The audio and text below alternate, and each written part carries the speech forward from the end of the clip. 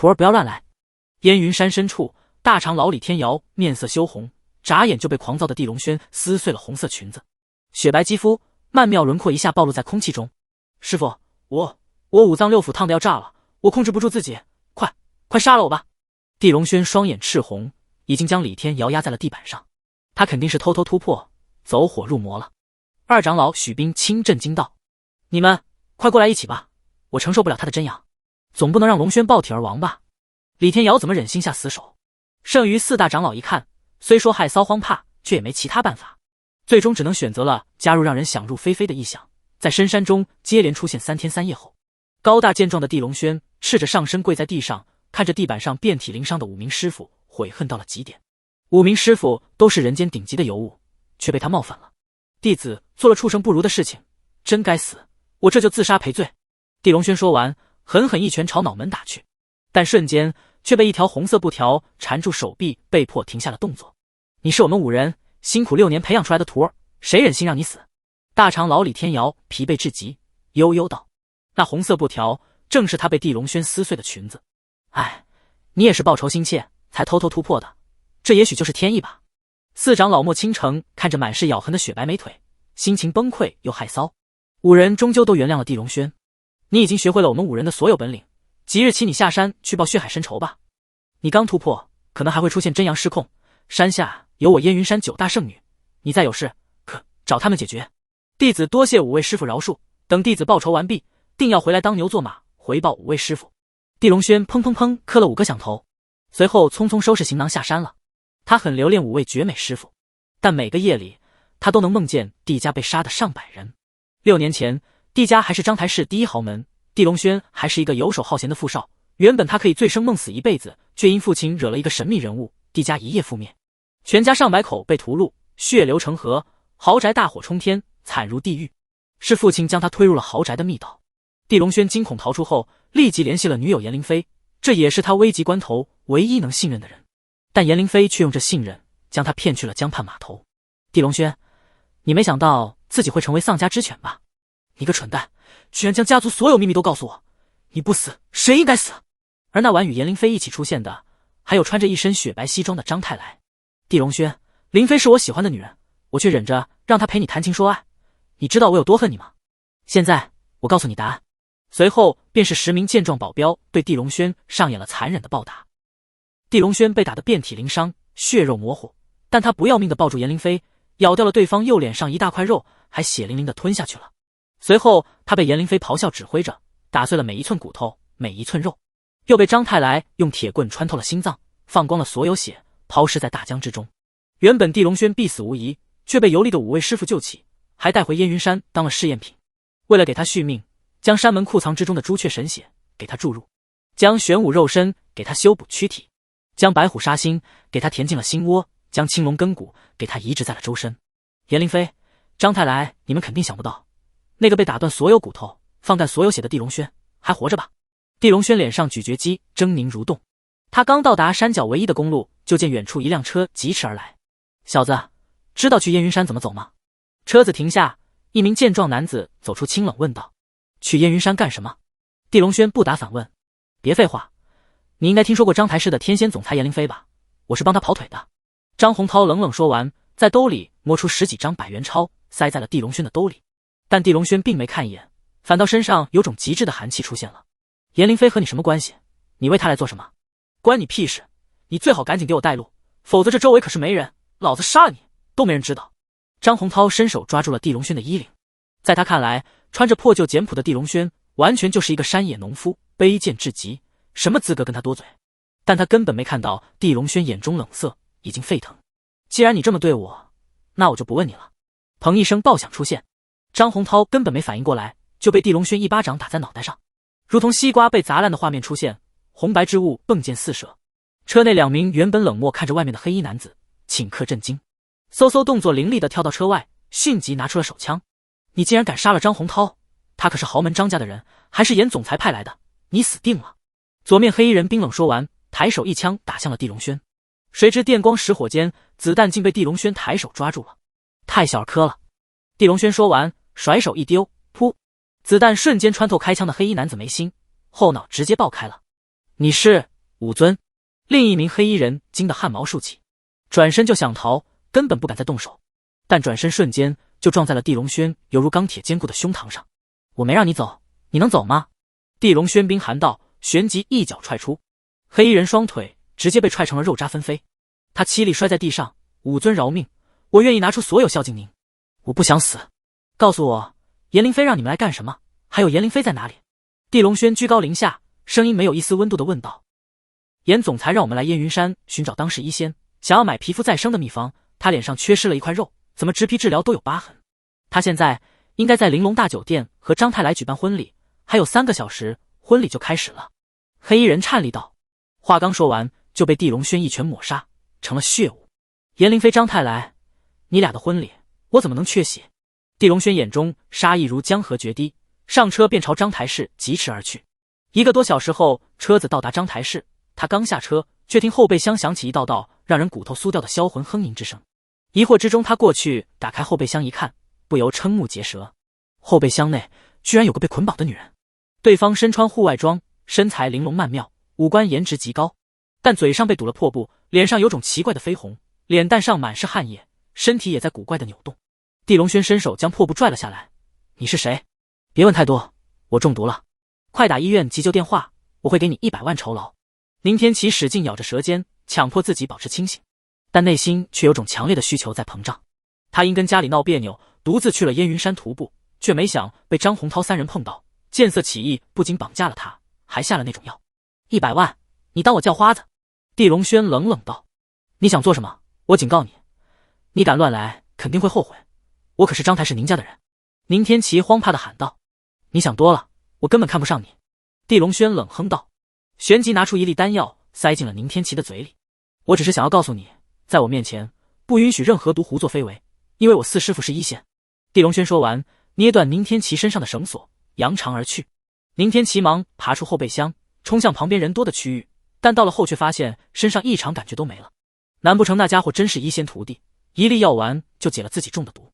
爸，快动用一切手段帮我查一个人，这人不怕子弹，还会解毒，我感觉他应该能救爷爷。宁天琪借来一个手机，立即打出了电话。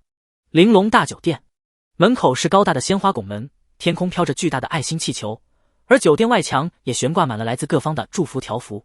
酒店内整个6层都已经高朋满座，欢声笑语不断。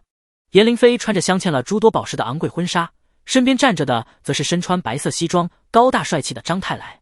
祝福不断从人群中响起，各种贺礼不断送来，有玉如意，有金枣，有白玉莲子，有和田鸳鸯，有纯金童子，有钻石之星。颜灵飞一边心不在焉应酬，一边不断翻看手机。张洪涛怎么还没来消息？不是说今天就能到燕云山吗？别慌，他肯定能找到一线，我堂弟的办事能力很强的。张太来安慰道。你等会再打电话试试，我迫不及待想要治好自己的脸，我要做最美的新娘。颜灵飞催促道。自打6年前被地龙轩咬掉脸上一块肉，他的脸就被毁了。虽说后来花了数百万植皮又美容，但还是有丑陋的疤痕，每天都要化厚厚的妆容才能掩盖。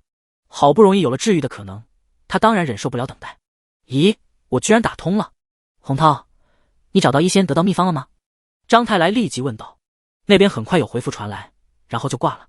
张太来感觉声音有些怪，但也没多疑，因为他已经高兴得眉飞色舞了。虽说他很痴迷颜灵飞，但每晚颜灵飞卸妆之后，看到对方被咬掉一块肉的脸，他还是感觉有些惊悚。如果能治愈，那颜灵飞无疑是实至名归的天仙总裁了。灵飞，我堂弟找到医仙了，马上就让人送惊喜大礼过来。张太来兴奋道。颜灵飞一听，忍不住攥紧了粉拳，眼眶都可见有泪花在闪烁。6年了，我终于等到了痊愈的一天。太来谢谢你，多亏你花100万帮我买到了医仙的消息。你是我老婆，不用客气。等你痊愈了，咱们要去地龙轩坟前敲锣打鼓，气死他，让他知道你的脸痊愈了。张太来阴柔笑道。说得好，都是他折磨了我6年，我一定要气得他阴魂都难安息。等婚礼结束，我还要狠狠抽打他的小杂种。颜灵飞恶毒地咬着牙，眼神狰狞。张太来不由大笑，这个主意更好，咱们牵着小杂种去地龙轩的坟前敲锣打鼓庆祝痊愈，再打烂小杂种的所有皮肤，让地龙轩的阴魂都气炸。两人越说越是亢奋。就在这时，外面忽然走入了一名男子，大喊道：张洪涛从燕云山送来了大礼，祝严总与张少新婚快乐。都快安静下，我人生中最重要的礼物来了！颜灵飞激动地喊道。张太来与他手牵手，快步走了过去。所有宾客不由惊讶，毕竟现场那么多贵重礼物，也没见颜灵飞在意。这礼物难不成是稀世珍宝？很快，2名保镖就将一个大纸箱抬了过来。快拆开，我要赶紧看看。颜灵飞见是一个大箱子，更是好奇。张太来兴奋道：这么大的箱子，里面应该都是稀有药材吧？肯定相当的贵。我就要痊愈，我就要成为真正的美女了，我太高兴了。颜灵飞忍不住大笑。箱子很快就被打开，所有宾客都伸长了脑袋看去，颜灵飞与张太来更是瞪大了双眼。但很快，所有眼睛就惊呆了，因为箱子里不是什么绝世秘方，也不是什么稀有药材，而是一对并肩跪着的丑陋木雕，能明显看清是一男一女，上面还刻着几个清晰的大字：颜灵飞、张太来，狗男女。现场气氛炸了，各种议论纷纷响起，婚礼被送这种礼物是多么大的侮辱！这是谁干的？赶紧给我找出来，我要这个人死！颜灵飞瞬间怒火冲天，牙齿咬得咯吱作响。张太来更是一脚将木雕踹在了地上，狠狠将木箱撕烂抛飞了。洪涛肯定出事了，立即去查！我要这个送礼物的人生不如死！所有宾客都变得面色惶恐。张太来与颜灵飞联手报复，这个送木雕的人怕是要倒大霉了。2名保镖立即围住了送礼物过来的男子。这男子戴着墨镜鸭舌帽，成了最大的线索。快说，谁让你送礼物过来的？1名保镖抓住了这男子的衣领。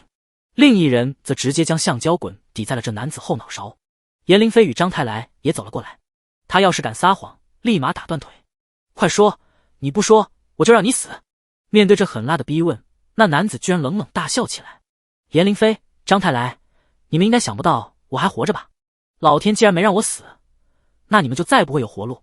砰砰，2声爆响出现，2名健壮的保镖竟被打爆身躯，漫天血肉迸溅。与此同时，那男子摘下了墨镜与鸭舌帽，露出了真实面目。你是地龙轩！一声惊恐的喊叫出现，颜灵飞惊恐捂住了嘴，犹如看见了鬼。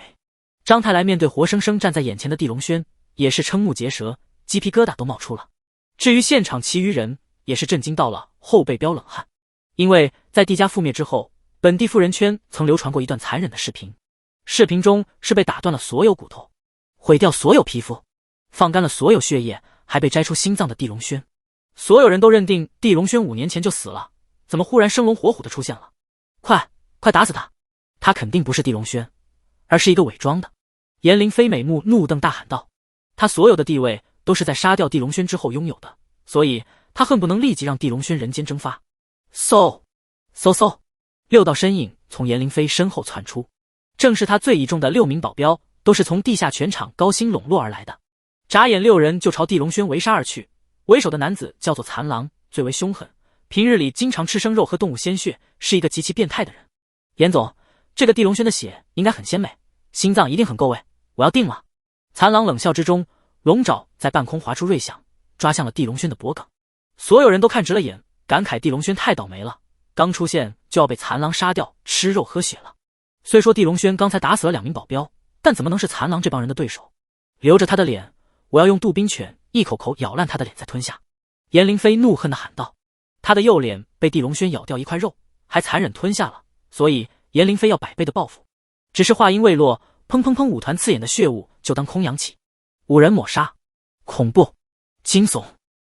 地龙轩立在浓稠的血雾之中，单手攥着残狼的脖颈，踢在了半空。先前还狰狞叫嚣的残狼，此刻居然全身血肉模糊，在凄厉的求饶。地少，饶了我吧，我是一个畜生，让我留着贱命为你卖力吧。我又记得6年前那个冰冷的夜晚，是你打断了我的脊骨，还抽出半截舔了舔吧。地龙轩说完，残狼精的眼珠都要爆了。紧接着噗噗噗，他上身血肉竟然都碎裂，簌簌掉落，唯有那根脊骨保留，被地龙轩握在了手中，鲜血淋漓，触目惊心。所有人都惊得面色惨白，有人在尖叫，有人在惊恐逃走，还有人直接吓得昏厥，吓得尿失禁。你不是人，你是魔鬼，仇颜宁，快出手吧，我要他生不如死。颜灵飞被张太来拉着后退，颤抖喊道。全场站立，左面却有一人始终坐在椅子上，还翘着2郎腿，嘴里抽着雪茄。此人身穿黑色唐装，年龄约莫50岁，虎目方脸厚唇，身形高大魁梧。他正是颜灵飞的干爹裘千丈，张台市知名的地下狠人，武道高手，据说是5级5徒级别。上层圈子曾流传两人有一腿，但谁也没证据。此刻颜灵飞大喊，裘千丈终于缓缓站起了身子，一股强大若群狼扑杀的狰狞气息霎时从他身上蔓延出去，四下宾客纷纷惊恐后退，让出了一条路。本人见过很多狠角色，但也没你狠。地龙轩，你肯定修炼了邪功，那我今日就替天行道。裘千丈冷冷道，霎时劲力布照全身，骨骼发出异响。老三，去千渡冰犬快，我要地龙轩那张恶心的脸都被狗啃烂吃掉。颜灵飞冰寒道。张太来也是咬紧了牙，再拿一桶汽油，我要将地龙轩的身子烤熟。名叫老三的黑衣男子点头，转身就准备去牵狗，但身后猛然传来一声尖叫。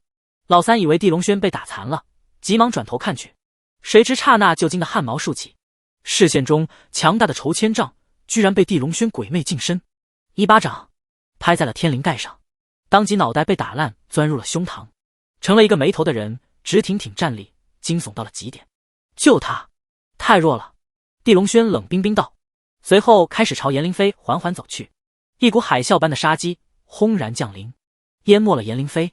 原本冷傲嚣张的颜灵飞吓得两腿发软，差点瘫在地上。他以为地龙轩归来也是被拿捏的软柿子，但此刻才知对方变了，变成了让自己都不敢惹的狠人。砰！裘千丈的无头尸体倒在了地上，也砸碎了颜灵飞所有的反抗念头。他急忙跪在了地上，龙轩，你不是说过一辈子宠着我吗？我道歉求饶，你不要杀我，我的一切都愿意给你。颜灵飞说完，扑哧撕开了婚纱的领口，深邃的事业线还有雪白的峰峦一下暴露在了空气中，但地龙轩的双眼依旧冰寒。颜灵飞一看，又发狠撕烂了裙摆两条比直修长凝脂般的美腿，也暴露在了空气中。龙轩，只要你饶了我，现在我就是你的人，我可以配合你所有姿势，迎合你所有需求，饶了我吧。颜灵飞跪在地上，可怜巴巴的求饶，周围人全部看得眼球炸裂，高高在上，冷艳无比。据说住酒店连门把手都要消毒，被人看一眼都要报复对方全家的颜灵飞，居然变得这么不知廉耻了，像狗一样的去祈求地龙轩了。张太来已经气得发抖，颜灵飞，你疯了吗？你可是我的未婚妻，今天可是我们的婚礼，你快给我起来，就是当母狗你也必须给我当。谁知他喊完这句话，就见颜灵飞转头朝他看来，居然在疯狂挤眼睛。张太来，你不要废话了，快跪下，你想死吗？快求饶。张太来当即明白，颜灵飞这是在拖延时间耍诈，虽说他自负，但也清楚颜灵飞做得对，否则怕是活不到援军到来了，当下也只能忍着怒火，扑通跪在了地上。帝少，我也认错，我愿意给您我的所有，求您饶了我吧，我也不想死啊。全场宾客更是震惊了，张太来这么嚣张跋扈的人，居然也沦为了求饶的软骨头。很快，地龙轩站在了颜灵飞的身前，抬脚踩在了他的右手上，咔嚓，惨叫嗷嗷响起，颜灵飞的右手被踩成了肉泥。你可以试图演戏骗我，但别拿你的脏身子恶心我。地龙轩冷冰冰道。你这个混蛋！地龙轩，你会后悔今日对我做的一切。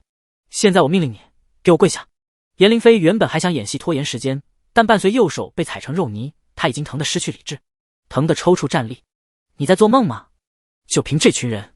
地龙轩看向了外面闻讯冲入的十几名虎狼保安，抬手一掌，劲力如排山倒海呼啸而去，噼噼啪啪，那群人还没过来，就被劲力巨浪拍飞，吐血砸在桌椅上，没了动静。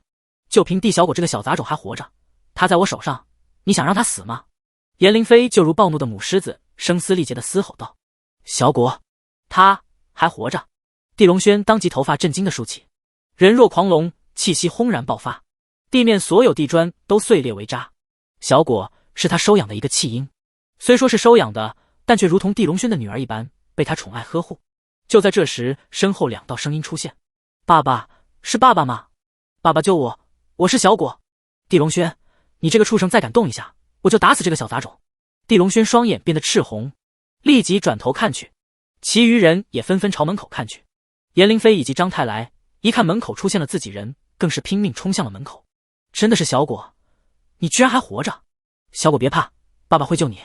地龙轩永远忘不掉在树林里发现小果的那一幕，对方被一张报纸裹着，浑身冻得发紫，瘦小的宛如一只耗子，他心疼的难受，立即收养了这个孩子。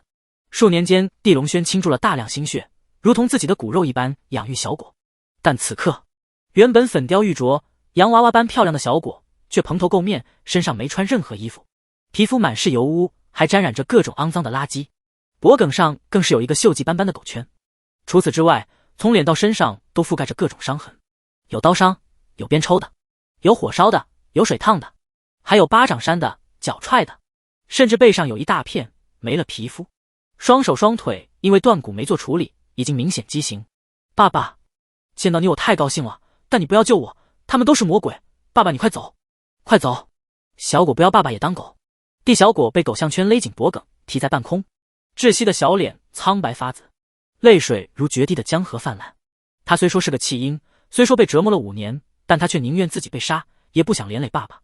今日，所有严家、张家的人都要死。地龙轩内心所有隐藏的恨，都在这一刻疯狂爆发，犹如海啸席卷全场。整个宴会厅空气暴降，恍如隆冬降临，地面出现了一层层的寒霜，煞气更是凝如实质，让所有人都像是被掐住了咽喉，呼吸困难。地龙轩，你给我跪下，不然我立马杀了这个杂种！颜灵飞狰狞怒吼道，手中拿着一把匕首抵在了地小果的心口。你不是口口声声说她如同你亲闺女吗？你为什么还不跪下？地龙轩，你是个伪君子吗？张太来冷笑，身后是杀气腾腾上百名严家、张家精锐，还有张家之主张宝兴、严家之主严振恒。两人刚才在后面茶馆休息，准备婚礼开始再过来参与，却没想地龙轩居然出现了，还杀了这么多人。一旦让地龙轩得逞，张家、严家就没了以后，因为2个家族都参与了残害地家。地龙轩，现在你跪下，自废武道修为，我可以给你一条生路，毕竟当年你爸也提携过我。严振恒咬着牙冰寒道，地龙轩，你以为有点手段就能翻天吗？你错了，你不过是一只丧家之犬。张宝兴脸色冷的都要滴水了，儿子的大婚之日被人侮辱，如果不能狠狠报复地龙轩，张家以后还有什么脸？上百打手冲出，包围了地龙轩，手中都拿出了锋利的砍刀，外围还有10人拿着自制的双管猎枪。而在2大家主的跟前，还有4名老者，气息极为浑厚，一看就是武道强者。此战地龙轩要必败了，所有宾客都自觉后退，躲在了墙角等着看戏。但地龙轩面对这一切，却面色半分惊恐都没。你们以为你们有资格教我做人吗？错了，从我再次出现，你们就只剩了死的机会。话音落，他身上竟然变得血红，朱雀神血之力爆发，同时皮肤变得刚硬，宛如岩石玄武肉身爆发，骨骼就如钢筋，在体内伴随力量绷紧。青龙根骨爆发，他双眼越来越红，心脏砰砰砰加速了跳动。白虎杀心被地龙轩彻底放开，犹如将一头绝世凶兽释放了。周围上百名打手还没反应过来，地龙轩已经怒吼之中，尽力在双手凝聚成剑气杀了过去，一片片直接腰腹横斩，肠子脏腑滚落，鲜血碎肉迸溅，一个个犹如成了木桩被横劈，甚至连惨叫都没来得及发出。上百人仅仅3秒就死了40多人，并且仍在1秒几十人的疯狂攀升。他是恶魔，太可怕了！快逃啊！魔鬼！一片惊恐的喊声出现，剩余的10几名打手丢下砍刀疯了般逃走了。现场宾客看到满地尸体碎肉，惨如地狱的画面，一个个忍不住呕吐、尖叫、昏厥过去。张太来与颜灵飞看着地龙轩踩着片片血肉走来，已经吓得发抖。这还是人类吗？地小果也没见过这么残忍的地龙轩，他直接被吓得昏死了过去。孙老，他肯定修炼了邪功，你快去杀了他，我愿意出500万酬劳。张宝兴立即喊道。孙龙祥正是4名老者之一，也是张家的供奉。他师从龙虎山一名老道，身怀道家武道真传以及咒法，但严阵横却仍旧不踏实。他赶紧喊道：赵老、钱老、周老，你们一起出手吧！今日杀了他，或者活捉降服他，我都给500万酬劳。剩余3名老者闻言，纷纷冷笑之中走了出来。在3人看来，这犹如白捡钱。毕竟4人都是武师级别，远比裘千丈那种武徒要强大，甚至怀有武道杀招。孙龙祥当即有些不悦，一个废物而已，杀鸡用了宰牛刀，地龙轩你还不赶紧跪下投降？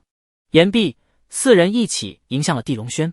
颜灵飞与张太来这才感到了踏实，眼神狂热的等着看地龙轩被杀。投降！地龙轩站在4人面前，狰狞冷笑：对不起，如果杀人是恶习，那我真改不掉，还上瘾了。话音落，他抬手一掌朝孙龙祥扇去。孙龙祥怒斥：找死！手中出现一把桃木剑，瞬息走出天罡步，掐诀念咒，隐隐空气中有了阴风呼啸。果然得道高人，张家人、严家人大喜。但下一刻，噗嗤，孙龙祥居然被地龙轩一巴掌扇成了血雾。朱雀血之刚至阳之物，什么法术在朱雀血之前都是孙子。此子太强，快施展杀招吧！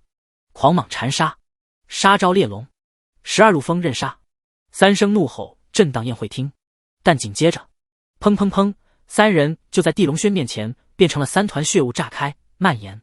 他是武尊吗？张宝兴双眼瞪得要炸了。你不要过来，不要过来！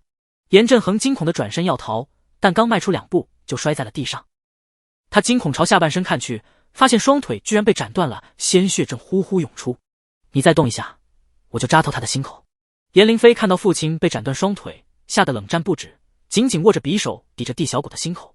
你可以试试，是我快，还是你的匕首更快？地龙轩冰寒道，一步步走到了严振恒的身边，居高临下。你还有脸说被我父亲提携过？那你为什么选择了背叛？是觉得地家该死吗？我也是被迫的，我要是不背叛，我也要死。严振恒狂抖道，他双手使劲抓着地面，想要逃。那你没想过背叛也会死吗？地龙轩话音落，一脚踹出，爆响出现，严振恒化为血雾。啊！疯子，他不是人，他肯定是地狱来的。张宝兴情绪彻底崩溃了，但话刚说完，就被地龙轩一巴掌扇成了血雨。近距离的严凌飞与张太来被血雾血雨淹没全身，惊恐的宛如成了暴风雨中的蝼蚁。两人做梦都不会想到，那个被折磨虐杀的地龙轩会有一日成为这么可怕的存在。看在你没杀小狗的份上，我也不会杀你。地龙轩伸手将地小狗夺了过来。严凌飞狂抖，始终没敢下狠手，因为他对地龙轩的恐怖已经达到了巅峰。谢谢你龙轩，我知道你还爱我，对不对？我愿意为你献出一切，我愿意后半生为你当牛做马。严凌飞跪在了地上，彻底不要脸了，他将婚纱全部脱掉了，就这么交体横沉在了地龙轩的面前。此刻他只想活下来，哪怕放弃一切尊严。等他迈过这道劫难，再千万倍的报复地龙轩。地龙轩，我也投降，这个女人偶不跟你抢了，我所有的一切都愿意送你，你别杀我。张太来崩溃了，也跪下了。放心，我说了不杀你们，但死罪可免，旧账却要清算。地龙轩说完，一掌打在了张太来心口。轰！劲力如万千细针，狂暴涌入了他心脏之中，所有血管一下被震得布满裂纹，心脏也成了筛子般满是伤口。张太来当即凄厉惨叫，但他一时半会却死不了，只能慢慢享受血管一点点裂开，身体犹如被万千细针时时刻刻扎着的痛苦。接着地龙轩一掌落在严凌飞身上，巨大的劲气轰然灌入对方皮肤内，严凌飞全身皮肤就如一个气球被吹起，瞬间胖了好几圈，肿胀恐怖。啊！你要干什么？你这个混蛋！严凌飞惊恐的大喊。轰！他全身皮肤都炸飞，身上再无一寸皮肤，只剩了血肉，骨骼也在巨大的劲力震荡下寸寸碎裂。你们的贱命留着，快去找那个算计地家的元凶来杀我，我等着。地龙轩抱着地小果转身准备离去，但下一刻他就发现地小果后腰有个恐怖的缝合伤疤，一种不好的预感当即涌现。他赶紧摸了下地小果的后腰，脸上怒火再次疯狂燃烧起来。小果的左肾谁拿走了？是被李天意摘走，换在了他的身体里，这跟我没关系。张太来说完，就被地龙轩抓住脖子提了起来，说李天意在哪？在横滨医院，那是李家的私人医院，他移植肾脏之后一直在里面养病，好像今日就要出院了。张太来惊恐道。地龙轩一把将他摔在地上，大步流星朝外走去。严凌飞与张太来至此疼得都昏死过去，宴会厅内所剩的宾客一个个犹如在鬼门关转了一圈，都预感到一场腥风血雨要在章台市上演了。横滨医院内，李天意换上了昂贵的定制西装，戴上了限量版的百达翡丽，头发梳理得一丝不苟，看上去意气风发。虽说是豪门李家的独子，但从小就因为肾功不全是个病秧子，被人背后议论。幸好损友张太来抓了一个女童，与她的肾源配型居然成功了。李天意肾移植手术已经3个月过去，今日是他出院的日子，他要容光焕发地走出去，让所有李家人以及章台市的上层人士都看清楚他现在是个正常男人。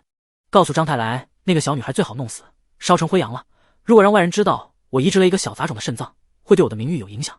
听说那个小杂种还是地龙轩的养女，想到这事我就有些恶心，回头弄几桶黑狗血泼在地龙轩坟头上，免得影响我的气誉。李天意阴沉吩咐道。身后精悍的白衬衫男子立即点头，好的少爷，我都记住了。这时外面传来了脚步声，很快病房的门被推开，20-30名李家核心成员满脸喜庆地涌了进来。大少爷，恭喜你出院，看上去真是精神抖擞啊！一看天意就是龙精虎猛，好像变了个人，真是可喜可贺，这是李家的福气啊！一片疯狂祝贺之中，打扮精致的李天意微笑着与众人打招呼。楼下响起了连串的礼炮声，虽说是白天，也燃放了激烈的烟花，一切都预示着李天意要展开新的人生了。但就在这时，忽然一道不合时宜的声音响起：“李天意，我来找你要一个肾。”嘶嘶嘶，李家众人不禁倒吸凉气，愕然朝后看去。李天意更是脸色变得冰寒，谁再乱放屁，杀了抬出去！他出院大喜的日子，谁敢让他不高兴，谁就死！门口8名李家精锐武徒瞬间围住了大放厥词的地龙轩，根本没任何犹豫，就拳头狠狠朝他身上要害打去。谁知这一片拳影还没落在地龙轩身上，这8人就纷纷身形炸开，变作了血雾。都给我老实点，别打扰我女儿睡觉。地龙轩抱着地小果缓缓从血雾之中走出，犹如地狱煞神。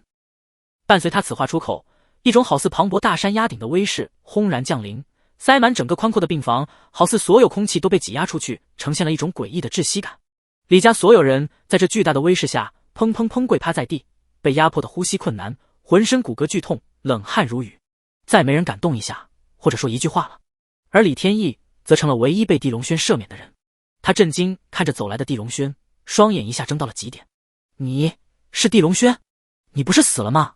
不可能，你是鬼吗？我是不是鬼不重要，重要的是你一会就要去阴间见鬼了，现在把我女儿的肾还回来。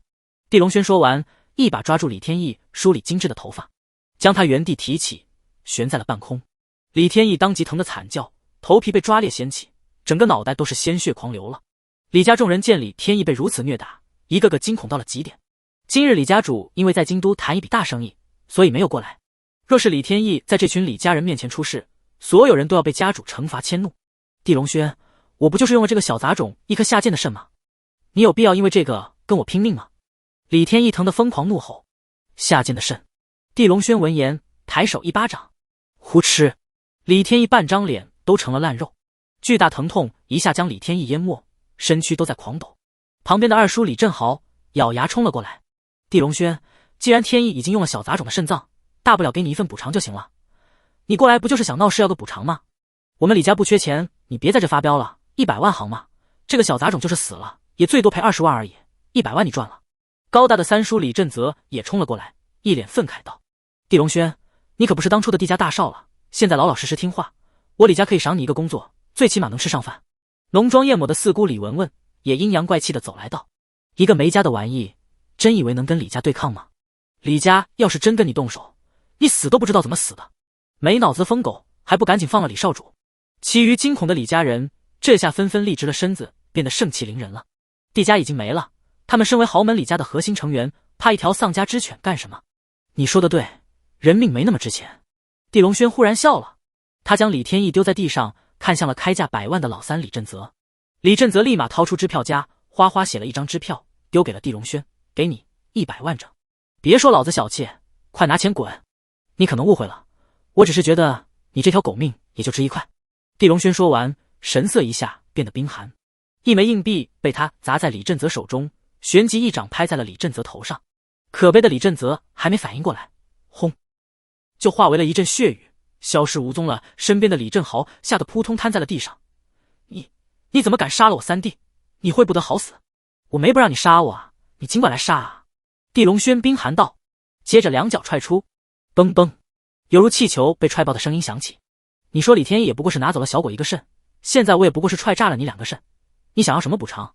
地龙轩弯身，眼神冷的就如2道剑刃。啊！我的肾！李振豪双眼瞪裂，血呼呼流出，嘴更是张得夸张，嗷嗷惨叫，疼得开始在地上打滚。老四李文文一看，吓得裤子都尿湿了。我什么都没说，我道歉，我这就滚，不要动我！他转身就想要逃，却被地龙轩伸手抓住头发，拽到了身边。你跑什么？你不是要给我介绍一份工作吗？我该怎么谢你？地龙轩说完，甩手将李文文扔出。砰！平日里飞扬跋扈的贵妇李文文被巨力裹挟狠狠砸在墙上，惨叫之中炸成了一片血水。剩余的你们也说得很对，我是个疯狗，是个没家的玩意，但很抱歉，你们在我这个没家的疯狗面前连狗都不如。地龙轩说完，一拳打出，炸成数百拳影。霎时整个走廊都是惨叫、嚎叫、凄厉的痛吼。再无一个完整的李家人，不是没了胳膊腿，就是肚子胸膛炸开，脑袋没了浓烈让人作呕的血肉污秽之前，地龙轩一手抱着小果，一脚将吓晕的李天意踹进了病房。另一边走廊内，原本走来为李天意庆祝的院方10几名专家早已吓得魂不附体。我不爱开玩笑，也不爱说废话，现在立即给我女儿安排肾移植手术，将李天意的肾还给她。谁敢墨迹，谁敢不用心，死！地龙轩冷厉道：啊，你要把李少的肾挖走？我不敢啊，李家主会杀了我。院长孙庭月吓得尖叫道：那你就不怕我吗？地龙轩一拳打出，轰！孙庭月化为血雨，喷溅在剩余所有专家的身上。所有人吓得狂抖，如同成了巨大暴雨之中挣扎的蝼蚁，再不敢废话，也不敢拒绝。一场肾移植手术迅速上马。手术室内，地龙轩将10几道真气传到了小果的体内，护住了他的周身经络以及心脉生机，这能确保他不会出现大的生命波动。随后手术立马开始，李天意的腰部被柳叶刀划开，一颗鲜红的肾脏被取出，所有专家吓得冷汗如雨，却不敢有任何的抗议，因为地龙轩就站在旁边，眼神看着所有人，谁敢有任何一丝忤逆，怕是立即就要化为血雨。走廊内李家众人惨死的画面被院内的工作人员拍下，迅速上报了出去。已在返回章台市飞机上的李万雄接到了手下的电话，疲惫的他正慵懒躺在私人飞机的特制的宽大床上，两边各有一名绝色女郎穿着真丝透明睡衣，在为李万雄按摩什么事。家主，少爷被人打烂了脸，还被绑在了手术台上，正被强制摘走左肾。一道颤抖的声音惊恐传来。李万雄刹那瞪圆了双眼：你胡说八道吧？谁敢动我李万雄的儿子？我哪敢骗您，我说的都是正在发生的，您快处理一下吧。手下发抖的道：混蛋，是谁敢这么残害我儿子？快让老二、老三去处理，我要这个人生不如死。李万雄眼神都如要吃人了。他就李天意一个儿子，后面几个私生子都是女儿。李天意从小就有个肾先天不足，导致病恹恹的，换肾之后逐步恢复健康，这让李万雄极为高兴，却没想居然有人敢又将那颗肾摘走。回禀老爷，是地家大少地龙轩，他居然没死，又出现在了章台市。少爷移植的那个肾脏正是他养女的，二爷、三爷都被地龙轩杀了，四小姐也被杀了，手段残忍至极。老爷，您要赶紧为李家报仇啊！那名手下说着已经大哭起来。啊啊！李万雄闻言已经怒得嘶吼。李家贵为章台市一线豪门，什么时候被人如此做剑欺凌过？他的二弟、三弟、四妹居然都被杀了，他的儿子居然被打烂了脸，还要被摘走肾脏。当李家是猪狗，可以随便屠宰吗？给我立即下达族令，让所有李家附属势力以及所有章台市周边的顶级势力立即出手击杀地龙轩。谁给我摘下他脑袋，我给1个亿！李万雄巨大的咆哮在万米高空剧烈回荡，杀机沸腾，让云海翻滚。很快一个个电话从李家豪宅之中打出，整个章台市各大顶级势力短时间内都接到了消息。1个亿足够所有人疯狂了，何况是杀一个地家的丧家之犬，还能献媚豪门李家。医院内复杂的手术在紧锣密鼓的进行之中，一个个专家精力集中，不敢有半分的偷懒。地龙轩站在一边，密切观察着小果的生机变动，稍有危险，立即一道真气输入。至于旁边床上的李天意，已经奄奄一息，但地龙轩连看都没看一眼。弟龙轩，我已经将肾还给了小杂种，如果我死了，你休想活着。你现在救我，我愿意给你1000万。李天意脸色惨白无比，声若闻鸣的道。只是话音未落，地龙轩走过去，砰，一巴掌就将李天意打成了肉泥。手术的几名专家吓得狂抖，更不敢有二心，也加快了手术进度。医院门口嗖嗖嗖，一辆辆的车疾驰而至，一道道或是精悍，或是粗犷，或是健壮的身影疯狂冲入医院，冲向了顶楼的手术室，都不想让地龙轩的脑袋被别人抢走。那可是1个亿。感知已经放开的地龙轩很快察觉到了一连串的脚步声冲向手术室。你们继续手术，外面发生什么也不要停，如果我女儿出事，你们都要陪葬，你们的家人也要陪葬，我说话绝不开玩笑。说完，地龙轩打开手术室的门走了出去。几名专家吓得狂抖，赶紧继续手术。密闭的手术室以及隔音材料挡住了外面走廊内乱哄哄的噪音。宽敞明亮的30米走廊内，此刻已经挤满了各路顶级高手，连楼道间内也挤满了人。这群人很多都认识地龙轩，毕竟是原来豪门地家的大少，章台市顶级圈子内谁没见过他？以前见他是恭维奉承，现在见他则像是见到了1个亿。杀！给我杀了他！一道苍老高亢的声音扯着嗓子响起。此人正是李家老管家周备，他奉命过来指挥这群人击杀地龙轩，救大少爷李天意。所有人顶级高手，再无任何的优雅或者素养可言，为了1个亿都疯了般冲向了地龙轩，都拿着刀剑或者藏着枪，或者匕首弓弩电棍。没有任何人感觉地龙轩能活过这一关，唯一担心的是自己抢不到他的脑袋。面对黑压压倾覆而来的人群以及震耳的海沙，地龙轩双眼一下变得血红。他想到那个残忍无比的夜晚，数百名闯入地家上演疯狂屠戮的一幕，血流成了河，亲人的脑袋满地滚，断肢碎肉喷溅在他脸上。啊！地龙轩被怒火烧得钻心。整个章台市不可能有任何一个势力能出动那么多的高手覆灭地家，唯一的解释就是章台市以及周边大多数势力都参与了那晚对地家的屠戮。眼前这群人绝大多数应该在那晚出现过。龙轩，快跑！不要管我，妈不行了，不能陪你结婚生子了。哥，啊，我要死了，哥，下辈子再见。龙轩，快去密道，你要为我们报仇，爸再也不能保护你了，你要照顾好自己。一道道刻在脑海中的声音冲撞在地龙轩的胸口，体内朱雀神血开始沸腾，玄武肉身亮起暗金色的光，青龙根骨绷紧，犹如杀戮的大弓张开，最后是白虎杀心，砰砰砰，疯狂地跳动起来。二师父告诉过地龙轩，这个世界仁慈与宽容永远换不来平等与尊敬，能换来的只是欺凌与冰冷。唯有用杀尽所有不平与敌人，才能以杀止杀，告诉所有人自己不是好惹的，那时候才能有平等与尊敬出现。这都是你们自己送上门来的，我地龙轩照收了。一声震天的咆哮之中，地龙轩持拳迎向了冲来的黑压压人群。二师父许冰清传授给他的杀拳刚猛如虎，残忍霸绝，此刻配合地龙轩的白虎杀心，让他如真正的嗜血猛虎。咔嚓，打碎一名光头的喉管，砰，打爆一名壮汉的脑袋，轰，直接将一名女杀手打成了血雨，根本没人配与地龙轩对招。地龙轩出手就是血雨，血雾，断命。走廊内的上百人以疯狂的速度在锐减，地上层层叠叠尸体与断肢在铺展，血会巨咕咕朝楼道间流去。但楼道间内挤着的人群却根本不清楚走廊内发生了什么，都在焦急抢不到地龙轩的脑袋。却没想仅仅3分钟，地龙轩就冲入了楼道间。这群人刹那沸腾，以为是大运降临，疯狂冲向了地龙轩。地龙轩杀拳更为威猛，从上而下，一个个，一层层，杀杀杀。那晚亲人被屠戮的仇恨在这一刻疯狂爆发，他所有的杀招、杀机、杀意都不再做任何的压制。从10层，地龙轩很快杀到了6层、4层、2层、1层，层层都是鲜血染满，尸体淌满。当地龙轩出现在1层的时候，剩余的10几人已经吓傻，像是见到了真正的恶魔，再不敢动。地龙轩一拳轰出，这10几人立马化为了血雨，消失无踪。与此同时，李万雄已经紧急赶到了现场。他冲入医院大厅之后就怒吼道：人呢？快将地龙轩的尸体给我拖过来，我要剁了喂狗。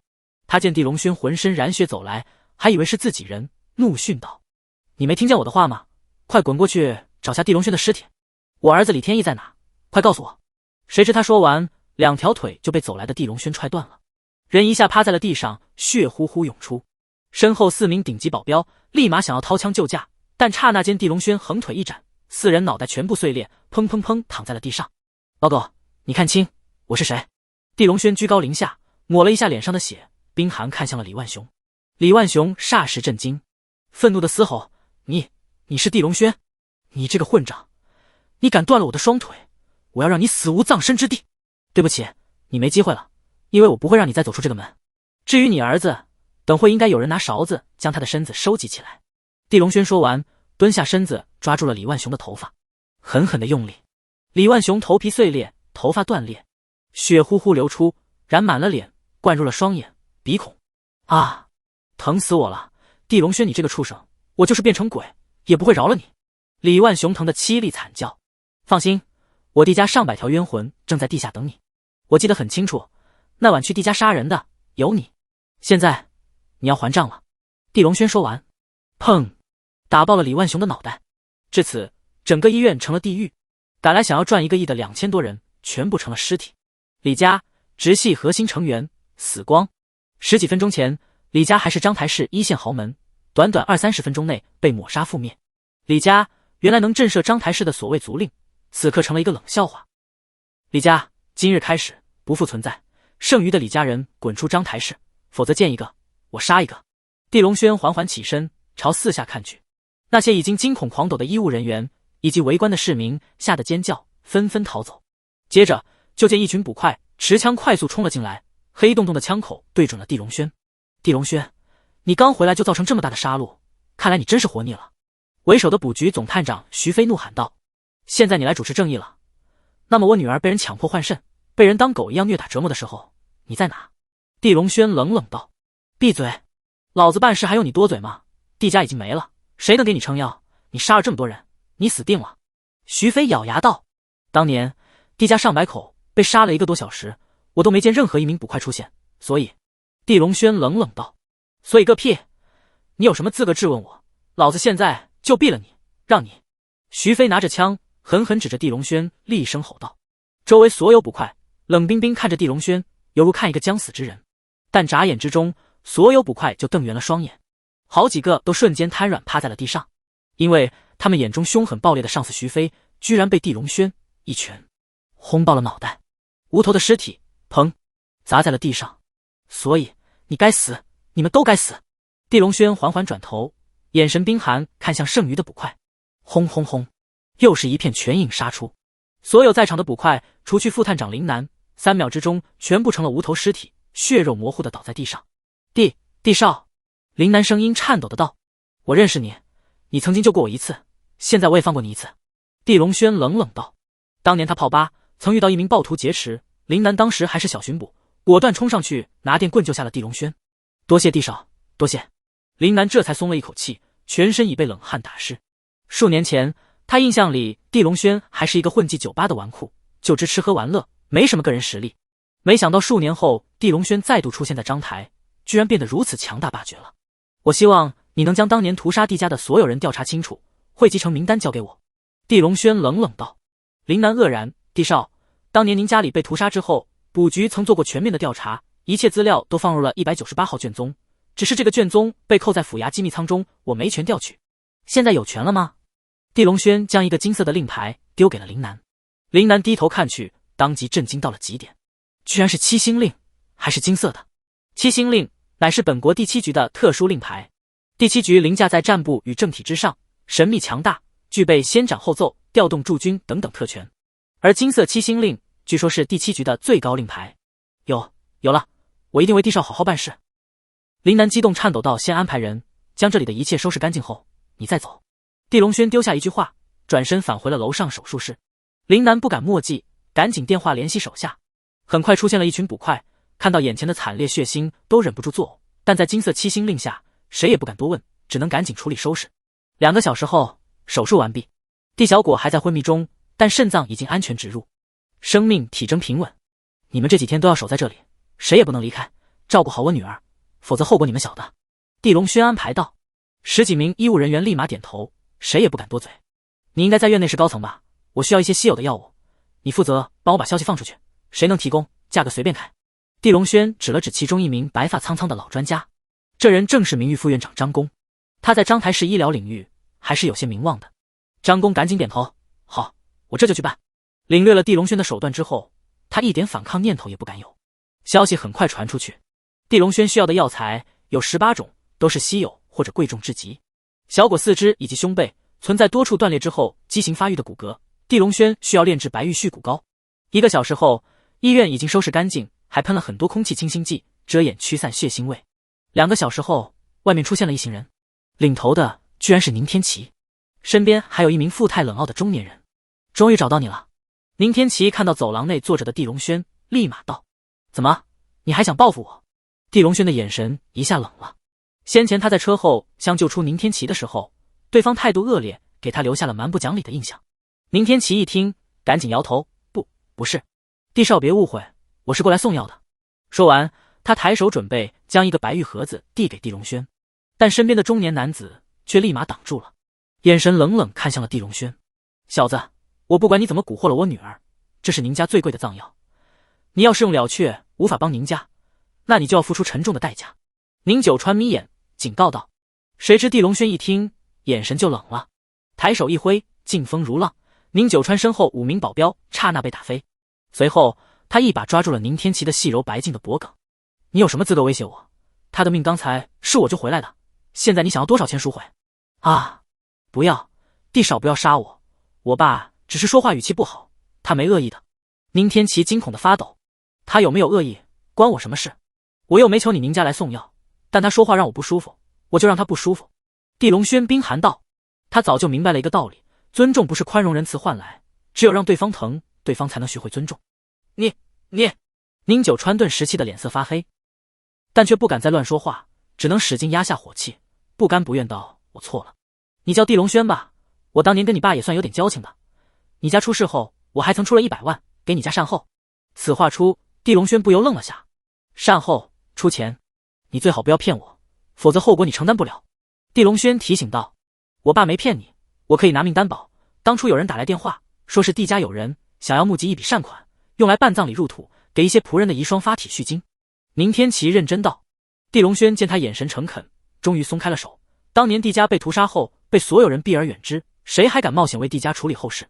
这个我就不清楚了，反正地家被烧毁的豪宅里面的确出现了一片墓地，埋葬着你的家人。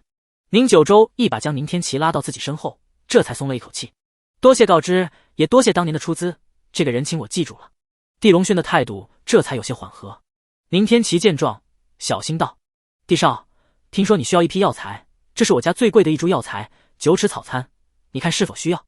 地龙轩一听，倒是有了几分兴趣，接过来打开玉盒，便是一阵扑鼻的药香出现，里面是一根龙须修长盘缠，约莫20厘米的粗大草参。这是500年药龄的草参，的确稀有，我也的确需要。你想要卖多少？我不想卖钱，只想求你帮我一件事。宁天琪试探道。什么事？地龙轩好奇了，这一株草参的价格市面上不低于800万，什么事能抵得过800万？我家老爷子得了一种怪病，危在旦夕，天琪说你医术高超，想要请你过去看一下。宁九川开门见山道，言语里带着一种质疑，毕竟地龙轩很年轻，以前在章台市也就是个纨绔，能懂得什么高深的医术？宁天琪一脸期待地朝地龙轩看去，爷爷从小对他疼爱至极，宁天琪宁愿送出这一株草参，也想换一个爷爷健康的可能性。只是地龙轩还没回答，就听外面出现了一阵吵吵声，宁家的几名保镖刚从地上爬起来，就被人踹开了。好狗不挡道，滚开！一名络腮胡的男子蛮横骂道：你们怎么追来了这里？我说了，宁家不缺钱，我们没想卖给你们。宁九川的脸色冷了，宁老板，你想多了，我们也没说要买你的草参，只是想白拿罢了。络腮胡男子阴冷道。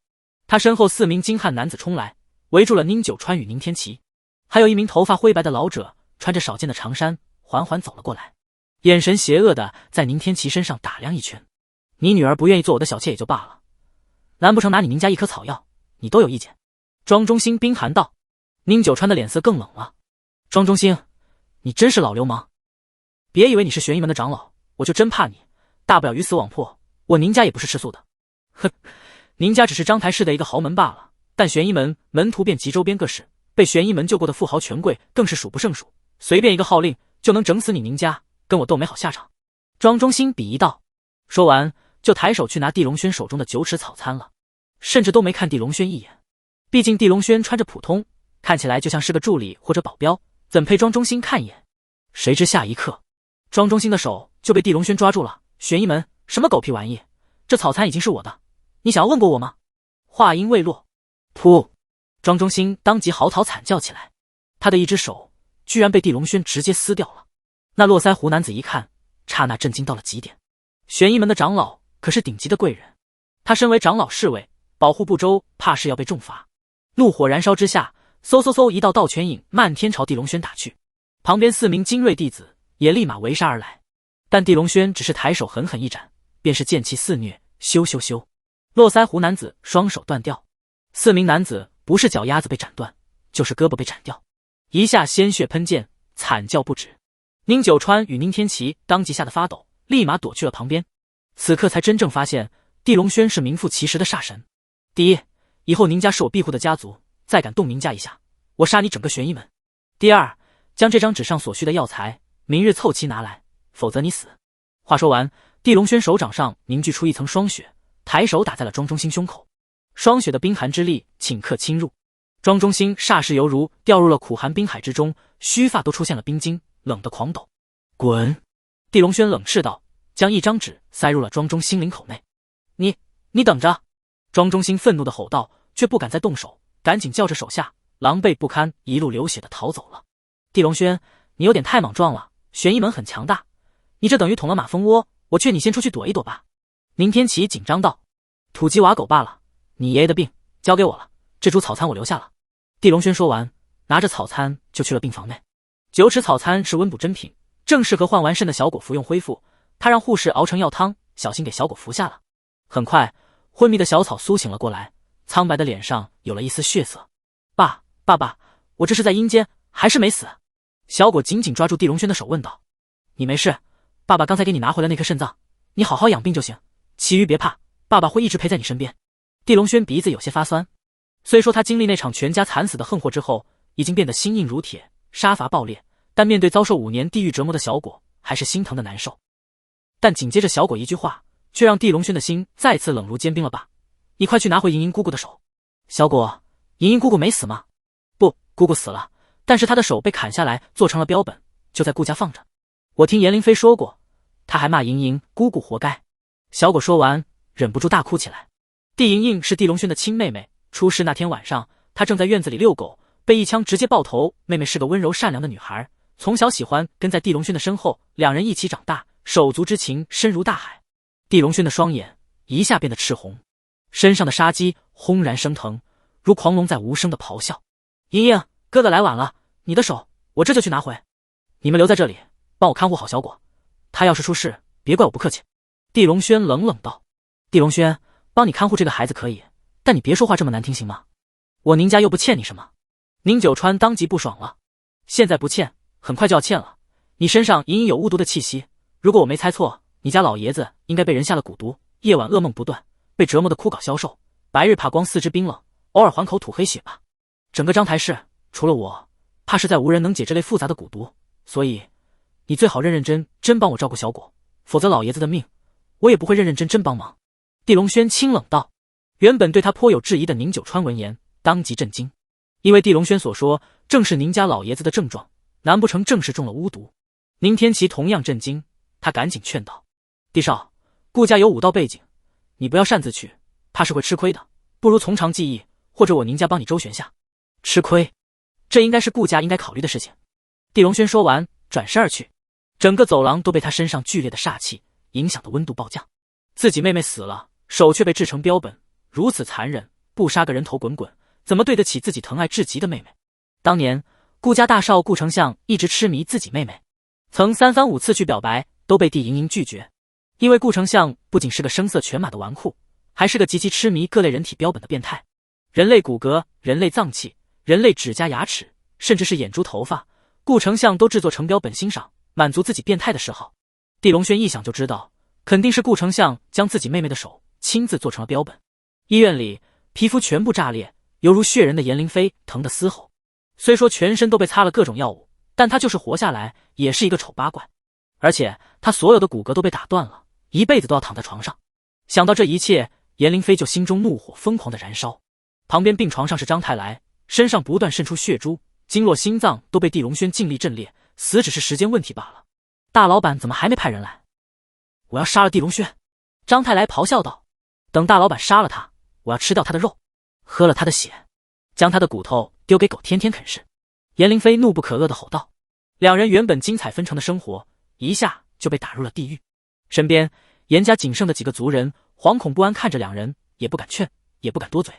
家主都死了，家里的精锐也死了，面对狂霸的地龙轩，谁敢去招惹？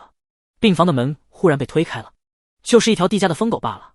你俩别喊了，老板派我来了。阴冷的声音响起，地面出现一阵剧烈的震动，整个病房内的光线都像是被这人魁梧健壮的身影遮挡。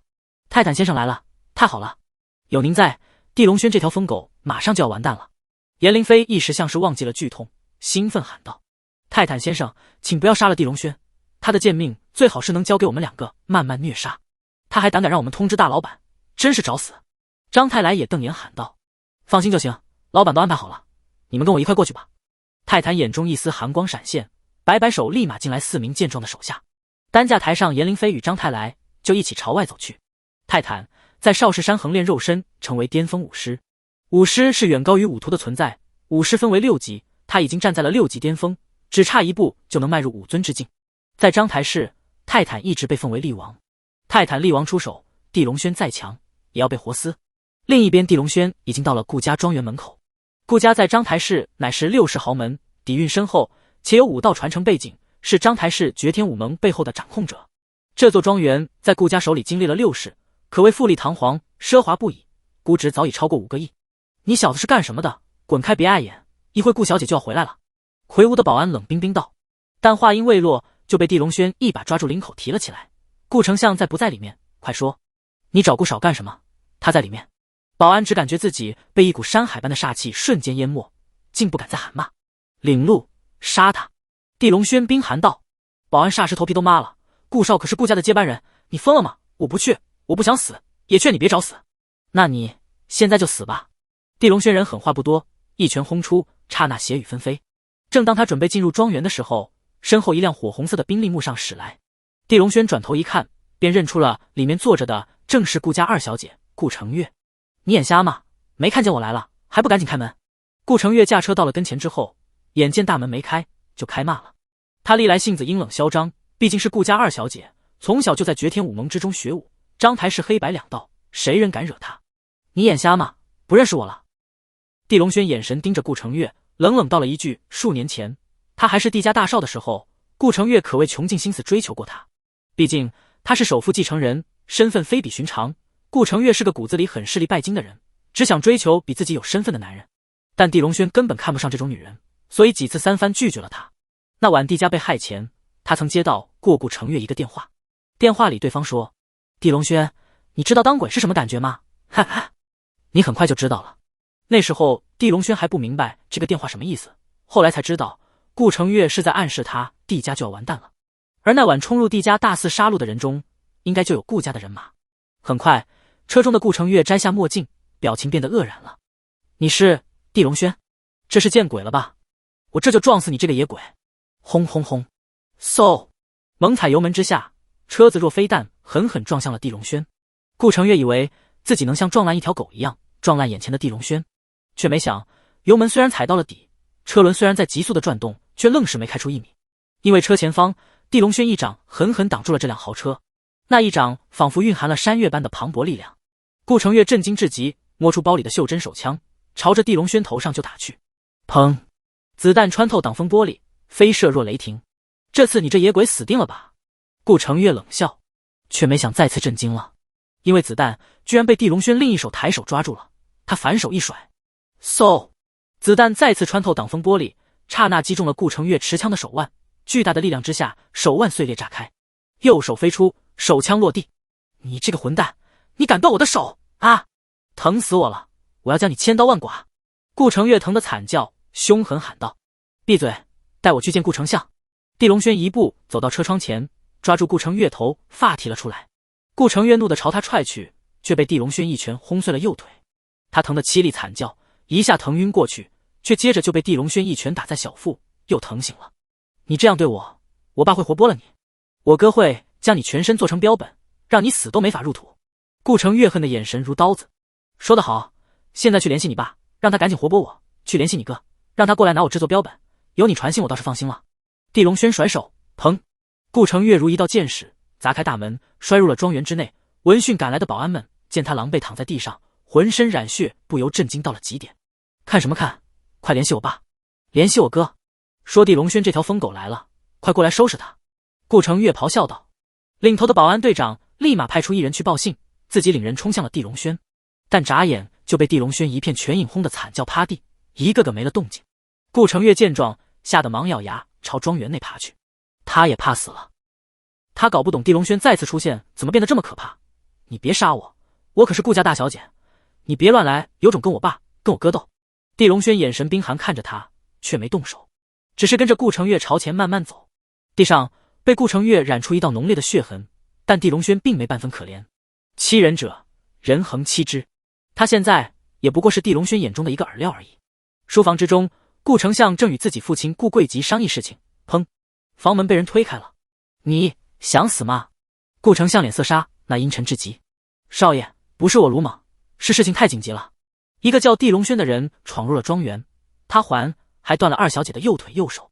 保安吓得跪在地上喊道：“地龙轩！”顾丞相咯吱咬牙。先前他与父亲顾贵吉聊的正是地龙轩。地龙轩忽然出现，闯入张太来、严灵飞的婚礼，大杀四方，独占李家族，令喊来的2000多高手，染血医院。这2件事已经在章台市上层社会传开，造成了极大的震惊与惶恐不安。毕竟上层圈子的人绝大多数都参与了当年屠戮帝家以及事后侵吞帝家资产的事儿。地龙轩强势归来，一看就是为了复仇。顾家也参与了屠戮帝家，吞噬帝家资产，听闻此事当然要做些准备。既然他自己送上门来了，还断了程月的手和腿，那他就别想走了。顾贵吉阴冷道，拳头已经攥得没了血色。顾程月是他的掌上明珠，40多岁才有的女儿，宠爱到了极点，谁敢欺凌他女儿，就是与他不共戴天。通知庄园内所有的高手出动，降服废掉地龙轩，但不能杀死，我要留着他的命慢慢折磨。顾丞相冷冷吩咐道。通知绝天武盟所有高层立即过来。顾贵吉也吩咐道。地龙轩展现出的强大实力让顾贵吉不得不防。绝天武盟是章台市第一武道势力，全部高层联手，地龙轩还有什么活路？外面顾程月还在惊恐爬着逃，身后血痕上百米，触目惊心。他已经没了嚣张，只有惊恐，因为相继出现的保安保镖都被地龙轩一拳一个打成了血雾血雨。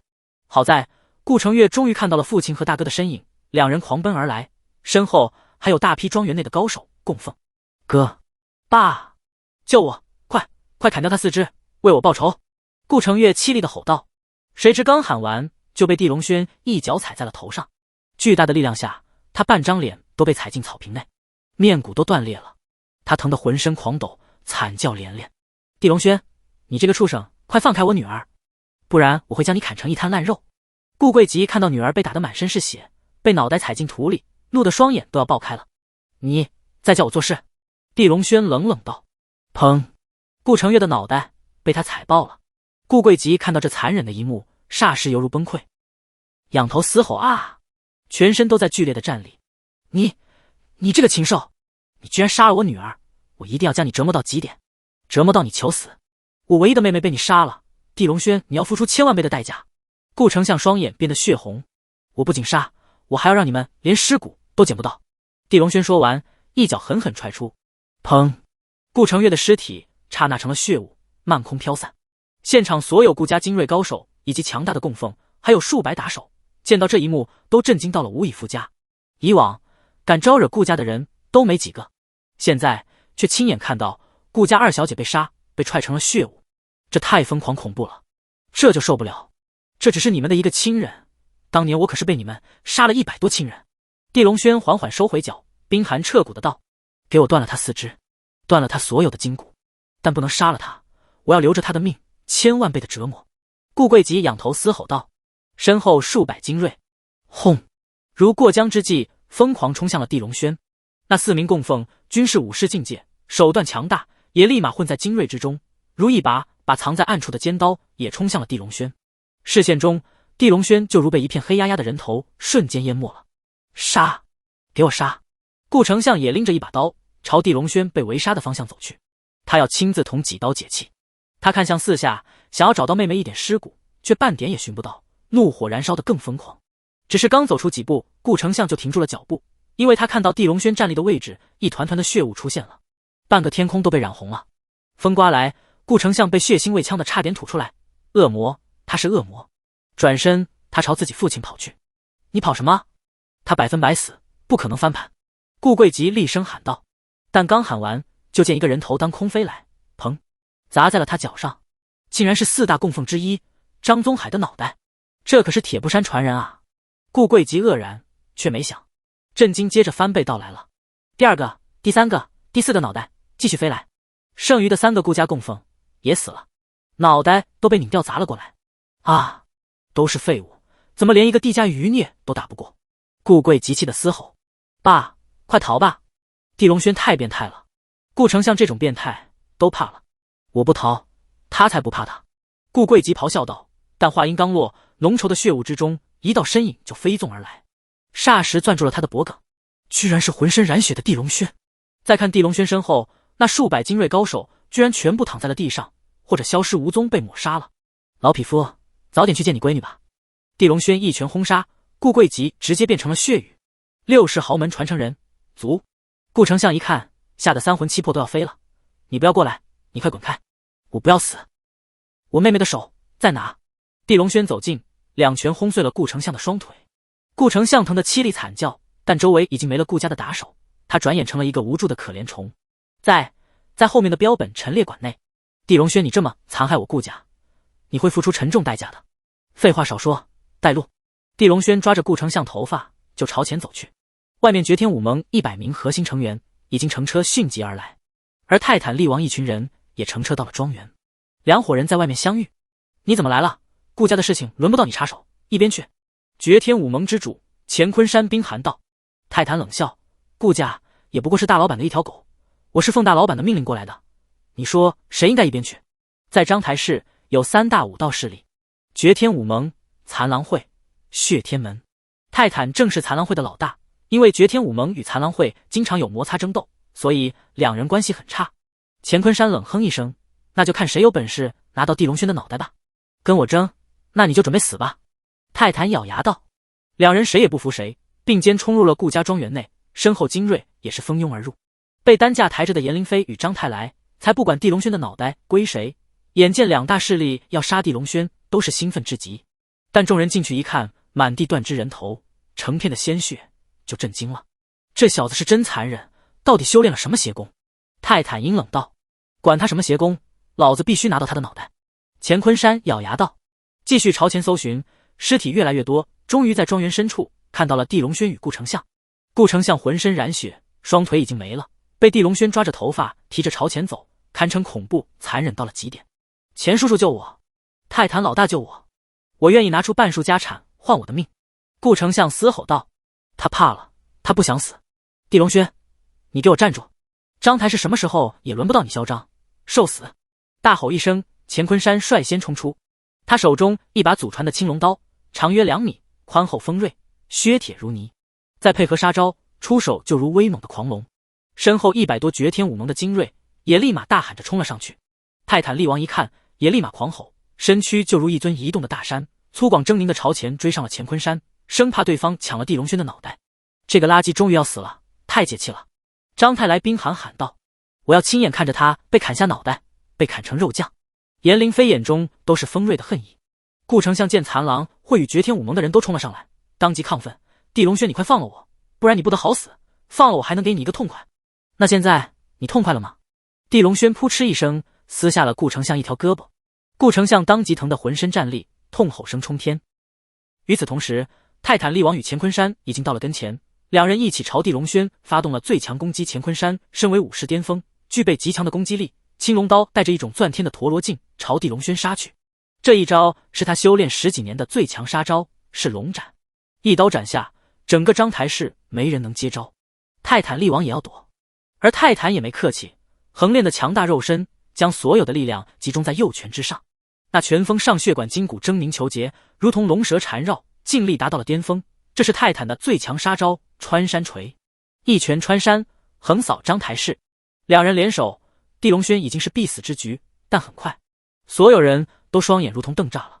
地龙轩如天神，屹立原地，一手提着顾丞相，一手雷霆打出2拳，2拳如同天威，搅动四下裂风如巨浪，一拳直接碎掉了传世的青龙刀。乾坤山被这狂霸的劲力侵体，立马口喷鲜血，萎靡不振的倒在地上。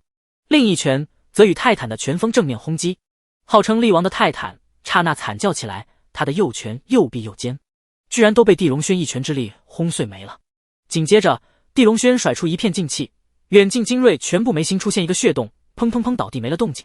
前后交锋不过3-4分钟，近200人全部覆灭。你别杀我，不然大老板会让你死得更惨，我可是大老板的人。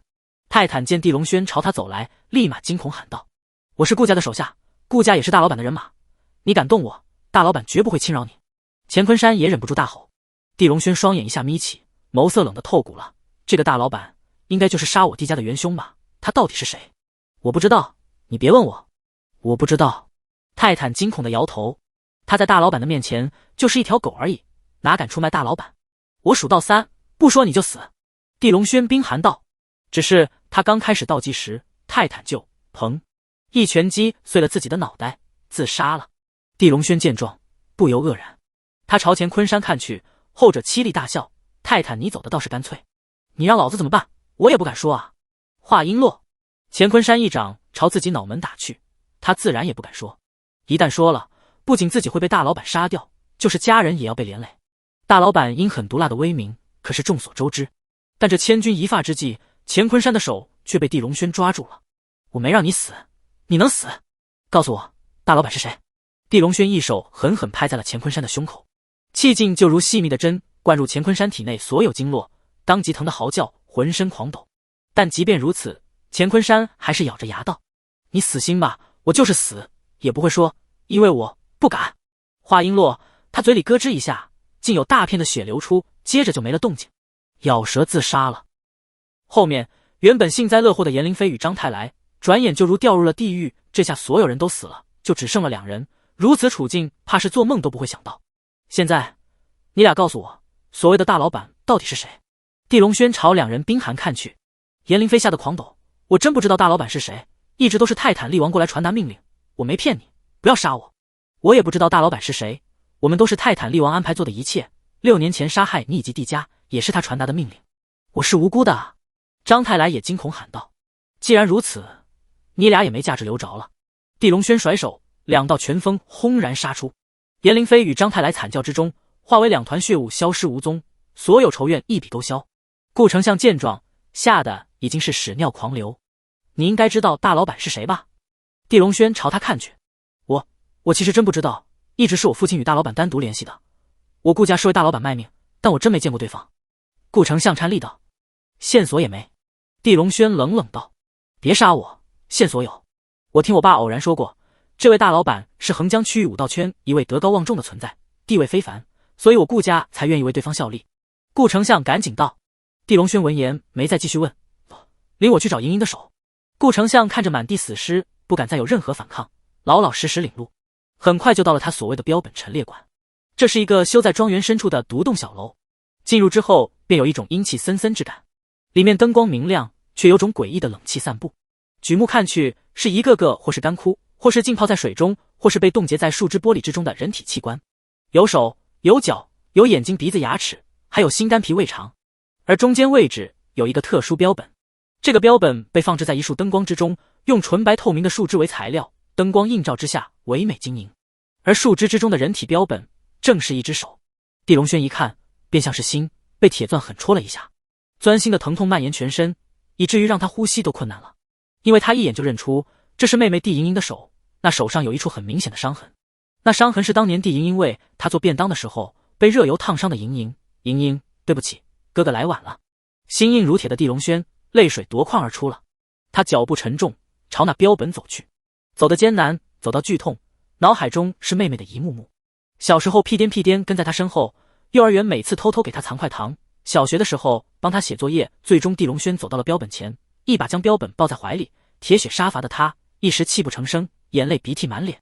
身后的顾丞相见状，不敢发出一点声音，忙在地上爬着想要逃走，但瞬息之中就被一道狂暴的劲气击中，轰，炸为漫天血滴，消失无踪，连渣渣都没了。哭了半个多小时后，地龙轩才抱着地莹莹的手标本痛苦地站起身。哥，带你回家。地家曾经奢华庞大的豪宅，在经历那场杀戮与熊熊大火之后，已经成了一片废墟。6年来，没任何人敢占有这块庞大的废墟，因为都说这里风水不好，有恶鬼出没。地龙轩一个人进入豪宅废墟之中，看着密布的杂草、残破的墙壁，心头难受到了极点。这就是他的家，他曾经最温暖的地方。而在废墟的院子中间位置，有一片的坟头，上面并没墓碑。地龙轩双眼环顾这些坟头，满是泪水的双眼渐渐变得冰寒骇人，双拳都攥得没了血色。原来那所谓的友人，不是在为地家善后收尸入土为安，而是歹毒的镇压诅咒我的家人。这一刻，地龙轩身上的怒火疯狂爆发出来，四下狂风呼啸，天上都出现了震耳的雷鸣。寻常人见了自然感觉那所谓的地家友人对地家真是太好了，地家被强者害死，居然还敢冒险为地家收尸下葬。地龙轩也曾经在心中感激这所谓的地家友人，但他此刻站在这100多个坟头之前，却发现这些坟头的排列另有玄奇。这明显是一个阵法。他大师傅李天瑶乃是龙虎道宗的客卿长老，擅长诸多道家本领，阵法正是其一。李天瑶将本领都传给了地龙轩。地龙轩一看就认出这些坟头不成的阵法，乃是九煞镇魂大阵，镇压阴魂，不得轮回，生生世世囚禁此处。地龙轩怒火燃烧的走过去，一脚将其中一个坟头踹开，里面空空如也，哪有尸骨，反倒有一个罐子。陶罐子被地龙轩踹开，里面是已经干了的血液，这是黑狗血。地龙轩又将其他几个重要位置的坟头都踹开，果然与他猜的一样，里面是布阵所需的9种牲畜血液，还有朱砂、桃木剑、玉印。至于地家100多人的尸骨，却无影无踪。我不管是谁做的，就是神佛，我地龙轩也要挫骨扬灰。地龙轩心中的怒火1000万倍的疯狂燃烧起来，他地家上百口被屠戮，被焚烧，事后居然尸骨还被人藏了起来，豪宅之中还被布置了9煞镇魂大阵，这手段简直泯灭人性。就在这时，忽然电话响了，双眼赤红的地龙轩低头一看，是来自副探长林南的电话。地少，您快来救我，我刚拿到198号卷宗，就被血天门的缠住了，他们要杀我抢这卷宗。地龙轩脚下坚硬的青石板顷刻化为齑粉，立即告诉我位置。松山街旁的长湖公园内，林南浑身染血，惊恐地靠在一棵大树上，眼前是30名金汉持刀的男子，为首的人长有一双三角眼，面色凶狠，绰号鳄鱼，是血天门的2当家。他手中拿着一把尖刀，冰寒盯着染血的林南，现在交出198号卷宗，我可以饶了你这条命，否则你今晚连死都难。滚开，我是捕局的副探长，你敢动我，你等着吃枪子吧。林南嘶吼道，你闭嘴吧，老子手上有上百条人命，还担心多你一条吗？再说杀了你，就有新的副探长上位，谁能为你一条贱命报仇？鳄鱼冷冷道，我是贱命，但这卷宗是地龙轩要的，我劝你放弃，地龙轩现在可不是一个纨绔了，你想要死吗？林南怒道。地龙轩，哈哈，你真当他能翻起什么浪花吗？等我老大出手，他必死，现在还没腾出手来对付他罢了。鳄鱼狰狞道，说完狠狠挥手，瞬间身后30多名精悍的手下纷纷冲向了林南。霎时厮杀再次上演，林南虽说手段不凡，但终究双拳难敌4手，很快就被打翻在地，拳头一片落在了他的身上，更是被数不清的脚踹在头上，他被打得浑身剧痛，意识都有些涣散了。始终被他揣在怀中的文件袋被鳄鱼使劲夺走了，杀了丢在湖里处理干净。鳄鱼冷哼道。这时身后传来一道冰寒至极的声音，好，杀掉丢进湖里，这么酸臭的肉鱼儿一定很喜欢，会吃干净的。鳄鱼点点头，忽然发现了不对劲，这么冷的声音他还是第一次听见，入耳的一刻全身鸡皮疙瘩都冒出了。你特马是谁？别在我耳边说话这么。鳄鱼转头不快地骂道，但话还没说完，咔一声脆响，接着鲜血喷溅，他的脑袋居然被身后人拧断，朝湖里丢去，没头的身子一下倒在地上，文件袋也落在了身后人的手中。这人正是飞快赶来的地龙轩。地少，救我，救我！意识已经有些涣散的林南立即大喊道。其余血天门的精锐这才惊恐发现2当家鳄鱼居然被人拧断脑袋杀了。你是谁？你敢杀2当家？你找死！不知谁大喊了一声，轰！所有血天门的精锐都疯了一般持刀冲向了地龙轩。鳄鱼被杀，他们如果不杀了地龙轩，回去肯定被重罚。地龙轩冷漠站在原地，眼神冰寒，拳风如出膛的炮弹，一拳一个轰杀成血雨。30多人迅速锐减。就在这时，地龙轩忽然身形猛然后转，当空一抓，嗖！一枚凌空杀来的狙击枪被他抓在了掌心。找死！地龙轩甩手，子弹若霹雳横空飞杀而去。远处道边停着一辆黑色的牧马人，车窗内的狙击手还没反应过来，就被子弹打爆了脑袋。鳄鱼，这是什么变态实力？快逃！快！副驾驶坐着的正是血天门大当家陈浩南。原本他以为对付林南一点难度都没，只要卷宗到手就能朝大老板邀功，却没想半路地龙轩杀出了。原本他以为狙击枪一下就能击毙地龙轩，他更有资格朝大老板邀功，却没想地龙轩的实力远远超过了他的判断，横空夺子弹，凌空击杀自己重金请来的神枪手。这已经不是陈浩南敢招惹的存在，他吓得冷汗如雨，只想赶紧逃开。牧马人疾驰而出，陈浩南手机响了，里面传来手下紧张的声音：老大，我们接到消息，泰坦力王被杀，乾坤山也被杀了，都是那个叫做地龙轩的人杀掉的。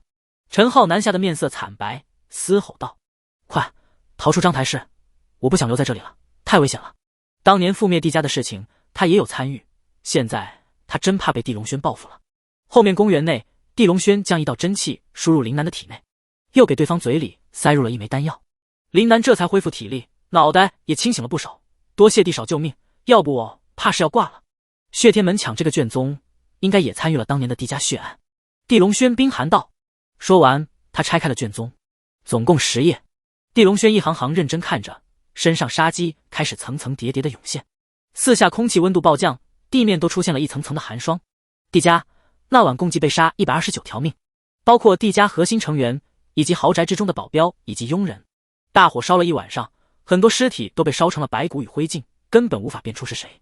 卜局进行了长达1个月的调查，因为当时的总探长宋海曾经与地家有很深的交情，所以将此事调查得相当细致。参与那晚杀戮以及放火的共计18个章台市周边的势力，卷宗内也没查出背后的黑手是谁。地龙轩看完之后阴冷问道。林南摇头，主持这次调查的是原来的总探长宋海，后来宋海因为车祸死亡，应该是被背后的人暗算了。地龙轩的眼神更冷几分，冷得像是要冻透天地。刚才放黑枪的那辆车立即给我查一下，对方应该是血天门的高层。地龙轩立即吩咐道。林南点头，赶紧照办。几分钟后回复道，地少，车子是血天门大当家陈浩南的，但沿途的监控显示他已经乘车逃出了章台市，想必是去外地躲藏了。该死！地龙轩冰寒道。这卷宗我看了，当年地家血案是3大势力传达的命令，但现在残狼会的泰坦已经被您杀了，绝天武盟的乾坤山还有顾家也被您杀了，血天门的陈浩南逃了，这等于线索断了。林南皱眉道。还有一条线索。地龙轩冰寒道。什么线索？林南好奇问道。卷宗的最后说是您家老爷子暗地里偷偷埋葬了我地家100多口，他做了这件事，那么他就是线索。地龙轩说完，眼神变得锋锐霸绝，杀机在身上都沸腾了。他没想到在地家豪宅废墟内埋葬地家100多口子的竟然是您家老爷子，那么是对方偷偷布置了9煞阵魂大阵吗？若是的话，不仅您老爷子他不会放过，就是对方的孙女宁天琪，儿子宁九川他也不会放过了。我去一趟医院，你拿着卷宗将上面参与杀戮地家的18个势力都给我调查一下，我要他们所有的资料。地龙轩将卷宗丢给林南，转身杀气腾腾而去。很快他到了医院。医院地小果的病房内，宁天琪与父亲宁九川坐在沙发上，旁边还有一名身穿华贵西装的中年男人与一名珠光宝气极为富态的贵妇。这2人正是宁九川的2弟宁广胜与3妹宁胜之。天琪，你真是太幼稚了，地龙轩现在就是一个杀人魔鬼，他哪能帮你救老爷子？他肯定是图谋您家的钱财或者你的美色。宁胜之气愤道。他连自己曾经的女友严灵飞还有整个李家都屠了，这种人说的话谁敢信？宁广胜瞪眼道。宁九川闻言也有些后怕了，哎，草率了，白白浪费一根9齿草餐，咱们不该跟地龙轩有任何关系，否则肯定要被他连累啊。宁天琪一脸的委屈，嘴巴撅得老高。爸、二叔、三姑，你们不要说了，我不信地龙轩是那种人，他肯定会救爷爷。你太天真了，他一个纨绔出去待了几年，回来就能成为神医，小说都不敢这么写，电影都不敢这么瞎编乱拍。宁胜之冷冷道。就在这时，门被推开了，地龙轩走了进来，他眼神冰冷的朝4人看了下，就走到了地小果的床前。你们的话我都听见了，如果不信任我可以走，9齿草餐我用了，你们可以开价，我可以付钱。此话出，宁家4人当即愕然，都没想到地龙轩如此干脆。你小子说话还挺横，你杀了那么多人，应该很快就要倒霉了，劝你还是收敛点，哪怕做个乌龟也比死了强。宁广胜冷冷道。怎么做人是我的事，没事的话你们可以走了。地龙轩摸住了地小果的手腕，已经开始了把脉，脉象一切平稳，他放心不少。你小子再敢这么跟我说话，别怪我不客气，老娘可不是吃素的。宁胜之火了。那你感觉我是吃素的，或者说我不敢杀你？地龙轩的声音一下冷了，冷的周围空气温度都骤然暴降。宁胜之还想顶嘴，但话到嘴上却怎么也不敢说了。宁广胜赶紧朝他使眼色，让他别再乱说，毕竟地龙轩凶名在外，最好不要招惹。地龙轩，我2弟和3妹说话虽然难听，但你说话也有些不妥，翻篇吧，都别吵吵了。宁九川站出来想做和事佬，但当即就被地龙轩对了一句，我说话难听也没逼着你们听啊，不想听可以走。你小子真是没良心，我可是出钱帮你地家下葬过。宁九川眼中都是怒火了。爸，您别生气，地龙轩你也别说了好不好，别吵醒了小果。宁天琪赶紧道。地龙轩眼中杀机刚涌现就被迫收起了，因为他不想惊醒终于可以好好睡一觉的小果。旁边背包内放着妹妹递莹莹的手标本，他也不想让妹妹看到血光。大哥，咱们走吧，家里有亲戚已经找了神医，说是今天就能过来救老爷子。宁广胜拽着宁九川的袖子准备走，宁天琪想要劝说，却不敢多嘴，因为地龙轩的态度已经激怒了老爸还有二叔三姑。正当宁九川要走的时候，病房的门忽然又被推开了，接着就见一行人走了进来，领头的居然是先前刚被地龙轩虐打一顿赶走的玄一门长老庄中兴。所谓仇人见面分外眼红，庄中兴进来就咬着牙狠狠指向了地龙轩门主，就是这个混账东西，切了张猛护法以及几名弟子的手脚，还打入了我体内寒气。身后15名玄一门精锐冲进来就持刀围住了地龙轩，最后走过来的乃是一名身形修长、身穿白色长袍、留着雪白长须，看上去仙风道骨的老者。这老者眼神冰冷，盯住了地龙轩。老夫玄一门之主，江湖人称松鹤医圣，我门下长老只是过来谈一下购买草餐的事情，就被你阴险打成了重伤，你是不是看我玄一门好欺负？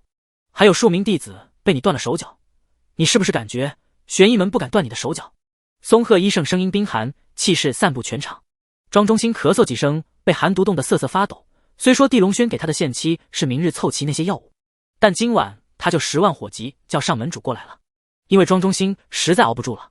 寒毒太可怕了，疼得全身髓骨皮肉剧痛难忍，他更感觉自己的内气都在被疯狂消耗。宁家人一听这老头就是松鹤医圣，当即震惊。在横江区域，谁人不知玄一门中活死人松鹤医圣肉白骨之名？宁九川低头紧张的不敢吭声，因为先前他也呵斥过庄中兴，而宁天琪也不敢吭声。倒是宁广胜与宁胜之眼神变得兴奋了，毕竟松鹤医圣可是平日里极少见的大人物，今日好不容易见到，若是能混个脸熟，便是一大人脉。谁知下一刻地龙轩却就冷笑一声，你这位叫庄中兴的手下，想要一分不花就拿走9尺草餐，还想逼宁天琪做他的小妾，做这种龌龊的事情，还不该揍。胡说八道，我可没说，也没做过。我先前是想要找宁九川公平交易，买走9尺草餐的。庄中兴瞪眼狡辩道，你如果想死，可以直说，不用撒谎。地龙轩冰寒道。此话出，庄中兴当即吓得脸色发白，不敢顶嘴了。但旁边的宁广胜却冷不丁站了出来，歪曲道：松鹤门主，庄长老说的没错，一切都是这个叫地龙轩的人胡作非为，打伤了想要公平交易的庄长老，还打伤了玄一门弟子。我也可以作证，庄长老没说过想要抢天琪做小妾，完全子虚乌有的事情。宁胜之也瞪眼道。宁天琪与宁九川闻言都是一脸愕然，想要解释却又怕得罪玄一门，于是只能低头不参与其中。门主，你要为我主持公道啊！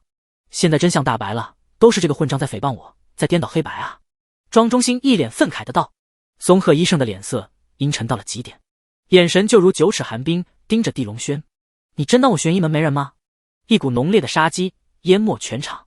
玄一门可不仅仅是个医道宗门，还是个修武宗门，其中有很多武道真传功法，据说还有武尊坐镇。宁天琪担心看向地龙轩，愧疚无比，因为他清楚地龙轩并没冤枉庄中兴。宁九川叹口气，感觉地龙轩还是太年轻了，低估了玄一门的实力，这能怪谁？先前他可是劝过地龙轩别冲动，但地龙轩出手却狠辣至极，这下惹了大麻烦。宁广胜与宁胜之则幸灾乐祸，等着看好戏。谁知在这森然的杀机之下，地龙轩却仰起头看着松鹤医圣，缓缓点了点头。对，我就是感觉你玄一门没人，你能奈何我？狂，丧心病狂。宁家人都震惊的瞠目结舌，玄一门的众人也是震惊的眼神直了。谁能想到面对玄一门之主的威胁，地龙轩还敢这么顶撞？紧接着轰，一股强大的威势霎时从地龙轩身上爆发出来，四下烈风如马，穿透众人身躯，冷到了髓骨。地面、窗户玻璃、墙壁隐隐都在站立，而处于这威势中间位置被完全笼罩的松鹤医圣，一息之中已经被冷汗打湿，2息之中已经腿肚子发软，无法站立，扑通半跪在了地上。3息之中面色已经惨白如纸，吐出了鲜血。6级武师之上便是天地人3阶武尊，修炼的乃是强大的先天境，而玄一门之中坐镇的所谓武尊正是松鹤医圣，他乃是人阶武尊，放眼整个章台市，怕是也没人能击败他。但此刻他居然不敌地龙轩3系的威势镇压，这是什么概念？庄中兴吓得狂抖，扑通跪在了地上，感觉自己脑袋像是已经不属于自己了。做梦也没想到自己崇拜至极的门主在地龙轩面前也这么差劲。其余弟子一看也是崩溃了，一个个慌忙跪在地上，屏住呼吸吓得发抖。宁家人一看更是震惊到了极点。先前还判定地龙轩咎由自取，要倒霉了，但现场却反转得如此之快，转眼又成了地龙轩主宰全部。现在你告诉我，玄一门还有谁能过来教我做人？地龙轩声如针扎，落入松鹤医生的耳中。我错了，您饶命，我这就将您需要的药材都给您送来，绝不食言。松鹤医生认输了，赶紧抱拳求饶。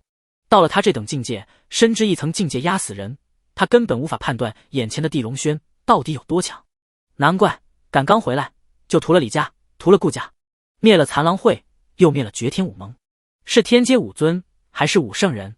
好，我给你15分钟，药材都送来，我就饶了你们，送不了一起上路吧。地龙轩说完，抬手气劲肆虐飞出，嗖嗖嗖穿透了15名弟子的身躯，霎时一个个昏死在地，没了动静。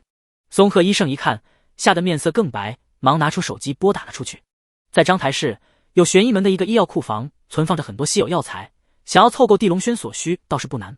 而庄中兴已经吓得瘫趴在地，连立直身子都做不到了。这时一名戴眼镜的大夫走了进来，看到满地都是昏死的黑衣人，当即吓成了雕塑。有事？地龙轩冷冷问道。有，地先生，院长让您过去一下，谈谈地小姐的后续治疗问题，希望您能配合。大夫紧张地说道。地龙轩点点头，走吧，过去聊聊。你们在这里等着，谁敢动小鬼一下，我杀你满门。话锋犀利，杀机森森，谁敢有任何念头？眼见地龙轩走出去，所有人才神经稍稍放松了一些。庄中兴趴在地上，这才敢大口大口的喘气，狼狈到了极点。门主，难不成咱们就要被地龙轩这么欺负吗？松鹤门主，若是不能收拾地龙轩，以后玄一门怎么立足？宁广胜挑拨道。松鹤门主脸色冷得悚然，咬牙切齿道：你们当我傻吗？他要的那些药材我看过，其中有3味药物具备剧毒，处理方法全天下没几人懂，一旦他女儿中毒，我看他怎么求我出手，看他怎么崩溃绝望。庄中兴一听当即激动，门主高明，太棒了，地龙轩很快就要成为怂货了，必须让他磕碎脑袋，扇烂自己的脸，否则门主别帮他救这个小杂种。他不是嚣张吗？那就让他尝尝嚣张的滋味。宁广胜冷冰冰道。先前还惊恐站立的众人，现在倒是神气活现，都内心亢奋起来。唯有宁天齐一脸纠结，要不要偷偷告诉地龙轩，又该怎么告知？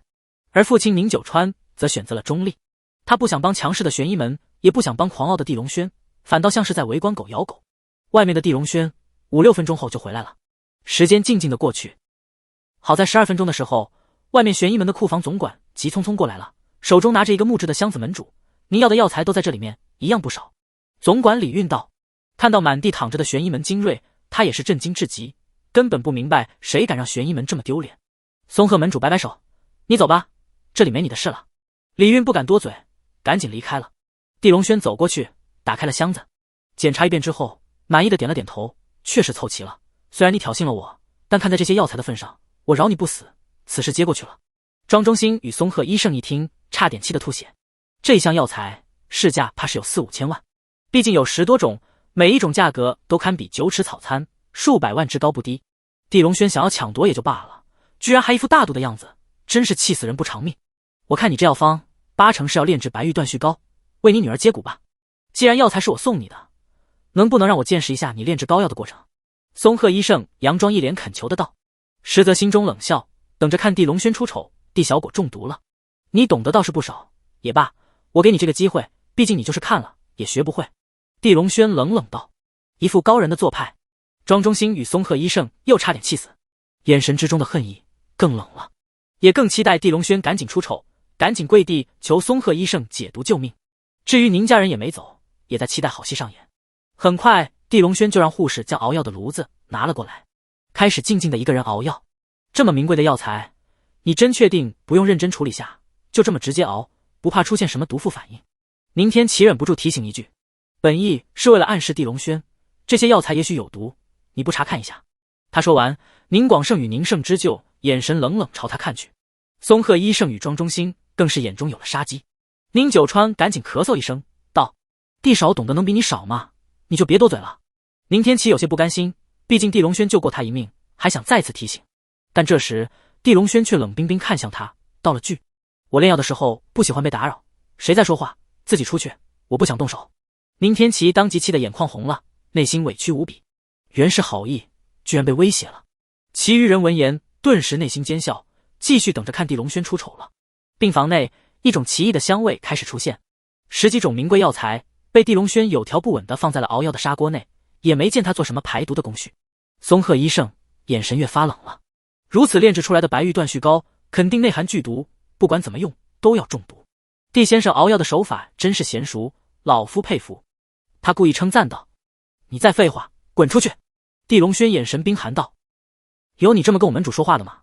你最好别后悔，最好等会别求门主帮你。”庄中兴压不住火，瞪眼道，但话还没说完，就被地龙轩抓住脖颈，砰，扔到了门外。一声惨叫从走廊内响起，剩余的人都屏住呼吸，不敢吭声了。松鹤一圣赫玄一门之主，被地龙轩如此呵斥，脸色已经铁青无比，但他还在咬牙忍着。他在等地小果等会中毒，看地龙轩怎么求他。约莫40多分钟后，地龙轩熬出了一锅灰白色的药膏，看上去黏糊糊的，空气中的药香味也成了一种熏人的臭味。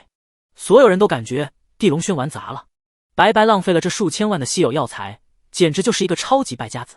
这玩意能接断骨，鬼才信。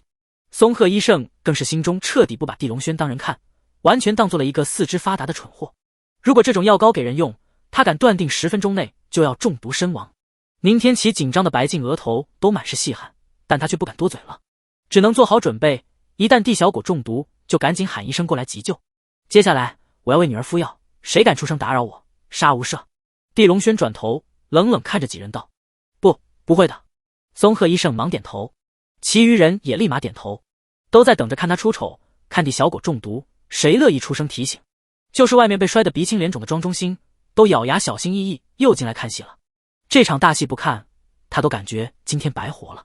死寂沉沉之中，地龙轩走到了病床前，堪称残忍的一幕出现。他一指点在地小果的额头，将对方深度催眠了，随后双手捏住对方的右臂，咔咔擦擦，寸寸捏断了，然后就是左臂、左腿、右腿。所有人毛骨悚然，震惊到了极点。这可是地龙轩的养女，口口声声不允许任何人伤害的存在啊，居然被他自己捏断了4肢。但没有人能看到，地龙轩眼眶已经红了，泪水在眶内打转。小果遭受数年非人折磨，4肢都曾被打断，而且断了之后都没进行救治，导致都畸形发育了。如果不捏断，重新固定愈合，以后只能更畸形。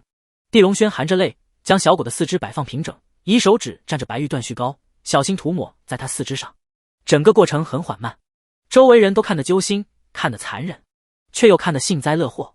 等膏药全部涂抹完毕，地龙轩将护士送来的固定板将小果的4肢牢牢固定住了。松鹤医圣嘴角缓缓勾起了冰寒的弧度，他原本想要看到小果毒发，再狠狠羞辱地龙轩，但此刻他身为医生的善心却在不断摆动，有些不忍看小果毒发再遭一场劫难。毕竟这孩子全身都是伤痕累累，看着就让人可怜。地龙轩，你现在给我跪下，磕3个响头，你女儿的命就还有救，否则她很快就要毒发，4肢不仅会全部毁掉，就是心肺都要损毁，以后彻底成为一个废人了。松鹤医圣打破了病房内的死寂，声音冰冷，带着一种极大的威势与傲慢。庄中兴也赶紧冷冷笑道：“地龙轩，你这个蠢货，不知道其中3味药材含有剧毒吧？哈哈，现在下跪磕头，还有救？赶紧吧，有些便宜他了，应该再让他自废修为，以后做个废物，免得跟疯狗一样四处耍威风。”宁胜之冷冰冰道。宁广场也是大笑，小杂种的命就要没了，地龙轩你还在犹豫什么？难不成他的命还没你的膝盖重要？宁九川面色凝重，地龙轩，你还是赶紧救你女儿吧，剧毒一旦发作，他就很难恢复了。因为与地家曾有交情，他在这种时候真无法做出羞辱地龙轩的事情。宁天齐则走过去抓住了地龙轩的胳膊，你还在犹豫什么？快点求松鹤门主救小果吧。不懂这些药物的毒性，你为什么非要逞强炼制？所有人都断定了地龙轩是个蠢货，是个不懂装懂的傻子，但被这群人盯着的地龙轩却抬手就打飞了松鹤医圣，然后就是庄中兴、宁广胜、宁胜之。我地某人的能耐是你们这群土鸡瓦狗能看透的吗？今日就让你们看清楚什么叫井底之蛙，什么叫真正的不懂装懂。地龙轩说完，抬手在半空一捏，嗖嗖嗖，4下居然气流窜动，而他掌心之中居然凝结出一根细长的气针。这气针出现便就寒气四射，仿佛能透骨，让众人都忍不住打了个寒战。以气凝真，以真聚气。松鹤医圣震惊的表情石化了，唯有他这种在医道之中沉浸几十年的老怪物，才能明白地龙轩这动作有多么的霸道与超凡。但紧接着，更超凡霸道的一幕就出现了。地龙轩居然以手凝聚出16根气针，各自4根扎入了小狗的4肢。气针扎入之后，尾部发出骇人的嗡鸣。啊，这是以念控针。松鹤医圣更为震惊了，震惊的眼珠子都要爆开了，因为他修炼医道60多年，也没领悟以气凝真这等超凡手段，更别说以念控针了。庄中兴也懵了，表情变得无比夸张。他是玄医门中的长老，自然清楚这2手医术何等神奇高超。但地龙轩并没停下，他抬手，表情异常严肃，剑指行云流水，一息之中便在16根气针之上划过。伴随他剑指划过，16根气针居然停止了颤动，嗡鸣消失。紧接着，一根根凝聚寒气的纯白气针竟渐渐变作了黑紫色。天啊，这是以针拔毒！原来你先前熬药没排毒，不是不懂，而是为了不破坏药效药性。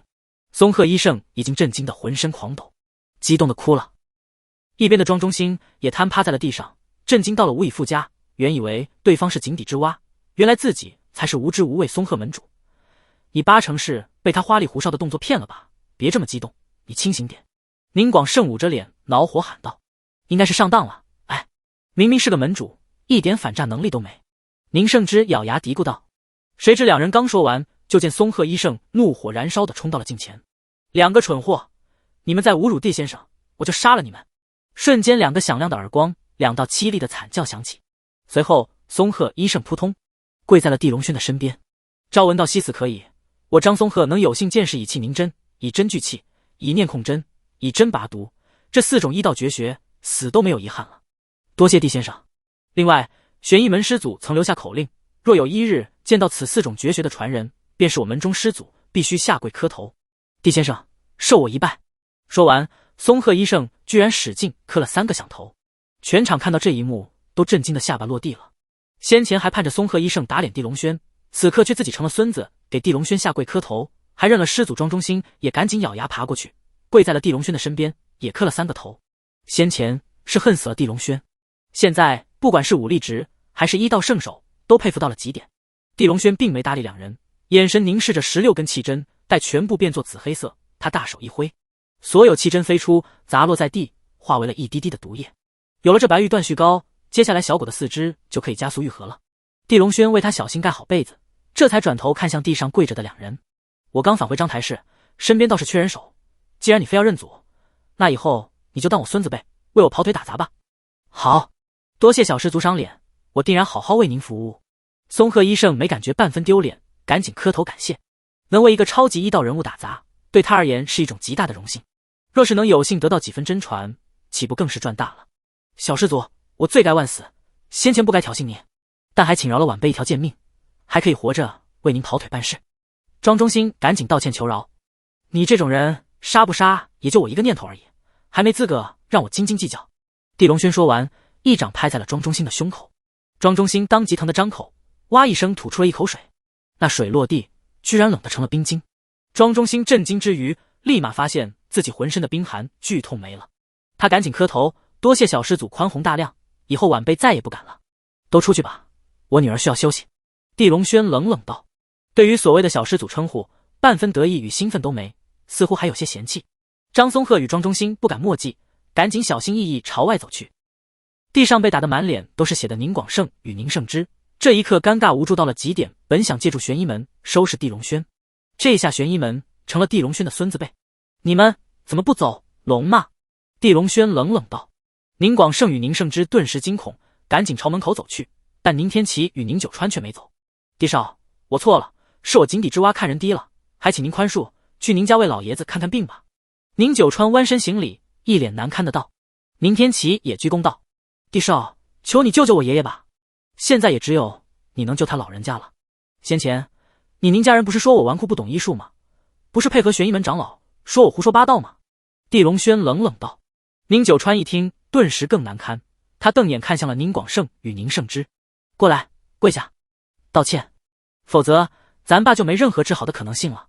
两人虽说性子傲，却也不敢顶嘴，毕竟宁九川不仅是大哥，还是现在宁家的家主。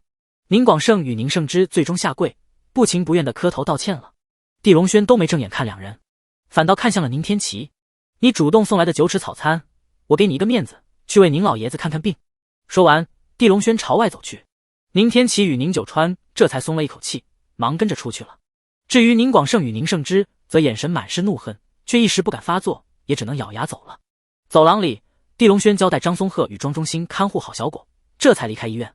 宁老爷子是198号卷宗内唯一的线索，为了查清背后的元凶与亲人尸骨的去向，地龙轩也要去一趟宁家。很快，一行人就到了宁家豪宅。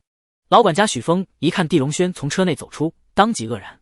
毕竟他身为宁家老管家，见多识广，当年也是见过地龙轩的，也早就听闻地龙轩没死返回章台市，就杀伐雷霆，灭了李家、顾家。残狼会与绝天武盟，还有前女友颜灵飞与张太来，堪称杀人狂魔。老爷，地龙轩怎么来了？他现在名声很差，最好跟他撇清关系。许峰赶紧提醒道。地龙轩闻言就冷冷道了句：“我走。”别！地少息怒，这个老管家脑子经常犯病，您千万不要生气。宁九川赶紧致歉，抬手扇了许峰一巴掌：“闭嘴！”许峰当即疼得惨叫一声，再不敢多嘴了。隐隐觉察出地龙轩似乎具备什么特殊能力，让宁家老爷都怕了。正当朝里走，就见一名西装革履的年轻人走了出来。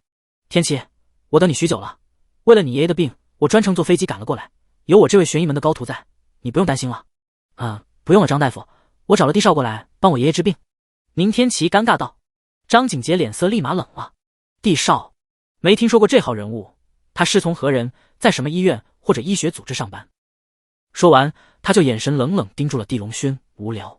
地龙轩丢下2个字就朝里走去，全程都没看张景杰一眼。张景杰顿时火了：“你小子是谁啊？拽什么？我可是玄医门的高徒，惹了我你以后别想在医药界混了。”说着一脚就挡在了地龙轩的身前。找死！地龙轩抬手一巴掌，噗！霸绝将张景杰直接扇飞，落地半张脸就成了烂肉。啊！一声凄厉的惨叫响起。我这就打电话给我师父，我师父可是玄医门的长老庄中兴。你等死吧！张景杰嘶吼道。但地龙轩已经朝里走去，根本没搭理他。宁家几人震惊看着张景杰，却不敢帮他。最后还是宁天齐小跑过去，压低声音道：“张大夫，你不要再招惹地少了，他现在是你玄医门的小师祖。”你胡说八道什么？我玄医门哪有小师祖？张景杰瞪眼喊道。反正我告诉你了，不信你自己打电话问吧。宁天齐懒得多解释，赶紧跟着宁家众人朝后院走去。不久，众人就到了豪宅的后院，一个古色古香、宽敞至极的卧室之中，宁家老爷子宁海坤正躺在床上，面色枯黄发黑，四下有黑色的幕布挡住了所有的光。是谁来了？宁海坤声音很轻地问了一句。宁九川立即弯身靠近，小声道：“爸，我找来了地家的大公子地龙轩，他现在医术极为高深，能为你治病。”宁海坤一听就愣了，地家还有人活着？爷爷，地少没死，他回来了，他能救你的，放心吧。宁天齐走过去，半跪握着爷爷的手，眼眶忍不住红了。每每看到曾经红润和蔼的爷爷病成了这副瘦骨嶙峋的样子，他就难受的想哭。哎，那我就试试吧，你叫地龙轩是吧？我跟你爸地飞华关系匪浅，当年那些事，想想就难受。宁海坤叹气道。地龙轩眼神之中一丝冷色闪现，但他却没多说，直接摸在了宁海坤的手腕上，脉象所有的信息很快被他掌握。如他猜测的一样，的确是中了巫毒。地少，我爷爷能治好吗？宁天齐紧张问道。地龙轩收回了手，能治好，我有一粒解毒丹，他服下就能痊愈，但这丹药稀有至极，价值100亿。100亿！全场宁家人一听都震惊到了极点。宁家虽说是章台市的老牌豪门，但资产加起来也就100亿而已，哪能一下全拿出来？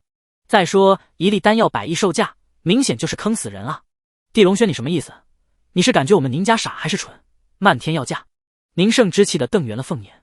宁广胜也咬牙切齿，早就知道他不是个好东西，果然是图谋不轨。地龙轩，你也清楚100亿我宁家付不起，你到底想要什么？宁九川脸色也很差了。付不起，那么我们就做一笔交易。地龙轩冷冷道：什么交易？宁海坤虽说病入膏肓，好歹也是宁家的主心骨，他微微摆手，所有人都不敢吭声了。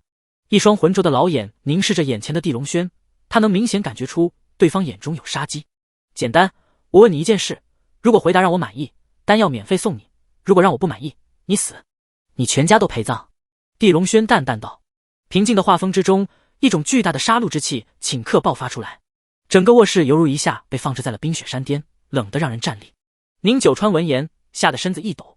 严家、张家、李家、顾家，可是都被地龙轩屠了，难不成又要对自己宁家出手？我早就说了，不能让这个杀人狂魔来，现在他要找借口杀咱满门了。宁胜之下的面色惨白，都要哭了。其他几个家族都没挡住地龙轩的屠戮，宁家怎么挡？宁天齐已经震惊成了雕塑，万般没想到地龙轩能说出如此交易。好在老爷子宁海坤再次摆摆手，让所有人都安静了下来。老夫自问一辈子没做过什么亏心事，既然你想这么做，那我就答应你，想问什么就问吧。宁海坤说完，已经气喘吁吁，但一双眼睛却刚正不阿地看着地龙轩。其余人也屏住呼吸，看向了地龙轩，都在好奇对方要问什么。地家满门被杀之后，是你偷偷埋葬了地家人可对？地龙轩冷冷问道。宁家人不由愕然，因为此事宁老爷子从未说过，也从没听人说过。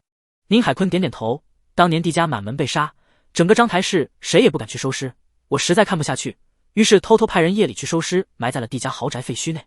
原来如此，地龙轩，我爸对你家仁至义尽，你为什么还想灭我全家？你小子真是无耻！宁广胜当即怒道。谁知他刚说完，就见地龙轩身上杀机再次暴涨，宛如狂风暴雨，席卷当场。宁老爷子，你帮我地家收尸，原本我真应该感谢你，但你为何要将我地家所有尸骨拿走，还用一堆假的坟冢布下最为毒辣的九煞镇魂大阵，镇压我地家满门冤魂不得超生？你能告诉我答案吗？地龙轩一句句说完，拳头已经抬起，上面凝聚巨大的劲力，还未打出，整个卧室就已经灌满让人窒息的毁灭力。一旦宁海坤回答错，怕是当即就要化为血雾，消失无踪。全场所有宁家人一个个都震惊到了石化，怎么也想不到地家豪宅废墟内还有如此残忍毒辣的事情发生，同时也一个个惊恐到了极点。地龙轩的残暴霸道已经在整个章台市上层传开了，一拳轰杀血雾血雨，犹如恶魔，难不成今日都要被轰成血雾？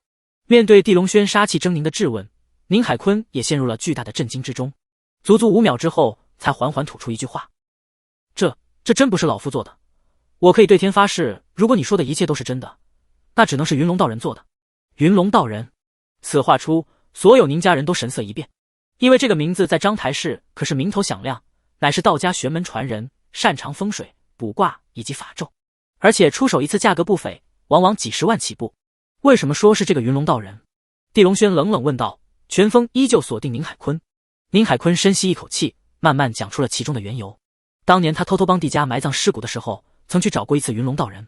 虽说阴曹地府谁也没见过，但宁海坤却感觉帮人帮到底，送佛送到西，不化解地家满门尸骨的怨气，他怕地家人成孤魂野鬼，无法顺利投胎。云龙道人答应了坐镇化解怨气，收费300万，但说坐镇需要清静不被打扰，所以独自带弟子去了地家废墟。整个过程宁海坤并没在场。事后宁海坤再去的时候，就见地家废墟之中已经出现了100多个坟冢，且排列有序，他以为是化解怨气的阵法，并没多疑。现在才知，原来这竟是所谓的九煞镇魂大阵。哎，你愿意杀我就杀吧，反正老命一条也不值钱了。此事的确是我考虑不周，让你地家满门被镇压了6年。宁海坤一脸愧疚的道：爸，你怎么不早说？哎，当年曾有人说是地家亲友给我打电话募捐善款处理后事，我还偷偷捐了100万，看来也是云龙道人做的。宁九川当即恼火道：爷俩这是都被云龙道人骗了。宁胜之与宁广胜听闻这一切都是愕然，宁天齐也震惊的樱桃小口大张。地龙轩终于收起了拳锋，身上浓烈的杀机也使劲压下了。对不起宁老爷子，我错怪您了，多谢您当年出钱出力为我地家办后事。至于云龙道人，我不会饶了他。没事，我帮你地家收尸，也没想过让你感激，就是被云龙道人骗得好惨。宁海坤说完，气得开始剧烈咳嗽。地龙轩见状，赶紧在兜里拿出一粒白色丹药，塞入了宁海坤口中。这丹药入口即化，芬芳无比。宁海坤霎时感觉一股股的热流涌入了全身各处，好似泡在了温泉之中。那种无力感以及脏腑的针扎剧痛渐渐消失。几秒后，他感觉有种恶心的感觉，哇！张口吐出了一堆黑色的污物。吐出之后，顿感浑身舒坦，喘息轻松，脸色也有了几分血色。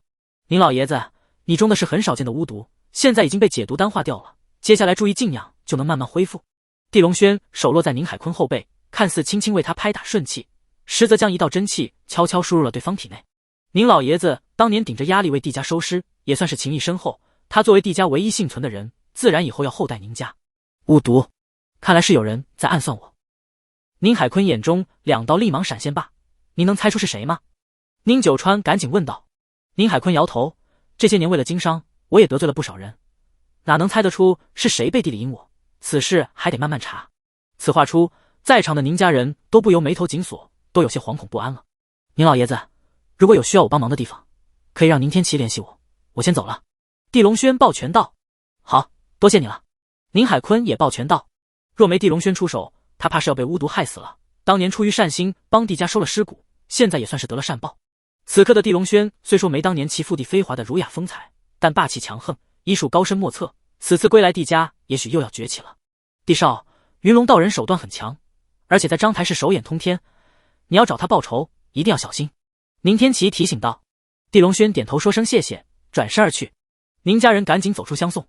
众人到了门口的时候，忽然看见先前还嚣张的张景杰，此刻居然跪在地上不断磕着头。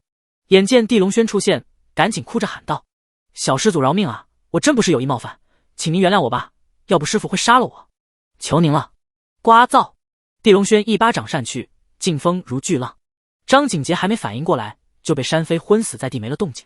很快地龙轩就返回了医院，他将张松鹤与林南都叫来，吩咐道：我现在需要找到云龙道人，你们去帮我查查，谁先提供准确地址，我必有重谢。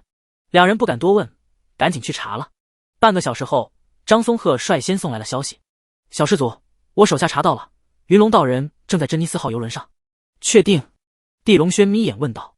张松鹤忙狂点头，我拿脑袋保证，因为我玄一门纲有个弟子曾去游轮送过一盒保健药，看见了云龙道人在里面喝酒，游轮位置给我，这粒金元丹送你。地龙轩拿出一粒丹药放在了桌上，他缓缓起身，冰寒的杀机象是再也压不住，连地面都冻出了冰层。张松鹤赶紧将位置说给了地龙轩。下一刻，眼前劲风肆虐，地龙轩已经消失无踪。张松鹤愕然许久，才敢拿起那粒金元丹，只是轻轻嗅了一下，便就激动得发抖了。这等极品丹药，他贵为玄一门之主，也只在炼丹古籍上见过记载，据说一粒就能让修武境界精进。此刻骤然得了一粒，张松鹤哪能不激动，心中更是坚定了给地龙轩跑腿打杂的念头。章台市区100里外，宽阔的白龙江上，庞大的珍妮斯号游轮正静静飘在江面上。整个游轮共计4层，都被一个叫做威廉的外籍男子包了下来，正在举办奢华派对。请来的基本都是外国人，只有少数几名本地人，其中就有云龙道人。他身穿灰色长袍，长发盘系扎着一根翡翠玉簪，留着长须，看上去仙风道骨，极有气势。此刻正与威廉以及10几名身份不凡的外国人站在甲板上聊天。忽然，其中一名高个外国人瞪圆双眼，指向了江面，惊呼道：看，那边江面上好像有个人在奔跑啊！买嘎的，他是什么？众人闻言，一个个都伸长脖子朝远处江面看去。这一看，瞬间所有人双眼都看直了，心脏狂跳，面色变得夸张无比。那宽阔的白龙江之上，还真有一道人影正踏着水面横渡而来，因为力量太大，以至于远远就出现了轰轰的巨响，更是单凭双脚就在江面之上掀起了一条壮阔的白色痕迹，犹如一条长龙，惊人眼目。他朝这边来了，难不成是要来游轮？云龙道人愕然道。他身为修道界与武道界双重身份的高人，在章台市周边混迹多年，也没听过谁有此等能耐。以云龙道人的眼力判断，此人肯定进入了武尊境界，尽力凌空飞渡，妙入豪巅。而章台市似乎没有武尊的存在，那他是谁？数秒之中，这人已经横渡而来，一道破空的锐响之中，白色巨浪掀起漫天江水，犹如暴风雨倾泻整个游轮，而那人影也稳稳落在了甲板上。所有人瞠目结舌，震惊到了极点，视线都牢牢锁定了甲板上的地龙轩。至于地龙轩，则在落下的瞬间，视线就看向了甲板上唯一的道人。你认识云龙道人吗？他冷冷问了一句。无尽的死寂被打破，所有人这才发现，这横渡大江飞来的人并非神仙妖魔，而是一个活生生的人。这应该就是传闻中能打破人体极限的武道强者吗？云龙道人被他一问，不由愣了下，旋即便是满脸得意朝地龙轩走去。其余人尽皆羡慕，毕竟能被一个武道强者专程横渡寻来，这也是极大的荣耀。彼人正是云龙道人，不知先生何人，找我何事？云龙道人走近，温文尔雅的道。其余人纷纷凑了过去，都想瞻仰一下武道强者的风采。但地龙轩开口，云龙道人就双眸深缩，脸色大变。其余人也纷纷惊恐了。我信帝是来杀你的，至于理由，你应该很清楚吧？地龙轩话音落，抬手一拳就朝云龙道人轰去，劲力如苍龙飞腾，划出一道刺眼的白光。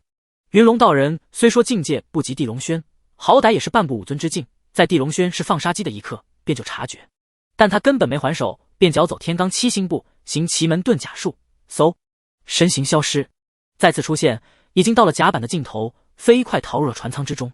而地龙轩的那一道拳劲，则直接轰碎了游轮的一角，星火迸溅，四射飞起。你为什么要杀云龙道人？他是我的朋友，你立即滚！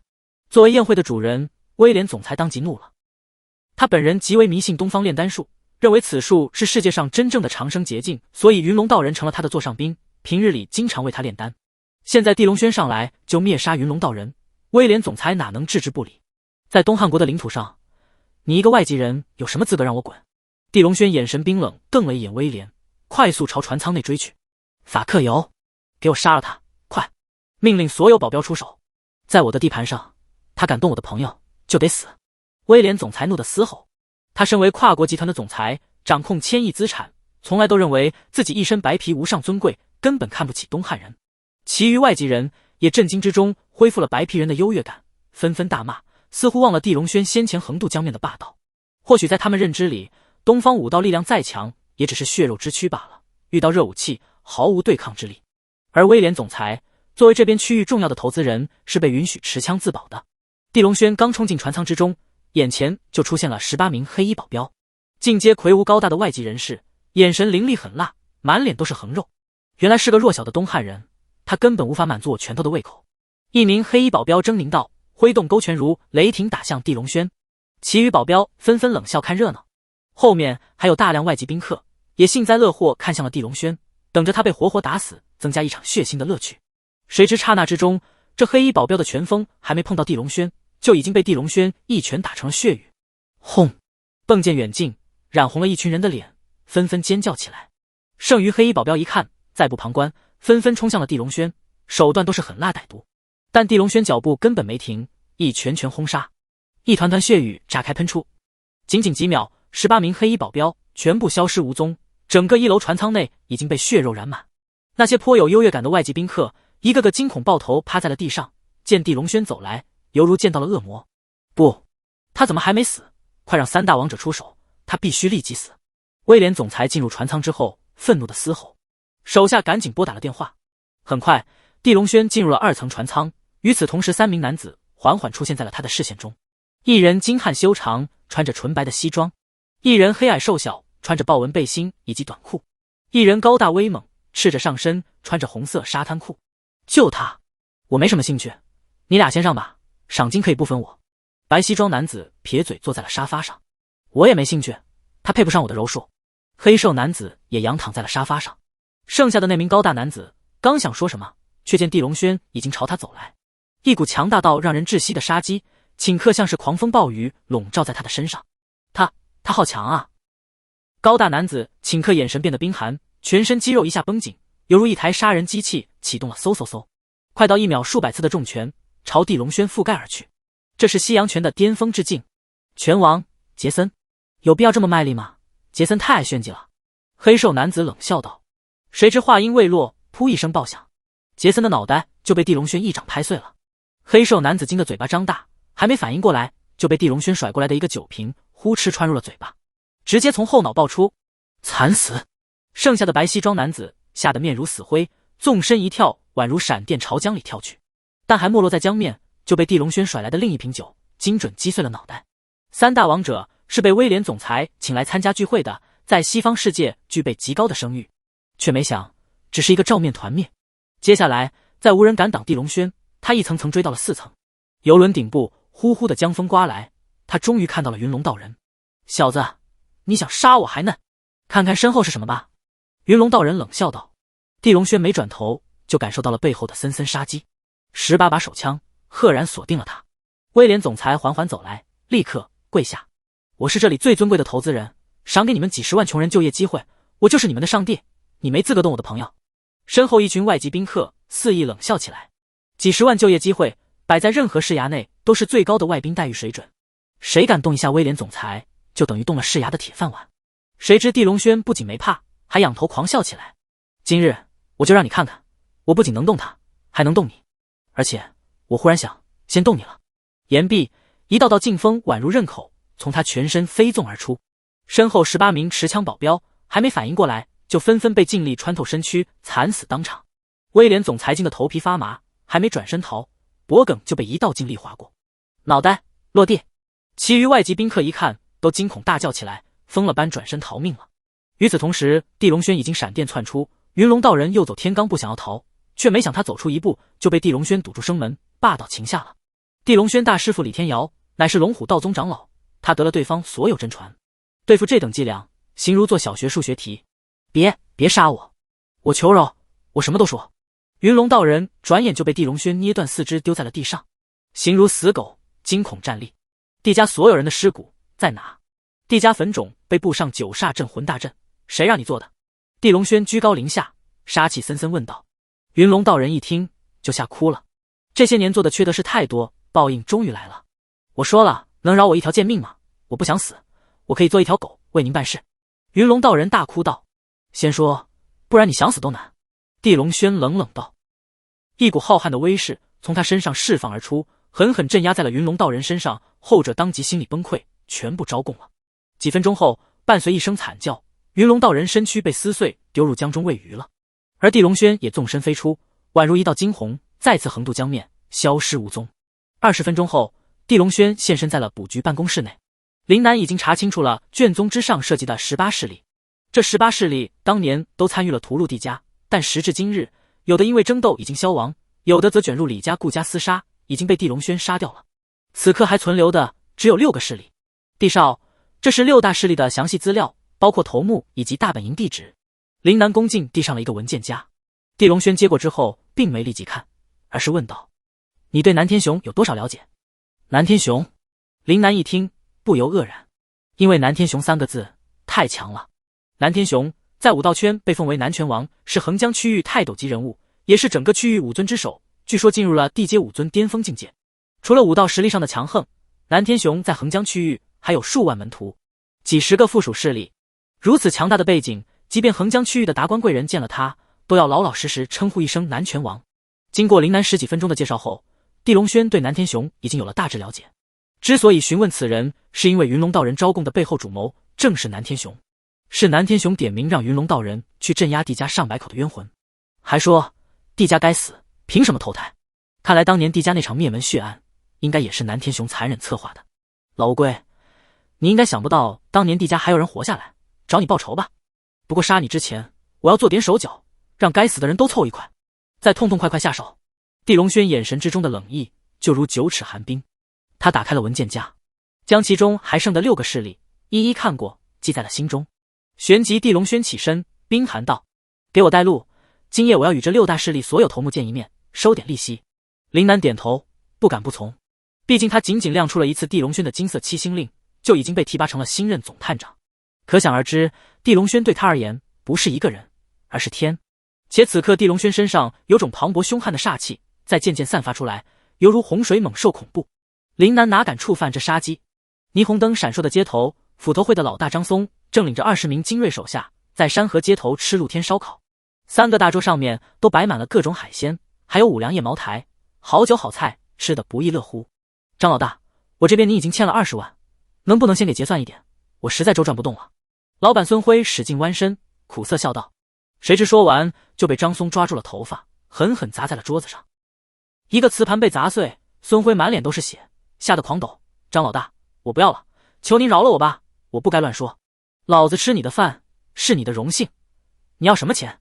今天老子喝得很爽，但缺个陪酒的，我看你女儿在里面帮忙，让她过来给我跳个脱衣热舞。张松瞪眼凶恶地喊道，一脚将孙辉踹在了地上。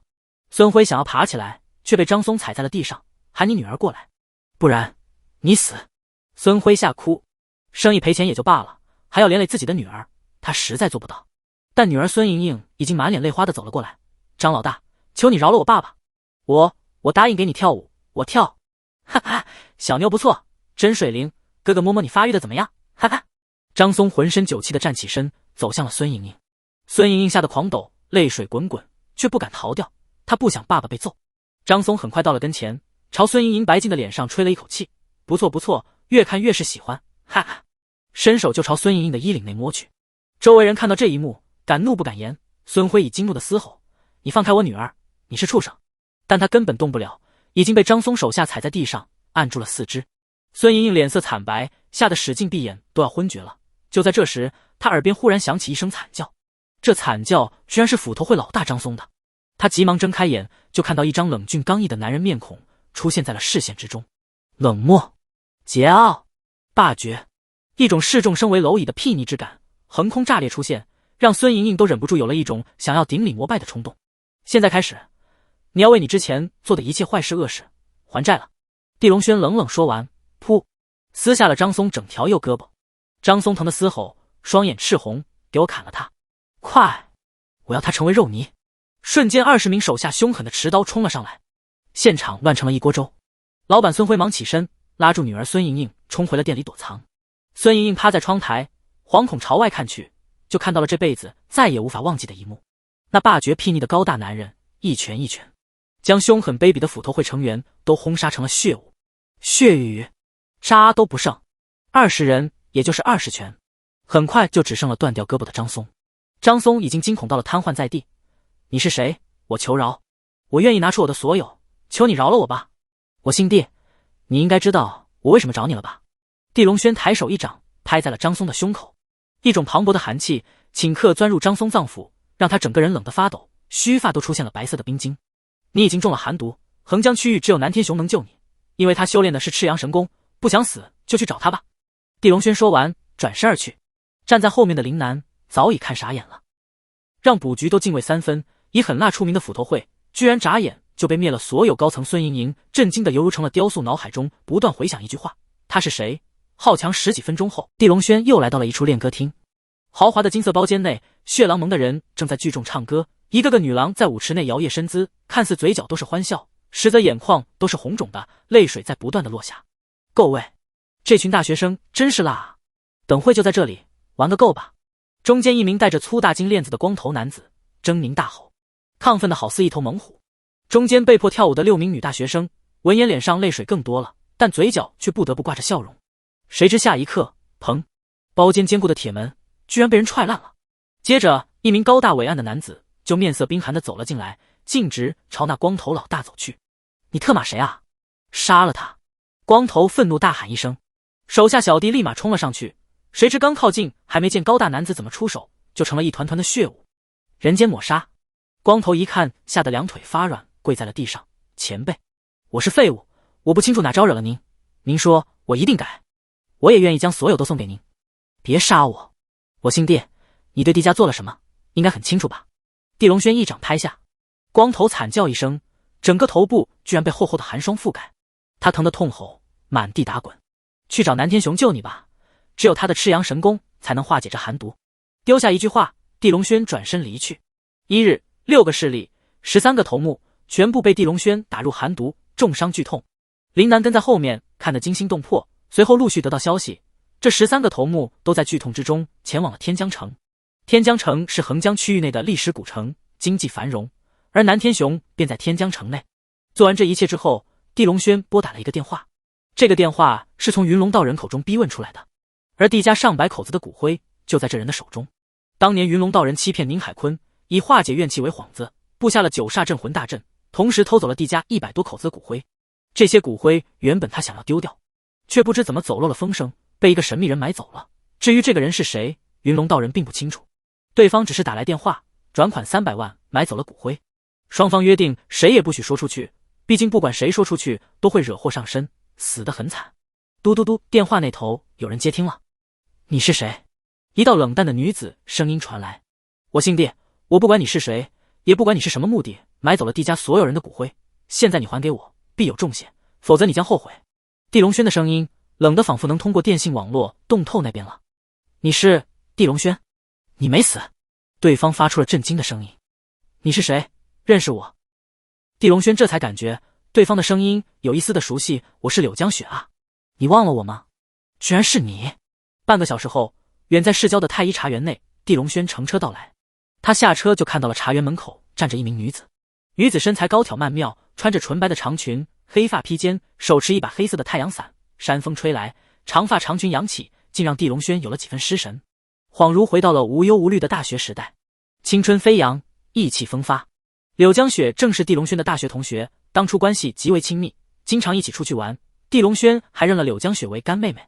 当初的他并非意识到柳江雪喜欢自己，直到毕业聚会时，柳江雪为他唱了一首《爱上你我很快乐》，地龙轩才发现原来这个干妹妹一直暗恋自己。但那时候他已经与严凌飞走在了一起，所以那层纸两人都没捅破。柳江雪后来留学去了国外，两人也断了联系。细细回想，两人已经8年没见面了。轩哥，你变了不少啊。柳江雪走了过来，脸色微红，有些腼腆的笑着道，一双秋水美眸欢喜打量着地龙轩。再变，我也是你哥哥，你什么时候返回章台市的？地龙轩笑着问道。其实我就出国了1年，只是回来后没敢打扰你，毕竟那时候你跟严凌飞出双入对，我见了就不舒服。我早发现他很有心机，但当时也没法劝你分手。柳江雪说着就低头不语了。都过去了，这是你家的茶园吗？咱们边走边聊吧。地龙轩转移话题道。严凌飞固然可恨，也怪自己当初眼瞎，现在再见到柳江雪，地龙轩才明白自己当年错失了多么美好的一段感情。柳家经营茶叶生意，放在章台市属于很低调的一个豪门，周边有很多的茶园，柳江雪平时就在茶园工作。两人还没聊到地家骨灰的事情，就见远处一名精悍男子快步走来，停在两人跟前，便就冷冷盯住了地龙轩。柳小姐，我家少爷等了半天你都不过去，难不成跟一个低贱的土狗聊天就这么有意思吗？言毕，不等柳江雪回话，竟就一脚踹出，直冲地龙轩心口而去。柳江雪当即吓得尖叫，黑狐你不要乱来，他是我同学而已。但一切已经晚了，黑狐乃是弹腿真传弟子，一脚快如闪电，力如重锤。他亲眼见过对方一脚将大树踹断，刚见地龙轩就连累对方送死，柳江雪当即有种崩溃的感觉。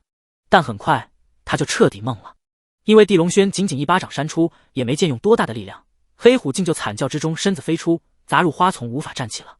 刚才还嚣张狂傲的一双眼也变得惊恐万分，一时都不敢再骂了。谁家的狗在这里乱叫？地龙轩淡淡道。柳江雪吃惊地看着他，此刻才隐隐发现自己这位干哥哥消失数年再回来，像是变了很多，但他现在可没时间乱想，赶紧拉着地龙轩就朝外走去。他叫黑虎，是陈家大少的跟班保镖，陈家是章台市的一线豪门。轩哥你快走吧，去外面躲起来，随后咱们电话联系。可我走了，你不就成了替罪羊？地龙轩停下，似笑非笑看着他。柳江雪更急了，你还有心思笑？大不了我把自己赔给陈天觉，反正你不能出事。想不到你对我还是这么好。地龙轩有些愧疚了，快走吧，别在这里煽情了，我可不想你刚回来就出事。柳江雪使劲拽地龙轩的胳膊，但却发现无论怎么用力，地龙轩都在原地站着，他根本拽不动。正想严厉劝他走的时候，就见远处数名保镖冲了过来，冰寒将两人围住了。原来是花丛之中的黑虎拨打了电话求援。就是这小子，他耍诈用了手段，将我一条腿废掉了，快抓他去见少爷，我要他死。黑虎，你无耻，是你自己先出手的，我同学不过是为了自保罢了。柳江雪愤怒喊道。你才是无耻，水性杨花，原本就是我家少爷的未婚妻，却跟这个土狗眉来眼去，卿卿我我，恶心。黑虎被两名保镖架着站起身，怒骂道。柳江雪被他气得发抖，赶紧朝地龙轩看去。轩哥，你别乱想，我没答应做陈家的未婚妻，只是……别解释了，既然我来了，那就去见见这个陈少，我也想看看谁那么大胆，敢欺负我干妹妹。地龙轩说完，就朝那群保镖摆了摆手，带路，有种领他去见少爷，让他死个服服帖帖。黑虎冷冷道。几名保镖一边带路，一边紧跟他朝茶园办公区域走去，身后的黑虎也被人背着紧跟而去。柳江雪看着前行的地龙轩，一颗心彻底揪紧了。他清楚陈天觉是什么货色，地龙轩若是去了，不被8层皮才怪了。轩哥，你为什么不听我的？你这是找死，你知道吗？他气得大喊道，美眸都涌出了泪花。这么多年，他一直忘不掉地龙轩，心中一直为地龙轩留着位置，他真不想刚见到对方就为对方发丧。但地龙轩却没回头，也没吭声，唯有一双眼越来越冷了。他犹记得多年前，他大学得了阑尾炎，是柳江雪送他去医院，在床前不眠不休陪他半个月，憔悴到低血糖，在他出院那天直接昏倒了。他也记得毕业那天，柳江雪喝得酩酊大醉，哭着说他不想失去自己的轩哥。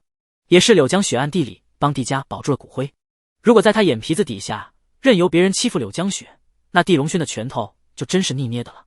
很快一行人就到了茶园办公大楼，乘坐电梯刚进入总经理办公室，就见里面有一名高大的男子正手持一把剑在缓缓地舞动，此人正是陈天觉。而旁边还坐着一名中年男子，与柳江雪有几分神似，另有一名贵妇身上珠光宝气，正双手鼓掌看着舞剑的陈天觉。几人刚进来，陈天觉就停下了手中的动作，眼神冷冷朝柳江雪与地龙轩看来。等他看到黑虎被人背着进来，整条右腿鲜血淋淋的时候，眼神一下冷到了极点，仿佛刺骨的冰凌。说下，谁给你打断的？陈天觉冷冷道。办公室内的中年男子与贵妇霎时震惊到了极点，齐齐朝柳江雪看去。柳江雪赶紧走过去想要解释，却被陈天觉一个眼神定在了原地。我不需要你多嘴，我只想听黑虎说话。少爷，我刚才帮您过去催促柳小姐尽快过来，谁知这小子就恶狠狠骂我一句滚，我气不过就动手了，谁知他耍诈，拿起一根铁棍狠狠砸断了我的腿。黑虎满脸愤慨，可怜巴巴的道，居然还流出了泪。虽说这个解释近乎侮辱智商，但陈天觉听完还是使劲点了点头。好，很好，我陈天觉的人居然也有人敢动，还打断了一条腿。我不管这个人是谁，他的命属于我了。在章台市的地面上，我有资格这么说。话可谓霸气十足，更是杀机森森。此话出，柳江雪就吓得面色惨白，忙喊道：陈天觉，你不要这样，我同意嫁给你好不好？求你不要动我同学，他是无辜的，是黑虎先出手的。贱人，你越是袒护这个人，证明这个人越是该死。陈天觉说完，一巴掌就朝柳江雪的脸上打去，却没想这巴掌刚打出，自己就被另一巴掌扇趴在地，半张脸直接没了知觉，人更是狠狠摔在了地上，犹如狗啃屎。现场所有人见到这一幕都震惊到了极点，谁能想到居然有人敢打陈家大少，他可是陈家未来的接班人。整个办公室内的空气都仿佛凝固了，时间空间都冻结了。死寂之中过了4-5秒，陈天觉才咬牙缓缓从地上抬起头来，他忍着巨大疼痛朝自己脸上摸去，是血，呼呼流出的血，是烂肉，白净精致的右脸烂了。他从来没有任何一刻能比这一刻更想杀人，浑身细胞都燃起了熊熊的怒火。你既然敢毁了我的脸，我会将你整个身子一刀刀割肉，让你用最痛苦的方式死掉。我地龙轩若是怕你，算是我输，你想要怎么割我的肉，你来就行。地龙轩眼神冰寒，看向陈天觉，宛如俯视一只蝼蚁，半分情感与温度都没。柳江雪此刻已经彻底绝望了，因为他清楚陈家的强大，陈家的背后可是有洛都豪门撑腰。洛都是京都之下4大古都之一，其中的世家势力庞大，随便一脚踩在章台市都是横尸遍野，谁人能挡他父亲柳任兴与后妈冯玲也是看得心脏都要炸了。在自己办公室内，陈天觉的脸被人扇烂，可想而知柳家要承受多大的灾难。但下一刻，让人意想不到的事情却发生了。原本怒火冲天的陈天觉听见地龙轩3个字，却神色一下定格了，接着杀机与愤怒都收敛了。你是地龙轩，曾经地家的少爷，你居然没死！陈天觉捂着脸站起身，满脸都是震惊的道：你认识我？地龙轩冷冷道。身边的柳任兴与冯玲闻听地家少爷之名，也是震惊了。毕竟现在章台市上层可是将地龙轩3个字传成了十足的杀人狂魔，不管是严家、张家还是李家、顾家，都被杀得崩盘，一夜覆灭。何止是认识，我家与你地家曾经是世交，而且你爸还将一份神秘的东西藏在了我家，你赶紧跟我回去取一下吧。陈天觉忙道，眼神之中是巨大的亢奋，竟一时没了任何的怒火，仿佛脸上被打烂的肉都没了疼痛。一边的黑虎见状，赶紧道：少爷，他怎么能领回去？他这种人不配进入陈家大门的，必须杀掉。滚！老子说话，你能多嘴吗？陈天觉转身就是一脚将黑虎踹在了地上，又走过去朝黑虎脸上猛踹几脚。黑虎被踹得满脸是血，再不敢多嘴了。既然如此，那我先跟你去回去看看吧。地龙轩好似也信任了，脸上半分的质疑都没。陈天绝不由心中窃喜，眼神之中一丝不易觉察的冷色，像是隐藏的刃口闪现即逝。柳江雪看着一切，心中担心至极，他悄悄对地龙轩使眼色，让对方不要轻信陈天觉的话。但地龙轩好似并没看懂。江雪，我先跟陈少去一趟，等会再来找你。说完就跟陈天觉出门了。两人走后，柳任兴脸色发白的坐在椅子上，心中七上八下，不得安宁。我感觉陈天觉一定是骗他过去，要杀了他。陈家跟帝家哪有什么交情？这小子就是活该死，他一个没了家族的野狗也能跟陈少斗。后妈冯玲冷冷道。说完之后，就眼神阴翳盯住了柳江雪，问道：这小子来找你干什么？我听说你早年暗恋这小子，你是不是一直在等他？我没等他。柳江雪赶紧摇头，他清楚自己后妈的狠毒，一旦知道自己喜欢帝龙轩，更要煽风点火，让陈天觉杀掉他了。呵呵，一看你的表情，我就能猜出来，你跟这小子八成有一腿。告诉你，不要做梦了，野狗配不上我们柳家的千金，你必须跟陈少结婚。冯玲冷冷道。你小妈说的对，帝龙轩怕是回不来了，以后不要再跟这种人有联系，他已经成了整个章台市的公敌，咱们柳家不能跟他有牵连。柳任兴一脸坚决的道。柳江雪忍不住哭了，他夜里做梦都在想念的帝龙轩刚回来，难道就要被杀吗？如果这一切真的发生，他真的会疯掉。但他难受的表情，眼前的父母却没半分的同情，反倒感觉他真是傻得要命。别哭了，赶紧收拾一下吧，咱们带点礼品去陈家，先道歉，然后摆明立场，咱们跟帝龙轩半分关系都没。冯玲推了一下柳江雪道。柳人心忙点头，说的太对了，是帝龙轩纠缠我闺女，咱们并不知情，柳家一直盼着与陈家联姻，必须跟帝龙轩这个疯子撇清关系。他虽说是柳家的家主，但历来都是妻管严。冯玲的话对于柳任兴来说都是锦囊妙计，必须听，必须照办。不管柳江雪能不能接受，两人立即备重礼，催他上车一起去了陈家。与此同时，另一边的帝龙轩与陈天觉已经乘车到了陈家豪宅。眼前的豪宅，帝龙轩一看便就眯起了双眼，眼中寒光闪烁。因为这豪宅分明是曾经帝家名下的别墅，帝龙轩以前还经常过来住。这是我家的资产吧？现在成了陈家的了。帝龙轩冷冷问道。陈天觉用一块白色纱布捂着脸，讪笑解释道：你帝家出事后，很多资产成了无主的状态，我爸怕被外人抢走，所以收购了很多，这别墅就是其中之一。既然你回来了，自然会还给你。这话似乎很本分。帝龙轩好似半分警惕没有的点头，多谢了，你陈家真好。哼，我们是世交，不是外人，走吧，里面谈。陈天觉一脸热情的道，先前两人的冲突似乎早就忘掉了。帝龙轩跟着他就进了豪宅里面。当年在帝家诸多的房产之中，这座别墅能排进前3，面积很大，院子占地有100亩，而且风景秀丽，所以帝龙轩喜欢来这里住。进去之后，他故地重游，心中不免涌现诸多伤感的画面，与爸妈第一次来这里验收的情形，与严凌飞在这里幽会时候的兴奋。但当帝龙轩与陈天觉走到院子中间的时候，后方的大门忽然关上了，里面数个建筑内纷纷涌出了大量精悍的男子，一个个眼神凶狠，手拿砍刀。数个建筑高点位置更是出现了一个个狙击枪口。帝龙轩，你这个蠢货，居然能相信我说的话？你帝家已经死绝，有什么资格跟我陈家交往？你这条野狗，敢跟我抢女人，敢打烂我的脸，今日我就让你尝尝生不如死的滋味。陈天觉立即转身冲入了后方的精锐之中，脸上再无和善，而是翻倍的杀机与狰狞。与此同时，一名微胖的中年男子缓缓走来，他正是陈天觉的父亲，陈家的现任家主陈豪兴。真是天助我也，帝家简直就是为我陈家而生而灭。帝家有3成资产成了我陈家的，当年真是过瘾。帝家还有一笔巨款存在银行之中，这么多年也没人能取出，现在帝龙轩送上门来，这笔巨款也要成为我陈家的了。陈豪兴说完仰头狂笑，陈天觉也是亢奋大笑，脸上的痛苦比起帝家在银行中存着的100亿资产真的可以不计较了。帝龙轩闻言这才明白陈天觉为什么演戏邀请他过来，原来是为了利用他取走帝家在银行的100亿资产。这么说，你陈家当年也参与了帝家的命案？帝龙轩的眼神忽然冰冷攀升。陈豪兴阴寒道：杀人这种脏活，我陈家哪能去干？但你帝家的钱，我陈家不要白不要。你小子现在乖乖配合，只要陈家拿出帝家在银行的100亿资产，就饶了你这条狗命。陈天觉冰寒道：你哪来的自信？怎么知道你们是我的对手？帝龙轩清冷问道。环视周围，陈家出动的精锐人数虽有上百，但在他眼中不过是土鸡瓦狗罢了。玄龙脉突破，踏入红尘，便是一条真龙，谁人可敌？你小子真跟傻子一样，我陈家这群打手都在战区系统训练过，大半都在真实战场上杀过人，你能打得过10几个、几十个，但能打得过100多个吗？陈豪兴圆瞪双眼，霸气的道。陈天觉更是指了指周围，况且你再快，能比子弹还快吗？严家、张家、顾家、李家都是对你太仁慈了，今日你要是敢放肆，子弹直接射杀。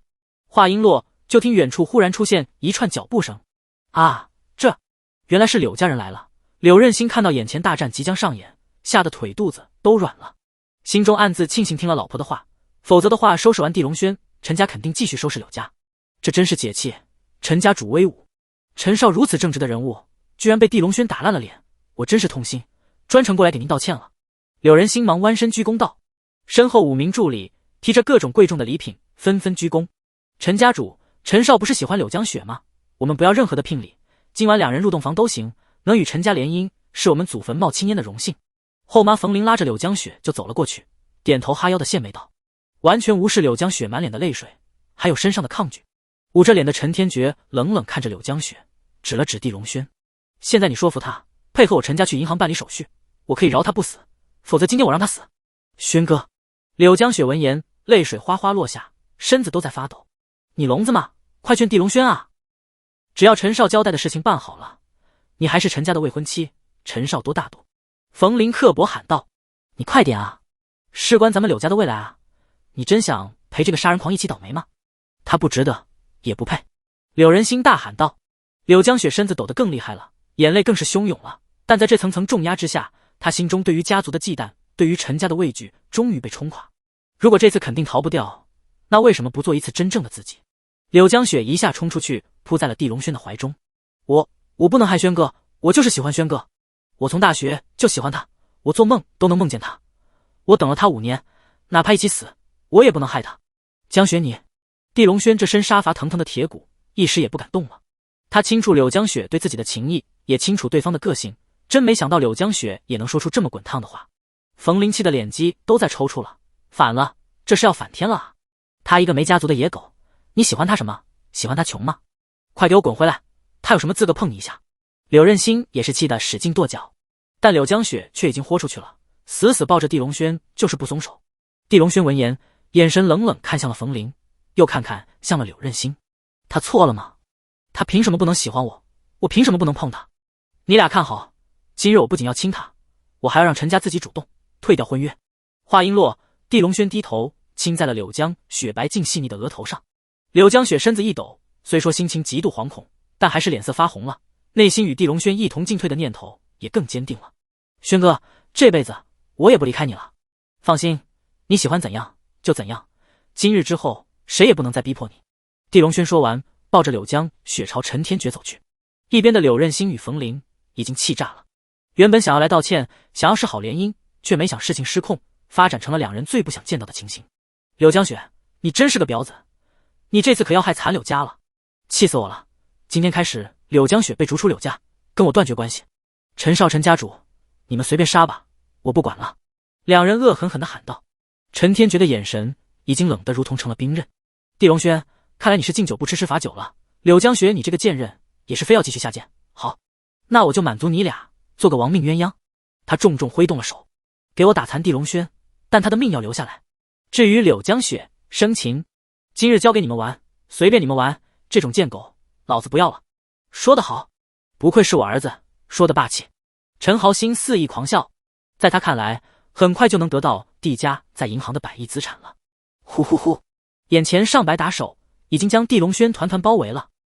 柳江雪下的脸色惨白，身子狂抖，即便她是柳家大小姐，见过大世面，但也没见过这等凶残的厮杀场面。低头趴在我怀里，什么都不要管，我带你杀人。地龙轩的声音清冷的传来，柳江雪乖乖将脑袋趴在了他结实的胸膛上。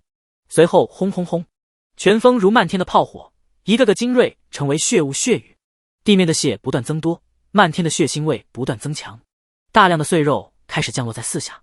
这一幕简直丧心病狂，上百个打手迅疾锐减，仅仅10多秒就只剩了一半。原本满脸嚣张的陈天觉这下不得不慌了，他赶紧大吼一声，快开枪，你们傻吗？还不赶紧开枪。狙击手立马行动了，几道枪声从四下响起，子弹呼啸杀向地龙轩。已经被他手段吓得瘫坐在地的冯林与柳任心见状再次幸灾乐祸起来。他还想跟陈家斗，他就是个蠢货，这下肯定死得很惨了，活该。只是2人刚说完，就见地龙轩撕下眼前一名打手的10根手指，抱着柳江雪身形飞转，嗖嗖嗖，10根手指如同10道霹雳杀向10个方向。6名狙击手头部纷纷被击穿，2名举着火箭筒的健壮手下也被击穿喉管。剩余2人，一人是站在高处拿着望远镜，指挥所有人围杀的管家，一人是坐在3层窗户上看热闹的陈家老爷子，10人1秒之中都上了西天，剩余的打手已经被吓破胆，直接溃散了。即便陈家的薪水很高，但也没命重要啊！你们干什么？都给我站住！快给我顶上去！杀了地龙轩！快！陈天觉疯了一般的嘶吼，但谁也没听，眨眼都跑光了。转眼现场就只剩了陈家爷俩，从一呼百应变成了孤军奋战。你想要干什么？劝你不要乱来！我陈家可是骆多世家的分支，你想死吗？陈天觉惊恐的后退，狰狞的大喊道。但话音刚落，噗嗤，2道劲气划过，他双腿直接没了。陈天觉摔在了地上，嚎啕惨叫起来：“我的腿，我成了残废！爸，快杀了他！我儿，你敢这么残害我儿子，我要跟你拼命！”陈豪兴拿出一把手枪，眼神赤红的冲着地龙轩就疯狂开枪了。谁知地龙轩抬手，几道劲气打出，那飞杀而来的子弹就一个个在空中爆开了。最后陈豪兴打空了子弹，也没能击杀地龙轩，气得狂吼：“不，我不能让你活着！你有什么资格掌控我的命运？”地龙轩说完，同样2道劲气打出，陈豪兴也瞬间摔在地上，没了双腿，成了彻头彻尾的废物。爷俩疼得嚎啕大叫，但左右却没人敢出手相救了。先前为了隐蔽行动，2人命令亲人都暂离了豪宅，现在任凭如何凄厉惨叫，连个过来搭救的亲人都没了。限你俩1天内将地家的所有资产归还，否则死。另外，现在立刻解除跟柳家的婚约，如果江雪不满意，你们现在就死吧。地龙轩声音冷冰冰的道。陈天觉见他眼神冷的就如深渊，半分情感都没，吓得站立，再不敢有半分忤逆念头。柳任兴，我跟你女儿的婚约现在解除，我再不打她的主意了，你快点头同意解除，快啊！我儿子以后再不打扰柳江雪了，再也不敢跟你抢女人了。陈豪兴也赶紧大喊道。柳任兴已经吓得脸上没了血色，整个事情的发展半点没按照他的预测去发展，他只能惊恐的点头，好，同意，解除。但坐在地上吓得发抖的冯林闻言却还是怒得发飙了。地龙轩，你逞能什么？我柳家的千金就是不嫁给陈家，也轮不到你。柳江雪身后多了青年才俊，你除了会杀人，还有什么能耐？柳江雪在地龙轩的怀中吓得一抖。从10年前老爸柳任兴娶了这个小妈，他就处处被欺凌，对方简直成了他生活中的噩梦。柳任兴闻言赶紧拽了一下他的衣角，不要乱说话了，你这是想死吗？我就是想死，有本事他杀了我，我是柳江雪的妈，他杀我试试。冯林的泼妇本性都使了出来。好，我满足你。地龙轩淡淡说完，抬手一拳，冯林还没反应过来，就化为了血雨，漫天迸溅，人间消失了。啊，我老婆没了。地龙轩，你太狠了，她可是江雪的妈啊！柳仁心当即嚎啕大哭起来。你说错了，她只是江雪的后妈，而且是一个非要逼着江雪往火坑里跳的后妈。今日开始，谁敢再欺负江雪，那就先问问我的拳头。地龙轩冷冷道。柳任兴一听，吓得不敢再谴责，只能崩溃的大哭了。地龙轩没有半分的怜悯，柳江雪看着自己父亲，惊讶的发现自己居然没有半分的同情。这些年来，父亲为了讨好后妈，做了太多伤害他的事情。若非地龙轩忽然出现，他硬是在接下来的数日之中嫁给陈天觉，成为对方一个玩具，被糟蹋、被玩弄、被抛弃。我说的话不会再说第二次，你俩好好记住。地龙轩说完，弹指，空气中瞬间凝聚出6根冰针，扎入了陈家父子的身体之中。两人当即疼得打滚，体表居然出现了耸人的冰霜。地龙轩握住柳江雪的手，跟我走吧，柳家先别回了。柳江雪两眼红红的，郑重点头。随后两人手牵手一起离开了陈家豪宅。金风玉露再相逢，便胜过人间无数。地龙轩再度遇到柳江雪，才发现什么应该珍惜，什么叫做感情。而柳江雪此刻虽说失去了柳家的庇护，但他心中却很踏实。他看着眼前高大伟岸的地龙轩，就像是一条溪流进入了大山的怀抱。两人上了车后，地龙轩一边朝市区开车，一边问道：江雪，我弟家的骨灰你放在了哪？放在了一个很安全的地方，这件事只有我自己知道。柳江雪认真道：哦，什么地方？要不今天去取回吧？地龙轩问道。柳江雪闻言却摇了摇头：我偷偷存在了宁古寺中，如果你去取，我感觉应该询问下殡葬方面的人，什么日子比较合适，别冒冒失失打扰家人的平静。地龙轩点了点头，也对，还是你比较细心，那我跟你去呢。柳江雪忍不住脸红了。地龙轩一听也有些茫然了，他回来之后一路杀伐，脚步都没怎么停，暂时还没个落脚之地。他只能电话打给了张松鹤，后者一听立马爽快地安排了住宅。玄一门在横江区域之内，可是很有钱的势力，毕竟看病卖药都是一本万利的行业。在市区明月台就有一座顶级别墅，属于玄一门，却从没人居住，里面一切俱全，提包入住就行。两人到了医院之后，张松鹤立马点头哈腰迎了过来，但看到柳江雪，却不由讪笑道：“小施主，您朋友不少啊。”他虽说常年行医修炼，但也了解章台市有所谓名门四朵金花之说，其中就有眼前这位柳家千金柳江雪，以及先前与地龙轩认识的宁家千金宁天琪。多少上层圈的年轻才俊为了这两人争风吃醋，用尽手段也没拥有，却没想地龙轩刚来就折服了两位。这桃花运虽说强势，却也是祸水两重，弄不好会淹死自己啊！这是我同学柳江雪，最近他要在我这边休息，如果有什么需要，你安排人照办一下。地龙轩吩咐道。张松鹤赶紧点头，好的，遵命小施主。柳江雪见状，整个人已经惊得嘴巴能塞进大号茄子了。他有幸见过玄一门之主张松鹤，晓得对方身份很高，却没想对方居然称呼地龙轩为小施主。下一刻就见病房内一道高挑亮丽的身影走了出来。柳江雪，咦，你怎么在这里？我为什么不能在这？这是你家吗？反倒是你怎么在这？一向内敛温柔的柳江雪声音立马冷了下来。我是地少的朋友，过来看望他养女了。宁天琪一对美目也霎时冷了下来，身上的那种端庄柔和气息变得冷艳锋利。哼，我轩哥的养女，我来照顾就行，以后不需要你了，你可以走了。柳江雪也一下变得强势，两人就如麦芒对针尖，上演了对垒，四目都带着凌冽。张松鹤看得头皮发紧，赶紧道：“小施主，我先进去照顾你女儿了。”说完就溜走了。地龙轩也头大了，根本没想到柳江雪与宁天琪居然认识，而且还像是有很大的矛盾。你俩这是有什么仇吗？杀伐霸道，眉头都不皱一下的地龙轩，现在却有些束手束脚不敢动了。宁天琪与柳江雪立马都瞪圆了美眸，看向了对方。呱呱啦啦，唧唧歪歪的一场母老虎争吵就开始了。他前年非要抢我看中的一个包，太坏了。别乱说，那是我先交的定金，只是定金被人私吞了。你才乱说，那4年前我去参加宴会，你故意踩我裙子，让我摔倒丢了脸，是不是故意的？我不想解释，那纯属偶然。你不是现场还将一杯香槟泼在了我身上吗？地龙轩看傻了眼，他忽然想起了网上被牵着绳狂笑的柯基和泰迪，气势都拉足了，这时候最好的办法就是松开绳子，柯基和泰迪立马就不做了。于是乎，地龙轩转身溜进了病房，一看他走了，刚才还拉足气势争吵的2朵金花立马住嘴了，虽说谁看谁也不顺眼，却谁也不吭声了。柳江雪撩撩头发，整理一下衣服，开门也进了病房。宁天琪也冷哼一声，整理下妆容，当作什么都没发生，进了病房。走廊内站着的玄一门精锐，一个个看得瞠目结舌，都忍不住捂嘴偷笑了。当然心中也羡慕的要死，多大的福运才能让这么2个绝色美女为了自己吵起来。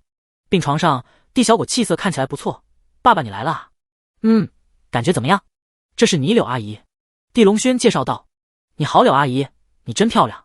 地小果笑着道。柳江雪顿时高兴，只要这小家伙不排斥自己，那么自己跟地龙轩在一起，小家伙也不会反对了。但地小果下一句就让柳江雪不高兴了。柳阿姨，你和宁阿姨一样漂亮，你俩都跟画上的人一样。别多说话，要静养，等你身体好了，爸爸带你去游乐场，去吃各种好吃的。地龙轩赶紧转移话题道，他只是擅长杀人救人，但真不擅长调解女人之间的矛盾。乖，听你爸爸的，看看阿姨给你带的玩具，喜欢吗？宁天琪走过去，拿出一个精致的礼盒，里面居然是各种芭比公主的玩具，真好看，谢谢您阿姨。地小果开心的笑了。柳江雪一看，赶紧去了旁边，拿出手机拨打了出去。小李，你立马找个玩具店，给我买一堆最好的女孩玩具，拿来医院。地龙轩一听，头皮更紧了。这2位是要上演暗斗啊！也就15分钟，柳江雪的秘书小李就拎着一堆玩具来了。接下来，柳江雪与宁天琪这2位在名流圈以冷艳高冷著称的千金小姐，化身成了知心阿姨，围着地小果各种宠爱，各种哄逗。地小果开心到了极点，地龙轩却头更大了。看见天不怕地不怕的小师，诅咒眉头，张松鹤忍不住偷笑了。地龙轩拉住他胳膊就出去了。他可没工夫劝架，更关心一些正事。你清楚什么日子挪骨灰入土适合吗？地龙轩认真问道。这个要看天干地支，我算算。张松鹤也摆正神色，掐指开始算。几秒后他道，小施主，3日后是很好的日子，适合迁坟殡葬，您可以考虑下。好，看来你应该懂这方面的风俗，到时候你帮我一下，将家人的骨灰迁到一个风水好的地方。地龙轩郑重道。张松鹤忙点头，徒孙一定会为您办好这件事，玄一门正好有一块风水宝地空着，就给小师祖安葬家人用吧。多谢了。地龙轩抱拳道，少见的客气下。张松鹤忙说不客气，然后小声道，小师祖，如果你要是让柳小姐自己去别墅住，怕是又要引出事端。地龙轩刚想解释自己跟两人都清白，就听身后宁天琪的声音响起，什么别墅？这是要包养柳江雪？你早上没刷牙吗？轩哥给我找个地方住，怎么成包养了？你是嫉妒吧？柳江雪也走了出来，先前知心阿姨的形象顺便成了母老虎。我就是嫉妒怎么了？我不怕告诉你，我也喜欢地少，我也申请去住。宁天琪居然仰头挺起风骨的上围，不顾及千金颜面了。不要脸，那是轩哥给我的地方，你凭什么去？我就要去，你管得着吗？地少还没拒绝我，宁家和地家原本就有交情，我爸我爷爷还帮过他，他还欠我人情呢。两人又斗了起来。地龙轩头大，一身本事却束手无策了，只能赶紧道，张松鹤，别墅要是给他俩自己分配吧，我有事先走了。说完立马溜了。若两虎相斗必有一伤，伤的肯定是他到了外面。他终于松了一口气，直接联系了林南，想要询问下南天雄那边的情况。另一边，陈家已经一片哭声，老爷子被杀，家主陈豪兴与少主陈天绝都成了残废，转眼豪门就塌了。他还想要地家资产，做梦吧！我就是死也不给他！快联系洛都陈家，我要狠狠报复！陈豪兴嘶吼道：“爸，我已经让下面人查清楚了，地龙轩不仅在章台市杀了一群人，还得罪了南拳王，不如联合南拳王整死他吧。”陈天绝冰寒道：“南拳王，好主意，我这就联系他。”陈豪兴杀机森森道：“陈家在章台市是一线豪门，与南拳王有一些合作，彼此倒是有点交情。”地上瘫坐着的柳任兴面色惨白的道：“陈少，陈家主，这一切都跟我没关系，求两位放了我吧。没你女儿，我能成这样吗？你和你女儿一样该死，除非你有办法杀了地龙轩，否则你一起死。”陈天觉眼神喷火的喊道：“这个我有办法，我老婆在柳江雪手机里偷偷安装了窃听软件，我们偷听下两人在聊什么，不就有办法了吗？”柳仁兴立马提议道。陈天觉爷俩一听都来了精神，催他赶紧拿手机窃听。柳仁兴打开手机，果然听见了柳江雪与地龙轩刚才聊天的录音，宁古寺地家骨灰，这可是大情报。柳仁兴继续听，气得眼珠子都鼓了，这个不孝女儿居然要搬过去和地龙轩一块住别墅。咦，宁家千金也要去，这俩还在为地龙轩这个杀人狂争风吃醋，恶心，恶心透顶！柳任兴大骂。陈天觉也已经气得吐血，不要脸，这俩婊子都不肯便宜我，却都争着去舔地龙轩了。你俩闭嘴，这可是大情报，如果抓了这两个女的，是不是地龙轩就乖乖听话了？陈豪兴当即兴奋的冷笑，仿佛忘了两腿被斩的痛苦。远在千里之外的天江城内，此刻南府之中灯火通明，却杀气森森。来自章台市的13个头目都在院中长跪不起，一个个痛得嚎叫，浑身都有寒霜不断出现。大热天院中点燃了好几堆篝火，也难让这13人有什么温暖的感觉，冻得都在发抖。南拳王，我们都是为您得罪了地龙轩啊，求您用赤阳内功帮我们解除寒毒吧。南拳王，只要您愿意帮我，我愿意奉上我所有的家产啊。南拳王，您不能见死不救啊。一道道求救的声音不断在院中响起。原本奢华的庄园现在成了鬼哭狼嚎之地，吓得院中佣人一个个躲得远远，周围还站着50名手持大刀的精锐，盯着这群头目。庄园深处，以稀有金丝楠木打造的书房之中，南天雄正手持狼毫笔，面色平静地书写般若波罗蜜多心经，这是他练心的方法。越是烦躁的时候，他越会练书法写经文，让自己冷静下来。王，那帮头目已经在院中嚎叫了2天，不如拉出去杀了吧。一名魁梧黝黑的男子说道。如果杀掉，我的名声也就臭了，毕竟是我养的狗。南天雄淡淡道。王，如果这么持续嚎叫下去，就要传遍天江城了，现在外面已经有了议论，地龙轩这人真损。黝黑男子忍不住骂道。这小子失踪6年，冷不丁出现，不仅有了一身逆天本领，手段也着实凶狠毒辣，不得不防。我哪能消耗自己内功救这些废物？南天雄淡淡道，继续书写心经。王，那怎么办？任凭他们继续嚎叫，或者耗死在院中吗？黝黑男子皱眉道。放心就好，地龙轩惹了那么多人，仇人遍地，一定会有人找到对付他的办法，然后过来告诉我。南天雄慢条斯理的道，随后提笔写完了最后一行字：接地接地菠萝接地。这时他手机响了，南天雄一看是章台陈家主的电话，似乎猜到了什么。喂，陈家主进来可好？找我何事？南拳王，求您为我主持公道啊！地龙轩这个祸害在章台市太狂了。接下来3日，地龙轩都在与张松鹤建造陵园。位置在东南宁古寺的后山，倒是一块风水宝地，有山有水，四环八抱。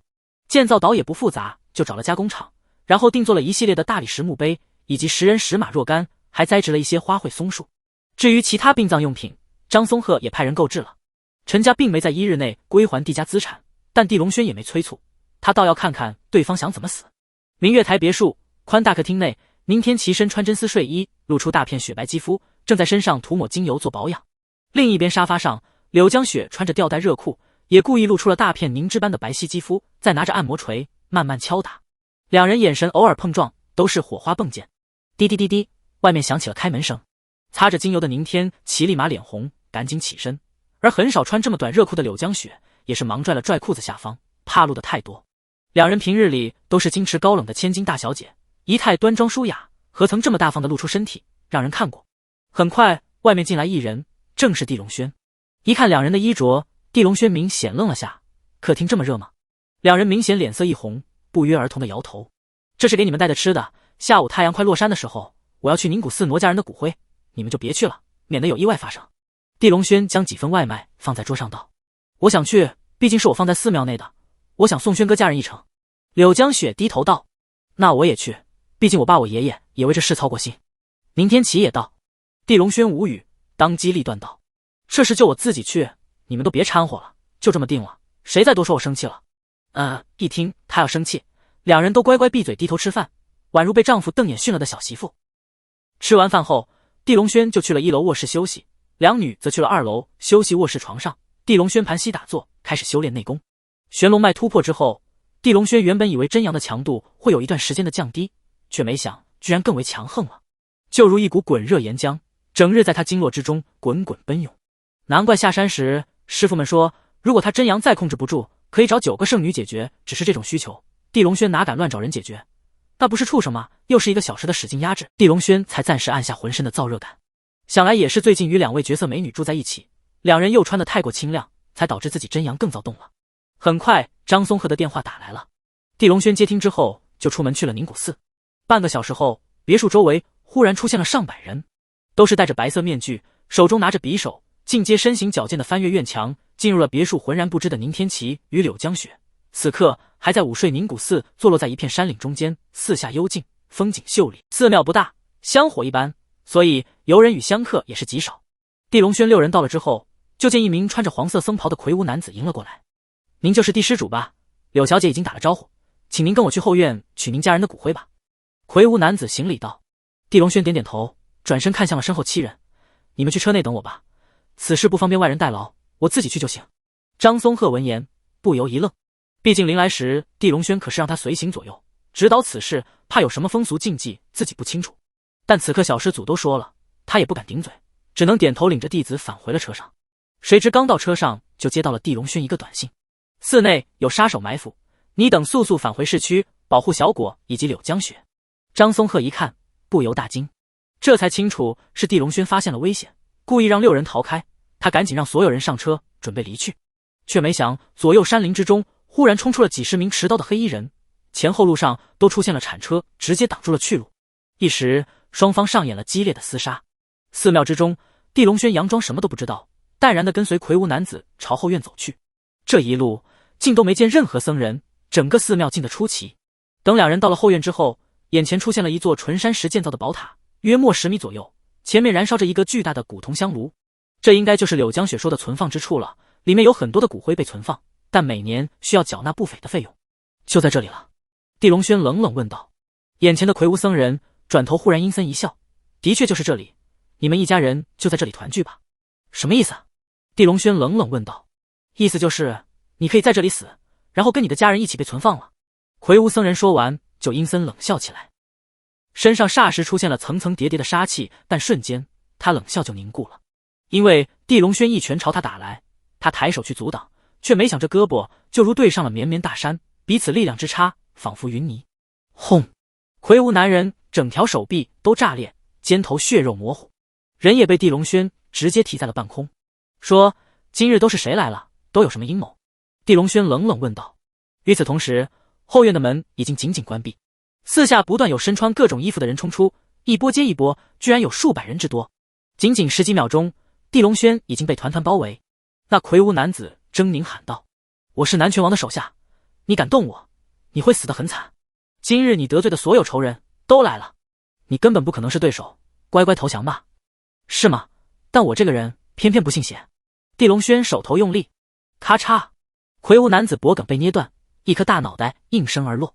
地龙轩抛开他的身子，看向了眼前众人，眼神渐渐冷到了极点，身上的煞气更是如数爆发。他真阳不断躁动，倒是可以通过疯狂杀戮缓解一下。所以眼前这群人的出现不仅没让他惧怕，反倒被他看成了药物。但大战还没上演，就见宝塔后面走出了30人，这30人都身穿黑衣，手中都拿着枪。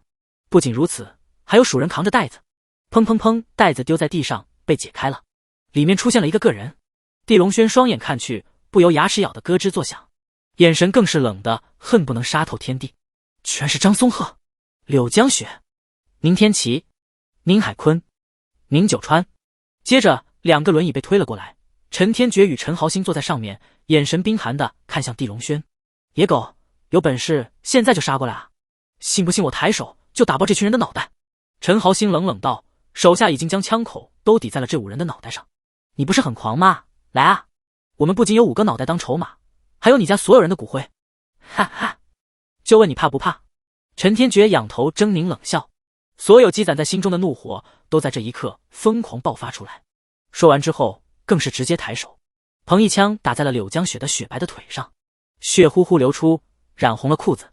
柳江雪疼得惨叫，浑身战栗，却咬牙没有哭出来，反倒喊道：“轩哥快走，不要管我，我死也不想连累你，我也不会连累你弟少，快走，别管我。”宁天琪也大喊了一声，接着就被陈天觉一巴掌扇趴在地。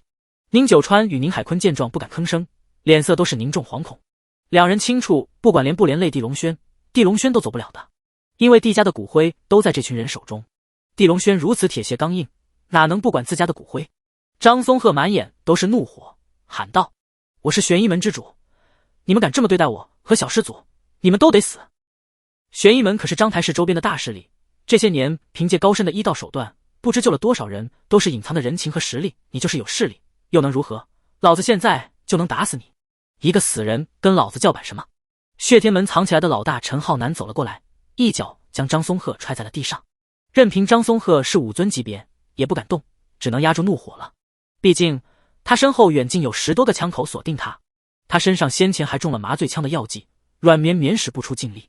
就在这时，后面一个个的人不断走了出来，看向地龙轩的眼神都带着巨大的怒恨。我李家被你全杀了，地龙轩今天你必须偿命。我严家虽然对不起你，但你也太狠了吧！严凌飞做的事，你杀了我严家大半人。我是顾家的，你真当我顾家都死光没人了吗？今天我就代表顾家杀你，吃你的肉。张家被你杀的都要绝后了，地龙轩你该死1万次！所有的咒骂之中，一大堆骨灰盒被拿了出来，然后当着地龙轩的面被浇上了汽油。一个魁梧高大的男子手中拿着一个火把，冷冰冰道：“地龙轩，你不是要找地家所有人的骨灰吗？都在这里。现在开始，你按照我说的办，否则我就一把火点燃。”此人正是南拳王此次派来的特使，人皆5尊强者厉成海。一句句咒骂，一个个撕裂地龙轩神经的举动，已经让地龙轩陷入了滔天怒火之中。他双眼变得赤红，根根血丝狰狞如蚯蚓交缠。他双手已经攥得没了血色，指甲扎入了肉里。他全家人的骨灰就这么被侮辱，被浇了汽油。宁天琪、柳江雪、张松鹤这些人就这么因为他被抓来，被侮辱，也许下一刻就被杀。6年前地家被屠戮的凄惨画面在地龙轩的脑海之中一段段的疯狂涌现，让他浑身的血都在沸腾。现在你喝下这瓶药剂，我就放了这5个人质。我此刻代表南拳王，言出必行，绝不食言。厉成海说完，将一瓶药剂甩出，稳稳落在了地龙轩面前。这是南拳王找鬼脸药王调制的毒药，10品阎罗，古籍之中记载的9大绝世毒药之一。服下之后，经络如烈火烧灼，全部毁坏，修为尽废，五脏六腑全部焦化，骨骼寸寸碎裂，成为残渣粉状。而这一切的发生都是在10秒之中，堪称绝无解救之法，眨眼登陆阴曹地府。地龙轩，你还是男人吗？你居然在犹豫？你对得起这2个对你深情至极的女舔狗吗？陈天觉冷冷喊道。陈豪兴也大吼道：“地龙轩，你不是一直走铁血硬汉的路子吗？有种你就为了你的女人喝下去啊！不喝，你就是孬种，没把的废物！”哈哈。陈浩南放肆大笑，厉成海更是大声道：“临来时南拳王可是说这小子如何强如何的狂，现在看来也不过就是一个无情无义的怂包而已。”李家、顾家、严家、张家的人也相继开始嘲讽地龙轩。地龙轩眼神之中的怒火再翻倍暴涨，他缓缓弯身，拿起了地上的那瓶药剂，单指打开了瓶盖，一股奇异的香气瞬间散发出来，让人沉醉，又让人产生了某种坠入深渊的迷幻感。张松鹤见状，赶紧喊道：“小氏族，你不要上当，他们是在激将你，你要是喝了，我们就要跟你一起完蛋。对，轩哥，不要喝，我宁愿自己出事，也不要你出事，你快逃吧。”柳江雪忍着腿被子弹击穿的痛苦，咬牙喊道。宁天琪更是紧张的大哭了：“帝少，你快走吧，不要喝。”宁九川与宁海坤也心悬到了嗓子眼，这是一个绝对难做的选择题。但地龙轩很快就拿着药剂做出了回答：“我地龙轩做人顶天立地，你们这群废物没有资格威逼我，更没资格激将我。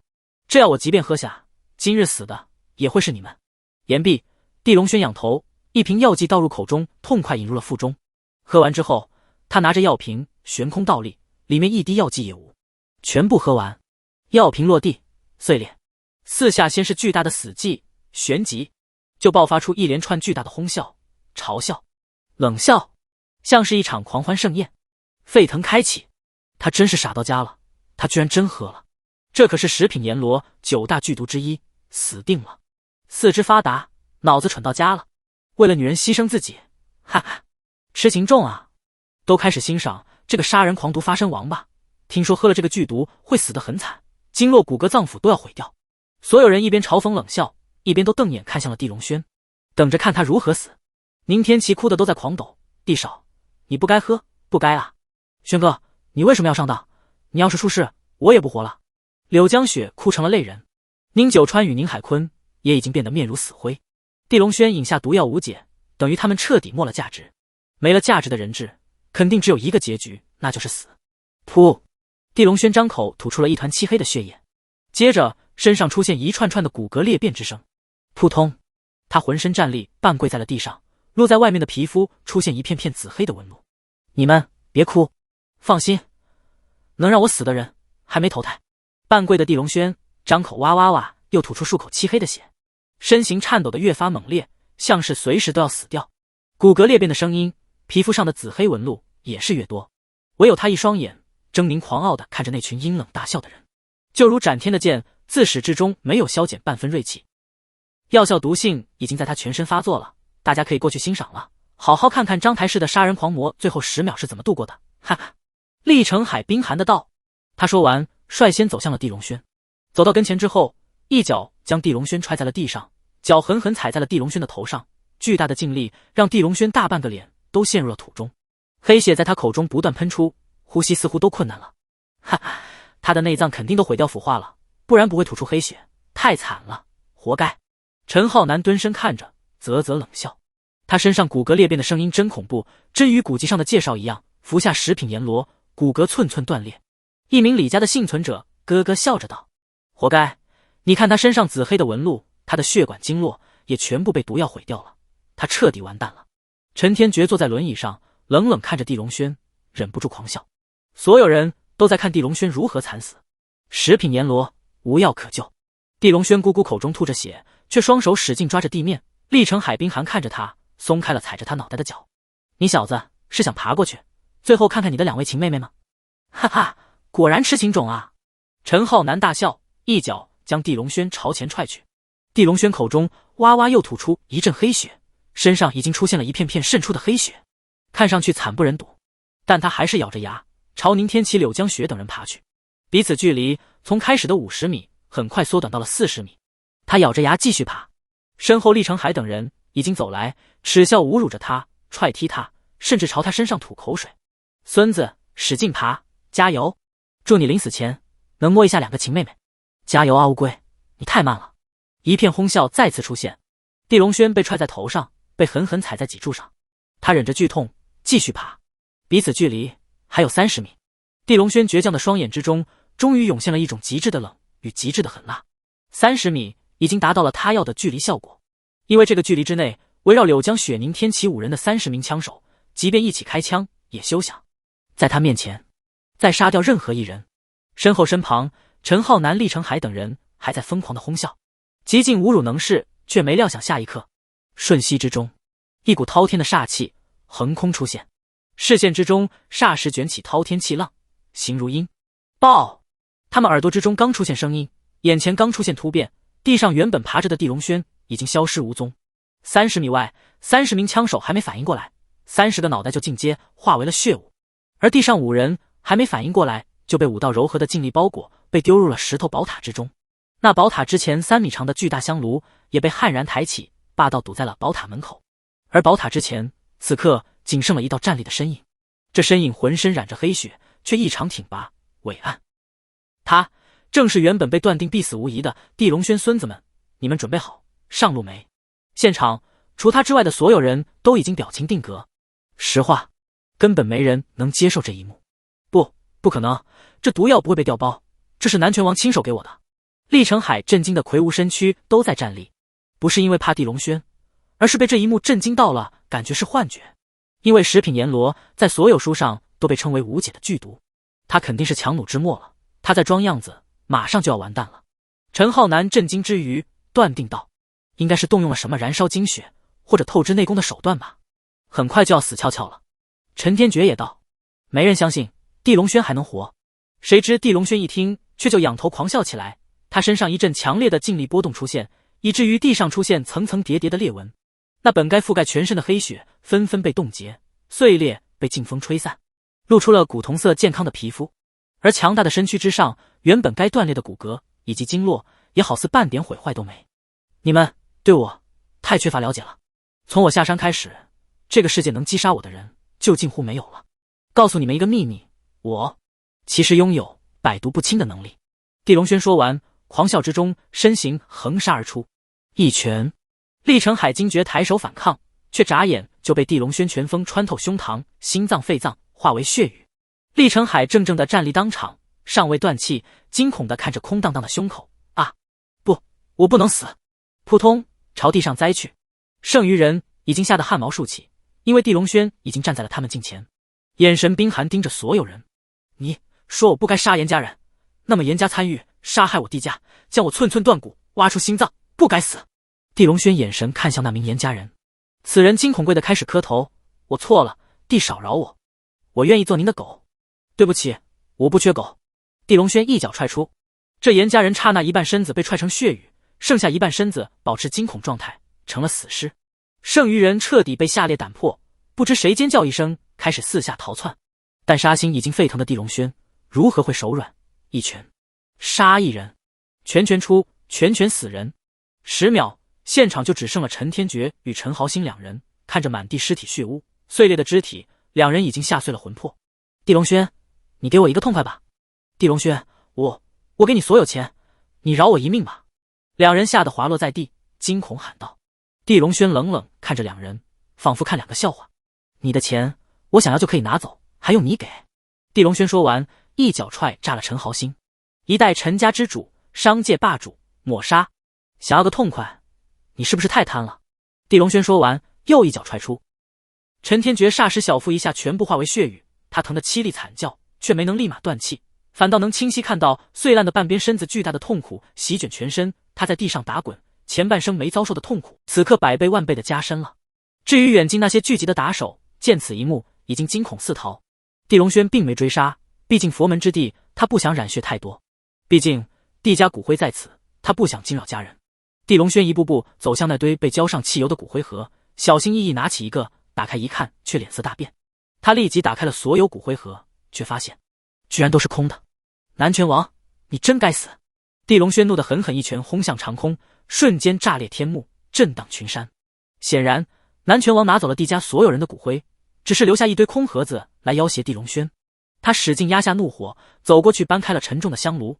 宝塔内的5人虽说没看到刚才杀戮的一幕，却也能听见声音。此刻看到地龙轩，都是眼神敬畏如神，都感觉这一切像是做梦一般不真实。刚才地龙轩还是绝境将死之人，却短短几分钟内翻盘，杀光了所有寺庙内的敌人。小师祖，您真是百毒不侵啊！难不成有朱雀神血？张松鹤震惊问道。你懂得倒是不少。我四师傅是一线，当年为了救我，为我灌入了朱雀神血，所以我百毒不侵。地龙轩在身上摸出一粒丹药，递给了张松鹤。张松鹤震惊之中吞下，身上麻醉枪造成的软绵绵感觉渐渐褪去。朱雀神血百毒不侵的传说，他只是在古代药经上见过，想不到现实之中还真存在。当下更是对地龙轩膜拜到了极点。轩哥，你没死我真高兴，但你下次不要再做这么傻的事情了。柳江雪瘫坐在地，喜极而泣。地龙轩蹲下，查看了一下他被枪击的腿，尽力吸出弹头，立即为他敷上了金疮药，又撕下一块布缠在了上面。放心，我做什么都肯定智商在线。地龙轩心疼地抱起他道。柳江雪躺在他怀中，脸色微红，没再说话。宁天启也站了起来，地少，刚才太惊险了，不过你真是神勇，太让我震惊了。对不起，连累了你以及宁家主，宁老爷子，此次算我欠你宁家一个人情，可以随时兑现。地龙轩郑重道。宁九川一听，心中的怨气都没了，地少客气了。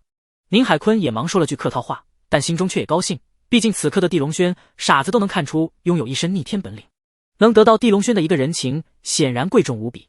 再就是他看出了孙女宁天琪对地龙轩的情谊，如果能撮合成功，宁家未来和仇不崛起。但在地龙轩与南拳王没决出输赢之前，宁海坤是不敢撮合的，万一地龙轩输了，宁家岂不跟着陪葬？小师祖，这些骨灰盒居然都是空的。张松鹤走出来，看到地上那片空荡荡的骨灰盒，当即脸色阴沉。地龙轩点头，南拳王太阴损了。此刻众人才知上当了，地家所有人的骨灰应该早就被南拳王取走，这只是一个圈套而已。柳小姐，你将骨灰存在这里的事情，除了你之外还有谁知道？张松鹤疑惑问道。我真的没告诉任何人，因为我怕地家的仇人过来抢夺破坏。柳江雪认真道。那就怪了，南拳王怎么知道的？张松鹤皱起眉头道。地龙轩也是疑惑，他虽说猜不出原因，但能猜得出原因肯定在柳家。给你爸打电话，告诉他来见我，否则死。柳江雪闻言就为难了，虽说父亲对他不好，却也是亲爸，而他却不知电话那头一直在窃听的柳仁心听见地龙轩这句话已经吓尿了。不久，林南领着一群捕快赶来了宁古寺，在仓库中找到了被捆绑的所有僧人，并将现场收拾干净，还告知僧人封锁了消息。此战之后，整个章台市已经豪门大半凋零，再无翻身的可能。一群人回到市区之后，地龙轩立即安排柳江雪入住了医院。虽说子弹只是贯穿伤，并没伤及骨头，但仍需静养恢复。他将上次小果没有用完的白玉断续膏给柳江雪抹上了，这样不仅可以更快的愈合，还不会有伤疤。这边刚处理完，地龙轩就听病房的门被人推开了。张松鹤与林南转头看去，发现进来的人是一名中年男子。病床上躺着的柳江雪一看不由愕然，爸，你怎么来了？谁知他刚说完，柳任心就扑通跪在了地上，然后就狂扇自己的耳光。柳江雪当即震惊，爸，你这是怎么了？不要打了。张松鹤与林南也是看得瞠目结舌，唯有地龙轩面色清冷而平静地看着他，多半猜出了对方与宁古寺的事情有关。是你告诉了陈家或者南拳王，我要去宁古寺取骨灰吧？我罪该万死，请地少饶了我这次吧，我再也不敢了。是我老婆在江雪的手机里安装了窃听软件，所以我知道了这件事。柳仁心更狠地打耳光，惶恐地求饶。真相大白。柳江雪一脸的愤怒，将手机狠狠摔在了地上。爸，你太过分了，你差点害死我和轩哥，还让轩哥一家人的骨灰都找不到了。我也是被迫无奈啊，要是不配合，陈家人当时就要杀了我。柳任心赶紧哭着喊道。地龙轩的双眼冷的就如两道剑刃，身上煞气不断翻腾，但最终还是没有动手。毕竟对方是柳江雪的父亲，他如果真杀了对方，柳江雪就没了父亲，心中也会留下永远的伤痕。这次暂且饶了你，以后再算计我，再欺负江雪，你将生不如死。地龙轩说完，抬手一道内劲打入了柳任心的体内。柳任心吓得狂抖，惶恐喊道：地少，你在我身上做了什么手脚啊？你不是说饶了我吗？只是一道内劲罢了，你不乱来就一辈子无事，如果乱来，我随时可以让你脏腑碎裂，生不如死。地龙轩冷冷道。柳任心闻言吓得面色惨白，但好歹暂时是安全了。柳江雪见此也松了一口气，想了想道：轩哥，既然我爸已经悔改了，那我回家静养吧，在医院住有些不方便。也行，我给你开一副药，回去每天熬药喝，固本培元。地龙轩说道。柳任心赶紧凑过来，仿佛一脸的关切，放心吧，地少，我一定照顾好江雪，他要是出事，我脑袋给你。现在他也看出地龙轩虽说没了地家撑腰，却变得更强了，连陈家都能举手灭掉，此等人物若不夭折，以后定是逆天人物。柳任心也看出女儿对地龙轩的真情真意，不如顺势投靠地龙轩，那以后谁敢再欺负柳家？接着众人一起收拾，送柳江雪返回了茶园别墅。至于宁天启等人，已经返回了宁家。茶园别墅内，柳江雪刚安顿好，外面客厅就出现了一阵嘈杂的声音，大声的吵闹，嚎啕的大哭，还有一连串的打杂声音。柳任心顿时有些愕然，这是怎么了？他忙冲了下去。地龙轩眉头一拧，也跟着出去了。柳江雪虽说也好奇，却被地龙轩按在了床上，不许他下床。到了客厅内，柳任心就慌了，因为眼前这群哭闹打杂的人不是外人，正是他老婆冯琳的家人。柳任心之所以一直都是妻管严，是因为老婆娘家很强势。冯家在洛州之中虽说不算顶级豪门，却也是三流豪门。洛州身为经济重城，即便是三流豪门放在章台市都是碾压的地位，所以柳任心不敢让老婆冯琳不高兴，生怕得罪了洛州冯家。这次冯琳被地龙轩击杀，消息已经传到了洛州冯家，彻底捅了马蜂窝。我女儿真是命苦啊，嫁来章台这种小地方，还被人残忍杀了，连尸骨都没。一个老太太坐在沙发上大哭，旁边还有一名老头举着拐杖使劲打杂。柳任心，你快给我一个解释，谁杀的我女儿？那个人必须给我女儿偿命。我听说我妹妹是因为柳江雪被杀的，快让柳江雪这个小贱认过来，她肯定是怕我妹妹抢夺家产，所以暗害小妈。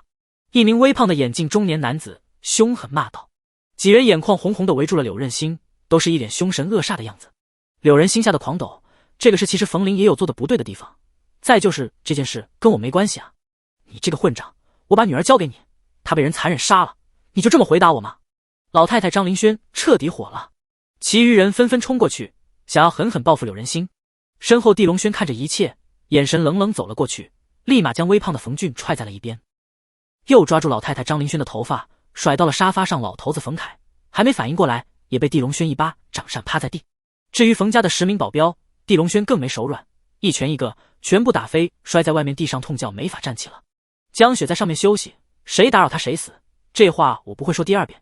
冯琳就是被你们惯坏了，卑鄙无耻，但我不会惯着你们。地龙轩双眼之中的寒气凝如实质，周身煞气爆发，更是如龙虎镇压当场。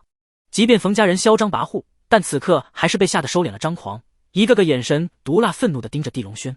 柳任心一看，赶忙躲在了地龙轩的身后，这可是江雪的男朋友，劝你们都老实点，我柳家以后也不是好欺负的了。地龙轩愣了下，却没否认此事。对他来说，柳江雪对自己情深意重，不管未来能不能走在一起，他都会尽可能的保护对方。冯俊咬着牙道：小子，我听说是个姓地的杀了我妹妹，看你这么凶狠，应该就是你吧？正是本人，你如果不服，现在就可以找我报仇。地龙轩压根没抵赖，画风强势，开门见山。够狂，但我冯家也不是好欺负的。你以为自己手段强，这天下就没人能对付你吗？你错了，我冯家认识的人可不少。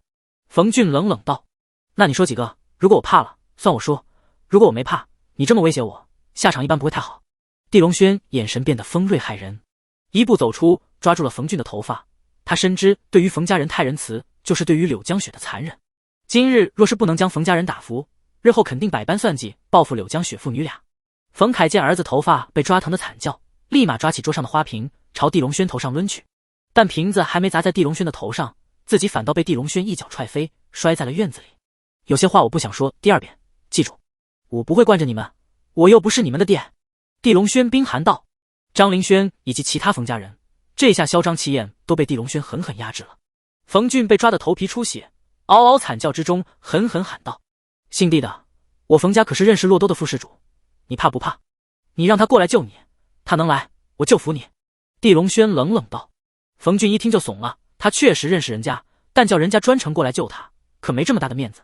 在头皮的剧痛刺激下，冯俊又相继说出了数个洛州的人物，但地龙轩根本看不上，连眼皮都没眨。冯俊又怒又怕，却根本想不到还有什么人物能搬出来震慑地龙轩了。就在这时，张凌轩大喊道：地龙轩，我可是刚收到三公主的请帖，你再狂也不是三公主的对手，你真想让我喊三公主过来吗？三公主又是谁？地龙轩冷冷问道。柳任心闻言也是满脸的疑惑，并没听过这号人物，但被抓着头发的冯俊却立马喊道：三公主你都不知道，真是孤陋寡闻。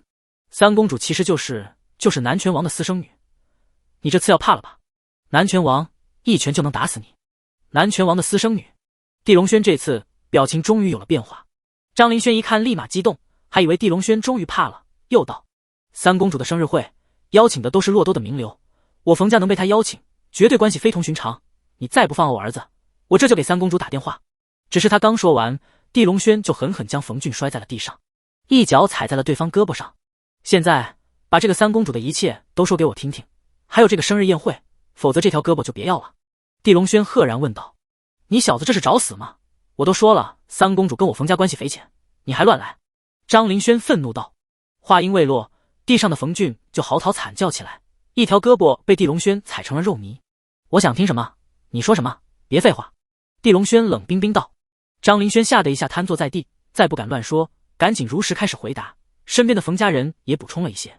地龙轩听完之后，一脚踹开了冯俊：“滚！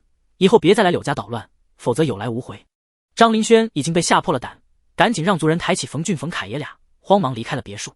柳任兴满脸幸灾乐祸，被冯家人欺负了这么多年，终于扬眉吐气了一次，但他还是谨慎道：“地少，你要小心点，防备冯家人真去找三公主报复你。”谁知地龙轩居然似笑非笑看着他，道：“你说，如果我打了这个三公主，南拳王会不会气死？这是不是太危险了？”柳仁心愕然，南拳王可是横江区域的霸主，号称五尊之首，泰山北斗般的人物，光是门徒就有数万，附属势力多达10几个，此等人物谁敢招惹？那不是找死，能比惹了我还危险。地龙轩冰寒一笑，交代柳任心照顾好柳江雪，有事随时联系他，大步流星而去。到了外面，他给林南打了一个电话，让对方安排10几名持枪捕快过来保护柳江雪的安全，然后又拨打了一个始终存在手机之中却从未联系过的号码。1个小时后，章台市江畔公园内，地龙轩挺拔站立，面前出现了一位身穿黑衣、英姿飒爽、扎着高马尾、身子高挑妖娆的年轻女子。此人正是燕云山9大圣女之一4圣女穆嫣然。按照师傅的介绍，穆嫣然6年前就已经下山，在横江区域盘踞经营，身份与势力都已经巨大。地龙轩原本没想搅扰对方，但为了安全起见，还是联系了穆嫣然。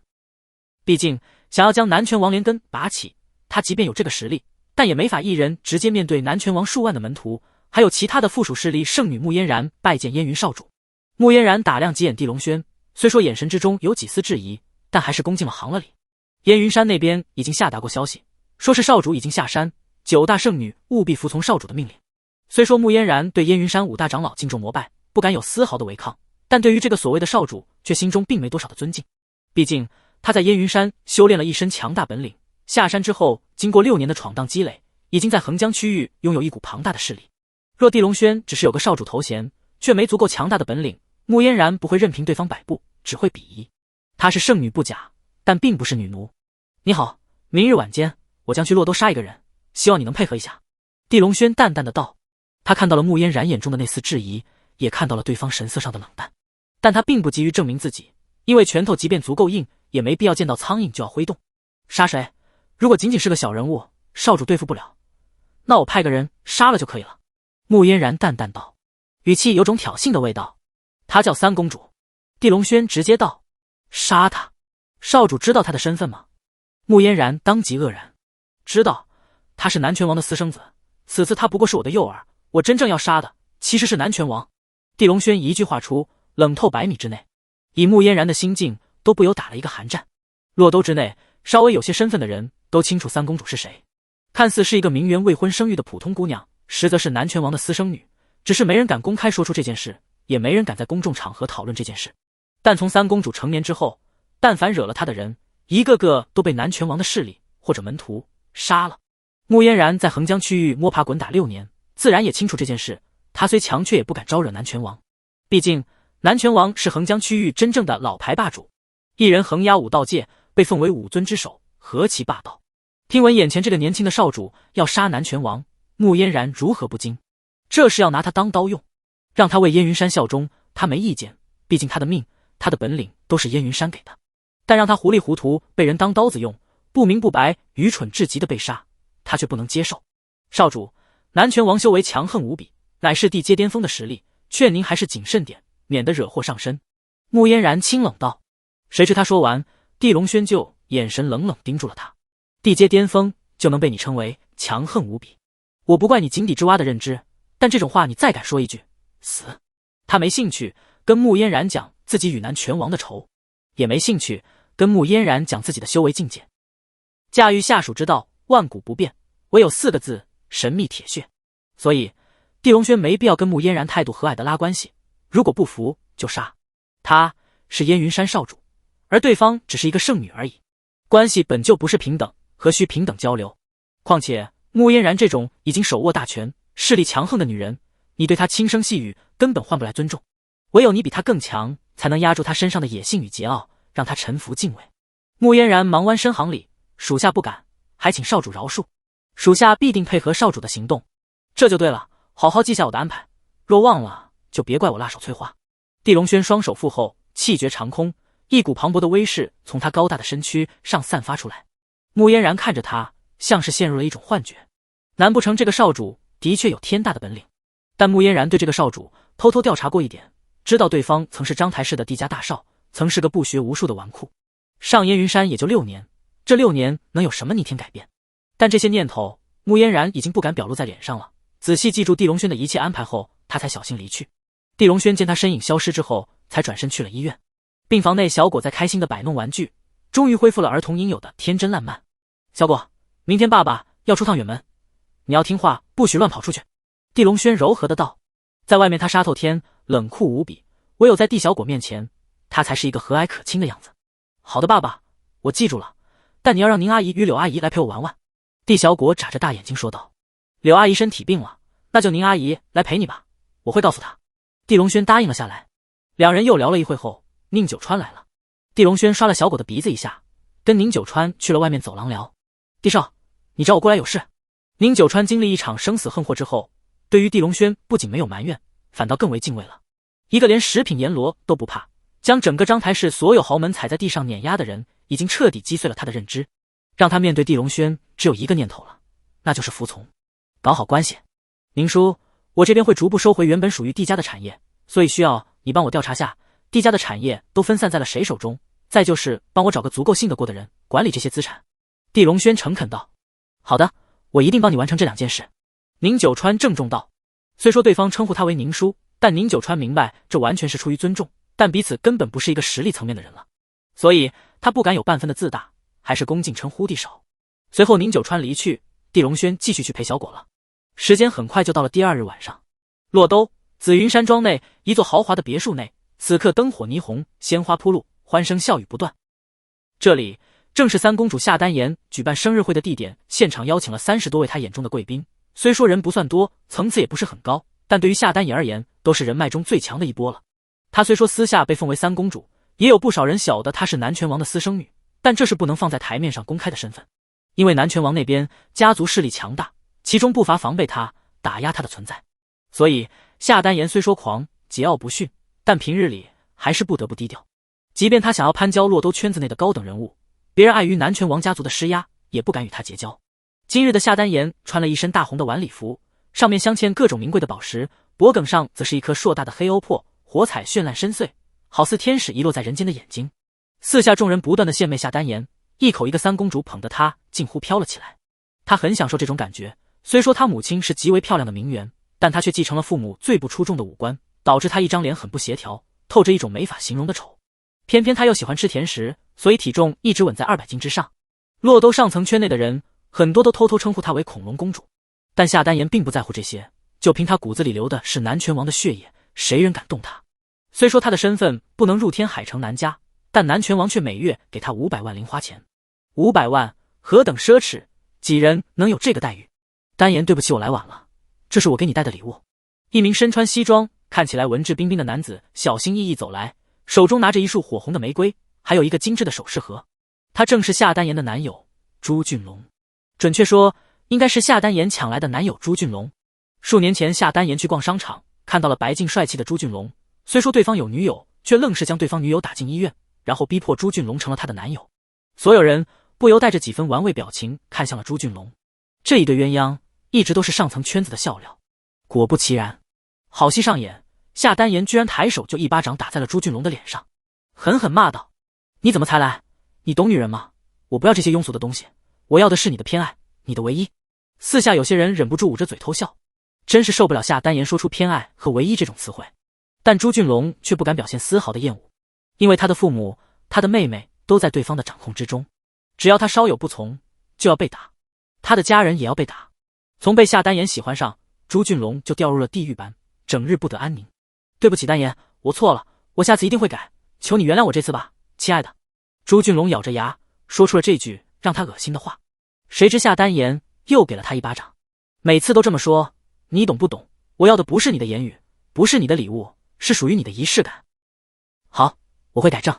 朱俊龙捂着脸不敢反抗。四下再次出现了哄笑，对于夏丹言折磨朱俊龙的戏份真是看不够。偏偏夏丹言出手之后，还要用肥胖的身形摆出一副柔弱女性恨铁不成钢的样子。现场这么多的美食，让人都没有任何的食欲。好了，不跟你一般见识了，起来吧，挽住我的胳膊。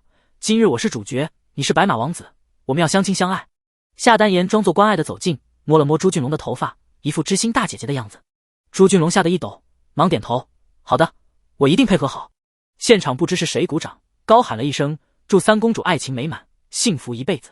顿时各种掌声雷鸣般响起，各种阿谀奉承也是响起。夏丹言很享受地看向四下，得意地让朱俊龙挽着他的胳膊走到了会场中间的位置。告诉你们，我最擅长的就是调教男人，不管什么男人到了我手上，都要乖得跟奶狗一样。夏丹言得意地笑道。四下哄笑，却没人敢提出质疑，毕竟朱俊龙已经不知是夏丹言的第几个男人了。前面被夏丹言玩腻抛弃的男人，不是死了，就是残废了，反正下场都很凄惨。正当夏丹言想继续绽放母老虎风采的时候，冷不丁人群中有人站起，朝他风轻云淡走去。久闻三公主大名，今日一见，果然是与众不同，引人注目。此话出，现场30多贵宾都立马循声看去。这说话的人正是地龙轩。眼见他穿着简单，身上也没任何的贵重饰品，所有人都眼神有了几分轻蔑，都认为这是一个想要讨好夏丹言，然后吃软饭的家伙而已。而夏丹言自然也是这种判断，他嘴角勾起，下巴出现3层赘肉，冷冷笑了。你倒是很勇敢，主动过来献媚我了，那我就给你一个机会，我这水晶鞋上有一些灰尘，你给我舔干净，我就收下你这条舔狗。说着，夏丹言伸出了粗壮的大腿，大红色的晚礼服下，他的一条腿堪称象腿，居然还有一根根黝黑的汗毛。40码的水晶鞋确实漂亮精致，镶嵌满了真水晶，但想要舔干净似乎难度也不低，因为这些水晶参差不齐，真舔的话怕是会划伤舌头。有好戏看了，加油兄台，我看好你。不知谁起哄喊了一声，我也看好你，先给舌头热热身，争取做个顶级的舔狗。哈哈，真是好戏不断，等会他要是舔的三公主满意，我送他10万狗粮钱打赏。一连串的奚落取笑声响起，夏丹言朝地龙轩勾着小手指，一脸的浓郁奸笑。他虽说臭胖，但身边其实真不缺舔狗，毕竟他爸是男拳王，不少人都想借他平步青云。但那些舔狗与眼前的地龙轩比起来，似乎差了很多。眼前的地龙轩虽说穿着普通，但身上却有种奇特的气息，这种气息对于女性简直有致命的吸引力，神秘、桀骜、霸道。朱俊龙看着地龙轩，面无表情，他不会吃醋，也不会鼓掌，他像是看到了另一个悲剧即将上演。地龙轩听着所有人起哄的叫喊，平静淡然地走上台，站在了夏丹言的身前。你还愣着干什么？赶紧为三公主舔啊！快点！一名精悍男子走来，抓住了地龙轩的衣领，凶狠喊道。他叫焦虎，是夏丹言的保镖，曾经是地下黑拳场的拳王，手段强横。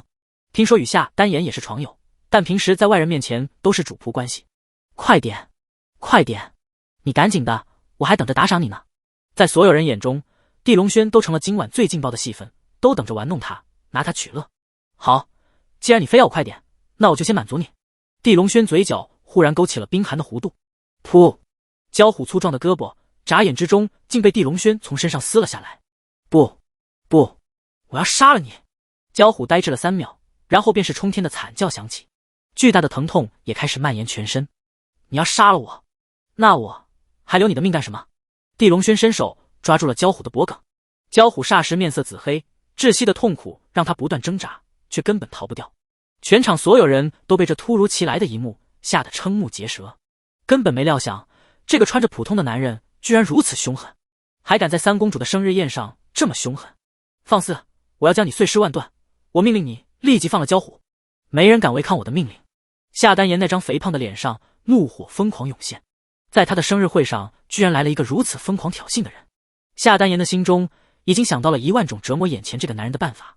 朱俊龙也是看懵了，还是第一次见到这个城市里还有人敢这么挑衅夏丹颜。你的命令就一定管用吗？未必。地龙轩冰寒说完，咔嚓捏断了焦虎的脖颈，焦虎双眼立马圆瞪满是血丝，旋即便软重重摔在地上，成了一具尸体。如此霸道的一幕出现，现场立马响起了诸多尖叫，很多的名媛都吓得捂住了嘴，面色惨白。朱俊龙直面这一幕，更是吓得狂抖，唯有夏丹颜脸上半分惊恐都没，反倒被怒火烧的出现了一种复杂的亢奋。你胆子很大，今晚我要让你见识一下什么叫做残忍。夏丹颜冷冰冰的喊道，声音因为太高亢而像是公鸭一般难听。他使劲挥挥手，左右立马出现了30名强悍的黑衣男保镖，这是他提前准备的，今晚但凡有人让他不高兴，他就要让对方丢尽颜面，万劫不复。朋友们别怕，既然他愿意挑衅我，今晚咱们就拿他玩更刺激的游戏，看凌迟，看肢解，看痛不欲生。哈哈！夏丹颜脸上飞肉乱颤，瞪圆大吼，现场还处于惊恐之中的众人这下纷纷神色一变，也亢奋起来。这可是三公主的生日宴，既然敢来捣乱，就是要被玩死的下场。30名黑衣保镖转眼冲上了台子，与地龙轩厮打在一起，但这种厮打还没开始，就陷入了一面倒的局面。地龙轩一拳一个，不是炸成血雾，就是身子断裂，粗犷暴力，没人能跟他对一招。30人也就是30拳，也就是10秒。现场原本还狂欢的众人，这下一个个都被封印亢奋，陷入了绝对的恐惧之中，纷纷躲去了角落里。记住，男人永远要拿拳头说话，而不是站着被人欺负，哪怕是死也不能沦为别人的玩具。地龙轩一边擦着拳头上的血，一边看向了惊呆的朱俊龙。朱俊龙浑身战栗，吓得冷汗如雨，却不敢吭声。旁边夏丹颜一脚将他踹下了台子，狰狞大骂：闭嘴！你真以为自己有些手段就能惹我吗？我爸是南拳王，现在你给我跪下，任我处置，否则我就喊我爸过来整死你以及你全家。这话落在众人耳中，可谓威力就如雷霆，横江区域武尊之手，权势如王。南拳王谁人不怕？所有惧怕的宾客再次神色变得亢奋。如果南拳王降临，那真是大戏上演了。平日里谁人能见到南拳王的神容？但地龙轩闻听南拳王3个字，不仅没有怕，反倒冷笑更为锋锐了。他骤然出手，抓住夏丹颜的头发，就狠狠朝地上按去。你干什么？放开我死杂碎！夏丹颜使劲撑着腰，狰狞喊道。但在地龙轩巨力狠压之下，他还是瞬息双膝狠狠砸在地上，膝盖处都可见鲜血流了出来。正因为你爸是南拳王，我才来参加了你的生日宴，现在立即联系你爸，否则我也让你死。此话出，全场骇然，都没想到还有人敢专门挑衅南拳王，还这么欺负他的私生女。苏老鬼，你在干什么？你快来救我！我死了，你也要陪葬！夏丹颜抬头，眼神赤红地看着地龙轩，凶悍之气仍旧浓烈，半分都不屈服。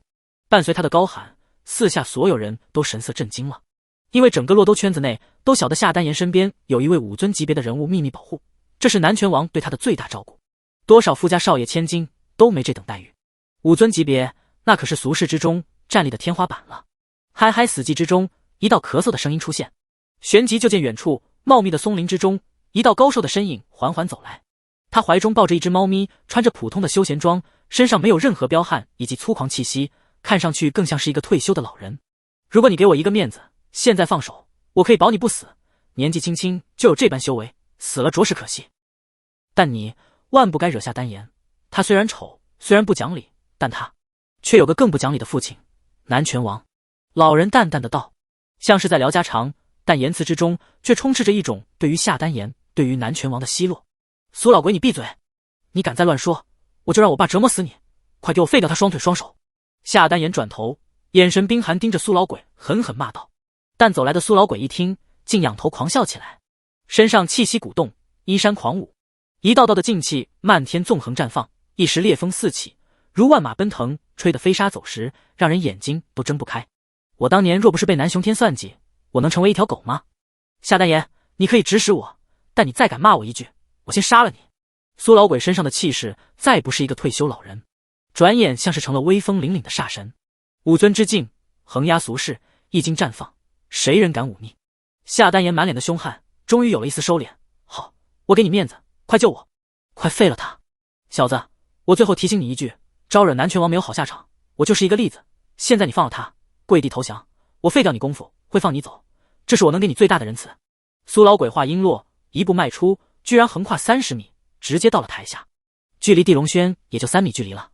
一双老眼，眸色冰寒狂傲，真如斩天的长刀，霸痞锋锐。不，凭什么？他不能活，他的命必须交给我折磨，否则我让我爸折磨你。夏丹言狠狠看着苏老鬼，怒吼道：“因为我乐意，你有什么资格威胁我？就是你爸，也只配算计胁迫我，却不敢真激怒我。他的命，我就要保了。”苏老鬼冷冷道：“自从5年前他与南天雄一战被算计后，便被对方内劲封禁了任脉，导致再也无法发挥出全部战力，还要日夜忍受人所不知的痛苦，每隔一段时间就要去求南天雄赐给一份解药，如果没解药，痛苦就要翻倍。而这道内劲封禁，只有南天雄能解开，所以苏老鬼被迫沦为南天雄的工具人，被他指挥杀人，被他安排过来充当私生女的保镖，被迫忍受夏丹言的各种侮辱。苏老鬼虽说不能杀了夏丹言，不能反抗南天雄，但他还有5尊的强势。今日夏丹言想让眼前这年轻人死，他偏不，因为这年轻人做了他最想做的一件事，暴打夏丹言这个又胖又丑又爱装的死心女人。真解气，真痛快。谁知两人正当气势对垒，争执不下的时候，一直站着的地龙轩居然张口冷冷道了一句话：“你太自以为是了吧，我的命什么时候需要你保护了？”此话出，全场震惊到了无以复加，死寂疯狂降临。这算不算自己扯断了最后一根救命稻草，非要撞死在南墙上？夏丹言闻言不由得愣住了，旋即忍不住冰寒大笑起来：“苏老鬼，你听见没有？这小子根本不领情，他就非要死，你真是贱啊，居然非要救他！小子，有种，有种！”苏老鬼也是被呛得脸色铁青了，连说2个有种，身上的杀机更为浓烈了。以他的身份赦免地龙轩的死，在他看来是巨大的恩惠，却没想对方不仅不领情，还阴阳怪气的嘲讽他一句。但地龙轩听见2人的话，仍旧半分惊恐都没，反倒抓着夏丹言的头发再次下压，2道刺耳的碎骨声霎时响起。夏丹言2条粗壮的象腿伴随地龙轩的力量下压，全部碎了，鲜血呼呼的涌出。你好像也理解错了，我不让他救我，不是因为怕你，而是因为他和你都不配对我大放厥词。地龙轩的声音清冷的好似南极之下刺骨的海水，霸气横贯长空。夏丹言的惨叫接踵出现，疼得整个人好似要炸了，但他不管怎么挣扎，都无法从地龙轩的手中挣脱，头发断裂一片，头皮都渗出了血。小子，你过分了，现在立即放下他，不然你会生不如死。苏老鬼一步步走上了高台，整个人气息爆炸。他虽说被南天雄封禁了任脉，修为降低不少，但也不是眼前这个年轻人能侮辱的。谁知下一刻，地龙轩就松开了夏丹言的头发，将他狠狠摔在了地上，转头眼神睥睨的朝苏老鬼看去。我就算过分，又能如何？一句话，横空肃杀，万风骤起。呼呼呼！苏老鬼原本强势的气息，居然被地龙轩一句话凝聚的威势狠狠撕碎了。那呼啸震耳的狂风，一下将苏老鬼刮得无法睁眼，身形都在站立。四下众人更是被刮得横七竖八的倒地，甚至飞起，狠狠砸在了桌椅上、墙上。现在可服？如果不服，我就先让你拥有全胜战力，再让你跟我说一句过分。伴随地龙轩这霸气冲天的一句话，他忽然伸出手，一下抓住了苏老鬼的头发。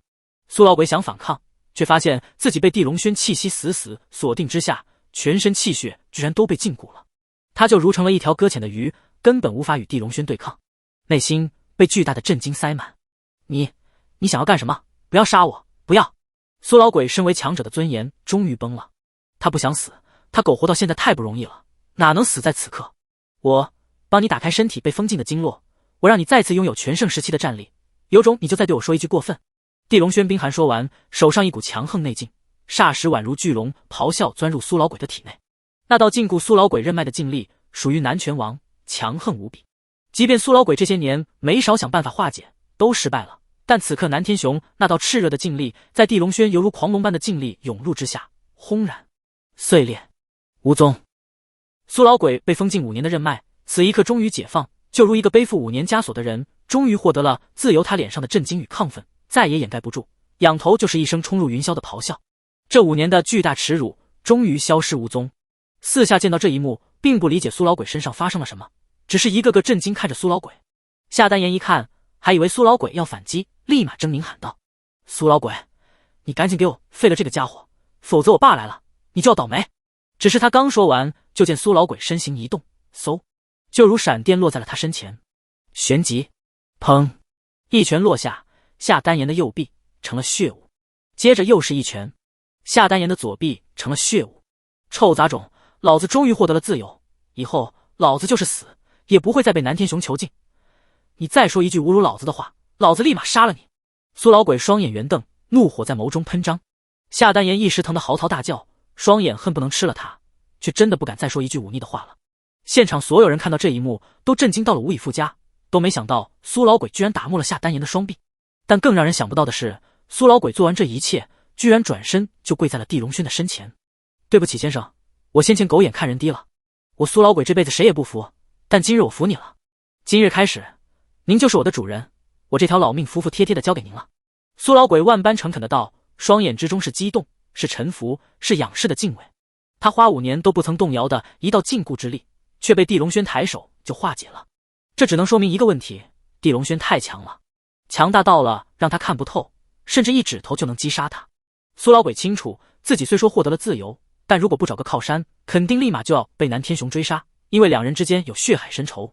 所以当前来说，他拜地龙轩为主人是最合适不过的选择。对方既实力让他完全臣服，还与他一样与南天雄有大仇。现场所有人看到这一幕都震惊得无法呼吸了，连夏丹言都成了木头人。自己的护身强者转眼就成了对方的狗。但面对这一切的地龙轩却出奇的平静，甚至见着苏老鬼还有一丝的嫌弃。你有什么能力能让我收为仆人？你这样的人我抬手就能击杀，你能为我干什么？地龙轩冷冷道。苏老鬼一听不由发抖，内心更是有种耻辱感。他曾经也是横江区域的5尊强者，被南天雄奴役了5年也就罢了，现在放下尊严下跪拜主，居然还被拒绝了我。我有一身的本领，可以帮您跑腿，也可以帮您打架，我在横江区域还有很多自己的班底，可以为您办事。苏老鬼立马道。地龙轩想了想，这才勉强点了点头。好吧，我暂且收下你这个老奴了，但你记清楚今日你说的一切，但有背叛，杀无赦。老奴一定不敢，多谢主子收留。苏老鬼赶紧道，心中对于自己的行径既感到下贱，却又有种抑制不住的激动。毕竟眼前的地龙轩太强，太年轻了，如此人物若是再有10年不夭折，整个横江区域怕是都压不住此人。就在这时，他耳边飘来地龙轩的一句话，现在你给南天雄打电话吧，告诉他夏丹言就要死了，赶紧过来收尸。苏老鬼立马亢奋的点头，他等这一日太久了，他恨不能立即吃了南天雄。苏老鬼拿出手机立马拨打了出去。很快那边就有一道阴沉的声音传来，苏老狗，你有事？我女儿的生日过得如何？你女儿没了双手双腿，是不是很意外？哈哈，南天雄，你这条恶贯满盈的老狗，快来洛都别墅救你女儿，不然她死定了。苏老鬼说完，咔嚓捏碎了手机，因为这手机之中全都是南天雄这数年来给他发的各种命令，打的各种辱骂电话。他恨透了这个手机，四下境的落针可闻，都可以想象这里即将上演一场史无前例的厮杀，每个人都心悬到了嗓子眼。夏丹言见状，咬着牙狰狞吼道：朱俊龙，你赶紧滚过来，帮我打个电话给我爸。那已经吓瘫在地的朱俊龙惊恐拿出手机，走到了夏丹言的身边。按照夏丹言的命令，他拨打了一个号码出去。那边南天雄很快就接听了。你是谁？快让夏丹言接电话，不然我让你全家死。爸，苏老鬼叛变了，这边有个男的把我双腿打没了，我成了废物，你快来救我。夏丹言大哭着喊道。是谁胆敢动你？你等着，我这就派人过去，我也会立马过去。南天雄的声音近乎要冻裂手机了，很快他就挂断了电话。夏丹言这才恢复了一点底气，眼神看向朱俊龙，就骂道：你手抖什么？你算不算个男人？你女友被人虐打成了这样，你都不知道还手，你是废物还是软蛋？朱俊龙闻言，看着成了残废依旧刻薄至极的夏丹言，忽然手突兀的不抖了，身子也不颤了，眼神忽然冷了，冷的就如没了任何的温度与情感。你这么看着我干什么？老娘就是没了4肢，你也是老娘的一条狗。夏丹言见朱俊龙忽然冷冷看着他，当即怒斥道。谁知下一刻，朱俊龙忽然狠狠摔碎手机，抓住了夏丹言的头发，砰砰砰，发疯一般朝地下砸去，然后啪啪啪疯了一般抽他耳光，甚至将夏丹言的耳朵都撕了下来，头发都撕掉了。夏丹言，你这个魔鬼，我早就受够你的各种折磨了，老子再也不忍受了，我就是死也要拉你一起。朱俊龙如苏老鬼一样，压抑在心中的所有怒恨都在这一刻疯狂爆发了4下，所有人都看傻了，怎么也想不到平日里被夏丹言压制的死死，像是懦夫废物的他，居然这么狠，这么狰狞。他的命你没权拿走，走开。地龙轩淡淡道。他能可怜朱俊龙，但夏丹言的命此刻属于他支配，谁也没权利杀掉。朱俊龙闻言，这才停住了疯狂的举动，将满脸都是血的夏丹言丢在了一边，扑通跪在了地龙轩的面前。先生，我也想做您的狗，我可能本事不大，但我还有一条命，只要您需要，我什么时候都可以给您。朱俊龙砰砰砰的磕头，磕得额头皮开肉绽，但地龙轩却甩手间，一道劲气直接将他打飞，落在了远处。他只是可怜对方，却不代表谁都可以做他的手下。可怜的人太多了，他又不是普度众生的佛，再说一条没价值的命，收下能有什么用？朱俊龙摔得惨叫，一时不能站起，却眼神之中涌现一种决然，死死看着地龙轩。夏丹言看着这一切，血淋淋的胖脸阴冷的大笑起来，活该，你就是一条狗，也想换主人，我死你也得陪葬，你们都得陪葬。我可以告诉你，现在闭嘴比什么都重要，因为你再乱说，我真会先杀了你。地龙轩冷冷道。夏丹言被他眼神盯着，还真立马闭嘴不敢乱说了。仅仅3-4分钟，就听别墅外面出现了一连串的急刹车声，连空气中都有轮胎的焦味出现，随后就是不断的脚步声冲了进来。很快众人视线之中出现了一群或是健壮，或是彪悍，或是魁梧的男子，眼神均是冰寒，带着凌冽的杀机。凤南拳王之令，洛都孙家带人前来营救三公主。凤南拳王之令，洛都战龙组织率领300精锐前来营救三公主。凤南拳王指令，擎天武盟率领200精锐前来营救三公主。洛都周家、葛家、沈家、富甲商盟，一个个在洛都堪称顶级的大势力或是家族，纷纷报上了名号。现场肃杀气氛不断攀升，犹如一池滚烫的岩浆就要爆发。层层叠叠的各方精锐已经将地龙轩、苏老鬼以及夏丹言围得水泄不通。当看到三公主夏丹言成了浑身燃血、四肢碎灭的人，诸位势力首脑都震惊到了极点，也终于明白了南拳王为何在电话之中怒火喷张。他的女儿居然成了这副模样，这等于天被捅了。小子，现在你怕了吧？晚了，我要让你成为整个洛都最惨的人，也让你全家都惨不忍睹，一一为你陪葬。夏丹言眼神冷到极致地盯着地龙轩，但地龙轩却面无表情，更是抬手一道劲气横杀而出。噗！夏丹言整个头顶直接被斩平，头皮头发都没了，只剩白森森的骨头，紧接着就是鲜血呼呼涌了出来。一声凄厉至极的叫喊刹那从夏丹言的口中痛嚎而出，我早就说了，你最好闭嘴，不然你的命很可能立马终结。地龙轩说完，眼神看向了四下洛都各方势力，这群人看着夏丹言头顶被削掉，都是震惊的眼目欲裂。谁敢想南拳王的私生女，居然有人敢这么狠辣的虐，半分忌惮都不曾有。但紧接着地龙轩就朝所有人说出了一句更为霸道挑衅的话，他再次抬手，横空一道劲气在四下地面划出一条线，踏入此线，杀无赦，声如雷霆，震荡远近100米。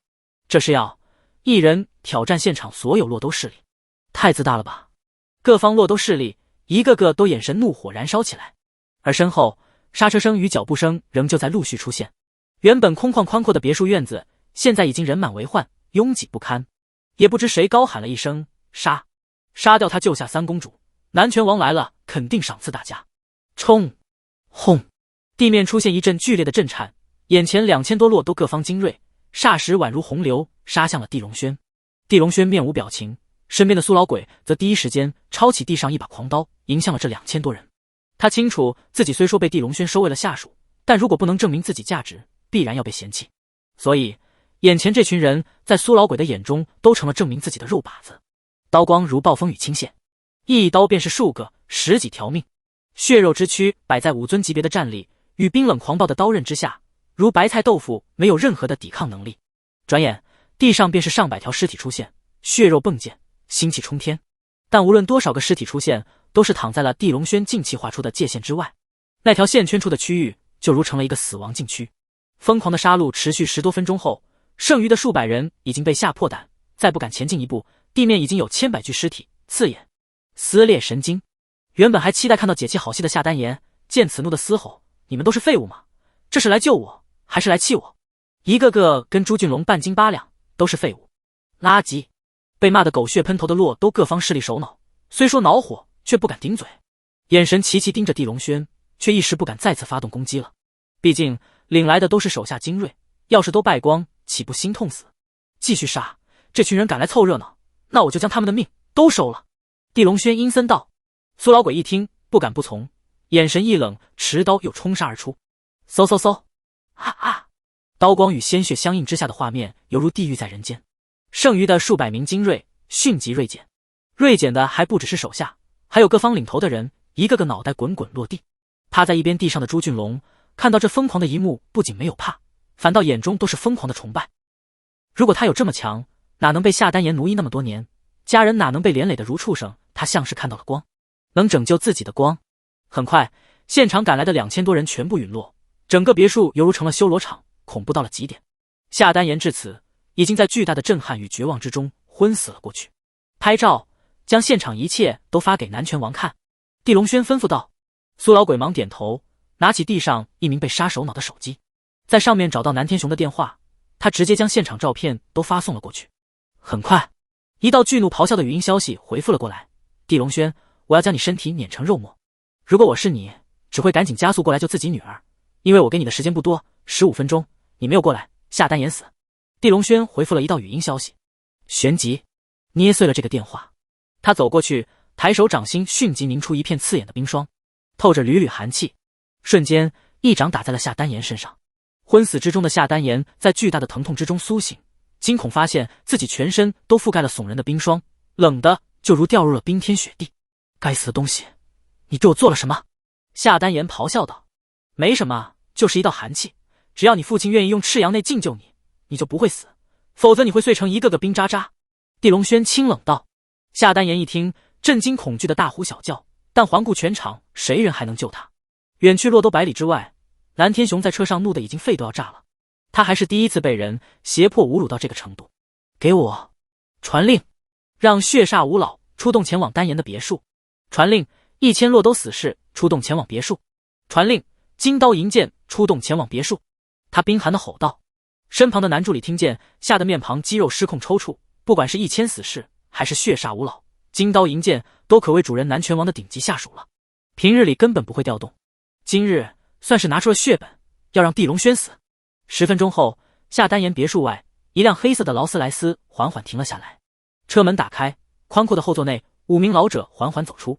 5人穿着不同颜色的长袍，留着长发，穿着布鞋，宛如从棺材里走出的古代人，面色冰冷，眼神冰冷，像是全身都没任何温度。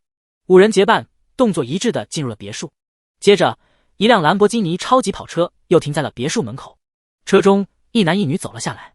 男子身穿金色中山装，身形修长伟岸；女子身穿银白色女士西装，身形玲珑曼妙。两人可谓金童玉女般耀眼，眼神一起看向别墅内，一起走去。约莫又过5分钟，别墅外的街道上，一群穿着各色衣衫的人陆陆续续出现，面无表情进入了别墅。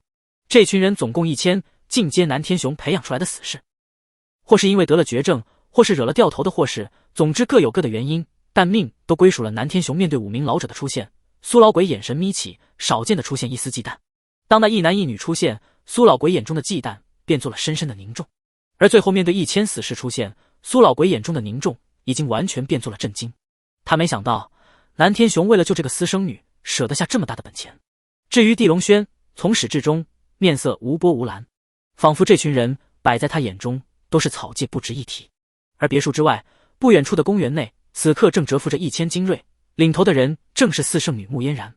通过望远镜，穆嫣然目睹了别墅内发生的一切，越看越是震惊。他没想到地龙轩不仅将夏丹颜打成了残废，还收服了对方的守护强者，让这强者杀了进去营救的2000多人，而且还真敢在原地等南天雄，催南天雄尽快过来。这岂不是急着送死？穆嫣然都吓出了一身冷汗，即便他贵为青门之主，见识非凡，也没见过这么疯狂的人。再看到血煞五老、金刀银剑、1000死士出现，穆嫣然心中已经掐灭了出手帮地龙轩的念头。即便他先前答应过这位少主，此刻也坚定的要反悔了，因为他不能让身后跟自己打拼了数年的一群中手下都被地龙轩害死。即便燕云山日后会来问责他，他也不怕，大不了自己被杀，也不能连累身后1000青门精锐。下一刻，就见别墅门口一辆华贵的镀金宾利停了下来。这辆车名震横江区域，因为仅有一辆，主人正是横江5尊之首南天雄。当南天雄魁梧的身影从车中走出的时候，穆嫣然忍不住身体一颤。他清楚这次地龙轩再无生还的可能了，除非现在燕云山的5大长老过来营救，但根本来不及了。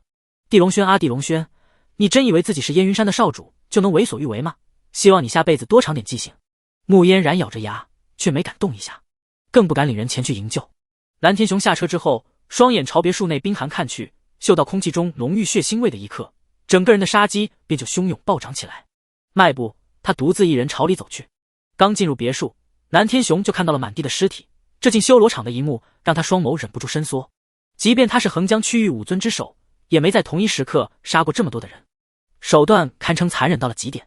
血煞五老、金刀银剑以及1000死士见他终于到来，纷纷弯身行礼后退，自觉让出了一条路。蓝天雄从中间走到了前面，常年修炼出来的无蓝心境瞬间到了失控的边缘，因为他看到了夏丹颜居然浑身都覆盖了冰霜，不仅如此，还没了4肢，成了一个真正的残废。丹颜，对不起，爸来晚了。蓝天雄的声音虽说不响，却充斥着一种巨大的悲伤愧疚。与此同时，他身上的杀机开始如漫天红烙爆发而出，周围数十米之内的地面都出现了一种巨大的震颤，空气变得灼热无比。这是赤阳神功之威，摄人心魄，弑杀神佛。爸，救我！我被他断了双腿，被苏老鬼断了双臂，我成了一个废物，爸一定要为我报仇！夏丹颜嚎啕大哭地喊道。全场死寂，唯有他的哭声回荡别墅之中，所有人都杀机森然地盯住了地龙轩以及苏老鬼，但两人都没任何的惧怕。苏老鬼的眼中是亢奋的战意，他等这一日太久了，他被南天雄折磨侮辱得太厉害了。废话什么？既然你让他救你，那你就到他身边去哭。地龙轩面无表情，抓住夏丹颜的头发就朝南天雄砸去。嗖！巨大的力量裹挟之下，原本就肥胖的夏丹颜宛如一枚导弹砸向南天雄，凌空呼啸，掀起漫天气浪。在场所有人都看得瞠目结舌，南天雄双眼眯起，大吼一声，双手伸出，轰然抓向半空砸来的夏丹颜。伴随一道沉闷的爆响，整个地面剧烈一震，夏丹颜稳稳落在了南天雄的怀中，而南天雄则被砸得气血翻涌，双脚都陷入了地面10几公分。他不由心中大骇，发现自己可能严重低估了地龙轩的实力。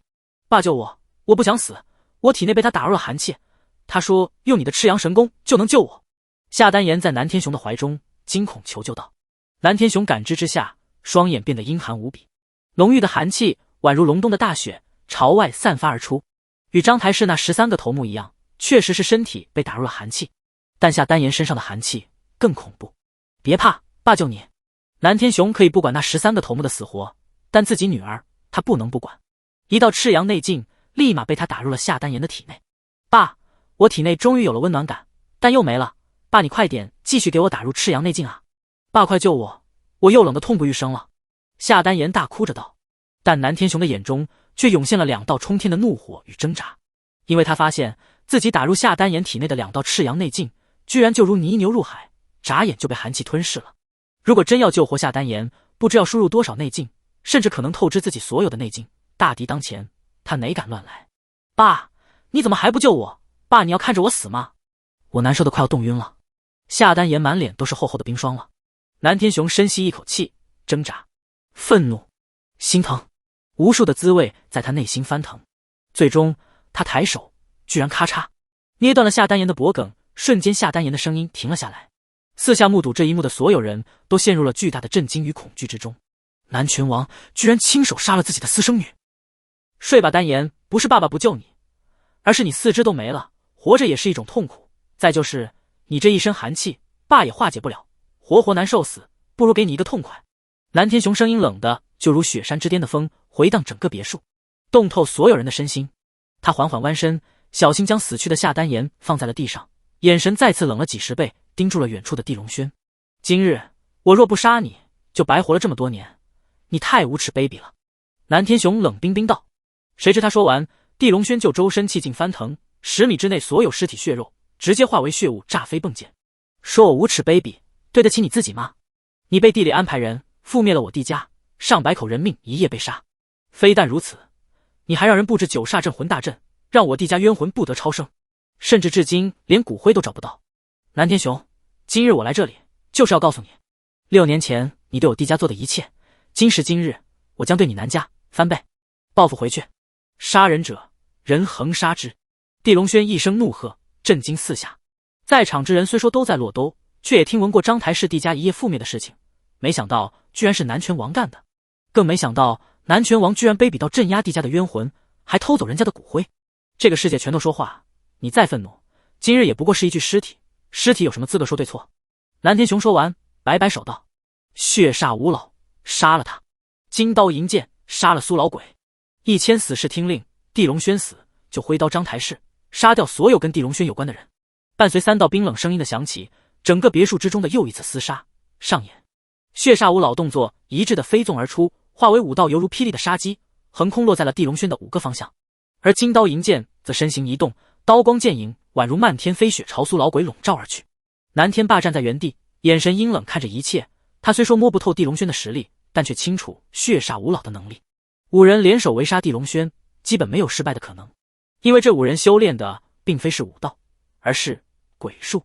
5人联手甚至能与南天雄分庭抗礼，甚至更强，因为5人的手段近乎没有人能破解，交手即是被杀之时。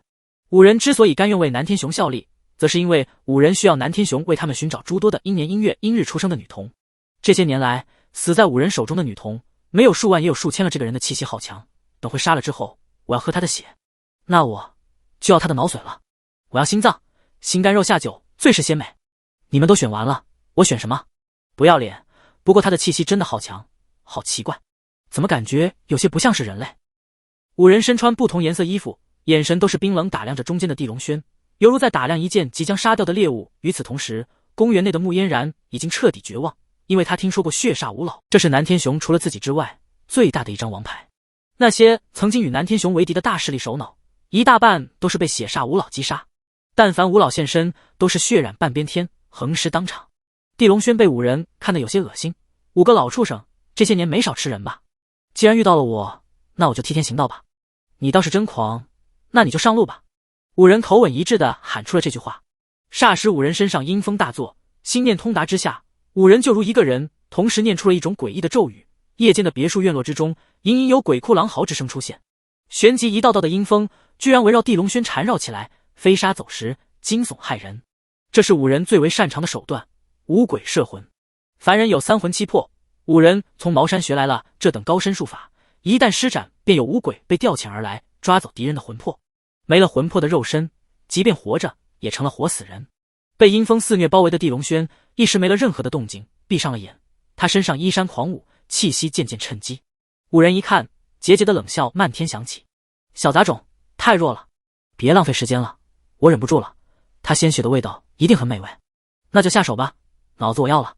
”5人嘎嘎咬着牙，呼呼呼，化为5道幽光，双手食指伸出，分5个方向一起地龙轩身上抓去。远处的南天雄松了一口气，眼中光色冷冽而疯狂。接下来的事情他就很熟悉了，肯定是5老分尸，食肉喝血。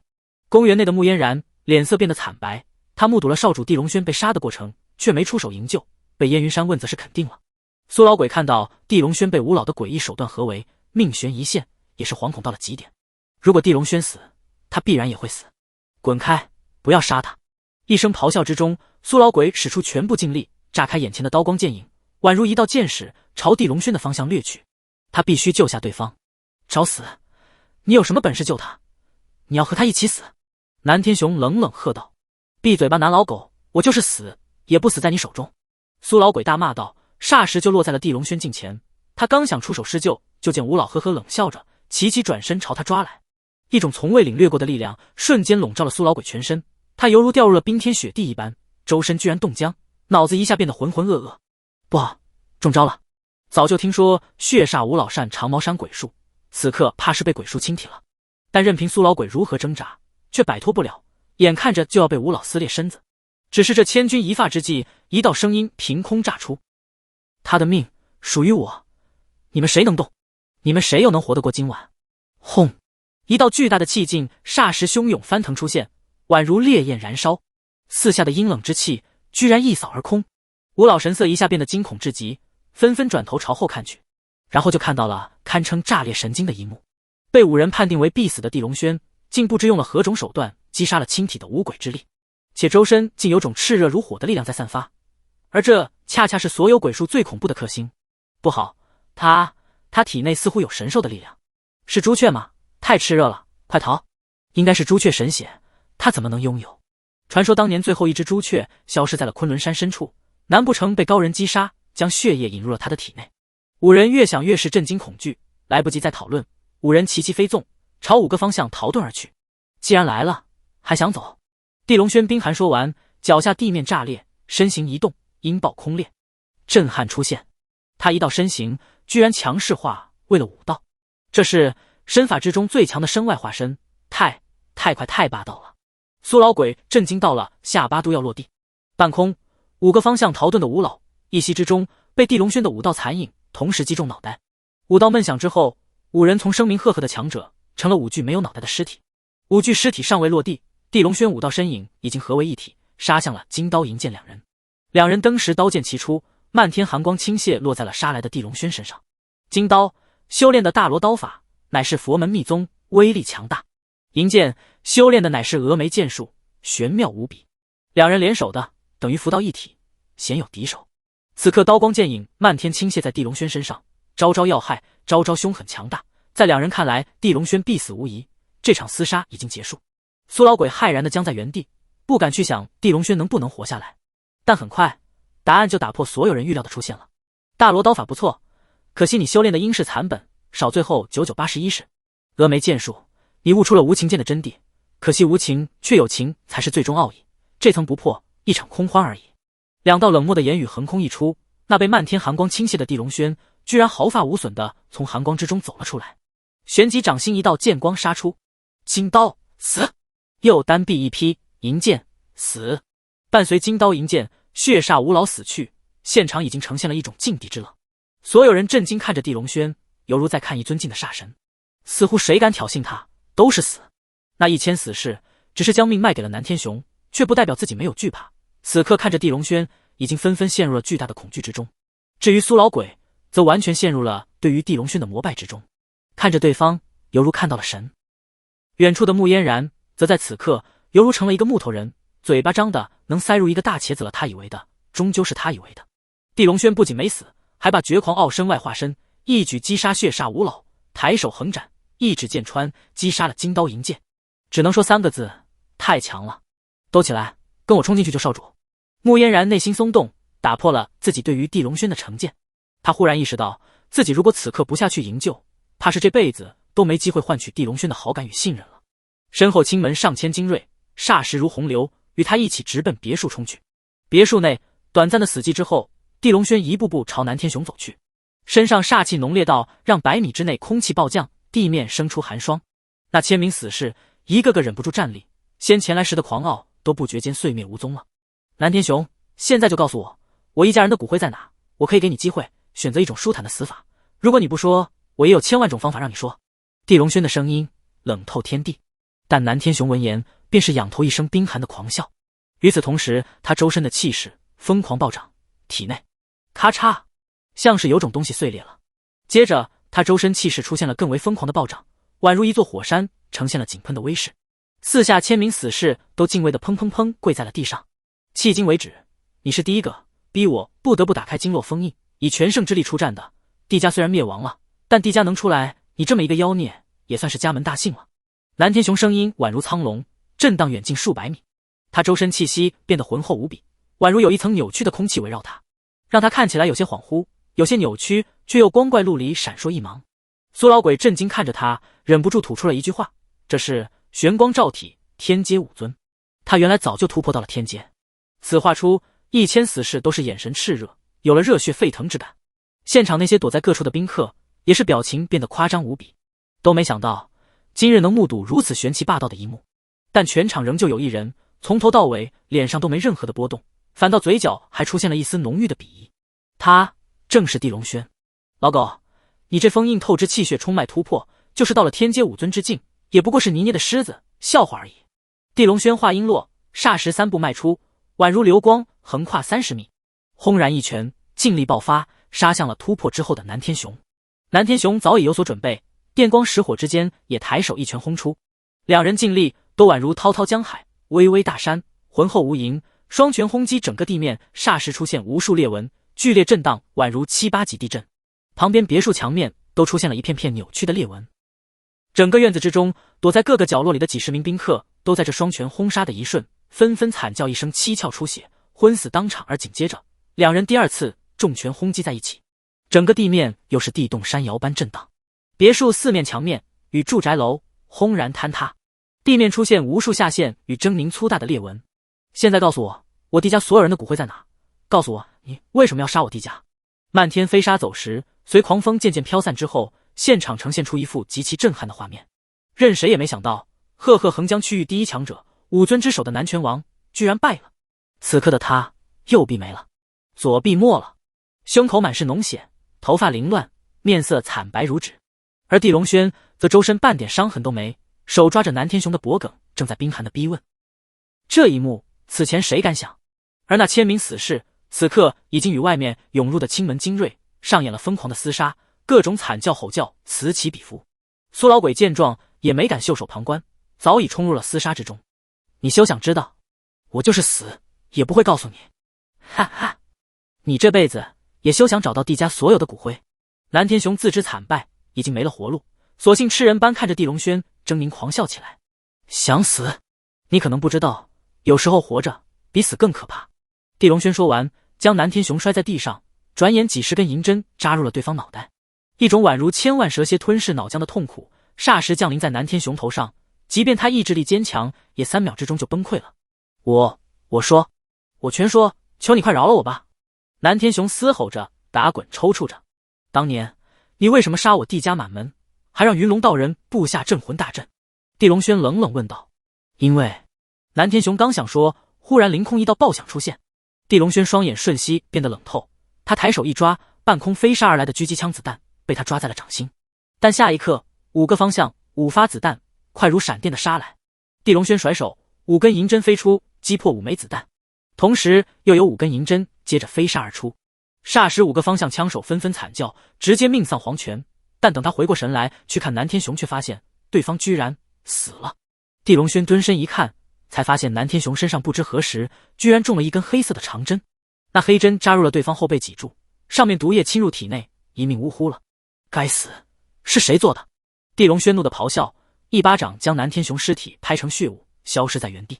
周围数千米之内，他纵横飞掠如光，却没发现任何凶手的踪迹，只有5名丧命的狙击手。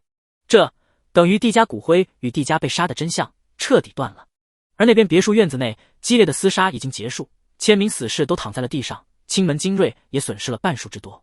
穆嫣然见地龙轩阴沉着脸返回，立马惶恐行礼：“对不起少主，属下来晚了。”“你不是来晚了，而是压根没想早来吧？”地龙轩抬手一巴掌，直接将穆嫣然扇飞。落地之后，半张脸都变得血淋淋，异常恐怖。穆嫣然痛的站立，却忍住没有喊一声。他眼中一丝怒火闪现，却立即隐藏了起来，咬牙站起身道：“少主，您为什么打我？我领人过来救您，折损一半，不够效忠吗？所以呢，这就叫效忠。”地龙轩冷冷看着他，眼神冷得就如深渊。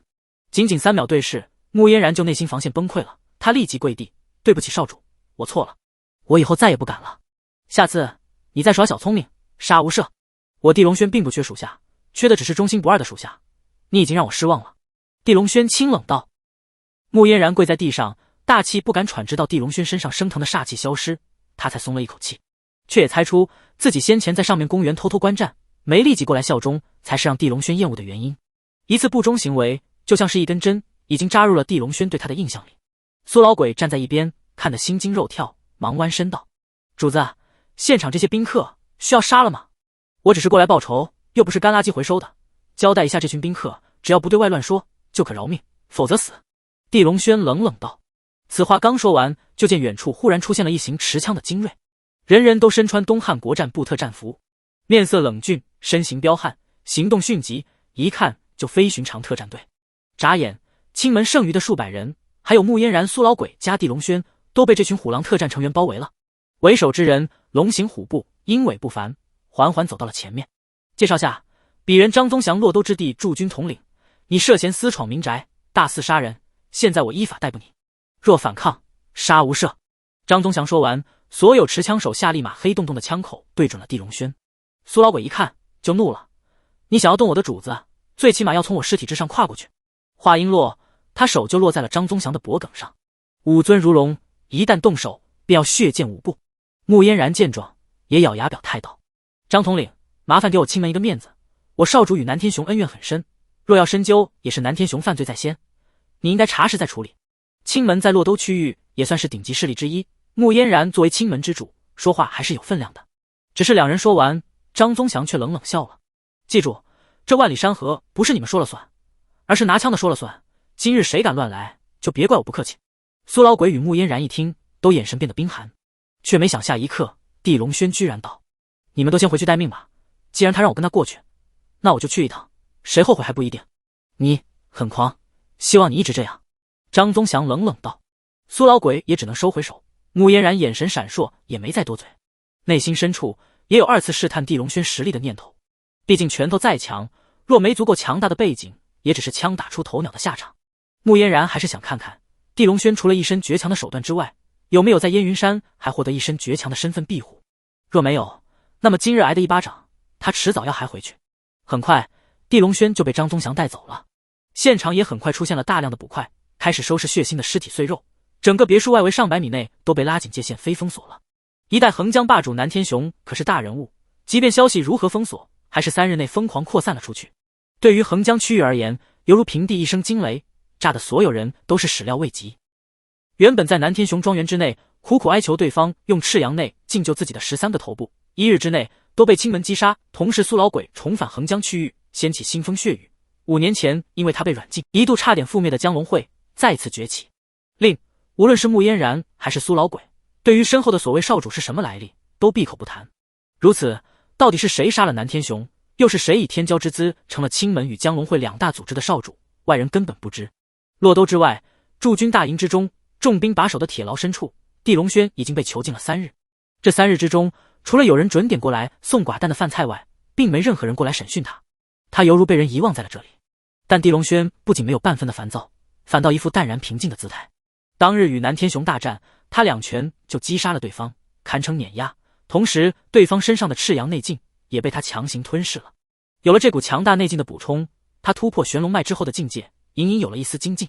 所以这3日，地龙轩之所以平静，不是逆来顺受了，而是在沉静修炼，巩固境界，安抚躁乱的真阳罢了。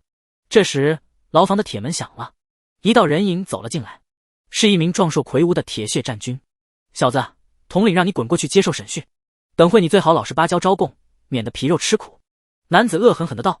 只是话音刚落，就见地上盘膝的地龙轩双眼微微睁开，其中2道宛如绝世利剑的光瞬息绽放，紧接着便是一拳轰来。砰！男子彪悍的面庞霎时炸开，化为血雨，一命呜呼。地龙轩缓缓起身，从容朝外走去。走廊内2名卫兵一看他居然走了出来，这才震惊的发现队长脑袋被打爆了。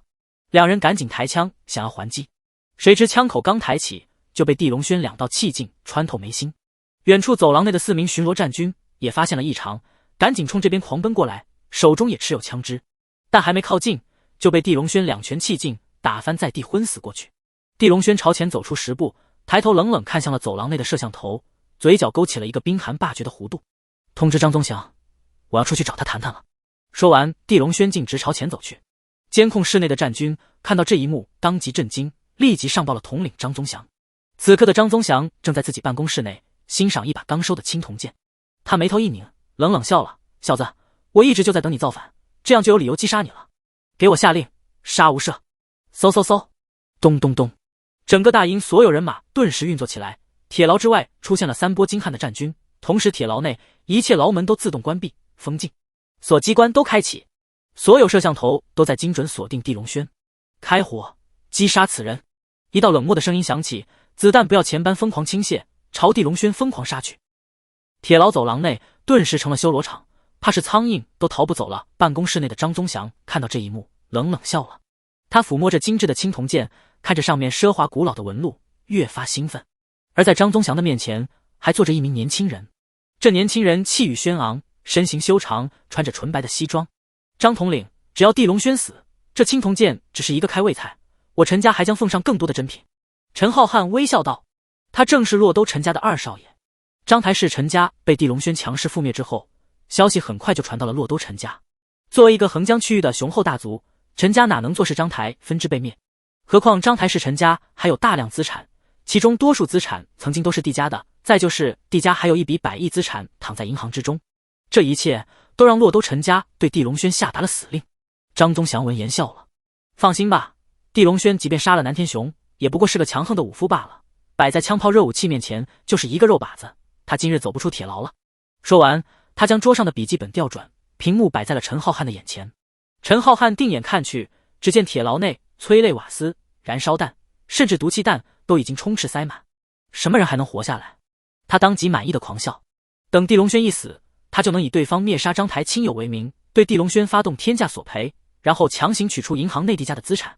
铁牢外3层彪悍战军始终没有看到地龙轩出来，所有人都认定对方已经死了，但根本没有人发现铁牢北侧那号称3米厚的钢筋混凝土墙，伴随一道道耸人的闷响，居然出现了细密狰狞的裂纹。咔嚓，砰砰砰，无数碎石迸溅，里面一个男人捏碎数根钢筋走了出来，他正是地龙轩。办公室内，张宗祥打开了一瓶名贵的红酒，与陈浩瀚一人一杯，正在肆意畅聊。两人从风花雪月聊到了洛都格局，聊得很是尽兴。地龙轩应该死了吧？麻烦张统领将他的尸体找出来，我要给家族复命，没有尸体的话，找到脑袋也行。陈浩瀚冷笑道：“好，我这就问下。”张宗祥拿起电话拨通，开始询问地龙轩死了没有，这都10几分钟的攻击了，将他的尸体找出来。回禀统领，我们已经经过了搜索，但铁牢内没有他的尸体，反倒在北侧墙体上出现了一个巨大的窟窿，我们怀疑他打开墙体逃了。属下声音带着一种惶恐。张宗祥闻言就双眼一下眯了起来：“你是猪吗？”整个铁牢墙体厚达300厘米，里面交叉镶嵌手臂粗的钢筋，什么人类能凭借肉身打开墙体？在这位常年统兵的战将看来，热武器之下，人类武道不过是高等杂耍罢了。热武器都很难轰开的墙壁，人类怎么可能？这简直是天方夜谭。张统领，应该是地龙轩的尸体成了肉渣渣，至于这个墙体，也许是偷工减料，被震塌了吧？陈浩瀚笑眯眯猜测道。常年处理地产项目的他，见多了偷工减料的工程，连大桥都能坍塌，休说是牢房墙壁了。张宗祥闻言也笑着点头了：“陈少说的对，哈，继续喝酒吧，我让他们去找地龙轩的肉渣渣。”陈浩瀚与他一起举起了杯子，谁知下一刻，两人就震惊成了雕塑，因为办公室的窗外，一道人影如电光飞掠而入，瞬息定在了两人面前的地面上，整个办公室都是剧烈震荡一下。而这个突兀出现的人不是别人，正是地龙轩。他一双眼冰寒凌冽，杀机沸腾，看向了两人。两人被他一看，都感觉身心像是被瞬息穿透1000万次，死了1000万次。这红酒味道不错，香醇厚重，还有一丝丝沉淀之后的甜味，真不知你的血会不会比这红酒更有味道。地龙轩冷冷道：“你想干什么？我可是洛都驻军统领，你敢动我，等于挑衅10万驻军。”张宗祥惊恐道，手立即摸向了腰间的配枪。“不是你先挑衅的我，如果你死了，这10万人会为你报仇。”地龙轩话音未落，扑哧，直接撕掉了张宗祥的右手，因为太快，右手上还抓着一把枪。嚎啕惨叫立即响起，张宗祥疼得摔在地上打滚：“我要将你碎尸万段！来人，快来人，给我乱枪杀了他！你似乎还没意识到，你的处境现在由我说了算。”地龙轩一脚踹出，噗！张宗祥双腿直接碎灭，染了一地血水。这下张宗祥直接疼得昏死了过去。旁边的陈浩瀚目睹这一切，已经吓成了雕塑，手中酒杯早就掉落在地。地龙轩冷冷看他一眼：“别急，收拾完他再收拾你。如果你动一下，直接死。我是洛都陈家的二少爷，劝你现在就放了我，否则后果怕是你想象不到。”陈浩瀚声音颤抖的道：“什么后果？这种后果吗？”地龙轩说完，一巴掌扇出，砰！陈浩瀚半张脸直接被扇没了，血肉牙齿面骨都化为了碎末。他疼得还没惨叫，就昏死在了地上。外面走廊之中冲入了一队亲卫，立即封锁了整个楼层，所有的枪口都锁定了里面的地龙轩。“我奉劝你现在就释放统领，否则你死！”队长李凯军厉声喊道。“那你就跟我赌一把，如果你开枪，是我死还是他死？”地龙轩冷冰冰道，眼神瞥了李凯军一下。李凯军不知为何竟忍不住打了个寒战，犹如被洪荒巨兽看了一下。他吓得不敢下达进攻命令，只能焦急的领队守在门口。而地龙轩已经将没了右臂和双腿的张宗祥从地上提起，摔在了办公桌上，一巴掌扇过去，对方醒了。“你这个混蛋，我成了残废，我要杀了你！”张宗祥崩溃吼道，根本无法接受自己转眼成了一个废物的现状。“我问你答，你也可以拒绝回答，但我有1万种办法让你回答。地龙轩冰寒说完，接着道：第一个问题，你和南天雄有什么勾当？谁让你领人抓我的？我不说，你休想让我配合你。张宗祥嘶吼道：你可以嘴硬，只要你能承受我给你的痛苦。地龙轩说完，扑哧手戳入他肚子之中，狠狠抓住了他的肠子。张宗祥顷刻疼得疯狂站立，这种痛苦根本不是人能承受的。回答嘛，不然你的五脏六腑我都会给你掏出来，让你看看什么样。地龙轩阴冷道。张宗祥心理防线终于垮了。我说，南天雄是虚子薇的人，你杀了南天雄之后，虚子薇让我过来抓捕你，并找个合适的理由杀掉你。虚子薇是谁？地龙轩脸色变得阴沉无比，这个名字他还是第一次听见。虚子薇是横江区域最高战将，也是横江区域唯一的战神。说到这里，张宗祥再也承受不住痛苦，气绝而亡。地龙轩拳头攥得刚硬，一拳轰出，张宗祥的尸体化为血雨。接着他抬手，嗖，一道金色令牌瞬间扎在门框之上。亲卫队长李凯军看清这令牌上的字，当即吓得再不敢动手了。居然是金色七星令，就是张宗祥复活也不敢挑衅这块令牌，何况是他。地龙轩旁若无人的将陈浩瀚又提起摔在了桌上。昏死的陈浩瀚当即醒来，疼得凄厉惨叫：你快放了我，不然宁天琪就要死。她是你的女人吧？她就在我的手里。陈浩瀚狰狞吼道。天琪。地龙轩双眼瞬息冷得让人发指，抬手狠狠撕下了陈浩瀚一条胳膊。现在将宁天琪在哪告诉我，以及他为什么在你手里。我不说，我要让你和你所有的亲朋都死。陈浩瀚犹如疯癫般嘶吼，他已经没了半张脸，又没了一条胳膊，完全成了废物垃圾。他还怕什么？大不了玉石俱焚。我看你的嘴有多硬。地龙轩又撕掉对方一条胳膊，接着就是刚才最残忍的手段，掏内脏。陈浩瀚终于溃败，一五一十说了出来，说完人就死了。地龙轩将他丢在地上，心中已然怒火疯狂燃烧起来。宁天琪因为救他而被连累，现在被囚禁在了章台市圣比亚国际会所之中。按照陈浩瀚的说法，圣比亚是一家高端的外国商人会所，陈家的主要生意伙伴一直都是西方人，而章台市陈家当年吞下的地家资产半数进了圣比亚那群西方商人的手中，所以当年地家覆灭后，陈家吞下大半资产，却没人敢跳出来找茬。一是斗不过洛都陈家，二是斗不过圣比亚里面那群西方富豪。砸碎！地龙轩一拳将陈浩瀚轰杀成血雨，大步流星走到了门前，一把拿下七星令，大摇大摆朝外走去，沿途竟没人再敢挡他。10万精锐也不过成了木头人，只能眼睁睁看他离去。但消息很快就上报到了虚子薇那边，身为横江第一战神，虚子薇的权势滔天，张宗祥与南天雄都是他养的狗，现在2条狗都被地龙轩杀了，虚子薇定然要盛怒如火了。地龙轩一边开车及时返回章台市，一边联系穆嫣然与苏老鬼。两人得知对方平安走出洛都大营之后，都是震惊无比，对于地龙轩的敬畏膜拜更是暴涨。他朝两人下达了3个命令：第一，立即抓捕所有洛都陈家的核心成员，押往章台；第二，动用所有关系帮他查明地家亲人的骨灰被南天雄藏在了何处；第三，调查战神虚紫薇与章台地家是否存在联系，是否有仇怨。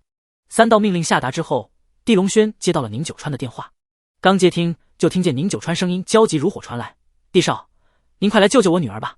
他得知您被抓去洛都大营之后，飞去找洛都陈家2少爷帮忙。我清楚对方为人阴毒，没想到还真出事了。一切我已经清楚，你沉住气，我这就去救他。地龙轩挂断了电话，他脸上的煞气已经在层层叠叠的涌现。若宁天琪出事，他绝对让洛都陈家一夜覆灭，满门陪葬。半个小时，风驰电掣的速度，连轮胎都出现了烧焦的味道。地龙轩的车子终于驶入章台市，一个急刹停在了圣比亚国际会所门前。他快步就到了门口，谁知竟被4名健壮保安拦住了。哪来的家伙，滚一边去！这里是洋人的会所，你这种人没资格进去。这是章台市东汉国地盘，我不能进。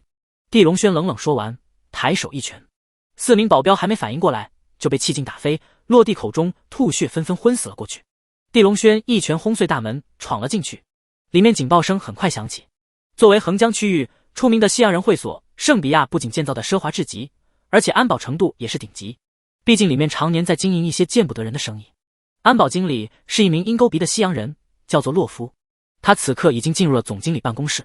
总经理也是西洋人，穿着顶级奢侈品，叫做安德华，乃是西洋贵族，出身名门，享受东汉国外交赦免权。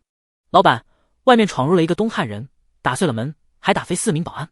洛夫阴沉道：“哦，章台还有人敢来这里撒野？抓住，打死，再上报捕局。”安德华冰寒道。洛夫阴森冷笑，点头出门了。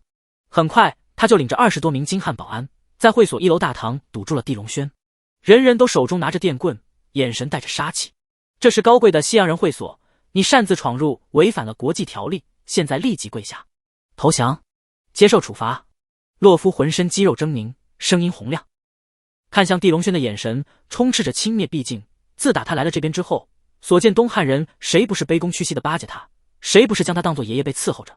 所以洛夫眼中，章台市这边住着的并不是一群与他平等的人类，而是一群下贱卑劣的狗而已。只是他说完，地龙轩就冷冷朝他走来。既然你说你自己高贵，那我就看看你跟东汉国人有什么不同，又高贵在哪？卑贱的狗也敢挑衅我，杀！洛夫阴森喊道，下达了死令。瞬息之中，20多名保安就凶残杀向了地龙轩。谁知地龙轩抬手一拳轰杀，便是万千气劲宛如暴风雪淹没了这群人。洛夫震惊的眼眶差点炸裂，从没想到东方世界的武者这么强，他还没反应过来，就已经被地龙轩抓住了脖颈。耸人的扑哧扑哧异响出现，高贵的西洋人洛夫被地龙轩现实版解剖了。现在告诉我，谁卑贱？地龙轩将一堆内脏丢在地上，碾碎，冷冷问道。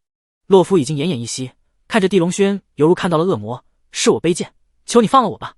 可以，告诉我，是不是有个叫宁天琪的姑娘被抓在了这里？地龙轩冷冷问道。洛夫一听，双眸深缩，有，她在9楼的亚历山大包间内。先生，我已经说了，请你饶了我吧。地龙轩点头，甩手将洛夫丢在了地上。洛夫疼得疯狂惨叫，看着近乎被掏空的肚子，他清楚自己活不长了。他眼中怒火就如火山疯狂爆发，恨透了疾步而去的地龙轩，忍着剧痛拿出手机，立即拨打了总经理安德华的电话。我要死了，那个东汉人杀上去了，他已经杀了咱们20多人，快杀掉他，为我们报仇。说完这句话，洛夫躺在地上挂了。办公室内的安德华听完，整个人都懵了。这可是圣比亚国际会所，是整个章台市唯一的外商会所，掌控着上百亿的外资，就是摆在横江区域都是能排进前3的外商集中地。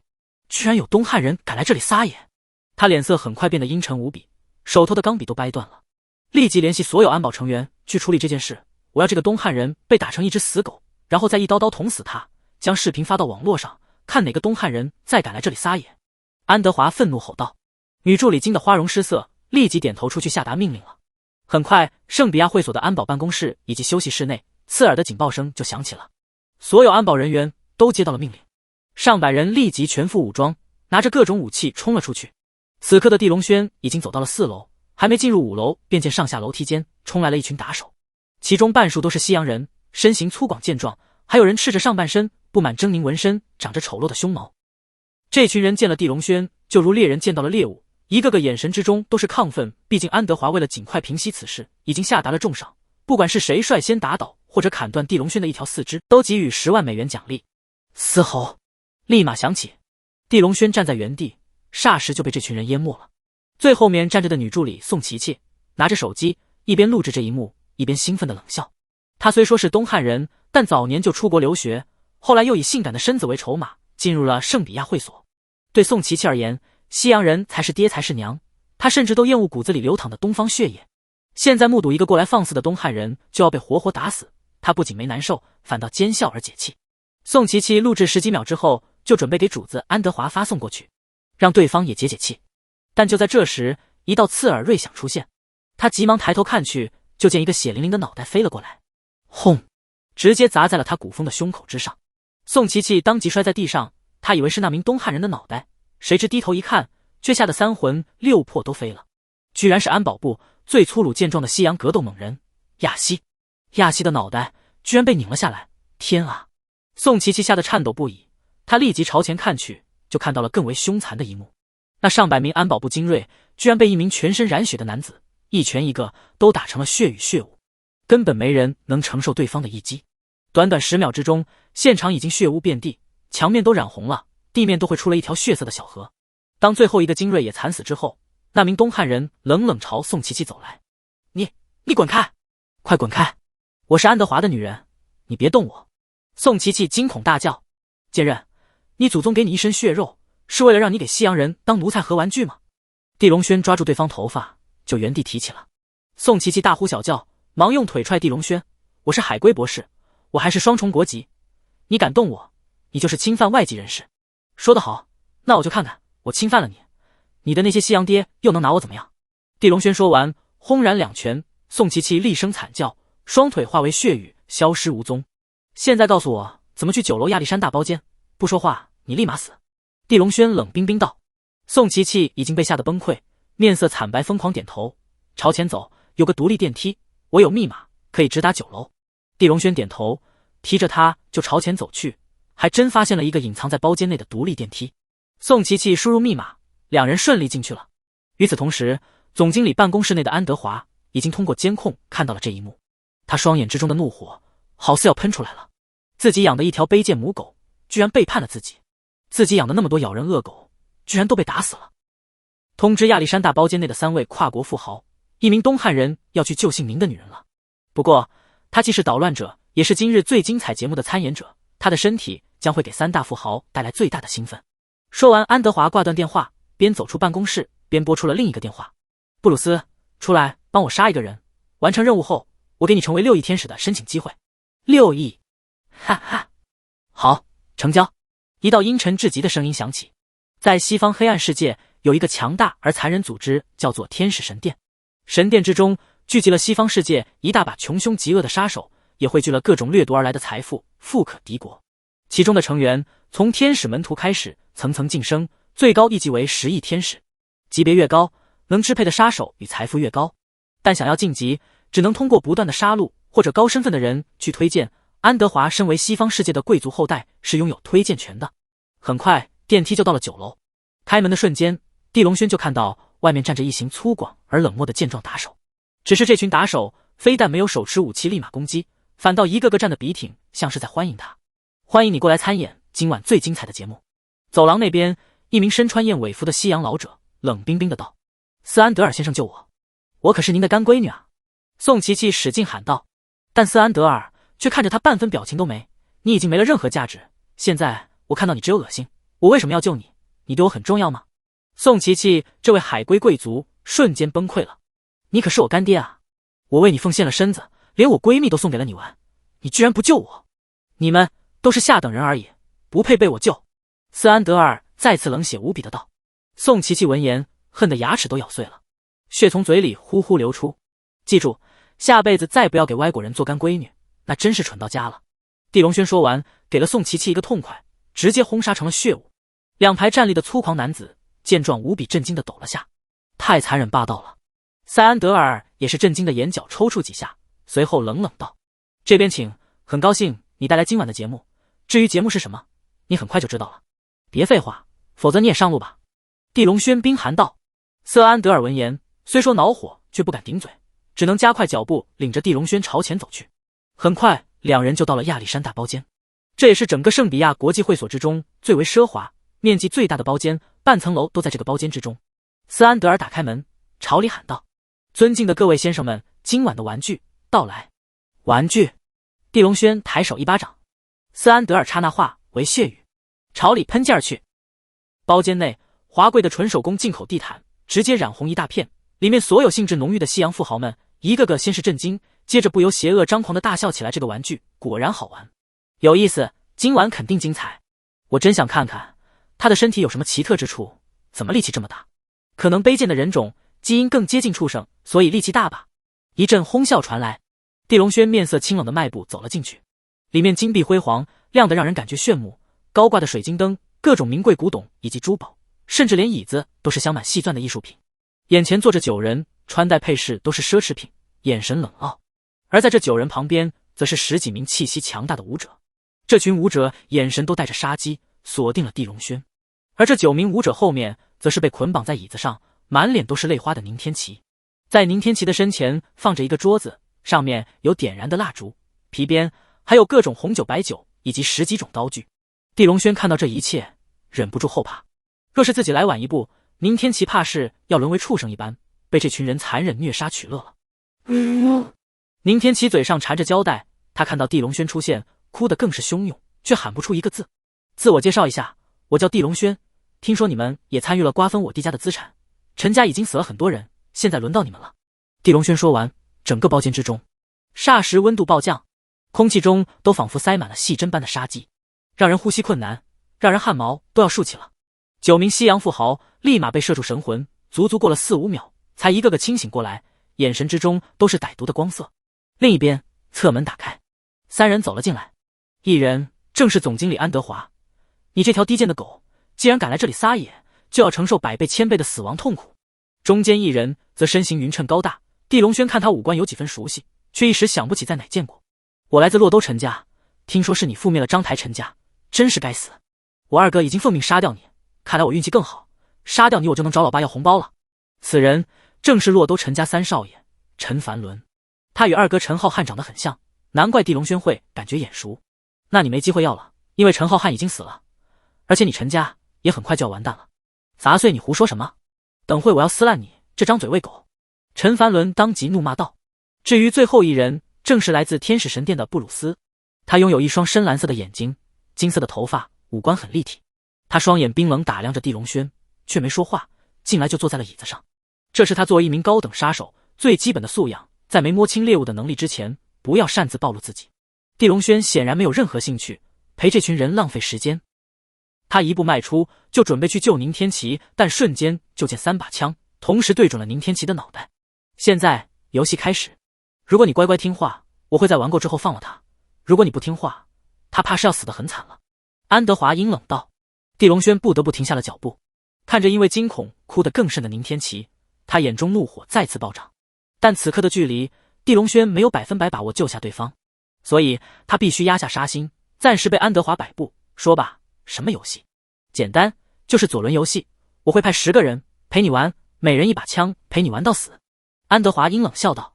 9名富豪也冷冷大笑，对这个游戏都极有兴趣，毕竟他们的财富都有几十亿美元，不论是女人还是美食，收藏都已经索然无味，唯有这种折磨人的游戏才能刺激他们的神经。好，我答应。地龙轩冷冷接受了。安德华很快以抽签的方式选出了10名精锐打手，人人拿着1把左轮手枪，而每个手枪之中只有1发子弹。10把左轮手枪一起弹夹空转，然后停止，装入枪体，被10名打手举着，枪口对准了地龙轩。也就是说，10人共有10发子弹，但不清楚每一次扣动扳机会有几发打出来。他们一起开枪，如果没子弹，你就可以走出一步；如果有子弹，你就中弹。我们一起看看，上帝选择让你走几步再死。安德华阴冷地将游戏规则说了出来。这个游戏变得越发刺激，而地龙轩能生还或者说能通关的概率基本没有。宁天齐眼泪汹涌滚落，在拼命的挣扎，可惜他既喊不出声，也无法阻止这一切发生。他只能看着自己喜欢上的男人为了救自己陷入万劫不复。地龙轩显然没有任何选择的权利。在宁天齐的大哭之中，这场残酷变态的游戏就开始了。第一轮，10人同时扣动了扳机，空气静得好似凝固了，所有人都绷紧了神经，可惜居然1发子弹都没出现。安德华都不由鼓掌了，小子你真是幸运，看来上帝想让你多活一回。不，上帝从来就没想过让我死。地龙轩的眼中一丝戏谑的光色涌现，他看着宁天齐安全迈出了一步。远处布鲁斯眯起了双眼，不知为何他在这位年轻的东汉国男人的身上居然察觉到了一丝极为危险的气息。这气息他从来领略过，神秘而强大，仿佛深渊一般无法探明。但布鲁斯很快就压下了心中的不安，因为眼前的地龙轩在他眼中已经是100%的死人。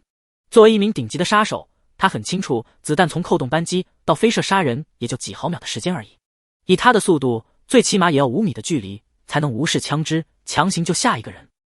而以眼前的距离判断，地龙轩最少还要安全走出5步，才能与宁天齐缩短到5米的距离5步。呵呵，地龙轩肯定早就遍体鳞伤或者横尸当场了。何况布鲁斯也不认为对方能拥有与他匹敌的武力值。其余9大富豪很快齐齐发出了各种阴冷的大笑，他肯定差点被吓死，哈哈！你看他表情紧张的像是一个偷东西的耗子了，可别活活吓死了，那就不好玩了。9人调侃之中，安德华很快让枪手开始了第2轮。10人举手一起扣动了扳机，咔咔咔，又一次堪称奇迹的幸运出现了。地龙轩居然又度过了一劫，10把枪居然再次一起出现了空击，没有任何子弹飞出。你小子真是幸运的可怕，等会我要挖出你的心脏，看看它有什么奇特的地方。安德华阴冷道。因为没看到好戏，已经有了一丝不悦。如果你有机会的话，我倒是很乐意满足你。地龙轩边说边使劲迈出了一步，这一步看似是一步，实则因为他脚法身法太快，以至于迈出了接近2步也没人发现。布鲁斯似乎发现了一丝猫腻，却也没在意，毕竟此刻地龙轩距离宁天齐的距离仍旧不可能施救，他也不信地龙轩下一次能仍旧如此幸运。看来这小妞对他很重要，真是一只可悲的舔狗。哈哈，陈凡伦冰寒笑道。那么等会在这只舔狗的面前，我们一起使劲占有他的女人，是不是很过瘾？哈哈，安德华提议道。其余9大富豪还有10名持枪的精锐，一个个都露出了残忍的笑容。看来你们真是想多了，因为我想要救的人从来就没失败过。地龙轩忽然冰寒道，声音之冷，伴随出口竟就在地面覆盖了一层冰霜，整个包间之中的温度也再次暴降。怎么你这条舔狗还想反抗？你以为你还有第3次幸运吗？哈哈，太搞笑了，他真以为自己是上帝之子吗？安德华忍不住大笑，其余人也是纷纷大笑。但下一刻，地龙轩却说了一句让所有人都感觉莫名其妙的话：你错了，我压根不需要第3次，因为当我迈出2步之后，整个包间之内我就已经是主宰了。此话出，所有人完全当成了一个冷笑话，但电光石火间，整个包间就像是掉入了狂风暴雨的深海，无数的锋刃从4面8方掀起，让人睁不开眼，更是毛骨悚然。与此同时，地龙轩的身子已经消失在了原地，他的速度达到了一种极致，堪称小版音爆，身形直接穿透了一层白色的阴障，炸裂四周。整个包间内的桌椅摆设都在一种巨大的震动冲击之下纷纷碎灭迸溅。第一个意识到危险的布鲁斯做出了最正确的选择，他闪身就去抢夺宁天齐了。因为他清楚，对付一个强者，最强的手段永远不是拳脚枪炮，而是对方真正的软肋。但布鲁斯还没到达宁天齐身边，就毛骨悚然地看到一道身影如雷霆降临在了宁天齐的身边，快得仿佛上帝之光。那3名围绕宁天齐的枪手训练有素，但即便只有几毫秒的开枪时间，此刻也来不及了。一阵碎骨的异响之中，3人的脑袋无一例外被打爆。啊！不，你是魔鬼吗？不可能！布鲁斯被吓得情绪失控，禁不住大喊道：随便贴标签，毕竟我不会与死人计较。地龙轩一手早就捂住了宁天齐的双眼，另一手抬起，横空一斩，若雷光四射，剑气纵横。布鲁斯这位天使神殿赫赫5亿级别的超级杀手，还没施展最强杀招，就化为一片血雨。安德华、陈凡伦以及9名超级西洋富豪都震惊得无以复加，根本没料想地龙轩能在如此短的时间内上演翻盘。你竟敢杀布鲁斯，你死定了！你逃脱不了天使神殿的追杀！安德华狰狞地吼道：你敢朝我吼！地龙轩一指温柔按在宁天齐脖颈上，对方瞬息昏了过去。他抱着宁天齐缓缓朝安德华走去。开枪，快开枪射杀他！快！安德华疯狂嘶吼，先前持枪的10名精锐霎时朝地龙轩砰砰砰扣动了扳机，但原地哪里还有地龙轩？众人当即惊恐，还没转头搜查，就听一连串的惨叫出现。那持枪的10人居然接连心口都被打穿，成了血淋淋的尸体。我说了，这里此刻开始，我是主宰，你不明白这话的意思吗？地龙轩的身影缓缓从后面走了过来，剩余的4名精锐眼见他走来，已经吓得浑身狂抖，谁还敢再反抗？安德华还想逞强，但还没开口，就被地龙轩一巴掌扇得下颌骨碎裂迸溅，没了嘴。他疼得嗓子里发出痛吼，指着地龙轩眼神恶毒：我是西洋贵族，享有外交豁免权，这里是圣比亚，你会后悔所做的一切。你说什么狗屁贵族？地龙轩抬手，噗，一巴掌将安德华扇成了血雾，消失无踪。站在他旁边的陈凡伦被喷溅的浑身都是鲜血，吓成了雕塑。我是洛都陈家的人，你真的不怕吗？怕这个字，从我当年没死开始，就从我的人生之中剔除了。地龙轩冰寒道。旋即他拉过一张椅子来，大马金刀抱着宁天齐坐在了这10人的面前。现在开始，将你们所有的资产转移到章台市地宇集团旗下，不仅不可以少1分，还要加100倍的利息。谁有意见就先问问我的拳头。地龙轩抬手一拳轰杀，旁边正面坚固的墙壁霎时支离破碎，成了满地残渣尘埃。而地宇集团正是曾经地家最引以为傲的家族产业。在地家覆灭之后，地宇集团已经被瓜分破产消失前几天，地龙轩让张松鹤再次帮他申请成立了新的地宇集团。从你开始，带个头吧。地龙轩指了指右边一个黄头发的富豪，这位富豪眼神冷冷看着他：小子，我不清楚你什么背景，但我是阿塞利跨国公司的创始人，在全球各个角落都有很强的权。我最烦的就是听废话。对方还没说完，地龙轩一拳轰杀，这名富豪就被抹杀。剩余8名西洋富豪见状，吓得狂抖。如果死了，即便保住了财富，还有什么意义？一个个纷纷狂点头，然后将手中递加的产业纷纷归还，签订了各种协议，也老实巴交转账了100倍利息。转眼地龙轩那张刚申请的空银行卡内就有了10亿金额。现在我们能走了吗？我绝对不会追究你对我做的一切，行吗？一名高鼻梁的西洋人胆战心惊的道。原来你还有过追究的念头，你们是不是也有？既然有，还活着干什么？地龙轩一巴掌尽力狂暴，剩余8名西洋富豪还没发出惊恐的叫声，就化为血雨消失人间。至此，圣比亚国际会所成了一座空荡荡的西洋会所，在章台市商界为所欲为数年的历史彻底终结。目睹这一切的陈凡伦已经吓得瘫坐在地上，尿了出来。我什么都没做，我只是过来玩的，求你饶了我吧。他哭着求饶，但地龙轩低头看着他，却冰寒笑了。先前你不是说了吗？你陈家要杀我，既然如此，我们就在这里算清所有的旧账吧。不，你会后悔的。我陈家是落兜大族，一旦我爸妈爷爷都过来，你根本不是对手的。陈凡伦惊恐地喊道。那你的意思是，我需要你帮忙求情，然后保命？地龙轩淡淡道。陈凡伦立即点头，对，你说的对，现在只有我能帮你求情，否则你肯定要被陈家疯狂报复的，所以你赶紧放了我吧。你这是在侮辱我的智商啊！地龙轩话音落，一巴掌将陈凡伦的嘴以及下巴扇没了。陈凡伦吓得惊恐大叫，捂着血淋淋的脸，吓得蜷缩在地上，再无半点勇气说任何话。看着地龙轩，就如看到了恶魔一般。下一刻，苏老鬼的电话打来了，穆嫣然的电话也很快打来。来圣比亚会所，将所有陈家人都带来。地龙轩冷冷道。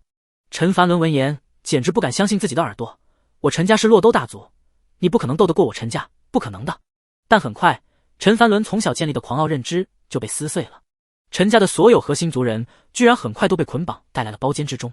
他父亲陈景林，他母亲刘天真，他二叔陈东鹏，他三叔陈诚，只有大哥陈九龙没被抓住。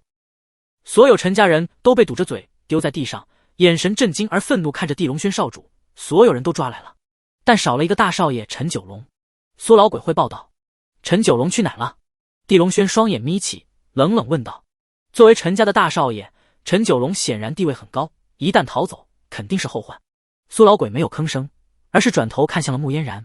穆嫣然当即抱拳行礼道：回禀少主，当时陈九龙在东港喝酒，我的人刚过去，他就得到消息逃走了，直到现在也没找到踪影。真的？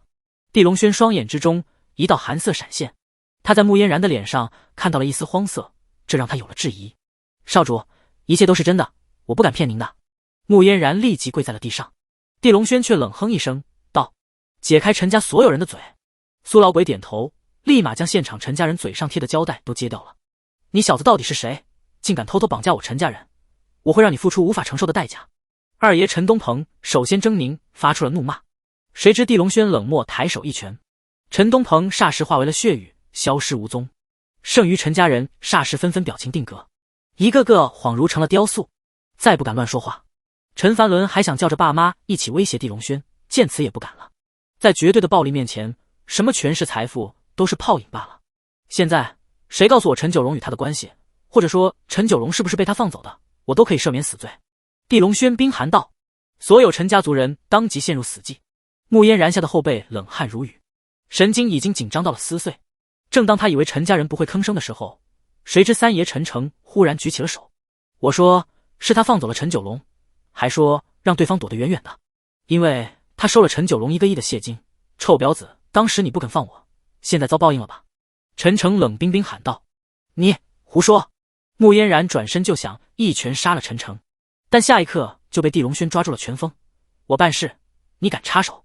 属下不敢，少主，我错了，我的确放了陈九龙，求您饶了我吧，我这就去抓回陈九龙。穆嫣然当即慌了，立马跪地求饶，认罪。地龙轩看着他，脑海中忽然出现了当年被严凌飞背叛，乃至于被放掉所有血，被打断所有骨头的一幕。同样的背叛滋味再次涌现心头。而整个地家之所以一夜灭亡，也是因为有诸多这种背叛的手下。你为什么认为我会给你一次改过的机会？告诉你，在我地龙轩这里，若背叛一次就死。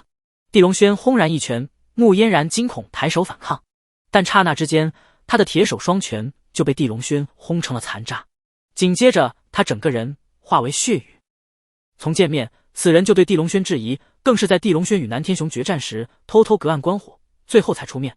而现在又背叛他，放走陈九龙，尝尽了背叛滋味的地龙轩不会再允许任何人背叛他、欺骗他。以后青门你接管，谁人不服杀，你杀不掉就找我继续杀。地龙轩冰寒道。目睹这一幕，苏老鬼对于地龙轩的狂霸与铁血更为敬畏非凡了。他立即跪拜，属下听令，一定办好。若江龙会与青门合并，必然成为横江区域前5的大势力，他也将坐上一等交椅，虎视横江。陈家一群人目睹地龙轩抬手轰杀老二陈东鹏，一拳让青门换主，现在谁还敢乱说话，都已经吓得魂魄都飞了。现在开始将陈家旗下所有属于地家的资产转移到地宇集团，少一分都掉脑袋。另外还有抢夺6年的利息，就给你们算10亿吧，转到这个账号，少一分都掉脑袋。地龙轩冷冷道。一代洛都大族陈家开启了灭亡倒计时，10几分钟，陈家旗下地家资产全部转移到了地宇集团，除此之外还有10亿利息。完事后，地龙轩半分狡辩的机会都没给陈家人，抬手一拳全部上路，唯有陈诚在战力之中被他留了下来。以后陈家你做家主，谁人不服让他来找我，而你以后必须听我号令，若背叛死。地龙轩冷冷道。陈诚如同捡了一条命，赶忙跪地磕头感谢，心中对于地龙轩本人自是敬畏到了极点，也感激到了极点。他虽说是陈家的三爷，但手中的权力与资产却是3兄弟之中最少的，常年处于被打压的状态。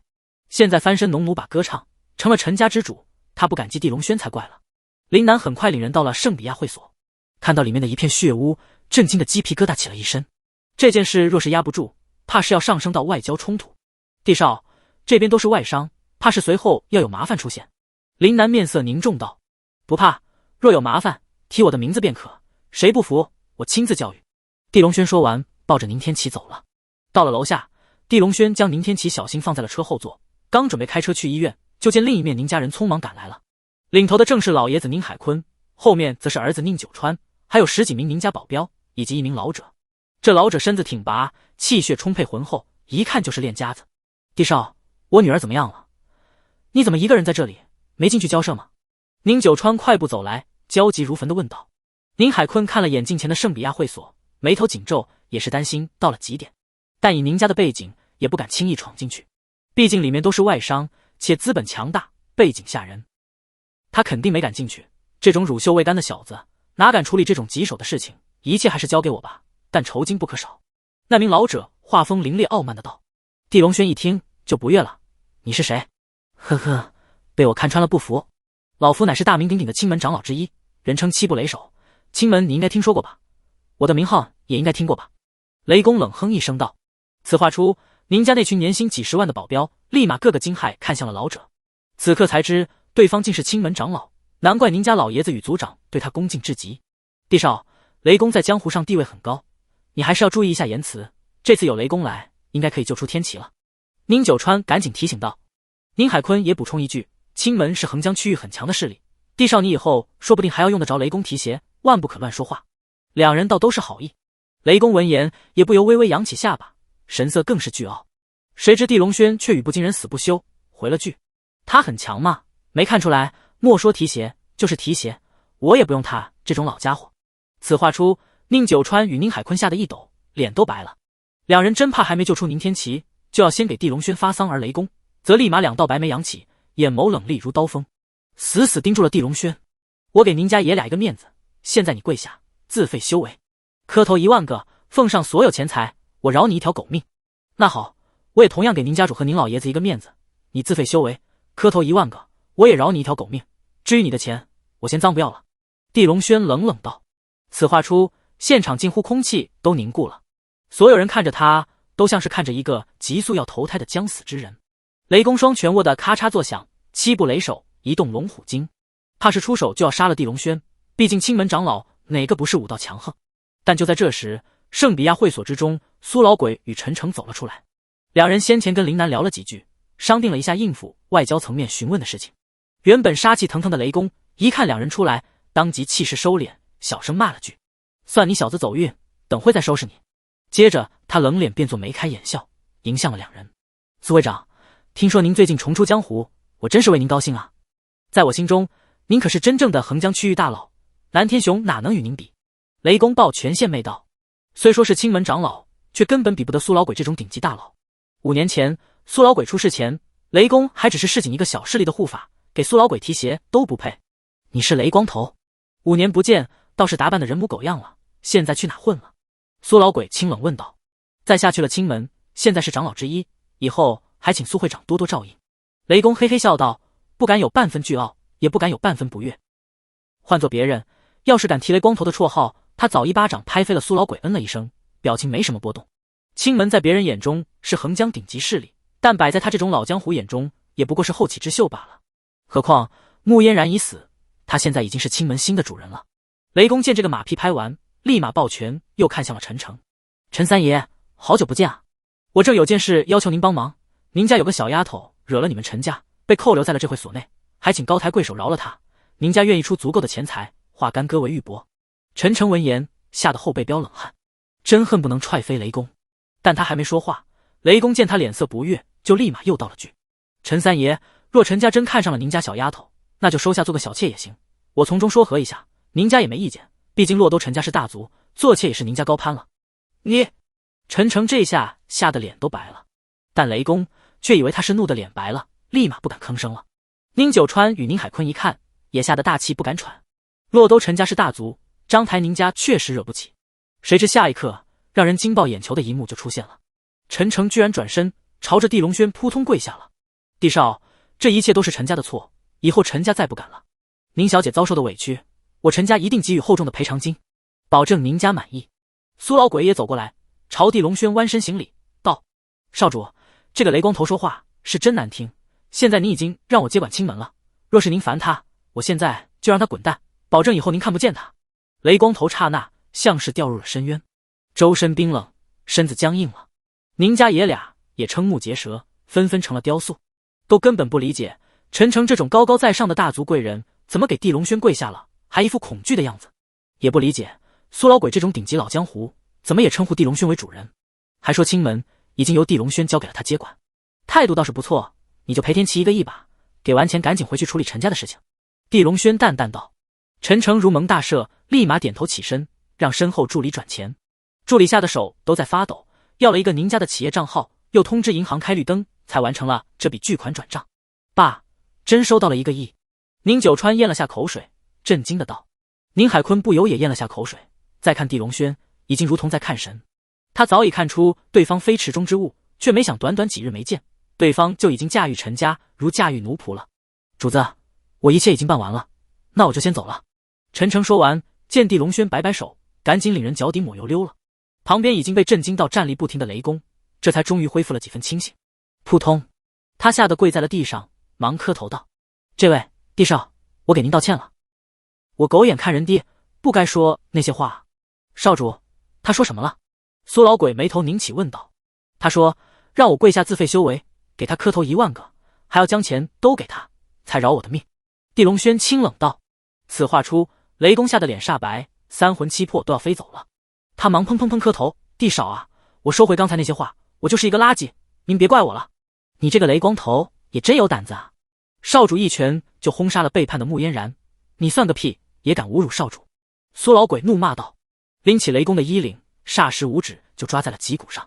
雷公闻听青门之主穆嫣然已经被地龙轩杀掉，当即惊骇无比，再无胆气。苏会长，你想干什么？不要乱来，我愿意给你所有钱赔罪，可惜少主根本不缺钱。苏老鬼话音未落，5指已经发力，雷公脊柱节节脆响，修为被废，人也成了瘫子。他躺在地上嚎啕大哭，已然悔青了肠子，但一切都晚了。抬走，别在这里乱捂耳朵。地龙轩冷冷道。苏老鬼点头，立马安排人抬走了雷公。宁家人看得惊心动魄，一个个浑身都是冷汗。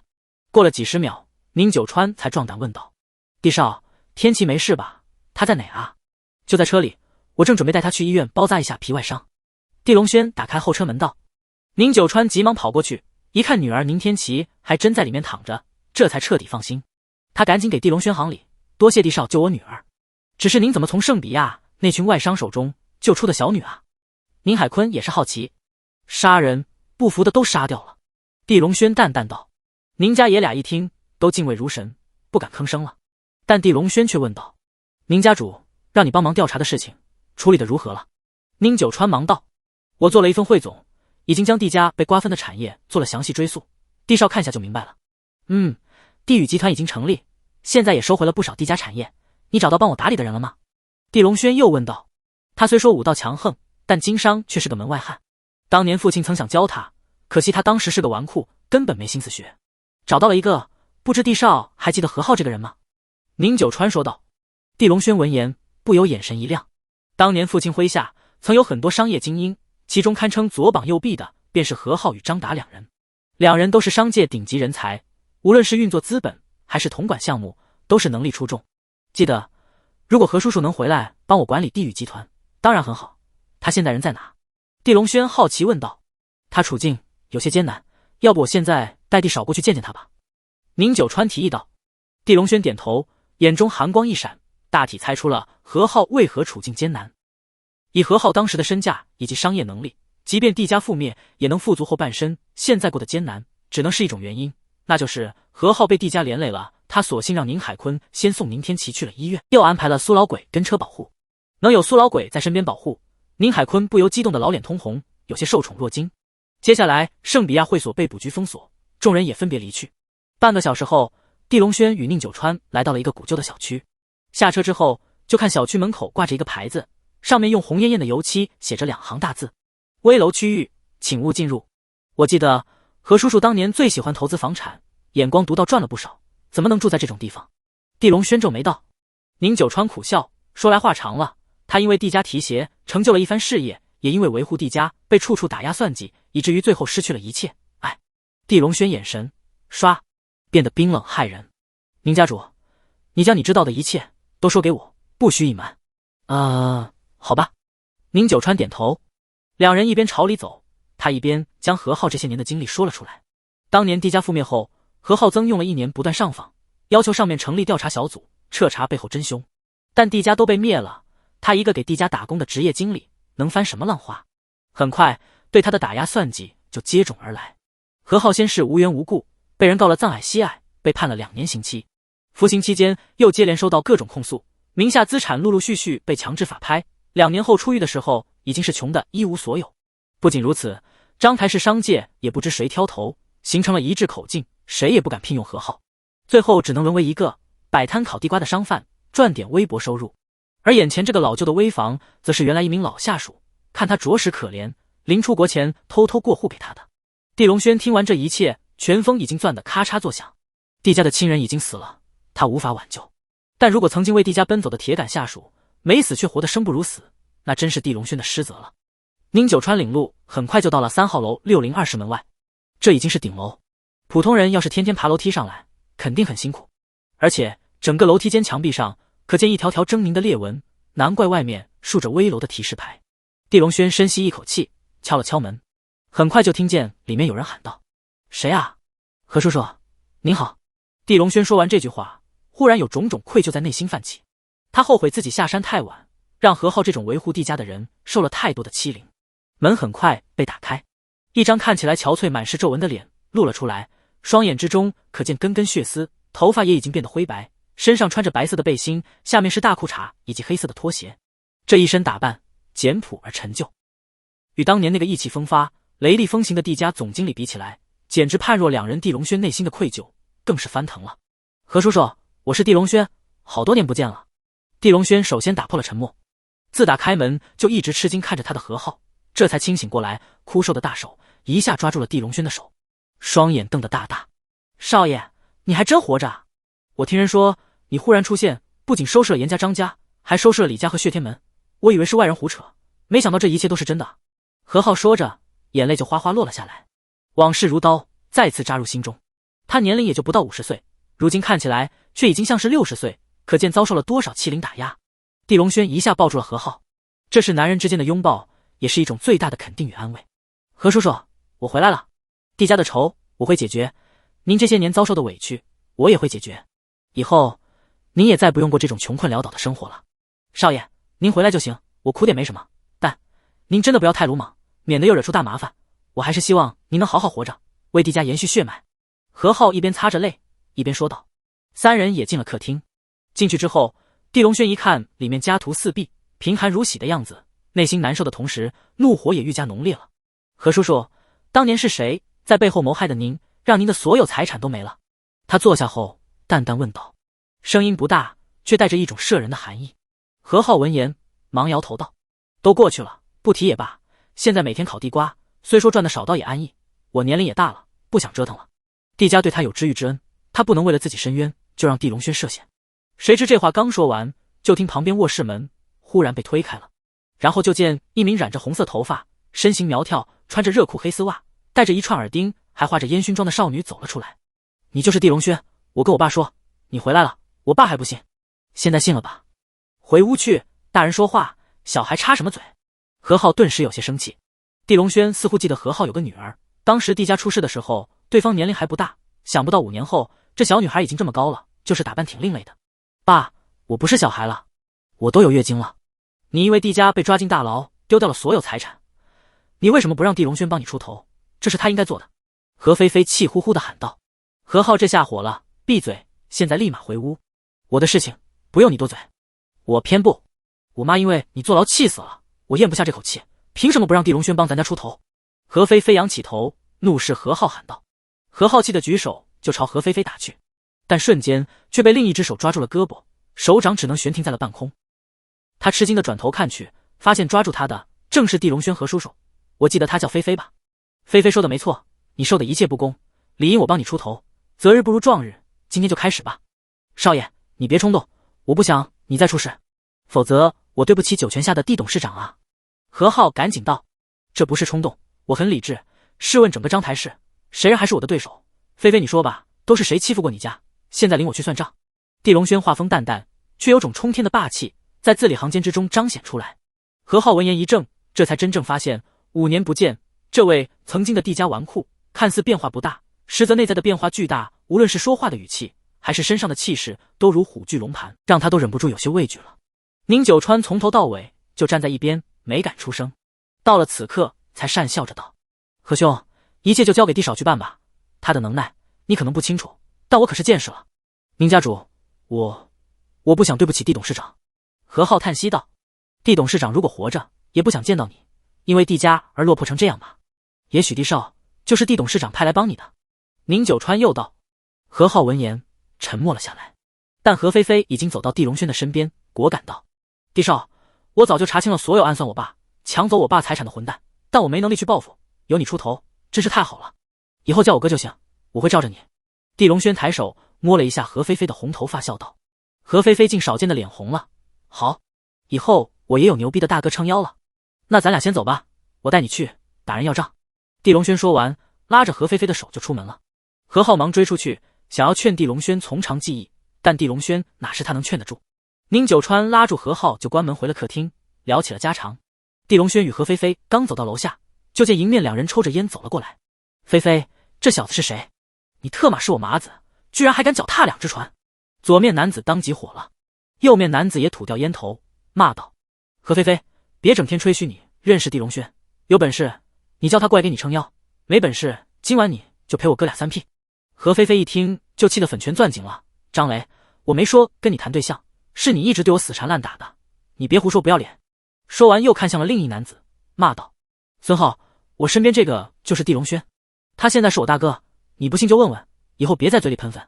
张雷与孙浩闻言就张狂冷笑起来，两人一起走到帝龙轩身边，眼神冰冷的开始打量起来。就这熊样，能是帝龙轩？这身地摊货衣服最多也就20-30吧，就这身板，怕是我一拳就能打散架。帝龙轩好歹也是一个猛男，你吹牛可以，但别侮辱我智商啊。两人你一句我一句，开始拿着帝龙轩调侃侮辱起来。帝龙轩一直没有吭声，一直等两人说完才看向何菲菲道，菲菲，你去车里等我，我杀人太狠，怕吓到你。大哥，你教训一下他俩就行，没必要杀了吧。何菲菲虽说泼辣，但胆子也没那么大，闻言就吓得说话发颤了。乖，听我的没错，有些人杀了是净化社会，留着反倒会危害人类。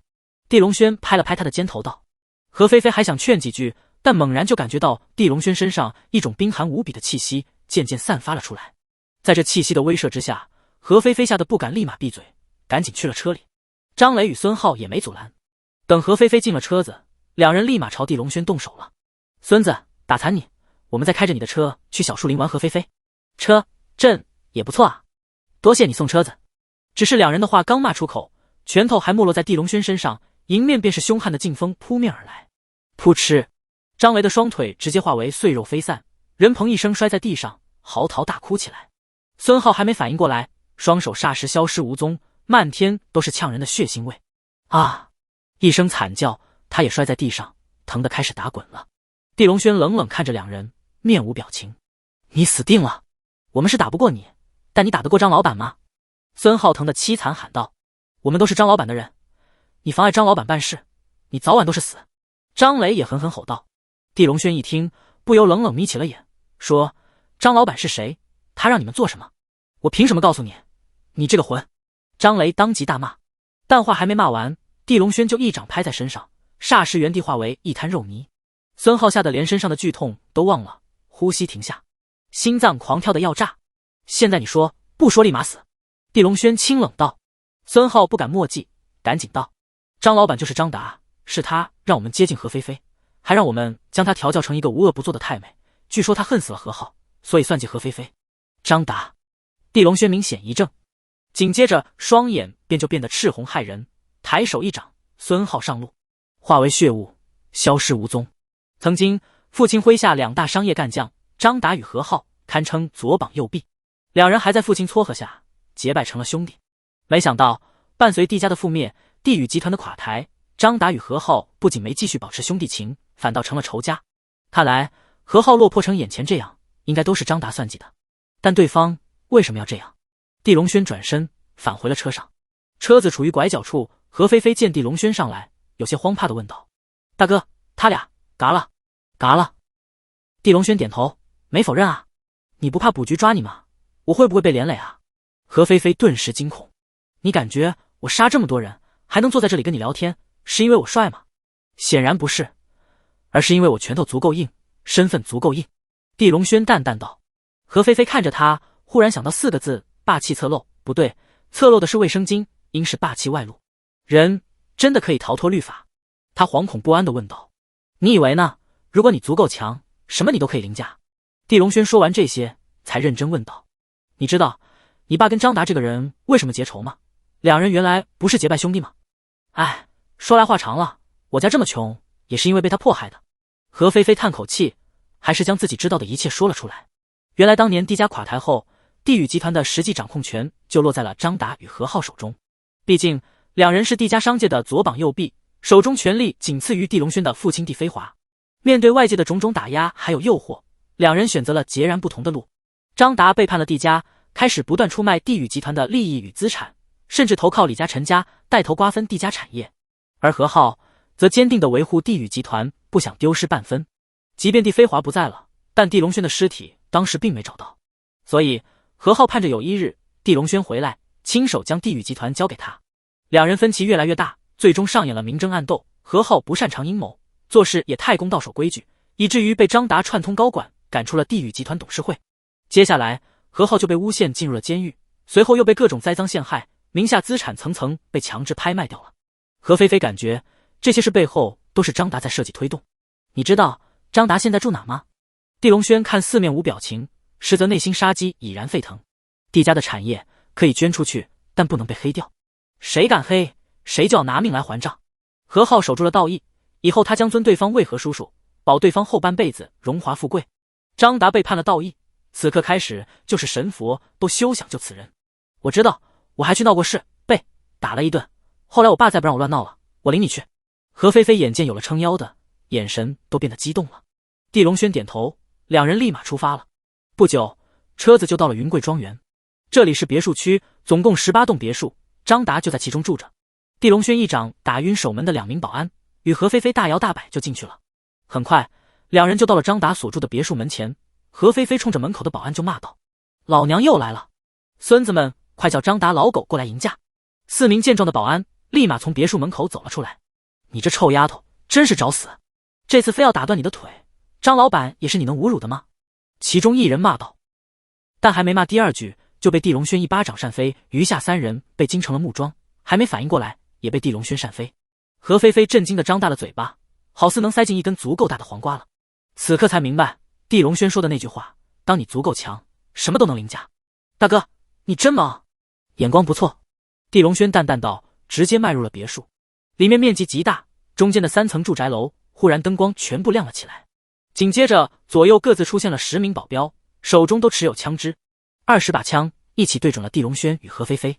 这种感觉堪称炸裂脑皮。地龙轩还能保持镇定，但何菲菲第一时间就吓得腿肚子发软，瘫坐在了地上。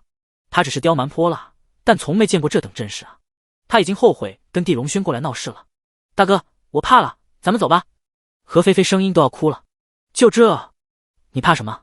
地龙轩无语，暂时没再搭理他，抬头就朝前看去。亮如白昼的灯光之中，就见别墅楼前走出了一名身穿灰色睡衣、戴着金边眼镜的中年男子。此人不是别人，正是张达。只是与5年前比起来，张达更富态了一些，也彻底丢掉了原来儒雅斯文的模样，变得满脸横肉，举止张狂，有了几分大佬范。一手拿着雪茄，一手拿着金色的手枪。地龙轩，你果然来了，老子就知道你早晚会过来，所以提前做好了准备。这20把枪如何？满意吗？张达阴冷地喊道。虽然你诚意十足，但我真有些失望，毕竟这些枪也就是挠痒痒而已。地龙轩清冷道。张达一听，仰头冷笑。何菲菲这个小贱人都吓瘫了，你还敢说挠痒痒？现在你给老子跪下，否则我立马杀了何菲菲，让何浩断子绝孙！哈哈，不，我不要死！张达，你跟我爸还是结拜兄弟呢，你为什么这么坏？何菲菲惊恐地大喊道。住嘴！我从来就没瞧得起你爸，当年只是帝飞华非要撮合我，给他面子才跟你爸结拜的，就你爸那么蠢的人，什么资格跟我并肩？张达冷斥道。所以你就要一个劲地毁掉他，然后顺便瓜分掉帝家的产业。地龙轩冷冷道，一指头点在何菲菲的头上，吓哭的何菲菲应声昏了过去。他接下来要杀人，不想吓坏这个丫头。什么叫帝家的产业？老子为帝飞华东奔西跑，打下的商业江山，凭什么不能是老子的？地龙轩，你今晚死了，我连帝家放在银行的资产都要吞掉！张达大肆吼道。做这个梦的不止你一个人做过，但结果都会一样，那就是死。伴随最后一个字眼如雷霆降临，地龙轩轰然消失在原地，同时20道剑气从他双手之中甩出。左右20名持枪保镖还没听到张达开枪的命令，就纷纷脖颈出现一道血线，咕噜噜，脑袋一起落地，20道鲜血喷上天空。与此同时，地龙轩的手已经抓在了张达的脖颈上，张达手中的金枪已经成了碎渣掉在地上。你经历了什么？怎么变得这么强？张达震惊到了浑身汗毛竖起。一个死人有什么资格多问？地龙轩冷冷道。张达双眼瞪得欲裂，赶紧惊恐喊道：你不能杀我，我可是横江战区的指定供货商，有身份保护，我要是死了，横江战区会杀掉你。就这，你低估了我。地龙轩说完，五指发力，张达瞬间脖颈碎灭，脑袋落地，地龙轩扑通踩烂，一掌打下，张达身子化为血雾消失，周围一切都变得安静了，如同张达与帝家之间的仇恨一笔勾销，烟消云散。他走过去，将何菲菲抱起，进入了别墅客厅之中，一指点下，何菲菲深吸一口气，悠悠醒来。啊，我这是在哪？大哥，咱俩是不是被绑架了？我们就不该来这里，张达太无耻了。何菲菲惊恐站起身，忙喊道：他已经上路了，坐下，安静点。地龙轩摆摆手道。何菲菲闻言，震惊的心肺都要爆了，20把枪都没让地龙轩受伤，还杀了张达。他已经无法正视地龙轩了，总感觉对方就像是一尊人间的神，不像是一个人。现在用张达的电话给所有瓜分你爸财产的人打电话，就说来张老板的别墅一事。地龙轩吩咐道。何菲菲紧张的点头，拿起张达镀金的手机，一个个找到号码拨打了出去。他接连打了9个电话，没人听出他是何菲菲，都立马答应，然后挂断了电话。显然在这群人眼中，张达就是头目，不能违抗。30分钟后，9人都到了别墅客厅内。眼见客厅内并没张达，这9人都有些疑惑了。何菲菲，你这个臭丫头，半夜叫我们过来干什么？不怕被张老板打死吗？这小子是谁？你相好的？你好歹找个顺眼的，跟他上床，还不如跟我。张老板到底在哪？难不成叫我们过来一起上何菲菲？一阵起哄的坏笑响起，但很快就被一片凄厉悚人的惨叫淹没。地龙轩抬手，一道剑气横斩而过，眼前9人霎时都断了双腿。张达已经死了，在下地龙轩，现在开始将你们手头何浩的财产一一过户或者转账归还，半个小时内完不成，死！何菲菲见状，吓得花容失色，所谓泼辣也不过成了小孩过家家。这9人疼得痛吼，听闻张达已经死，眼前是地龙轩，吓得一个个就如掉入了地狱。谁人不清楚，现在的章台市豪门近乎被地龙轩杀了一遍，当下谁也不敢反抗，一个个赶紧打电话，忙着转账或者归还房产股权。半个小时，一切结束。地龙轩拿着所有文本协议，叫上何菲菲离去。何菲菲痴呆般跟在他身后，等上了车回到自家楼下，还感觉一切就如做梦做个强者的种子，一下深深根植在了他的心中。大哥，求你收我做你徒弟吧。地龙轩刚想下车，忽然被何菲菲抱住大腿，高喊了这么一句。地龙轩一愣，额头满是黑线垂落下来。地龙轩说了100种不收徒的理由，何菲菲说了100种非要拜师的理由，最终地龙轩以师门绝学不能乱传，等回头禀告师尊得到允许才能收徒为由，暂时说服了何菲菲，同时交给何菲菲一个任务，好好做个懂规矩的姑娘，因为师门对品行要求很严。很快两人进了何浩家。何叔叔，这是你曾经的所有财产，你看下这些过户或者转让协议有没有漏掉的，还有些款项刚才转到了我银行卡，我现在转给你。地龙轩直白道。宁九川看得眼角抽搐，隐隐猜到了什么，却不敢多问。何浩看到这些协议，震惊的瞠目结舌，地少，确实都是我曾经的财产，有房子有商铺，你是怎么拿回的？我有个靠山很厉害，他们被我叫过去恐吓了一下，都自觉归还了，不信你问菲菲。地龙轩一副诚实的样子。何浩愕然朝何菲菲看去，却又发现平日里大大咧咧泼辣刁蛮的女儿，此刻居然老实巴交坐着，不苟言笑的点了点头，忽然成了淑女。地少，那些人其实都是被张达安排的，你这么做，张达怕是会对你出手。何浩担心道。张达，他刚才因为涉嫌金融诈骗被捕局抓走枪毙了。地龙轩淡淡道。何浩一听再次愕然，隐隐感觉这是地龙轩做的，又没证据，索性也懒得多嘴了，毕竟此刻的地龙轩已经不是他能说教揣测的人物了。多谢地少帮忙，我这辈子怕是还不完地家对我的恩情了。何浩感激道。何叔叔客气了，我这次过来其实是想请你出山帮我经营地宇集团。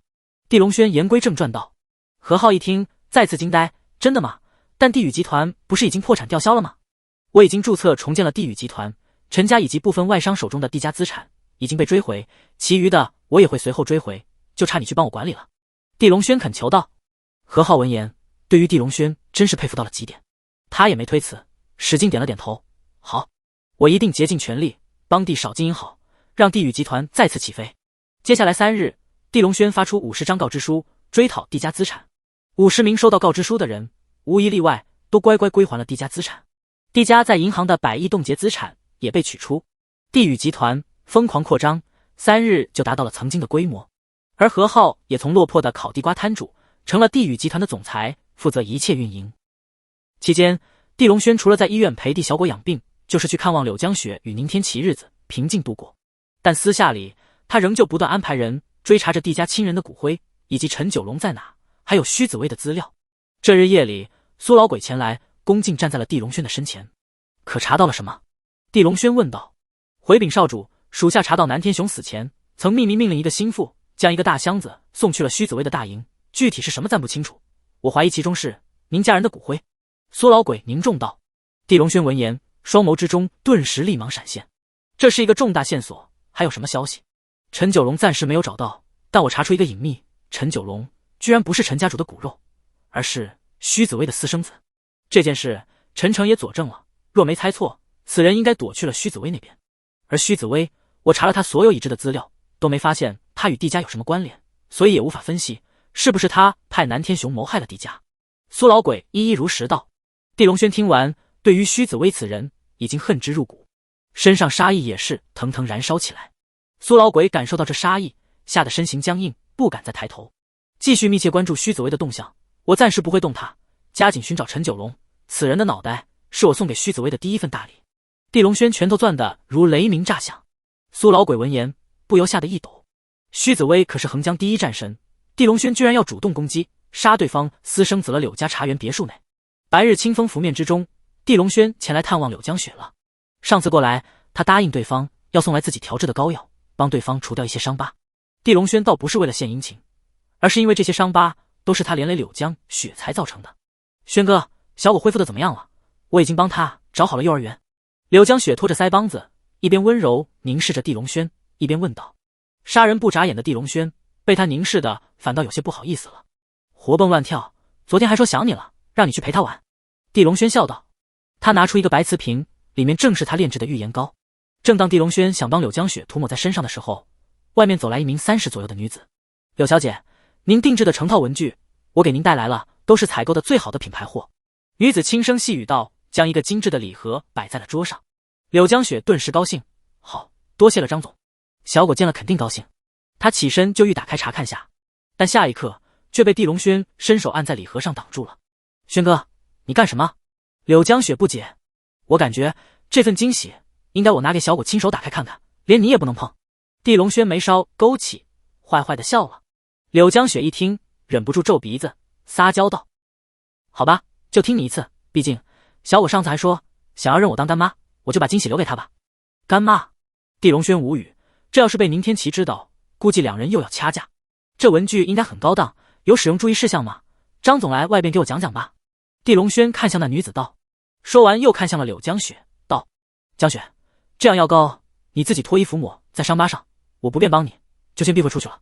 讨厌，你不是说亲自帮我涂抹吗？柳江雪越说声音越低，到最后脸都红得发烫了。地龙轩咳嗽一声，拿着礼盒叫上张丽赶紧出去了。张丽是文具连锁超市的总经理，柳江雪是股东之一，所以两人很熟。出来之后，张丽正想说下文具使用的事，猛然间却被地龙轩抓住头发，狠狠按在了墙上，同时手掌朝礼盒狠狠一拍，整个礼盒刹那化为齑粉，簌簌掉落在地，空气中竟有股呛人的火药味在飘散。说，你是谁派来的？我只给你一次机会赎命，否则死。地龙轩身上杀意滔天，敢在他面前杀他最在意的女人之一，这是何等的挑衅。张丽吓得脸白如纸，浑身战栗不停，身心犹如被地龙轩的冰寒杀意冻透。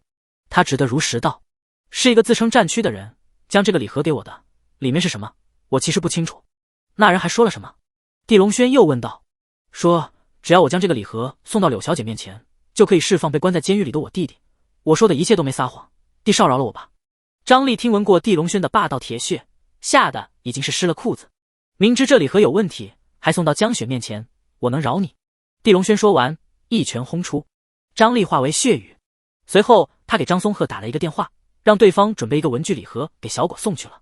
地龙轩脸色阴沉恐怖，一面安排柳任心叫人过来打扫，一面让对方封锁消息，不得告诉柳江雪。他猜测这件事肯定跟须子薇有关系，对方已经展开了对他的打击报复，立即派出高手全面保护宁天琪，还有陈诚。小狗那边也加强守卫，我感觉一场高级别的刺杀要到来了。地龙轩立即联系苏老鬼，下达了命令。苏老鬼自是不敢大意，赶紧调遣青门与江龙会的高手前往了章台市。下午医院那边果然发生了紧急情况，悬疑门精锐在小狗住院的那层楼道间内抓住了2个形迹可疑的人，还在这2人身上搜出了炸弹，若没被发现，怕是要出大事了。地龙轩立即赶往了医院，压住情绪与小狗玩了一会，确定四下并没隐患之后，才走出病房。外面苏老鬼以及张松鹤都紧张地看着他。少主，这到底是谁躲在背后使坏？真是太缺德了。我感觉8成是那帮子外商或者战区须子薇的人。2人先后说道。地龙轩脸色阴沉至极，我不管你们用什么方法，必须保证小狗的安全。2人赶紧点头。随后地龙轩离去，不久在卜局外，他见到了林南。这2日，你那边有没有发现战区的人或者跟圣比亚会所外商有关的人进入章台市？地龙轩清冷问道。林南摇了摇头，地少，我这边能调取的数据有限，这个问题我真不清楚。再就是我可能被盯上了。什么意思？地龙轩当即眯起了眼。现在林南等于是他的人，谁动林南大概率就是为了报复他。上面下来一个文件，硬说我老婆财产来源不明，让我暂停工作1个月，在家配合调查。林南恼火道。地龙轩一听，眸中就跳出了锋锐的冷色，显然此举就是为了砍掉他在卜局的耳目。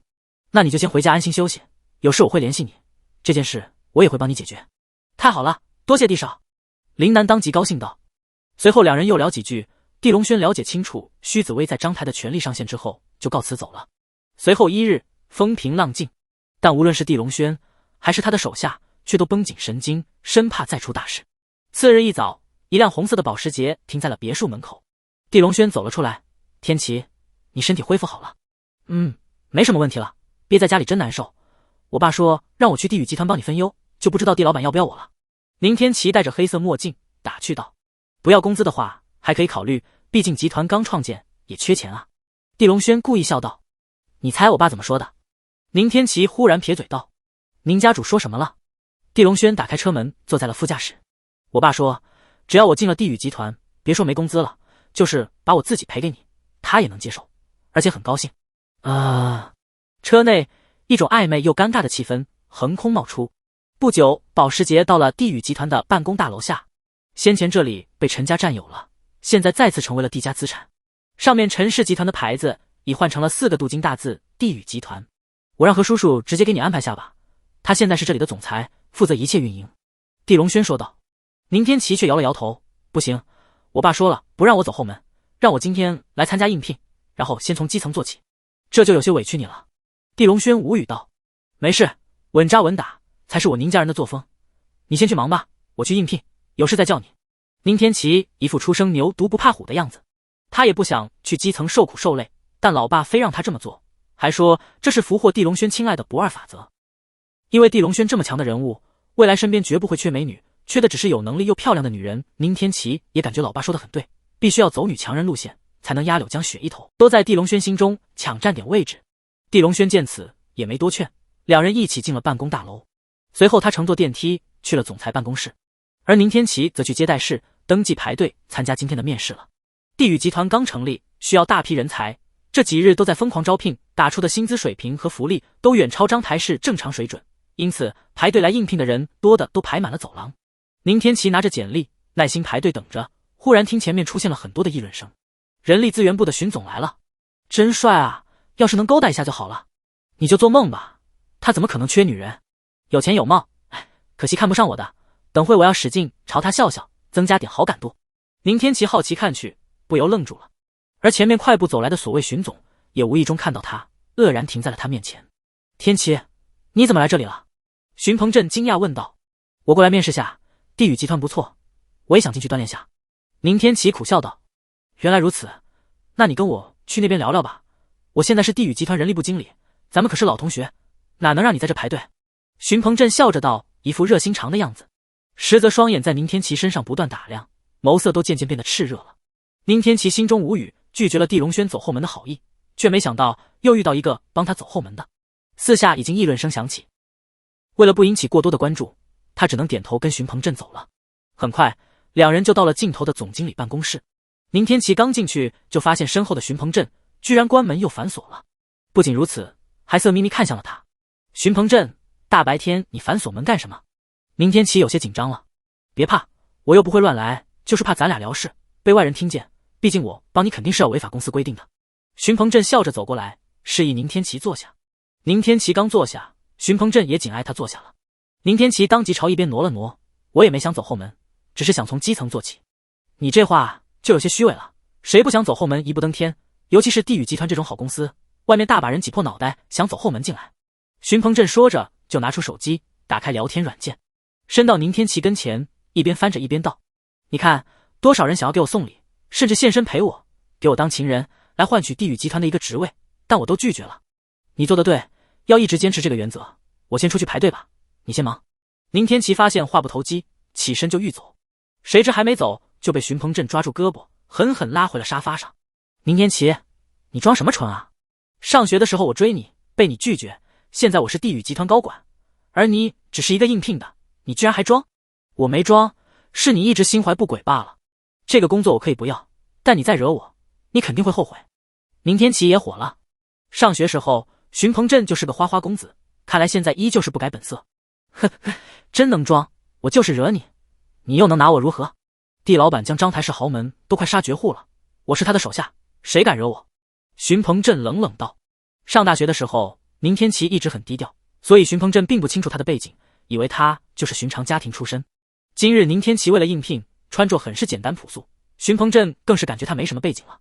只是他刚说完，就被宁天琪一巴掌打在了脸上。“说话干净点，你们老板我认识，他要是知道你调戏我，你会死得更快。”臭婊子，你居然敢打我！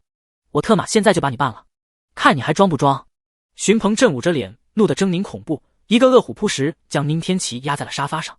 先前在走廊内，他看着宁天琪早就欲念压不住，现在门反锁，办公室还很隔音，他想干什么，对方哪能逃脱？宁天琪拼命反抗，眼看衣服快被撕开，焦急地大喊一声：“地龙轩，你个大坏蛋，你怎么还不来？”地龙轩，臭婊子，你吓唬谁啊？我们老板才没工夫拯救你！荀鹏震冷冷骂道。谁知话音未落，砰的一声爆响，办公室的门居然被人踹开了，旋即外面一行人冲了进来。正准备撕开宁天琪上衣，来个霸王功的荀鹏震立马吓得清醒，忙起身整理一下衣服，迎了过去。何总裁，您怎么来了？还领了这么多的保安？我这边没事啊。荀鹏震媚笑着道。何浩脸色阴沉至极，你对宁小姐做了什么？你自己不清楚？他……荀鹏震不由心虚，但立马就摆出了一副被冤枉的样子。何总裁，他是我同学，先前见他来应聘，我就好心让他过来叙叙旧，谁知刚进来他就往我身上贴，还主动亲我抱我，应该想赖上我走后门，幸好我一直坚守本分。话说完，荀鹏震转头就狠狠指向宁天琪，又骂道：这个贱人太能装了，他还说认识地老板，这不是朝地老板身上泼脏水吗？地老板哪能认识这种不干不净的女人？你无耻！宁天琪真要被他气炸了。好在下一刻，地龙轩就在外面走了进来，眼神就如刀子落在了荀鹏震的身上。我就是地龙轩，你能为你说的一切负责吗？地老板好，我100%为我说的一切负责。如果我撒谎，我脑袋给你！荀鹏震拍着胸脯道。他大概真没见过敢在光天化日之下随便摘人脑袋的人，但今天他就要第一次见到，也是最后一次见到了。但此刻荀鹏震还没意识到自己即将走到生命尽头，反倒还在窃喜，因为地龙轩似乎信了他的话，摆摆手道：何叔叔，你领人下去吧，这边我自己处理就行。好吧。何浩没再插手，领人就走了，毕竟他已经忙得焦头烂额。宁天琪走过来也道了句：那我也走了，我还要去排队面试。去吧。地龙轩点头道。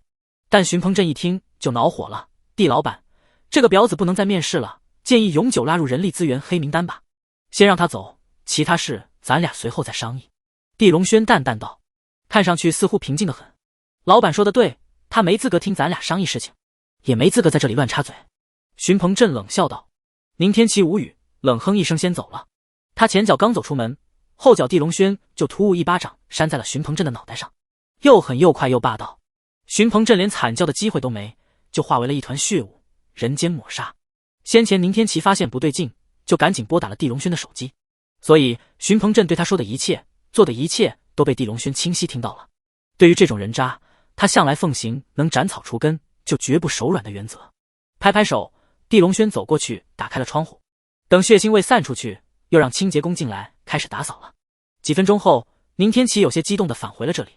地少，何总裁说你让我接手人力资源部。对啊，姓荀的不配管理这里，交给你我才放心，毕竟职员品质决定了地宇集团的底色。地龙轩看着他点头道啊，但我怕自己能力不够啊。何总裁说接下来集团员工预计会增长到几万人。宁天琪愕然道，大不了公司倒闭，我再重新建个，有我撑腰，你怕什么？如果你拒绝，我就找你爸给你下命令。地龙轩笑道。宁天琪这才受宠若惊的点了头，好吧，我一定不负地老板的器重，将人力资源部管理好。这句说完，他忽然想起了什么，又问道：荀鹏震这个人渣呢？赶走了？赶走了，放心吧，这辈子你也见不到他了。地龙轩意味深长的道。宁天琪自然没理解这句话到底什么意思，还以为荀鹏震只是被开除了。他嘟囔一句对方也没交接工作，真没品，就开始忙碌了。地龙轩眼见帮不上什么，就先出去了。刚出去就见何菲菲走了过来。有事？以地龙轩的霸绝铁血，见到何菲菲竟有些头皮发紧。对方非要给他做特别助理，因为何浩对地家付出了太多，地龙轩又不能对何菲菲太凶，最后也只能答应了对方的请求，导致他进入地宇集团，身边就多了一个跟屁虫似的特别助理。连他去洗手间，对方都跟在门口守着，大哥，外面有个人要见你，所以我过来问问你见不见。何菲菲笑着道。与昨日染红头发穿热裤吊带的辣妹范相比，今日的何菲菲已经染回了黑头发，还穿了黑西裤黑皮鞋白衬衫的正装，颇有洗心革面重新做人的架势，就是举止还带着几分吊儿郎当的社会范，与着装搭配起来总有些别扭。叫什么？地龙轩好奇问道。他叫朱俊龙，说有大情报要汇报给你。何菲菲道。地龙轩闻言愣了下，这名字有些陌生，但又有些熟悉。想了一会，才猛然想起了蓝天雄私生女下丹颜的男友，好像就叫朱俊龙。那日大战之后，他就忘了这个人，怎么忽然来找自己了？让他过来吧。地龙轩道。很快，何菲菲就领着朱俊龙过来了。他穿着简单的休闲装，有些紧张的朝地龙轩弯身行礼：“地老板好。”“有事找我？”地龙轩不解道。“有大事，能单独说吗？”朱俊龙小心问道。地龙轩点了点头：“去我办公室吧。”到了办公室后，朱俊龙紧张站着，额头都冒出了热汗。“地老板，上次看您杀了夏丹颜以及南天雄后，我就发誓这辈子要追随您。我清楚您这种大人物看不上我，所以我一直在偷偷找机会为您效劳。今天我终于找到机会，为您效劳了一点事。”“什么事？”地龙轩更好奇了。朱俊龙没继续说，而是走近一些，将自己手机递给了地龙轩。地龙轩接过来一看，上面有个视频。看完这个视频后，刹那双眼冷透天地。“地老板，那两人随后开车走了，我记下了那车子牌号。”朱俊龙又将一张纸公镜递给了地龙轩。地龙轩接过之后点了点头：“不得不说，你让我刮目相看了，先留在地宇集团上班吧，以后有机会我会给你安排差事。”“多谢地老板，我一定为您肝脑涂地。”朱俊龙当即大喜，忙弯身90度感谢。以前洛兜上层社会都疯狂嘲讽他，说他是吃软饭的，是软蛋，是窝囊废。朱俊龙被打击，被侮辱，被作践，却无法反抗。直到看到了地龙轩，他才明白男人应该如何活着。现在终于有了机会为地龙轩办事，他已经激动到鸡皮疙瘩冒出来。而地龙轩则交代完后就起身出门了。他没想到朱俊龙能提供一个如此大的情报。这个情报是宁天齐的保时捷被人偷偷在底盘上安装了炸弹。朱俊龙因为没机会接触地龙轩，就在地宇集团门口蹲点找机会，却不曾想无意中看到地龙轩来时乘坐的保时捷被人偷偷安装了炸弹，所以他立马去找地龙轩汇报了这件事。地龙轩联想到昨日医院被搜出的炸弹，以及柳江雪那边的炸弹文具礼盒，眼中的杀机已然浓烈到了极点。显然，这就是有人在针对性的刺杀他最亲近的人。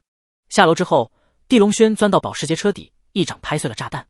炸弹再先进，也抵不住瞬间所有电子元件都损毁。爬出车底后，地龙轩拨打了林南的电话：“帮我查个车牌号，看看这辆车去哪了。”“好的，地少。”林南虽说停职回了家，但这件事还是可以办到的。很快，地龙轩就收到了对方传来的车子轨迹图。他开着一辆奔驰就寻了过去。30分钟后，地龙轩到了郊外一栋别墅旁，车子停下，人纵身飞跃就进去了。客厅内正有2名男子在喝酒吃饭。不知道地龙轩有没有被炸死，如果死了，咱俩可是有500万奖金。那宁小妞死了，也有300万奖金可以赚。所以我真盼着这2人一起被炸死，活该咱们赚这笔横财。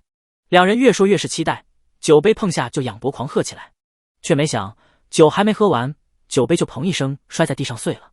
一起摔地上的还有2人被斩断的胳膊，但2人却根本发不出惨叫，因为脖梗被地龙轩点了哑穴，只能疼得满地打滚，抽搐痉挛。我不想听废话，我只问一个问题：谁先抢答，谁活，另一个死。地龙轩清冷道。说完就问道：谁派你们安装的炸弹？右边的杀手犹豫了一下，却没想左边的男子已经单脚举起，在抢答了。那你回答。地龙轩一拳将右边男子轰成血雾，一边解开了左边男子的哑穴。后者眼见自己同伴被人间抹杀，连火葬步骤都省了，已经吓得快要魂飞魄散，哪敢还隐藏什么？他赶紧一五一十说了出来，说完就被地龙轩一掌拍在脑袋上，当即昏死了过去。命是保住了，但脑神经重创，以后也是植物人了。地龙轩返回车中，再次出发了。再次停车的时候，已经到了远郊的一处山庄，这里正是那男子招供的地方，说在里面被人下达的刺杀任务，也是在这里领的炸弹。地龙轩下车，双眼朝里看去，强大的感知之下，他能发现里面隐藏了诸多强大凶狠的杀机，但他并没犹豫，纵身飞掠进入了庄园之中。行走100米之后，地龙轩就看到了一处明亮的大厅，里面坐着数名男子正在搓麻将。今日若杀了那个东方人，我们就有机会获得1000万米刀的奖金。你不缺这点钱吧？你应该更想得到那个叫柳江雪的女人吧？你看她照片的时候，眼神跟狼一样。哈哈，什么都瞒不住你，她应该来了。屏幕上有人出现，此人话音落，几人一起朝大厅内的电子屏幕看去。屏幕之上果然有一个伟岸的男子缓缓走来了大厅，几人一起发出了冰寒的冷笑。身上煞气暴涨的同时，眼神也变得亢奋，犹如看到了一个自己送上门来的战利品。几人的冰冷狂笑与放肆的言语，地龙轩自然听得一清二楚。当他走到大厅门口的时候，刷刷刷，左右出现4名持枪男子，迅即开枪了。子弹连成串朝地龙轩身上杀来，但原本就在视线中的地龙轩却霎时没了踪影。与此同时，持枪的4人脑袋尽皆被一道气劲穿透，炸成漫天血雾。看来我在圣比亚杀的西洋人还是不够多，不够狠。地龙轩穿地标枪，牢牢立在了大厅中间位置。大厅很宽敞空旷，只有一张麻将桌，桌边坐着4人，2名西洋人，2名本国人。4人身上都是气息强大，眼神凶残，杀机森然。地龙轩朝4人身上一看，不免微微有些讶异，4人居然都是5尊级别，而且还是地阶5尊级别。须知天地人3阶5尊，即便是其中最低的人阶5尊，摆在都市之中都是顶级强者，如张松鹤之流就是人阶5尊，而地阶5尊那都是某个大区域内的绝世强者，如苏老鬼就是地阶5尊，穆嫣然也是。被奉为5尊之首的南天雄也不过是地阶5尊巅峰。由此可见，此刻一下出现4位地阶5尊是何其强大的阵势。不，你杀的都是寻常的西洋人罢了，就如你杀了动物园几只狼，难不成就敢藐视真正的草原野狼吗？右面的西洋人冰寒道，等会他就清楚，他不过是个小丑了。感动圣比亚会所，就走在了前往地狱的路上。左面的西洋人阴森道，那2名本国人身上铁血之气涌动，应该是常年冰融之人，眼神就如枪炮狂刀的盯着地龙轩。听说你杀了南天雄，不错，有资格让我出手，可惜这小子的言辞太狂了，不早死才怪了。2人说话间，腾腾战意从身上爆发而出。既然都这么能吹，那就赶紧动手吧，我不喜欢多听废话。地龙轩说完，周身气息炸裂，劲风如狂龙席卷全身，双拳一握，便是雷霆万钧之力，轰然杀向4人。4人早已杀机凌冽，见状便齐齐飞跃而起，很有默契的分4个方向朝地龙轩攻击而去。左面西洋人擅长的是被奉为格斗王者技能的柔术，刹那身形万变，手臂犹如麻绳一般缠绕而来，身躯更如巨蟒粘在了地龙轩的身上，直接施展了超强杀招恶蟒缠脚。右边西洋人擅长的则是最大众化的西洋拳，只是他的拳风快到犹如漫天雷霆，劲力粗暴恐怖，杀来之际仿佛漫天炸弹齐齐降临，劲风刮的空气发出呼啸，这也是他的最强杀招雷神之怒。至于2名本国人，战役爆发之中，一人飞身施展弹腿绝学，漫天都是腿影，犹如斩天的狂刀，杀招疾风猎刃。另一人修炼的则是少林绝学龙爪一脉，十指绷紧，杀来呼啸刺耳，空气之中都好似出现了道道白刃，此为杀招龙刃诛仙。4人都拿出了看家本领，要的就是一个快狠，不给地龙轩半分喘息的机会。杀完之后就可以领钱玩女人，岂不快哉？但这场原本胸有成竹狂风暴雨的围杀，却在电光石火间突兀定格了下来。中间的地龙轩一声直冲九霄的怒吼之中，体表居然出现了耸人的红色旋纹，周身根骨也发出了雷霆爆炸的异响。此为朱雀之力，青龙之力，2种一直隐藏的超强神力爆发。地龙轩的速度与力量在刹那之中翻倍暴涨，一拳出，宛如打爆天穹的神之锤。西洋拳强者刹那双拳化为血雾，胳膊化为血雾；弹腿强者刹那双腿消失无踪。柔术强者在缠杀地龙轩的刹那，居然发现自身气血变得炽热无比，离奇失控了。噗！他七窍之中都激射出鲜血，周身皮肤也渗出了鲜血。最后的龙爪强者则被地龙轩一拳轰灭食指，抓住头发狠狠摔在地上，连双腿都摔炸无踪。我问你们答，谁答得快，谁免死，谁答得慢，谁死。地龙轩的声音犹如上苍在审判世界，冷漠到没有一丝温度与情感，强大到言出法随，四方云动雷炸。在他说完的一刻，4名地阶强者被废的身躯才重重摔在地上，砰砰砰砰，刺耳而残酷。4人疼得嚎啕惨叫，更是崩溃到了极点。做梦也没想到，赫赫4大地阶5尊联手杀人，竟连一合都没撑过，齐齐成了残废。此刻在面对地龙轩，4人都如见到了深不可测的地狱般恐怖，不敢直视。你们到底是属于西洋什么组织？这个组织总部在哪？地龙轩冰冷问道。那名西洋拳强者立即做出了回答，我们来自天使神殿。为了保命，此人倒是将一切都详细说了出来。地龙轩也彻底清楚了，天使神殿是西方世界最强的几大势力之一，笼络了大量的顶级武道强者，等级从1到10亿，西洋拳强者与柔术强者乃是6翼强者。横江区域内，天使神殿的总负责人称为神使，乃是7翼天使。圣比亚会所其实正是天使神殿诸多攫取财富的下属机构之一。地龙轩杀了圣比亚的外商，毁掉了这个会所，也等于彻底惹怒了天使神殿，所以引来了今日的刺杀。而且这种刺杀不会有尽头，除非地龙轩被杀才能终结。第二个问题，你俩是不是来自战区？是什么身份？是谁下达的命令？地龙轩再次问道。那名弹腿强者立即抢答了，所谓忠诚，在生命的面前真是不堪一击。我们来自横江战区，战区筛选培养出的武者称为战龙，等级从 A 到 SSSS 级别，我俩都是 S 级别战龙。这次是须子威战神下达的命令，让我们来杀你。地龙轩，我没想到你这么强，但你如果不放了我们，须子威肯定会更疯狂的报复你，因为他是横江唯一战神，手眼通天。这位战龙说完之后，狰狞怒吼道：如果我怕威胁，那我早就死了，你话真多。地龙轩冷漠抬手，一拳轰杀掉那名柔术强者，又一拳将那名西洋拳男子轰成了植物人，即便活着也是活死人了。两名战龙强者一看，都吓得脸色惨白了。那名龙爪战龙彻底崩溃，立即哭着大喊：不要杀我，我有重大情报要说，请饶了我一命吧。你说我可以考虑下。地龙轩冷漠道。须子威的私生子陈九龙就在章台室内藏着，我知道他的位置，他还让我们杀了你之后将你脑袋送过去助兴。龙爪战龙慌忙说道。对，他确实说了，还说抓那个叫宁天琪的姑娘狠狠践踏玩虐一番。弹腿战龙也忙补充，这真是一个好情报，将陈九龙的位置给我，你俩的命我会留下来。地龙轩冷冷道。很快两人就争先将陈九龙的地址说了出来，随后在地龙轩的拳风之下都成了植物人。章台市远景台球俱乐部，这是一家档次很高的娱乐场所，今日一早就对外宣称要查修电路，暂停营业了。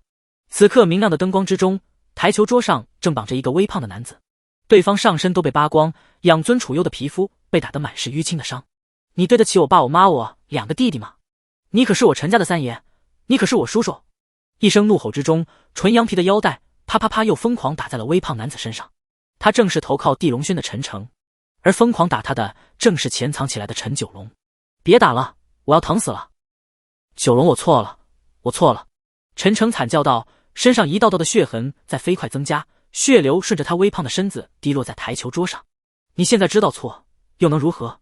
我家人已经死了，我已经失去了一切。陈九龙狰狞嘶吼道。陈诚吓得狂抖，不，你还有陈家，你还是陈家大少。闭嘴！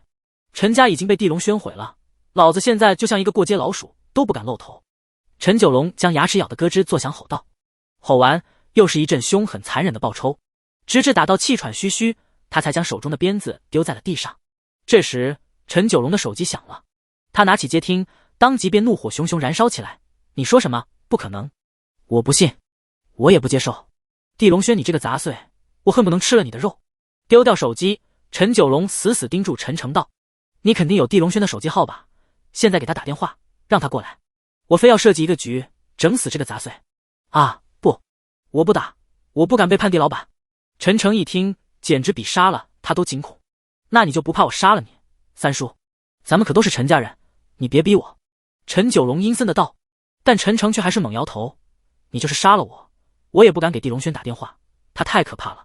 你逼我也没用。见识过地龙轩的种种暴力铁血手段之后，陈诚已经将对方视为死神。他不信陈九龙能斗得过对方，一旦地龙轩没死，那他就倒霉了，所以陈诚绝不敢背叛。三叔，你真是一个孬种，我在最后问你一句，你到底给不给地龙轩打电话？如果不给，我现在就杀了你。陈九龙的声音已经冷得让人发指，但陈诚还是坚定地摇了头，不打。你杀了我吧，我不敢背叛地老板，他是我心中的神，我不敢招惹半分。我呸！你不配留陈家的血脉，我现在就宰了你，让你提前上路去等着地龙轩。陈九龙咆哮之中，摸出一把银白色的手枪，抵在了陈诚的脖颈上。陈诚吓得狂抖，尿都失禁了。九龙啊，你就饶了我吧，我愿意把所有财产都转移给你，行不行？不行，死吧你！陈九龙怒吼中扣动了扳机，陈诚吓得大便也失禁了，他双眼一闭就准备上路了。谁知就在电光石火间，一道破空的锐响出现了，陈九龙持枪的手腕瞬息被斩断，掉在了地上。他疼得嘶吼，立即后退，朝远处惊恐看去。是谁？是地龙轩来了吗？你们快给我冲上去杀了他！只要他死，我愿意每个人给你们5000万！疯狂的嘶吼之中，大厅内的18名打手立即彪悍冲了出去，但刚冲出去，还没发现目标，就感觉一股强大到难以承受的劲风扑面而来。霎时，这18人纷纷爆体，炸开，化为血雾，于人间抹杀。紧接着才见一道身影如雷霆轰然而至，陈九龙还没反应过来，就被抓住脖颈，原地提起了：“你就是地龙轩吗？不要杀我！我给你我所有的存款行不行？三叔快帮我求情啊！我不想死。我早就劝过你了，不要跟地老板斗，你非不听我的，我怎么帮你？”陈诚吓得颤栗道：“下辈子再别跟我斗，因为你没资格。”地龙轩说完，咔嚓捏断了陈九龙的脖颈，一颗脑袋死不瞑目，瞬间掉落。地龙轩浑然无惧，找个袋子将陈九龙的脑袋装了起来，这才动手将陈诚四肢的绳索捏断。多谢地老板救我！陈诚身上使尿味呛人，忙跪在地上磕头：“你应该庆幸是你对我的忠诚敬畏，保住了你的命，否则你也是死尸一个了。陈九龙的财产都送给你了，算是对你的奖赏。”地龙轩淡淡道。陈诚闻言喜从天降，立即磕头再次感谢。随后陈诚找了一件破衣服穿上，两人离开了台球俱乐部。当天晚上，横江区域经济重地苍城统帅府内正在热闹举办庆功大宴，月余之中，剿匪5000，战部总院为之嘉奖。现场都是横江战区的高级战将以及精锐战士，还有上百名战龙成员，美酒佳肴，欢声笑语，好不热闹。而坐在中间位置，身穿蟒龙战袍，身姿魁梧高大，面色刚毅，不苟言笑之人，正是横江区域第一战神统帅徐子薇。眼看气氛已经高涨无比，徐子薇缓缓站起，举起手中的杯子，眼如雷霆，环顾全场，四下顿时变得安静，所有人都自觉拿起杯子看向了徐子薇。今日多谢各位过来捧场，也多谢战区的各位同僚在这次剿匪战中做出的贡献，江河明月永远会记住你们的功劳。说完，他仰头喝光了杯中烈酒，其余人也纷纷一起举杯饮尽。这时，外面忽然小跑进入了一名卫士，朗声道：“统帅，外面有人送来一份大礼。”“哦，谁送的？”徐子薇警惕问道。“说是叫陈九龙，还说这礼物务必您亲自打开，必然会高兴。”卫士如实道。徐子薇一听，不由心中大喜，2名战龙 S 级别成员，还有2名6翼天使，4人连杀地龙轩必成，这里面应该是对方的脑袋了。他冷笑之中打开了礼盒，朝里兴奋看去，谁知这一看，顿时惊得头皮发麻，浑身毛孔张开，更是一声咆哮，震荡整个府邸。“啊！我儿，是谁杀了你？我要碾碎他寸骨寸肉，为你报仇！”陈九龙被杀，徐子薇于庆功宴上雷霆暴怒之事，迅即在整个横江区域传开。究竟是谁捅了这个马蜂窝，无人知晓。另一边的地龙轩击杀陈九龙，选择以脑袋宣战徐子薇之后，便等待对方出招了。这日，他叫上被停职的林南，前往了市衙办公大楼，不久就进入了一等接待室。约莫半个小时后，林南伟随一名看上去儒雅微胖的中年男子走了进来递哨，这位便是前事主。林南赶紧介绍道，但地龙轩并没起身，且只是斜眼看了下钱茂元。如此态度，当即让钱茂元不悦，冷哼一声道：“久闻章台市地面上出现了一个嗜杀成性的魔头，叫做地龙轩，今日一见，果然倨傲嚣张，难不成你真以为自己可以为所欲为？”林南闻言，心中咯噔一下，前事主，地少只是反应迟钝点，他没恶意。滚出去反省下，想一想你到底是老子的狗，还是地龙轩的狗？钱茂元冰寒道。说完拉过椅子，气冲冲坐下，打了一个响指。刹那间，外面冲入20多名手持枪械的捕快，一个个黑洞洞的枪口对准了地龙轩。林南见状更是慌了，根本没想到今日陪同地龙轩过来，竟会遇到这副情形。但地龙轩却面色清冷镇定。进来的时候，我就感知到四下有诸多阴冷的杀机，你如此待客，还想让我礼貌，我又不是蠢货。哈哈，果然狂，但我可以明明白白告诉你，今日之后你就要完蛋了。钱茂元阴冷道。就凭这？地龙轩冷笑，拳风握紧，其中劲力如雷霆炸响，甩手一震，便是几十道剑气横空杀出。那20多名持枪的捕快还没反应过来，就纷纷闷哼躺在地上没了动静，即便没有死，也被剑气穿透要害，数月无法离开床了。林南一看，神经绷紧到有了撕裂的感觉，一边是他敬畏非常的地龙轩，一边是他惹不起的事主大人，两边彻底闹僵，他夹在中间如同2头火烤，着实惊恐崩溃。现在告诉我，是谁给你的胆子，也敢这么对待我？地龙轩已经觉察到这件事没有这么简单。说话间，他已经将金色七星令摆在了桌上。这沉甸甸的七星令出现的瞬间，钱茂元便双眸伸缩一下，身子微微一颤。东汉国第7局是凌驾在战部与政体之上最为神秘强大的存在，他一个事主见了哪能不怕？地龙轩出现在章台市上演杀戮的时候，钱茂元就从林南口中得知对方有金色七星令这件事，所以对于地龙轩的雷霆杀戮，一直奉行事不关己、高高挂起的姿态。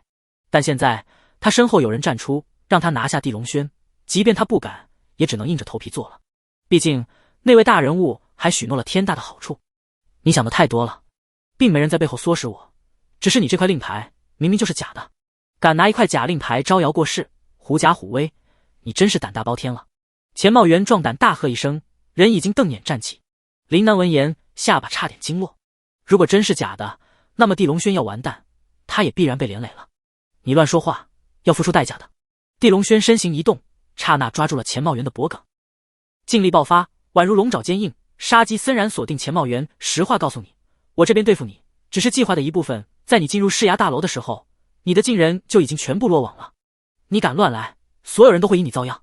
钱茂元狰狞吼道。地龙轩闻言，当即身上杀机翻倍暴涨，宛如深海降临，一下淹没了钱茂元。我说的都是事实，不信你可以打电话去问问。我劝你不要乱来，我也不过是个工具人罢了。你杀了我，反倒落人把柄。钱茂元站立说完，扑通瘫趴在地上，淹死鬼般大口喘息。地龙轩赶紧拨打了数个电话，结果都没人接听。这时，终于有一个电话拨打了过来。地少，我是朱俊龙，地宇集团出事了，忽然来了一批持枪的战兵，将和总裁宁经理等高层都抓走了。杂碎，该死！地龙轩怒不可遏，挂断了电话。下一刻，就听外面咚咚咚出现了一阵坚实有力的脚步声，接着就是8名魁梧的持枪战兵一拥而入，枪口锁定了地龙轩。最后进来的则是一名身穿银蟒战袍的高大男人。地上趴着的钱茂元看到对方，这才有了一点安全感，因为有资格穿这套服饰的都是战将级别。战将出现，地龙轩就是再狂也必须要收敛了。我是横江战区10大战将之一的江海龙，奉命前来抓捕你，劝你不要反抗，否则后果自负。江海龙说完，出示了一张红头文件，上面有地龙轩的名字，而下面的签名则是虚紫薇。地龙轩的脸色变得杀气腾腾，即便战区出手，也要有个罪名吧？敢问我犯了什么罪？战区物资商人张达，前不久被你私闯豪宅杀掉了，所以你涉嫌谋逆大罪，必须跟我们回去调查一下。江海龙冰寒道。我的属下以及身边人也都被你们抓走了。地龙轩又问道。你说对了，谋逆乃是大罪，但凡有一丝牵扯都要被抓。每一个拥有为战区服务资格的商人都等于红顶商人，谁动就要付出沉重代价。江海龙又补充道。这块牌子你也不认可是吗？地龙轩指了指桌上的金色七星令。不认可，横江区域之内还未听说有第7局金勋负责人降临，所以你还涉嫌造假，数罪并罚，怕是这辈子都出不来了。江海龙冷冷道。不错，这一套组合全玩得不错，先抓我的人，再逼我就范，顺便拿走我的依仗。好，那我就跟你去大牢一趟。地龙轩冷冷说完，身上煞气霎时被压下。他可以无视江海龙，但大牢内的何浩等人他不得不重视。江海龙冷笑，摆摆手，8名魁梧战兵走来，手铐脚铐锁在了地龙轩与林南身上，一起押走了。那块金色七星令也被收缴。地上躺着的钱茂元放声尖笑。地龙轩，谢谢你送我平步青云，等你死了，我会给你烧一张冥币感谢。这笑声回荡在接待室内，却没人发现地龙轩被抓的时候将手机拨打了一个号码，悄悄藏在了桌下。先前发生的一切已经被电话那头的人听到了。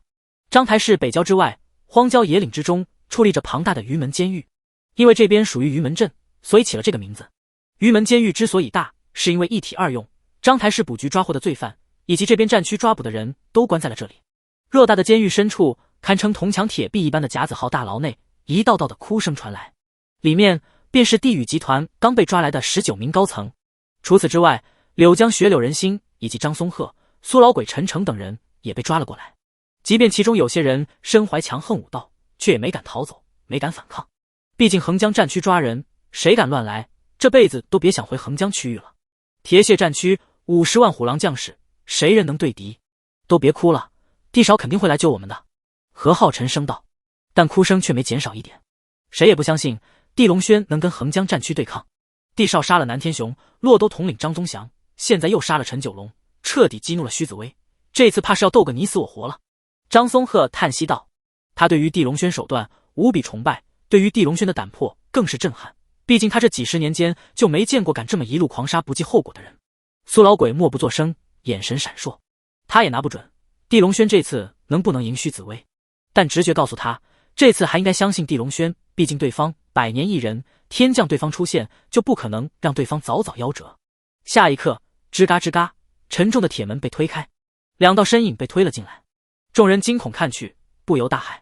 一人是张台捕局总探长林南，另一人正是地龙轩。地少，您居然也被抓来了？轩哥，你没事吧？小师祖，这帮人故意给你下套子。哎，众人赶紧围过去，愤慨的一一说道。但地龙轩倒是神色安然，无碍，你们都好好休息，放宽心就行，一会自有人救我们出去。真的？张松鹤当即大喜，苏老鬼、何浩等人也纷纷放松下来。众人眼中地龙轩就是神一般的存在，既然他这么说了，谁还怀疑？但外面站着的江海龙闻言却冰寒狂笑起来。地龙轩，你倒是真会做梦，实话告诉你，一旦你进来就休想出去了。10几项大罪已经落在你头上，最迟今晚就要给你执行死刑。死刑？刚松了一口气的众人再次心悬在了嗓子眼，一个个脸色变得煞白。宁天琪当即忍不住哭了，地少，如果真要死，我陪你一起。轩哥，我也陪你，路上你就不会孤单了。柳江雪哭道。何菲菲一看，赶忙冲过来抱住了地龙轩的胳膊，大哥，那我也陪你，路上不能少了我。四下众人不由脑袋垂落黑线，这都命悬一线了，居然还能吃到狗粮。地龙轩冷哼，并不解释，盘膝坐在地上，闭眼开始调息打坐。其余人见状也只能纷纷坐下。江海龙冷笑之中转身欲走，谁知刚走出2步，就见走廊内出现了一行人，尽皆穿着黑色中山装，尽皆胸口位置刺绣北斗图。为首的那名女子英姿飒爽，身形玲珑，双眼灵动之中带着骇人的冰寒。且胸口位置的北斗图乃是银色北斗与剩余人的黑色北斗、白色北斗形成了极大的区别。以江海龙的战将身份，见到这银色北斗都不由眼神变得恭敬严肃了，因为这代表了对方乃是第7局某个区域的真正高层。第7局内以北斗颜色区别身份，金勋北斗、钻石勋北斗只在京都之地才会出现。区域分布之中，最高的乃是银勋、铜勋、黑勋以及最低的白勋。毫无疑问，眼前这英气逼人的女子是横江分部的高层之一。江海龙根据对方外貌判断，心中已经有了答案，对方应该就是横江7局一枝花杨幂师。据说武道修为与外貌堪称精彩绝艳，身后追求者没有1万也有数千了。您是杨督察吧？江海龙忙迎过去，笑着问道。杨幂师点头，正是，今日过来是奉命处理一下关于地龙轩等人冒充第7局高层的事情。此人已经被抓入大牢了，近人也都在里面，您审查之后一盖章，晚上就可以执行死刑。江海龙冷笑道。杨幂师毫无表情的点点头，迈步走到了牢房的近前。通过监视的门框朝里看去，他一双美眸很快锁定在了地龙轩身上。所谓虎踞龙盘，各有威势。这牢房之中虽说有30-30人，但唯有地龙轩的气势与众不同，如渊海无波无澜，又如深渊吞噬一切。杨幂师盯住地龙轩看了5秒，便后背飙冷汗了。下一刻，盘膝调息的地龙轩忽然睁开了眼，眸如星辰，眼若玄海，其中有种难以看透的深邃神秘出现。他转头看向了门外的杨幂师，霎时杨幂师静静的浑身一颤，心境全乱，万般傲气与睿智都在这一刻收敛，不敢有半分的不恭。看什么？穆嫣然怎么死的？你不清楚吗？一道冰冷的呵斥从地龙轩的口中响起。杨幂师身形再次一颤，牢房内的众人都愕然的朝外看去。杨幂师当即吓得微微弯身，对不起少主，我来晚了。少主！牢房内的人再次大惊失色，根本不清楚这位身穿银色北斗服饰，连江海龙都恭为迎接的绝美女子，为何拜地龙轩为少主。江海龙更是懵了。杨督察，你这是干什么？你认错人了吧？里面的是嗜杀成性的魔头地龙轩。江海龙立即道，昨日徐紫薇可是告知他，已经同第7局横江分部商议好，地龙轩只要出示金色7星令就逮捕对方，那令牌只能是假的，绝没人敢说是真的，然后执行死刑。所以江海龙见杨幂师到来，以为对方是来定罪地龙轩的，却没想到出现了这一幕。我办事，你这条狗乱说什么？杨幂师转身忽然一巴掌扇在了江海龙的脸上，虽说是纤纤玉指，却是大力沉恍如铁扇公主的芭蕉扇。江海龙虽说是彪悍的战将，但武道修为比起杨幂师却差远了。霎时惨叫之中，人被原地扇飞，一声爆响狠狠砸在了坚固的墙壁上，半张脸都被扇得血肉模糊。人刚落地还想怒吼，就听眼前响起一道道震耳的喊声：恭请七局金勋长老出牢，我等失责，听候发落。恭请七局金勋长老出牢，恭请。不，你不能私改行动，虚战神那边会让你吃不了兜着走。江海龙怒吼道：他就是现在拿枪对着我的脑袋，我也不会叛变眼前的少主。虚紫薇长了几个脑袋，敢谋害金勋长老？杨幂师冷冷说道。九大圣女虽说平日里很少碰头，但还是有联系方式的。杨幂师早就听闻四圣女穆嫣然被地龙轩直接击杀，因为叛变，因为欺骗。九大圣女一身所学都来自烟云谷，下山之时就曾发过毒誓，要终生效忠烟云山五大长老。而少主地龙轩正是五大长老的亲传弟子，他下山无论做什么，都等于代表了五大长老认同。叛变对方与找死真没区别。穆嫣然已经成了反面教材，让剩余八大圣女胆寒不敢再触犯红线。而杨幂师正是六圣女，不，她的七星令是假的，这是横江分部鉴定的。杨幂师，你要付出生命来赎罪。江海龙再次怒吼，已经咬牙从地上站起，身后几十名狱兵持枪疾步冲来。但为首的狱长到了跟前之后，却陷入了纠结之中。一边是江海龙，横江10大战将之一，一边是七局分部迎勋高层，他两边都惹不起啊，还不赶紧拿下杨幂师？他已经叛变了，他与魔头地龙轩肯定有奸情。江海龙嘶吼道：闭嘴，无耻之徒，我清清白白，你这是诽谤，找死！杨幂师兵含回击道。两人霎时僵持在一起，谁也不敢轻易动手，毕竟还有狱兵持枪在旁。但下一刻，牢房之中却响起了地龙轩冰冷的声音：与一条狗废话什么，杀掉不就得了？话音未落，牢房之中的地龙轩站起，咔咔嚓嚓，手铐脚铐碎裂掉落。他一推牢门，重达5吨的纯钢甲子号大门居然咯吱咯吱，齿轮逆转损毁，冒着一串火花，被强行毁坏推开了。天啊，这需要多大的劲力！所有狱兵都瞠目结舌，狱长林辉也惊得下巴都要落地了。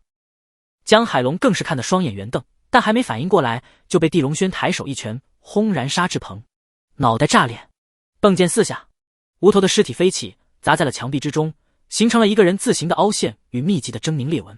恭迎少主出牢，这是您的金令。杨幂师在震惊之中清醒过来，忙跪在地上，双手对来了金色七星令。其余黑勋与白勋成员纷纷跪在地上。狱长看得震惊不已，也赶紧领人半跪在了地上。金色七星令他可惹不起，这代表了对方拥有京都上层的权力。地龙轩缓缓接过令牌，眼神冷漠凝视着杨幂师，对于她的美貌眼中没有半分动容，反倒眸色渐渐有了一丝冰冷冒出。昨日虚紫薇联系七局分部，你为什么不通知我？为什么今日我和我的人被抓，你才过来？不感觉有点晚吗？此话出，横空一股磅礴威势狠狠镇压在了杨幂师身上，他吓得身形站立，冷汗如雨。即便在烟云谷面对5大长老，杨幂师都没如此惊恐过。他立即跪趴在地上，头也不敢抬起，卑微道：少主饶命，我之所以来晚，是因为我在追查另一件重要的事情，且终于有了眉目，所以耽误时间了。什么事情？如果你撒谎，穆嫣然的结局你应该很清楚。地龙轩冷冽道。杨幂师狂点头，属下清楚，属下不敢，但这件事我感觉应该私下告知少主，不方便当着如此多的人说出来。准了，换个地方说。地龙轩淡淡道。杨幂师这才诚惶诚恐地站起身，领着地龙轩朝外走去。狱长林辉见两人走来，忙点头哈腰：您好，地少。这件事跟我没有丝毫关系，我只是被江海龙逼迫的。谁知刚说完，就被地龙轩一巴掌扇趴在地。不要说这种废话，我只知道我的人都被关在了这里，而我也被关过。现在立即释放我的人，专车送回去，再办不妥，死！地龙轩的声音冷的就如能冻裂整个监狱。林辉被打得满脸剧痛，脑子嗡嗡炸响，却趴在地上不敢有半分的抗议。江海龙都被杀了，他算个屁！他只能心里怒骂地龙轩，嘴上立即道歉：对不起地少，好的，我立即去办。大牢内，张松鹤、苏老鬼这等大佬目睹一切发生，已经瞠目结舌，犹如雕塑。见过狂的，但谁人见过地龙轩这种狂？而何浩等人已经震惊的视地龙轩为神了。宁天琪、柳江雪、何菲菲更是脑子里塞满了对地龙轩的各种崇拜。男神2个字摆在地龙轩身上，都难形容1/1000的魅力。很快，狱长林辉安排人将所有人都恭敬领了出去，又安排专车一路护卫送回了章台市。与此同时，地龙轩在办公室内听完杨秘书的汇报，已然神色大变。他真没清楚对方能说出如此大的一个情报，这个情报直接改变了他的身世。杨秘书感觉到地龙轩身上越来越冰寒的气息，以及越来越紊乱的煞气，吓得浑身战栗，却不敢动一下。好在下一刻，地龙轩摆了摆手，道：“你这个情报让我惊讶，多谢。这是一粒天魁丹，奖赏给你了。”说完，地龙轩在身上拿出一粒丹药，丢给了杨秘书。杨秘书双手接住，霎时激动的脸颊发红，心脏狂跳。这可是灵药级别的丹药，刚入手就闻到了浓郁的香气，若是服下一粒，定然能立即提升修为境界。多谢少主，以后我一定为少主鞍前马后，肝脑涂地。杨秘书立即跪在地上，激动的感激道：“起来吧，须子薇那边你打个招呼，让他别再动我的人，否则我直接让他断子绝孙。光明正大杀人，我很擅长；背地里刺杀人，我更擅长。”地龙轩说完，起身朝外走去。杨秘书立即点头，但眼中却有一丝难色涌现。虽说他是第7局横江分部营勋高层，但也只是一个副督察，在分部排名第3。若是他如此告知须子薇，怕是要捅娄子，毕竟对方乃是横江战区第1战神。但想了想，他还是直接一个电话打给了须子薇：“我是杨秘书，今日我告知你，地龙轩乃是我师门少主，少主让我警告你，若再敢动他近人，你必亲人全部横死。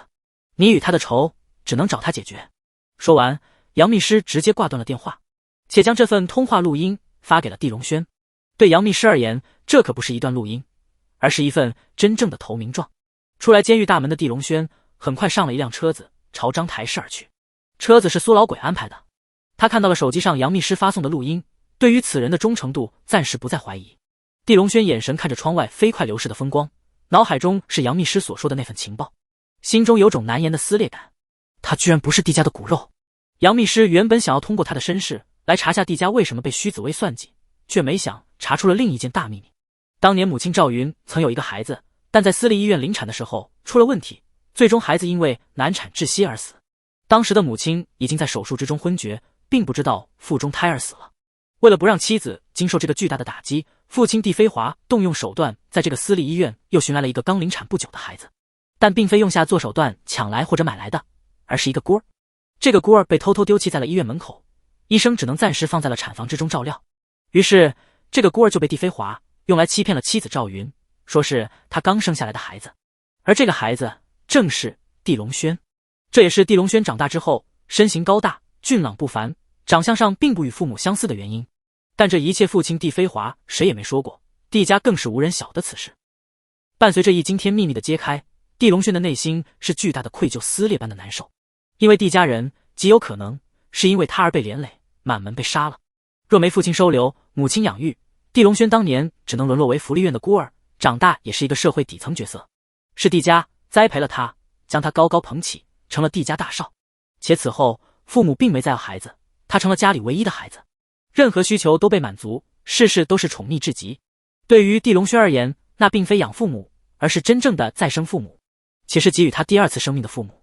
地龙轩双眼中的无尽愧疚与崩溃，渐渐变作熊熊燃烧的怒火。不管是谁杀了地家满门，哪怕是给予我血肉生命的真正父母或者血缘家族，我也要血债血偿。整个车厢伴随地龙轩说出这句话，呼呼寒霜覆盖，酷夏之中居然冷到了零下，连空调都开始吹热风了。苍城统帅府接到杨秘书电话的须子薇肺差点气炸，此刻喘息都是滚烫的怒火。他身为横江第1战神，无论资历还是战功都是冠盖横江，想不到居然有人敢这么威胁他，而且还是为一个他眼中的将死之人威胁他。地龙轩，你真是有种，居然能让杨秘书这个贱人为你当狗。那我就如你所愿，我们光明正大解决我们的问题。须子薇冰寒说完，一个电话打了出去。另一边，天海城一栋标有禁区符号的古老楼房之中，杨秘书正紧张站立，脸上有子清的5个指印，而他眼前的办公椅上则坐着一名精悍的中年男子。此人脸色阴沉，目露凶光，正是第7局在横江分部的第1负责人欧阳景明。谁给你的权利，居然敢私自威胁须子薇？还是为一个身份不明的男子，还自称对方为少主？你代表的是第7局，还是自己？欧阳景明冰寒训斥道。但他确实是我师门的少主，我下山的时候发过毒誓诀，不背叛师门，且必须服从师门的命令。杨秘书咬牙说道。闭嘴！这些乱七八糟的理由我不听。你擅自表态站队，等于毁坏了横江分部的颜面。等虚子威杀了地龙轩，你必要为此付出代价。欧阳景明冷冷说完，起身朝外走去。杨密师不明所以，朝他看去。旋即便听见欧阳景明丢下一句：“跟我走吧，一起去看看你所谓的少主地龙轩到底如何死。”杨密师闻言不由面色大变。同时，另一边的地龙轩刚返回章台室，就接到了一个电话。电话里那人声韵浑厚，带着一种犹如山岳的威势。我是虚子威，我想了想，决定尊重你的选择，你亲自来战龙山一趟吧。我们的事情，我们之间做个了断吧。等我。地龙轩说完，挂断了电话。他没告知任何人，自己驾驶一辆越野车疾驰而去。战龙山位于章台市南区200公里，山体面积不大，海拔也就2000米，但却常年列为军事禁区，这里正是横江战区10大特训基地之一。此刻地龙轩才明白，这并不算高的山脉为何改名为战龙山。看来这里应该是横江区域战龙的特训基地。看来虚子威为他准备的乃是一桌真正的鸿门大宴。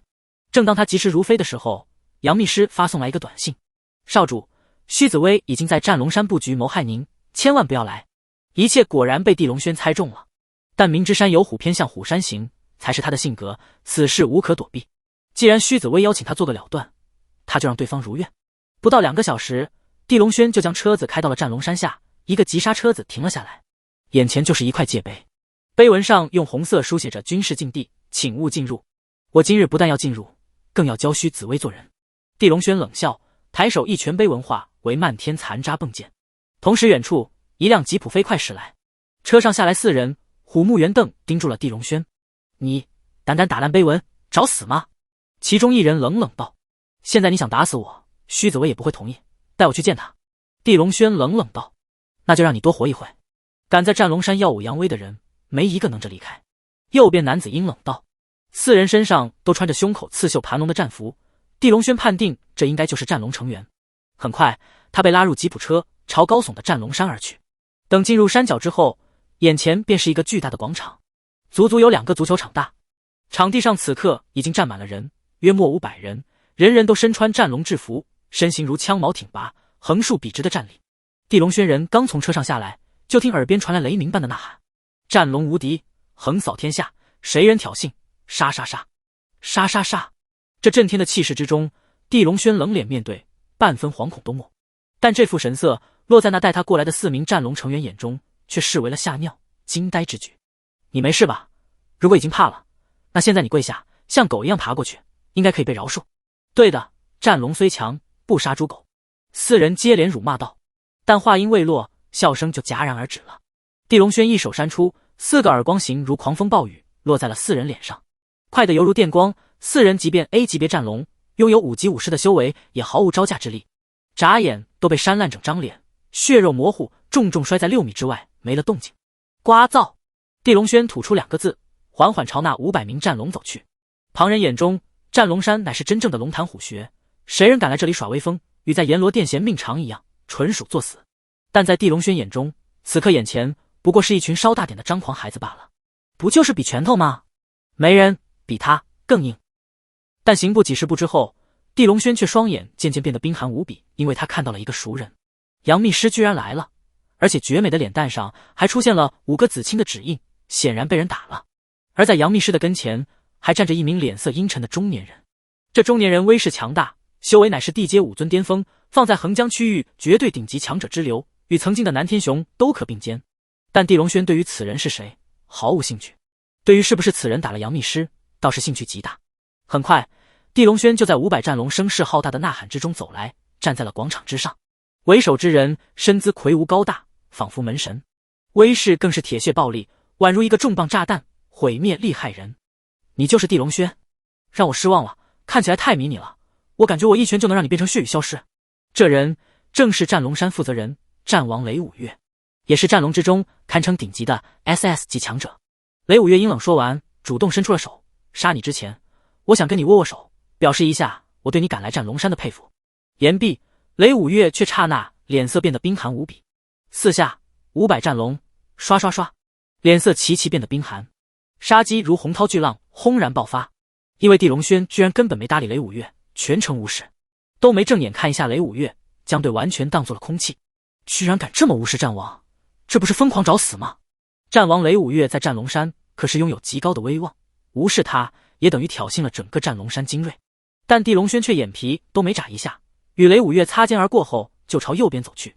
与此同时，站在右边的欧阳景明不由眯起了眼。身为第7局银勋高层，欧阳景明修为不低，在地龙轩走来的瞬间就感受到了对方身上阴冷至极的杀机。他神经一下绷紧，犹如被一头洪荒猛兽盯住了。我不管你怎么得到的金色七星令，现在你立即下跪认罪，我还能帮你说情，保住你这条命，否则你会死得很惨。欧阳景明发出了警告，但他却万万没有想到，地龙轩如同对待雷五岳一般，再次无视了他，同样都没睁眼看他，而是迈步与欧阳景明擦肩而过，站在了杨幂师的身边，抬手在对方右脸上抚摸了一下，轻声道：你应该是因我被打的，你对我很忠诚，所以不管谁打了你，等会我都会10倍还回去。少主，您不要冲动，我受的委屈不算什么，您的安全最重要。杨幂师立即道，她作为燕云山圣女，现在最大的任务就是保证地龙轩的安全。如果地龙轩出事，那她即便活着也要被燕云山问责，或被清理门户部。我地龙轩的属下半分委屈也不能忍着。地龙轩淡淡的道。杨幂师闻言，霎时被对方冲天的霸气所震撼，内心竟也芳心翻腾，就如一匹驰骋暴烈的骏马，一下被某个男人抓住缰绳，稳稳降服了。这一刻，杨幂师上甚至有种感觉，如果这个男人招手，她真无法拒绝为对方献出一切。如此刚硬霸绝的男人，她从来就没见到过。呵呵，你就只会用嘴巴哄骗人吗？杨幂师是我的手下，不要在我面前说这种屁营养也没的话。欧阳景明怒了，那你说我应该怎么证明自己说得起这种话？地龙轩缓缓转头，眼神第一次看向了欧阳景明。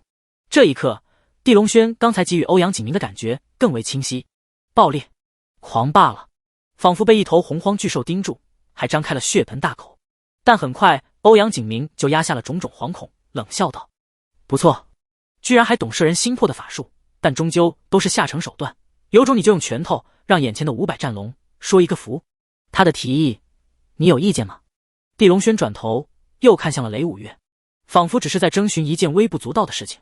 雷五岳当即轻蔑的狂笑，抬手狠狠指着地龙轩道：我知道你手段很狠，我知道你动不动就把人打成血物，但我现在可以明确告诉你，在这里你没法撒野，因为这里人人都是龙虎，你只能做个虫。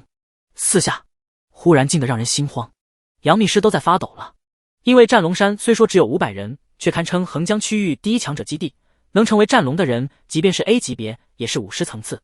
这500人即便都是入门级别，那也是500名武师，500名武师高手放在横江任何区域都能横扫。500人伴随雷五岳的话，一个个都眼神冰寒，杀机森森地看向了地龙轩，就好比一重重的大山狠狠压在了地龙轩的身上。如此大的战意、杀意、怒意，怕是横江之中根本无一人能承受。欧阳景明转头看向了身边的杨幂师，眼神清冷，记住，你是我的人，你做什么永远要看我的脸色，什么狗屁少主，什么狗屁燕云山，不过是一个个吹嘘上天的笑话罢了。不，少主不是笑话，燕云山也不是。杨幂师在颤抖，在咬牙，最终他爆发了。他抬起了头，第一次眼神倔强而冰冷地看向了自己的顶头上司欧阳景明。欧阳景明眼中的怒火轰一下疯狂燃烧起来，等会他死了，我要用他的脑袋当球踢，让你看清楚我说的对还是不对。他说完，杨幂师被他周身煞气压得无法再吭声，而旁边的地龙轩却在死寂之中，眼神看向雷五岳，又看向欧阳景明，极为挑衅地轻笑了一声。既然都认为我是个笑话，是条虫，那咱们就立个字据吧，今日我杀了人，只怪战龙山垃圾，即便战龙山覆灭，也只是横江战区垃圾，与我地龙轩无关。此话出，雷五岳当即再次狂笑，且眼中出现了一丝丝得逞的狡黠，他要的就是地龙轩的这个表态，如此一来，他即便杀了地龙轩，也是纯属对方活该。拿支笔来，雷五岳喊道。很快就有一名战龙成员拿来，两人当场立下字据，白纸黑字，生死自负。500名战龙见状，都是周身战意熊熊爆发，没日没夜的训练，连个真正的对手都没，此刻终于来了一个还算合格的肉靶子。他们早就听闻章台市出来一个杀人恶魔，动不动就将人打成血物血雨，残忍至极。今日终于有机会狠狠发泄一下战力。你这个人连作死的方式都很特别，我佩服你。欧阳景明冷冷道。但地龙轩连看都没看对方一眼，更没说话，反倒将那张字据慢慢折叠认真放在了兜里。同时他眼神刷一下变得冰寒无比，抬头看向了雷五月，开始吧，我要出手了，如果你没特殊的规则要求，我要杀人了。口气不小，列阵，我要他死。雷五月双眼一下圆瞪，煞气冲天而起。这500战龙成员参与过10几次真实战场冲杀，身上的铁血与勇猛都是用鲜血枪炮洗练过的。伴随他一声怒吼之下，500名战龙成员霎时分成了10个方阵。500人有强有弱，有擅长的不同杀招，这10个方阵便是将500人凝聚成了10个猎杀攻击团队。每个团队都将其中的50人强弱互补，杀招更狠。瞬息之中，10个方阵凝聚而成，同时10个方阵迅即朝地龙轩涌来，直接将他包围在其中，煞气震天的上演了攻击。这也是战龙山成立之后第一次全员参与去杀一个人，给他的这个面子真有点大了。雷五月冷笑，但只要杀了地龙轩，他就能得到虚紫薇的提拔，加官进爵，指日可待。身边的欧阳景明也是冷笑，连连就等着看地龙轩如何死了。他已经调查过地龙轩的金色七星令，属于来路不明，半点记载都没。如此而来，地龙轩一旦死，那令牌就落在了他的手中，用处多多。只是这瞬息之中，两人的如意算盘却像是遇到了强有力的打脸。广场之上，震撼人心的围杀忽然出现了让人心惊肉跳、锐不可当的一股杀气。伴随着杀气的出现，整个广场地砖都在颤栗，好似空气都变得灼热了。两人急忙朝场中看去，就见地龙轩居然周身变为了血红色，一道道神秘的气息在他身上隐隐窜出，好似火焰，好似岩浆，就只是看一眼，眼眸就有种要被灼伤的痛苦。一声炸耳的嘶吼之中，地龙轩身上再次出现了一种猛虎之威，好似洪荒时代的狰狞巨虎降临。所有人都有种沦为百兽，忍不住站立的感觉。杨秘师看到这一幕，当即震惊成了木头人，脱口道：“是白虎杀心，朱雀之血，他居然得到了这些，什么玩意？”欧阳景明根本不清楚杨秘师说的是什么，但场中的地龙轩已经在嘶吼之中，形如成了一尊从地狱走出的绝世煞神，一拳一拳掀起滔天气浪。即便战龙成员一个个都彪悍健壮，但在这巨大的气浪之中，也形如纸片人，直接被打飞。打飞，打飞，落地就吐血没了动静，一个个开始疯狂减员。猎蚩尤逐入阵，杀！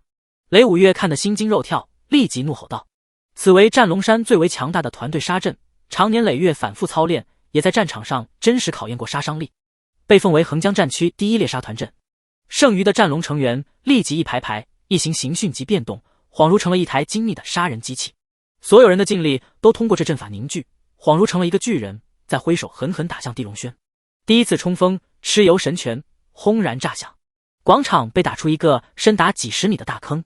第二次冲锋，蚩尤雷霆，方圆100米的天空气流激荡，无数风刃环绕杀出，地龙轩上身衣衫全部碎灭，皮肤上还留下了密密麻麻的狰狞伤口，血流不断。第三次冲锋，蚩尤驱百兽，层层叠叠的杀招就如撒网般笼罩住了地龙轩，他一人在1秒之中承受了数百次杀招的轰击。此冲锋完毕，地龙轩周身已经染满鲜血，人看起来仿佛摇摇欲坠，连连后退。欧阳景明目睹这3次冲锋，已经震撼得瞠目结舌，强，太强了！难怪连京都之地都说横江战区蚩尤逐鹿杀阵能排进国内战区攻击力前10。他承受不了最后一次冲锋了，虽说天赋不错，终究也是一个狂傲之徒，井底之蛙罢了。雷五月冷冷道。杨秘师却没吭声，眼神之中涌动着一种期待，因为他清楚一个人如果拥有了朱雀神血与白虎杀心之后，会如何超凡脱俗。果不其然，下一刻，那看似摇摇欲坠的地龙轩竟仰头一声狂笑出现。无知，果然无畏，你们莫非真以为我会被这所谓的团阵击败？垃圾！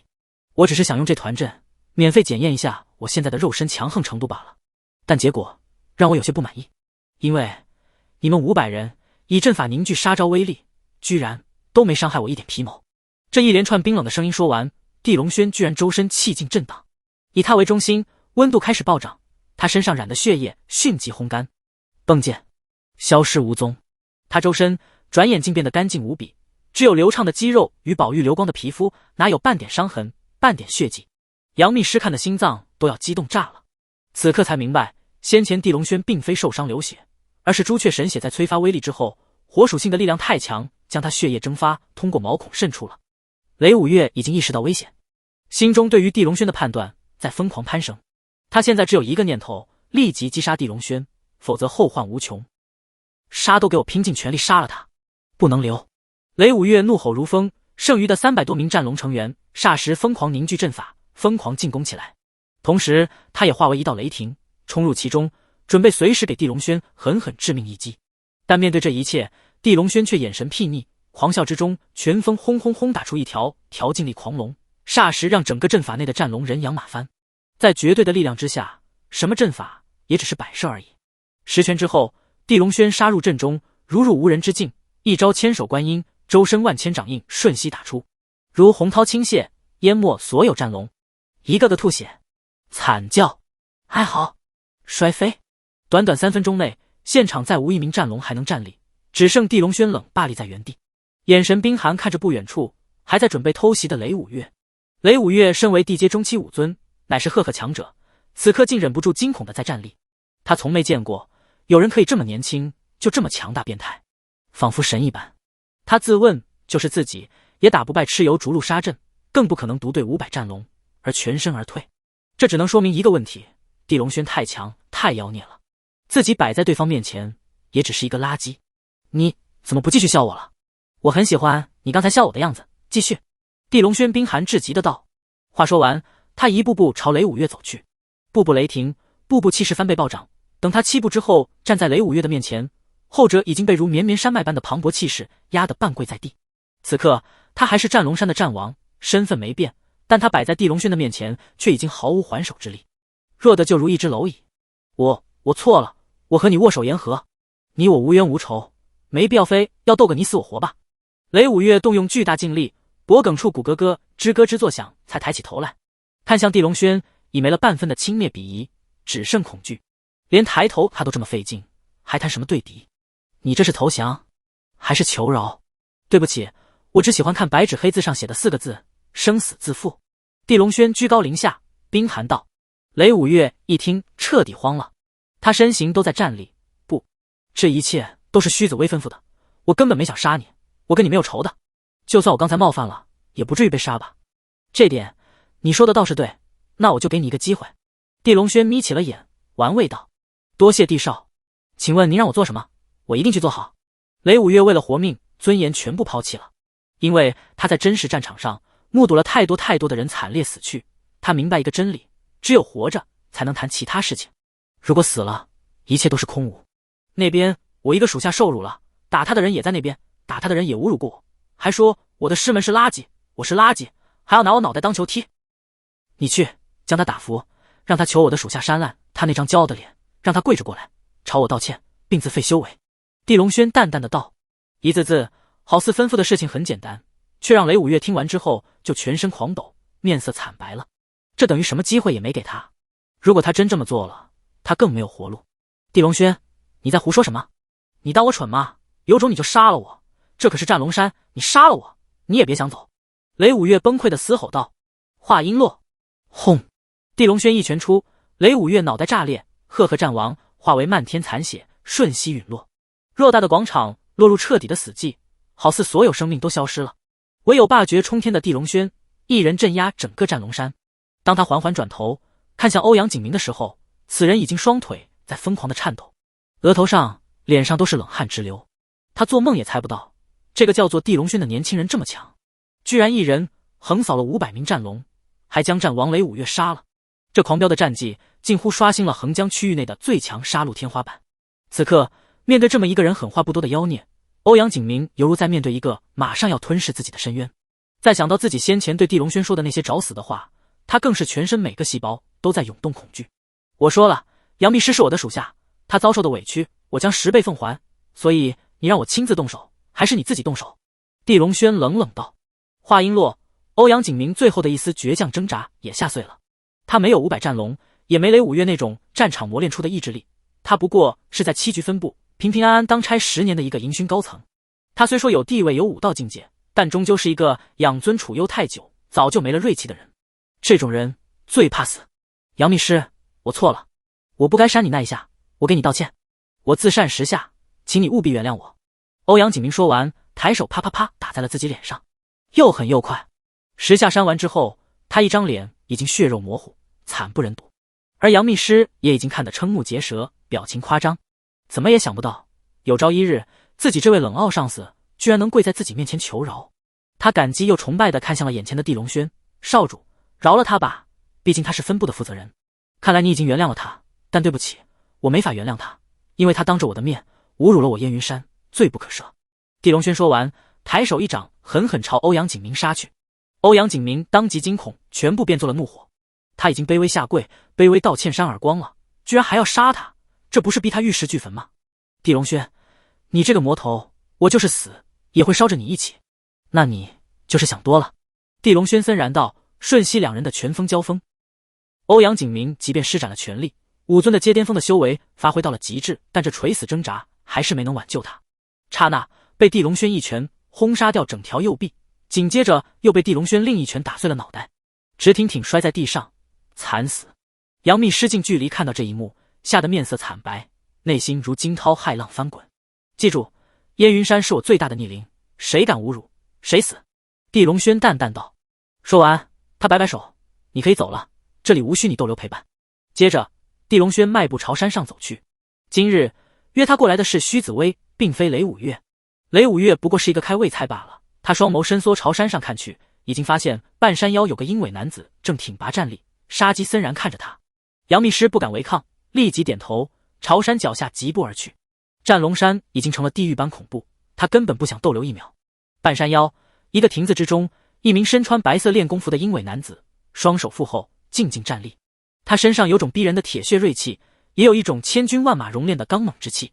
此人正是横江战区第一战神虚紫薇。他虽说已经有55岁，但看上去却如30多岁正当年。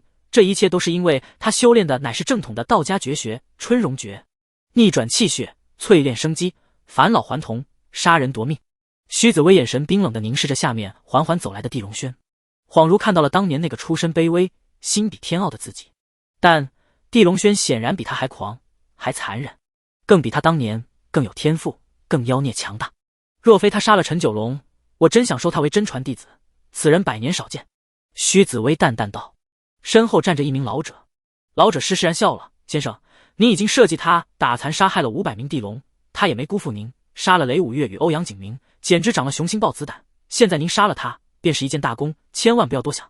也对，哈哈，雷五岳常年对我的指令不懈，地龙轩为我杀了他，真是趁手的刀子。虚紫薇冷笑，等地龙轩死，京都那位就能真正赏识您，真正愿意提拔您了，有对方做靠山，您何愁不能迈入统帅行列。老者微笑道。此话出，虚紫薇当即嘴角勾起狰狞的奸笑。与此同时，山下的地龙轩已经一步步越来越近，最终站在了凉亭旁边，一双眼冰寒至极的朝虚紫薇看来。你就是虚紫薇吧？地家与你无冤无仇，你到底是为谁杀了地家满门？你可以现在跪下回答，然后等死，也可以等我击败你。你惨不忍睹再回答。地龙轩阴冷道。虚紫薇闻言就狂笑起来，好大的口气！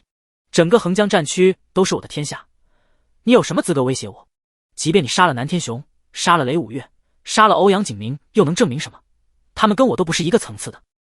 话音落，虚紫薇身上居然气势疯狂暴涨起来，眨眼就从风平浪静变作了深渊巨海一般的存在，气息攀升定格在了天阶。5尊，环顾整个横江区域，他此等修为确实已经是实至名归第一人，难怪南天雄也要为他当狗，难怪他能成为第一战神。但地龙轩面对他却仍旧轻蔑半分忌惮都没。既然你不相信我有资格审问你，那我就让你相信我有这个资格。话音落，他身形一动，整个大山都仿佛站立一下，略非砸落之际，地龙轩好似成了一块巨大的陨石，掀起肆虐的气浪，劲风更如暴雨降临。4下100米内，所有的山石草木噼里啪啦飞滚碎裂，迸溅，转眼像是被清场，就连那凉亭都断裂，迸溅一空。那老者还没欣赏到主子击杀地龙轩，就先一步化为血雨去了西天世界。而原本狂傲的虚紫薇也在这一刻目视飞掠砸来的地龙轩，内心之中轻视眨眼无踪，变作巨大的震惊、忌惮、找死。虚紫薇一声怒吼如暴雷，瞬息之中，他双手抬起，无尽的气流围绕他全身涌动旋转起来。春荣绝师斩到了巅峰，一道道气息在他身前凝聚成了一个气盾，同时他强大的劲力已经在胸前凝聚成了一道剑气，这也是他的最强杀招春荣诀的杀手锏青帝剑气。这剑气以他半数修为凝聚而成，锋锐非凡。他凭借这一道剑气在沙场上建功立业，最终站在了现在的位置。须子薇相信，今日他依旧能凭借这道剑气击杀地龙轩，迈入统帅之位。刹那间，双方最强杀招对轰一起。须子薇脸上原本的镇定，眨眼变作了巨大的惊恐，因为他凝聚的那9道气盾居然被地龙轩一拳全部轰灭，成了漫天飞窜的气流。同时，地龙轩的第2拳已经与他的青帝剑气交锋，咔嚓，一道让须子薇神经撕碎的异响出现。他引以为傲的最强剑气居然出现了裂纹，就这，太弱！2句话，4个字，狠狠钻入了须子薇的耳道之中，将他所有的骄傲都击碎了。你胡说！我现在就打烂你这张脸！我是横江第一战神，你不过就是个地家杂碎！须子薇怒吼道。但他刚喊完这句话，他就看到自己最强的青帝剑气被地龙轩如数碎灭。同时，地龙轩抬手，一道更强的剑气出现，这剑气的威压足足强过青帝剑气10几倍。不可能！你这个年龄不可能这么强！须子薇震惊的双眼欲裂。我为天骄，你不过是蝼蚁，这就是上限的区别。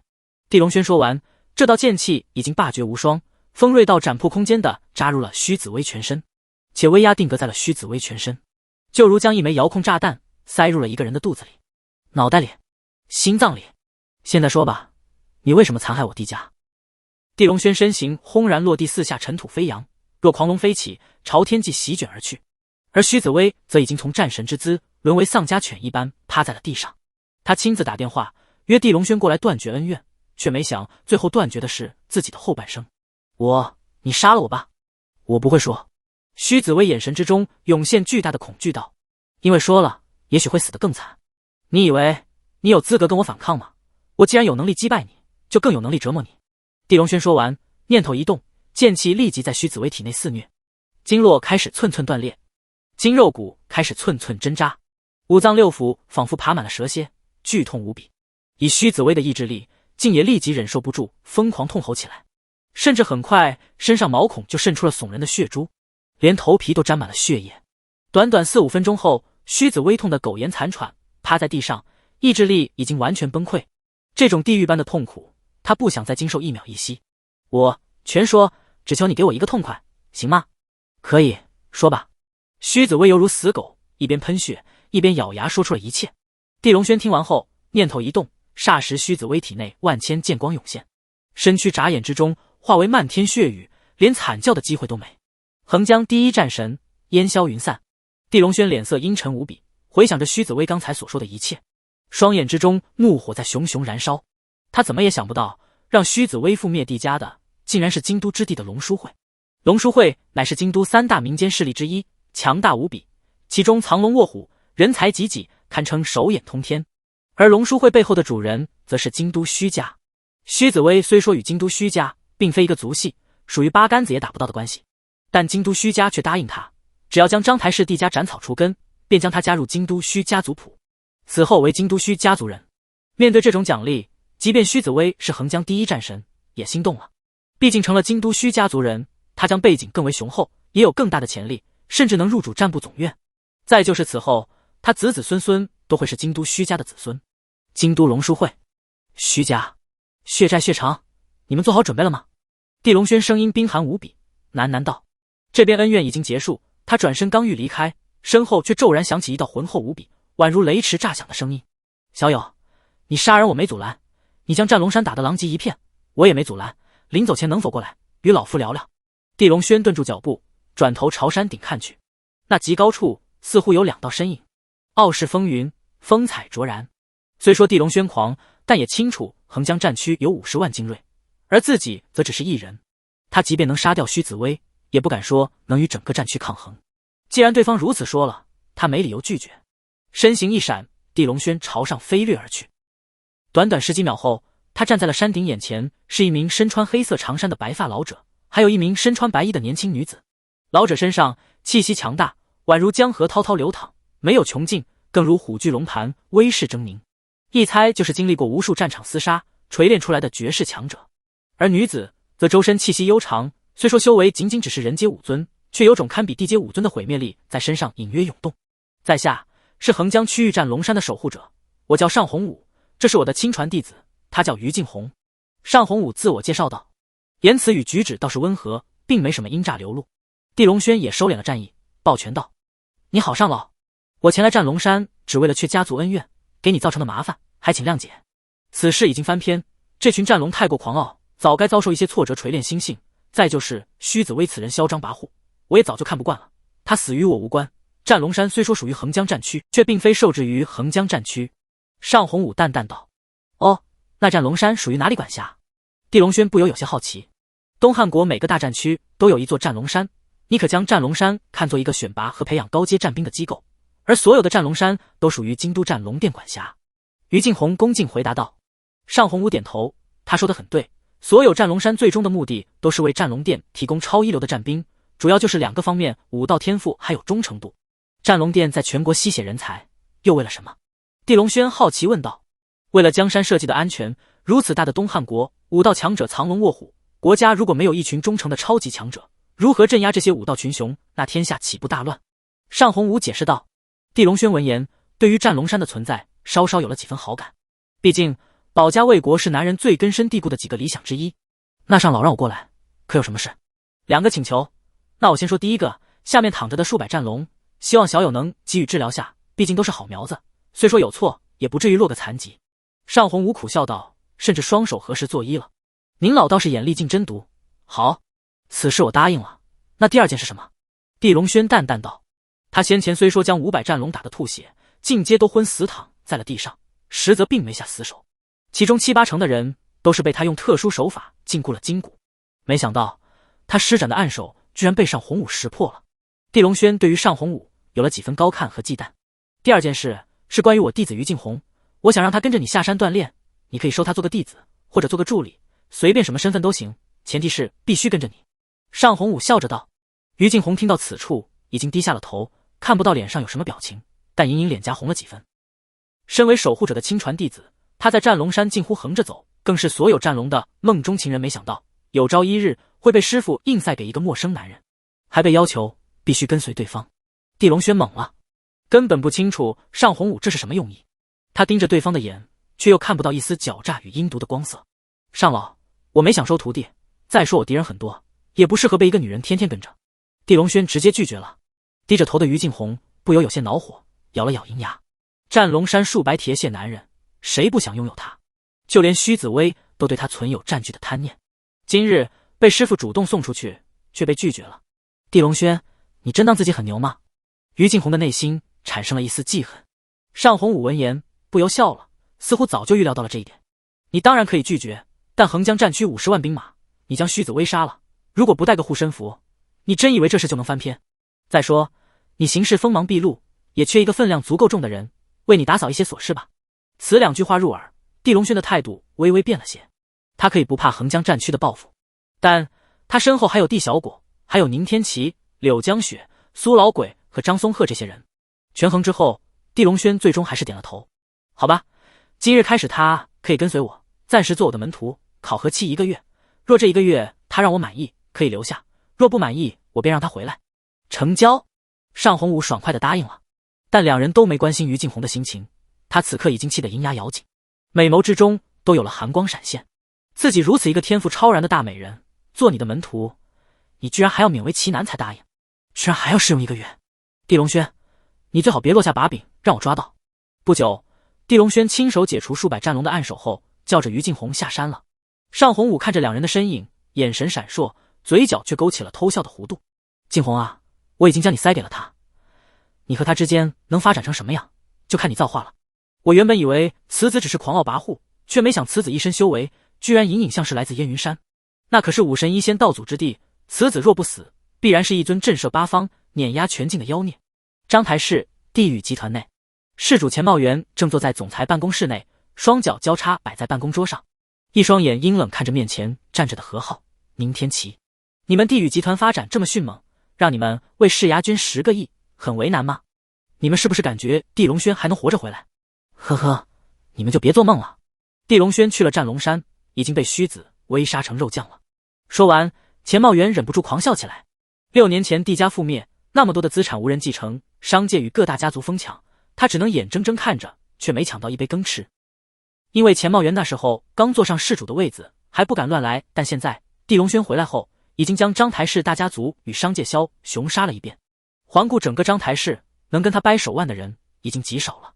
现在地龙轩已经死在了战龙山，在钱茂元看来，庞大的地宇集团再次成了无主之物。那么这次他必须要狠狠收割一下。施主，10亿资金太多了，我真的做不了主，一切还要等帝少回来定夺签字。何浩为难道，同时心中对于地龙轩也是担心到了极点。你是龙吗？没听见老子说地龙轩已经死在了战龙山，你怎么等他签字？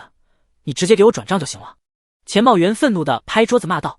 宁天启咬牙顶撞道：钱施主，我不信地少死了，也希望您能恪守为官的公道。地宇集团刚起步，没必要非逼着捐10个亿吧。宁家小妮子，你是想让我找宁家捐10个亿吗？闭嘴！我再次告诉你，地龙轩死了，死了！钱茂元气地站起身，狠狠指着他吼道。只是这话刚说完，轰！门外2道身影砸碎办公室门，狠狠飞入，摔在了地上，浑身是血，直接昏死了过去。钱茂元一看，不由惊骇，因为这2人正是他守在门外的2名保镖。是谁敢打我的人？还有没有王法了？钱茂元怒吼道。谁知下一刻，他就震惊的毛骨悚然，冷汗瞬间打湿衬衫。因为门口地龙轩缓缓走了进来，身后还跟着一个身穿纯白运动装、英姿飒爽、绝美的女子。你怎么那么肯定我死了？地龙轩清冷问道。我就是胡说。地龙轩，你凭什么打废我的2名保镖？我可是事主，你这是殴打执法者。钱茂元声音都在抖了，因为他感觉到了地龙轩身上汹涌冰寒的杀气已经锁定了他，就如一下被万千枪口锁定。别转移话题，我再问你，为什么肯定我会死？地龙轩已经站在了钱茂元的身前，眼神冰寒，面色冷酷。旁边宁天启与何浩见他忽然出现，终于松了一口气。若没地龙轩，地宇集团刚成立，怕是就要被人瓜分了。无论市衙还是商界，处处都不缺长着獠牙的恶人。你这是什么语气跟我说话？虚子薇让你过去，你是不是没敢去，偷偷藏了起来？但你躲得过初一，能躲得过15吗？钱茂元咬牙道。看来你跟江海龙、跟虚子薇还有欧阳景明应该都有联系，你们一起说好了让我死，然后一起瓜分地宇集团，对吧？地龙轩的嘴角缓缓勾起，最终变做了一个残忍的弧度。啪！一巴掌将钱茂元扇飞，落地的时候半张脸都是血水滴落，嘴里牙齿也碎了一大半。你敢打我？告诉你，横江战区不会饶了你。现在你求我，我还能帮你通融一下，让你死个全尸。钱茂元疼的站立，却眼神格外狠毒。你来自横江战区，你说他能帮我通融这点事吗？地龙轩转头看向了于敬红，一直没吭声的于敬红都感觉钱茂元真是作死，明明被打成了这副惨样，居然还敢威胁地龙轩这种杀神。回禀地先生，他没这个资格。横江战区属于大级别战区，唯有省主能有资格介入，市主没半分资格。于敬红道，听见没？他是横江战区的战将，他说你没资格，你拿什么帮我通融？地龙轩冷冷道。战将？钱茂元震惊，立马狂摇头，我不信，你肯定撒谎。他怎么能是战将？他应该是你找来的群演吧？不信，那你证明下实力，打死他吧。地龙轩懒得再废话，摆了摆手。于敬红听见群演2个字，早就怒了，走过去抓起钱茂元，想都没想，嗖，丢出了窗外。一声惨叫持续几秒后，砰，巨响出现，钱茂元怕是摔成了肉泥。毕竟这里距离地面有10几层，何浩和宁天琪都惊惧地看着于敬红，都是第一次见这么凶悍的女人。干得不错，但她的脑袋顶多是一次小考验。地龙轩说完，摆了摆手。于敬红点头，去外面候着了，但眼神之中分明有了更浓郁的恼火。自己帮地龙轩杀了一个事主，居然只是一次小考验。做人真的不能太地龙轩，真是让人气得牙痒痒。少爷，虚子薇可是横江第一战神，您可不要跟他正面对抗啊，最好是周旋一下，或者出去躲躲。何浩赶紧过来道。地少，我已经打听过了，虚子薇这个人很强的，你务必小心。宁天琪也担忧地凑过来。谁知2人说完，地龙轩就冷冷道，猪狗之流已经被我杀了，你们可以放心工作了。闻言，2人都是震惊至极。在鱼门监狱里，目睹地龙轩击杀战将江海龙被7局分部高层跪拜迎接，狂善狱长林辉也就罢了，现在居然连横江第一战神都杀了，看着地龙轩犹如看神一般。但地龙轩根本没在意2人的表情，拿出手机联系了停职在家的林南。钱茂元我已经杀了，你做下准备，我会找人给你申请任命书，你去接替事主之位。啊，我做事主。电话那头的林楠瞬间惊呆了，旁边的何浩与宁天琪也是神色进一步变得夸张了。外面的于静红撅着嘴巴，对于地龙轩的种种行径越发看不惯，但师傅尚宏武安排了他跟随对方，他绝不敢乱来。这时于静红的手机响了，咦，是青鸾。以他的骄傲，见到这个号码的瞬间竟有了一种小女生的雀跃感。你好静红，我和副店主正前往横江战龙山，还从京都给你带来了礼物。一道悦耳的声音出现，多谢你青鸾，可惜我不在战龙山，我在章台市。于静红有些失落道，哦，上老不是禁止你私自下山吗？这次你是偷偷下山吗？青鸾问道。不是，师傅给我选了个男人，让我必须跟着他历练，我也有些无语，毕竟对方不帅又言语粗鲁，还特喜欢装那种高人范。于静红一阵吐槽，那边的青鸾接着就惊讶了，你师傅给你选了个男人，他叫什么？整个战龙山上老都瞧不上，是谁让他刮目相看，居然连最疼爱的女徒弟都送出去了。他叫地龙轩，章台人，就是刚刚将横江战龙山打得一片狼藉的那家伙。于静红撇嘴道，地龙轩，我这次和副店主过来正是为了他，此人到底有什么奇特的，让上老和副店主都如此看重？我也不清楚，反正让人很讨厌的那种，喜欢板着脸耍酷，说话老气横秋，关键不帅，还喜欢玩深沉。于静红使劲发泄着心中的不满，但这话还没说完，他就嘴巴一下定格，身子也僵硬了，因为他忽然发现地龙轩不知什么时候已经站在了他身边，正在听他点评自己。继续，我也很想听听你们对我最公正的看法。地龙轩见他停下来，清冷道，我就是开玩笑，地先生不要生气。于静红赶紧苦笑道，被地龙轩清冷盯着，他竟有种毛骨悚然的感觉。没生气啊，你的评价很客观，但多少带点私人的情绪，你如果很厌恶我，可以随时走，这个事我没强迫你。地龙轩道。于静红一听更是紧张了，我错了地先生，我再也不敢了，我想留下来跟你一起历练，我刚才不过是为了帮你打听点重要情报而已。为了不被赶走，于静红只能这么掩盖。什么情报？地龙轩好奇。战龙殿来人了，任务就是调查你，而且来的都是重量级人物，一名副店主，一名7星战将。于静红郑重道。地龙轩一听，眼神凝重了几分，毕竟战龙殿绝非一般的地下势力，而是真正的国家层面顶级势力。兵来将挡，水来土掩，我倒要看看他们想要干什么，反正不久我也将去一趟京都。地龙轩说完就朝外走去，于静红立马厚着脸跟上去了。下午的时候，林南来了地宇集团，他果然接到了任命书，猛一下从停职在家的总探长变成了新任事主。地少，多谢您一路的提携，没您就没我的现在。林南恭敬行礼道。客气了，我有个重要的任务交给你，希望你秘密调查一下。地龙轩道。林南闻言立马靠近几分，地少请说，我一定竭尽全力为您查清楚。帮我查一下我的生母到底是谁，现在在哪？地龙轩压低声音，神色异常严肃的道。林南闻言不由瞠目结舌，怎么也想不到居然是这么一个任务。接下来地龙轩就将杨秘师告知的一切都详细说给了林南。这次的调查你顺便查一下京都龙书会虚假这些年有没有与章台市的某些人有往来，或者说我的生母是不是与京都虚假有关联。地龙轩又吩咐道。林南闻言更是震惊，京都龙书会那可是大汉国境内数一数二的顶级势力，而龙书会背后的虚家即便放在藏龙卧虎的京都之中，也是顶级家族之一，难不成虚家与地龙轩身世有关联？林南都不敢继续朝下猜想了，他恭敬点头，记住一切任务，随后离开了地宇集团。傍晚的时候，地龙轩独自来到了地家别墅之中，身后于静红拿着从统领府翻出的地家骨灰，入目一切尽皆伤怀，曾经的欢声笑语都变作了此刻追忆的痛苦。爸妈，地家所有亲人的骨灰我都找回了，我对不起你们，我来晚了，但我可以承诺，只要我地龙轩一息尚存，就必让凶手血债血还。地龙轩说完扑通跪在了地上。人前他是铁血霸绝、狂傲残忍的强者，但此刻他却只是一个愧疚无比、伤怀痛苦的普通人。重重磕了3个响头之后，地龙轩开始将爸妈以及地家其余亲人的骨灰陆续埋在了别墅院落之中。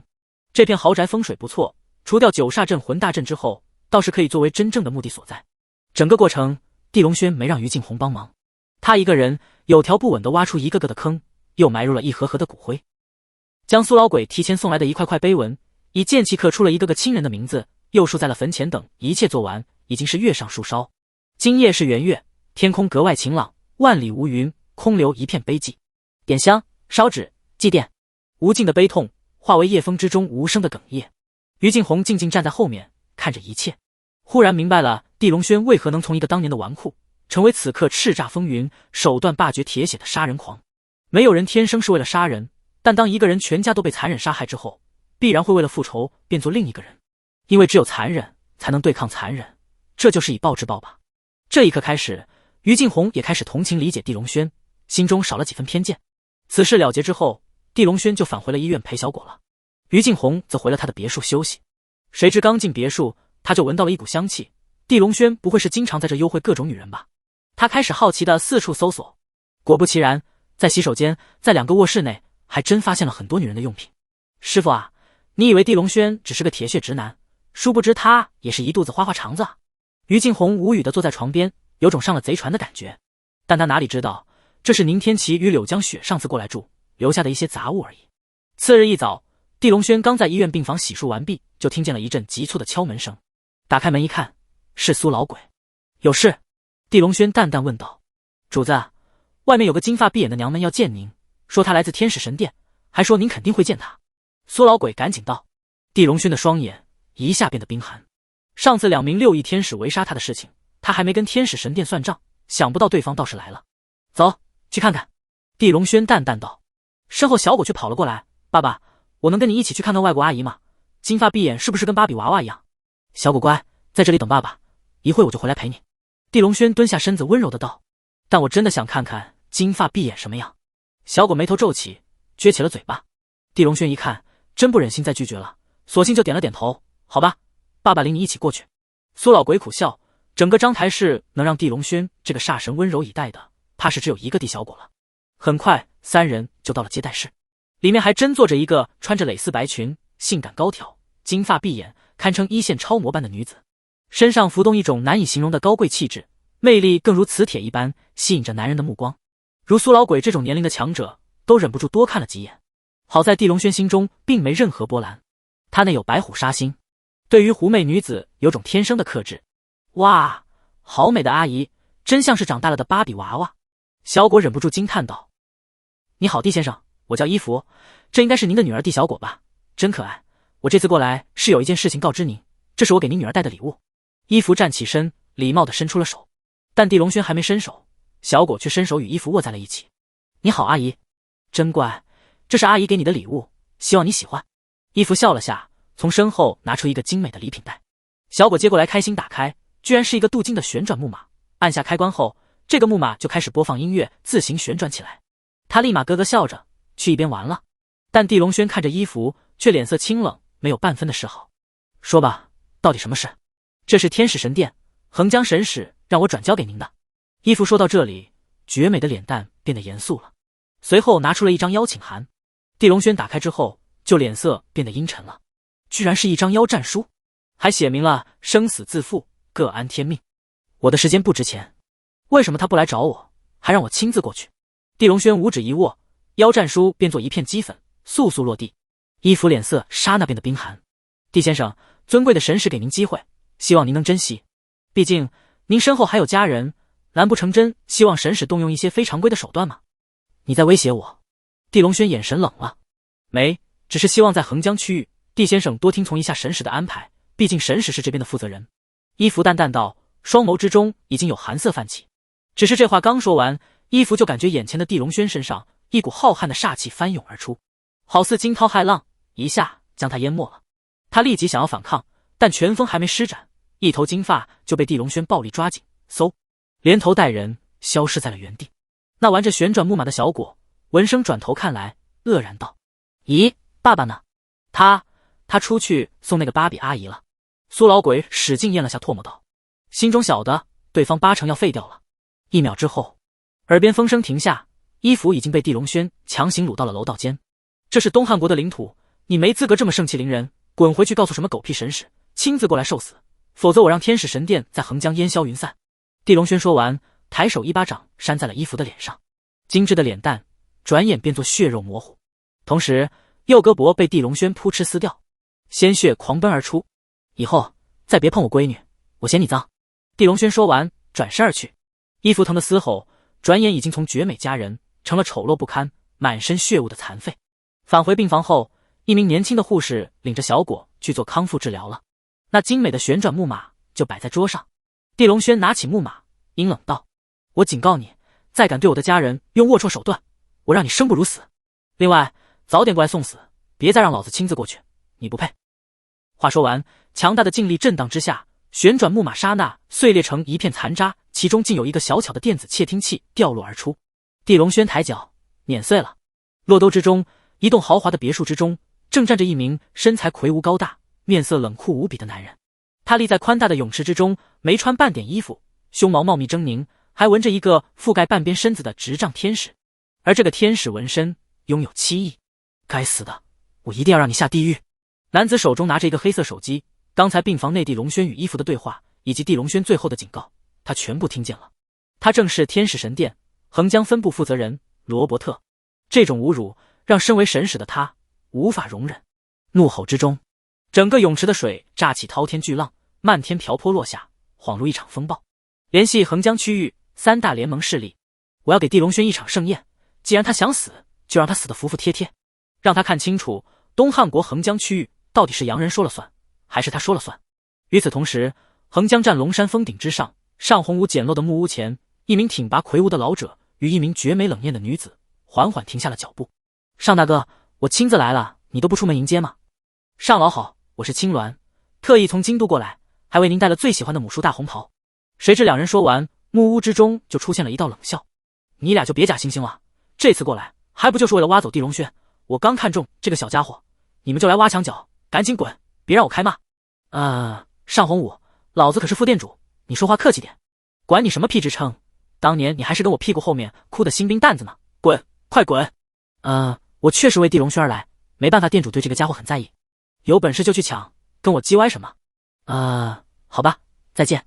沈天柱气的吹胡子瞪眼，却也不敢对骂。上红武可是他当年的结拜大哥，虽说他身份地位比对方高，但大哥还是要认的。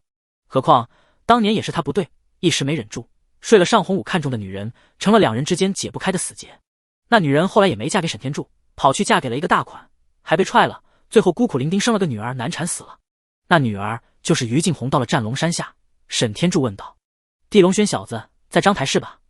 属下刚收到消息，地龙轩正在章台市，且这边天使神殿分部正与天意武盟、神权会以及龙圣武馆联手，准备去章台市约战地龙轩。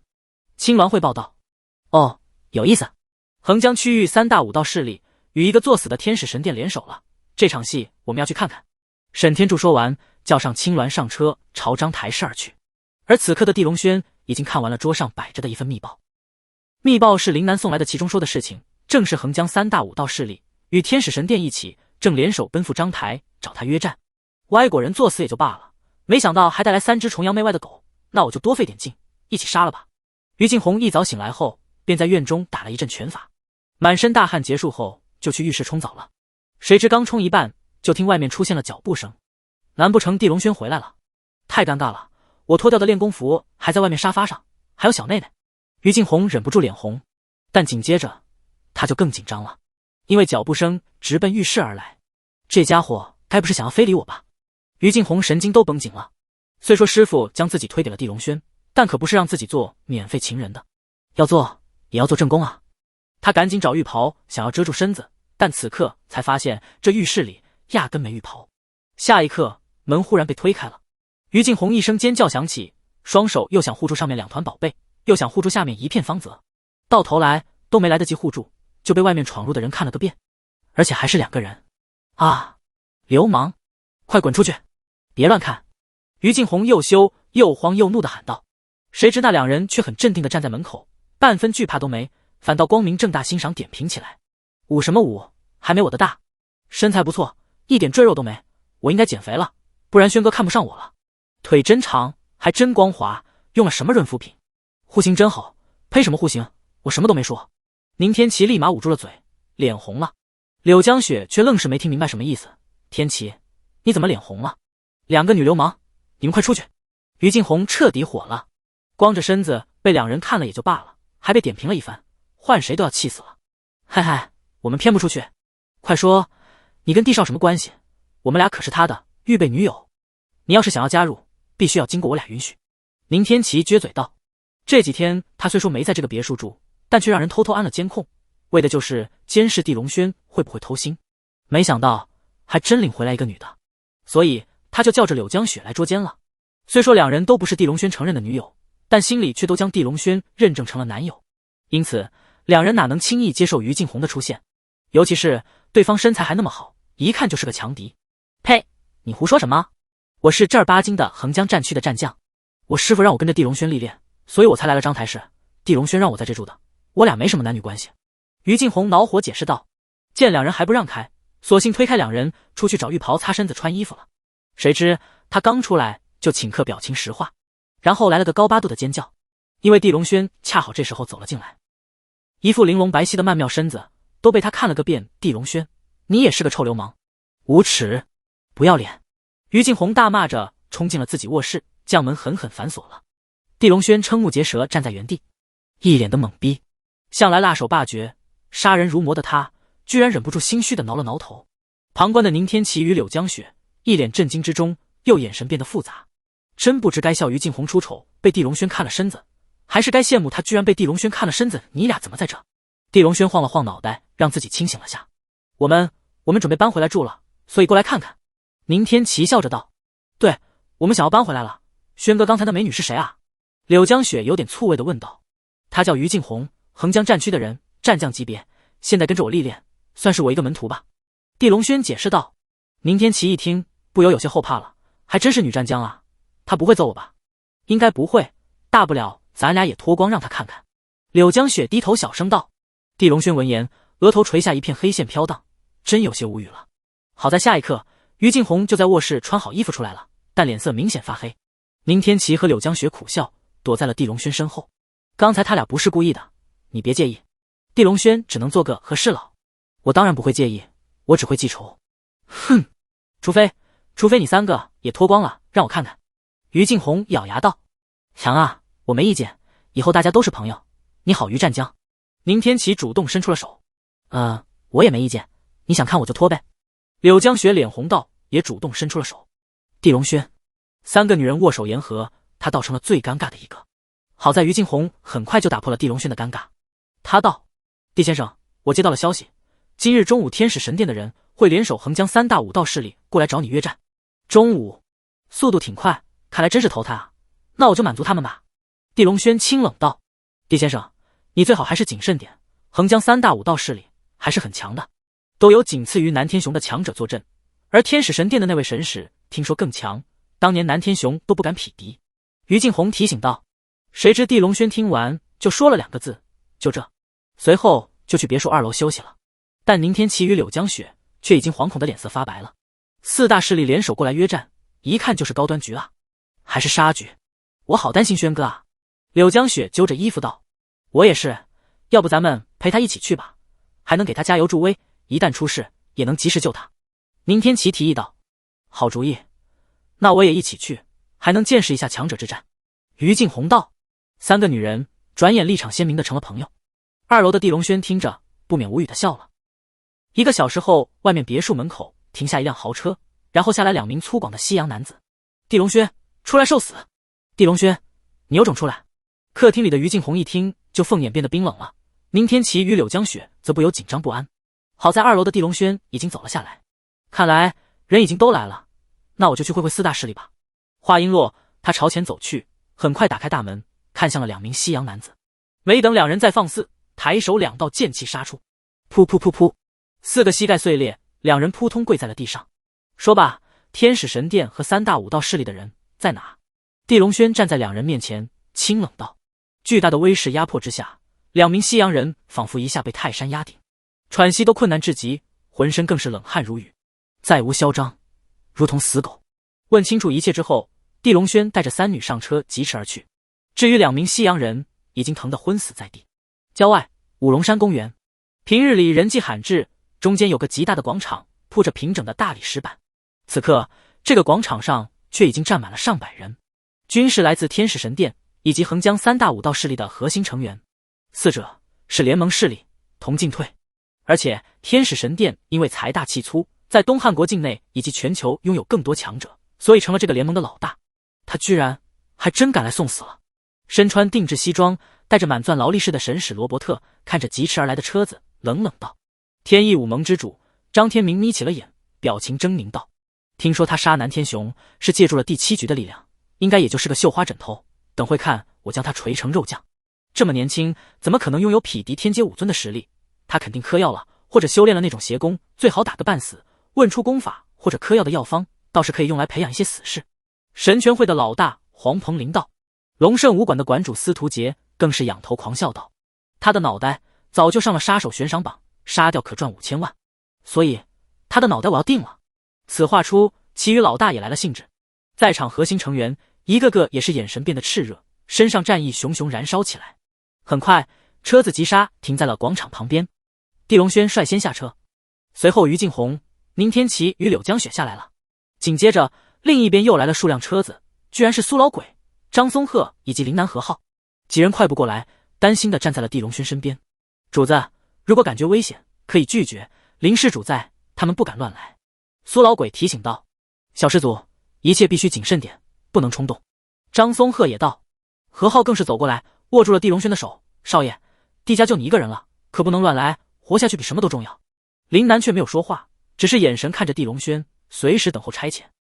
他清楚地龙轩的实力，也清楚地龙轩的性格，一旦动了念头，谁也不可能劝得住。果不其然，地龙轩闻言就清冷的笑了。风轻云淡道：“你们真是太给他们脸了，一群乌合之众罢了。林南联系一下火葬场，等会多开几个炉子。”“开炉子干什么？”宁天琪不解道。“等会要死很多人，你说多开炉子干什么？”地龙轩清冷说完，龙行虎步朝前而去，身后几人已经被他的言语惊得瞠目结舌。果然狂人也。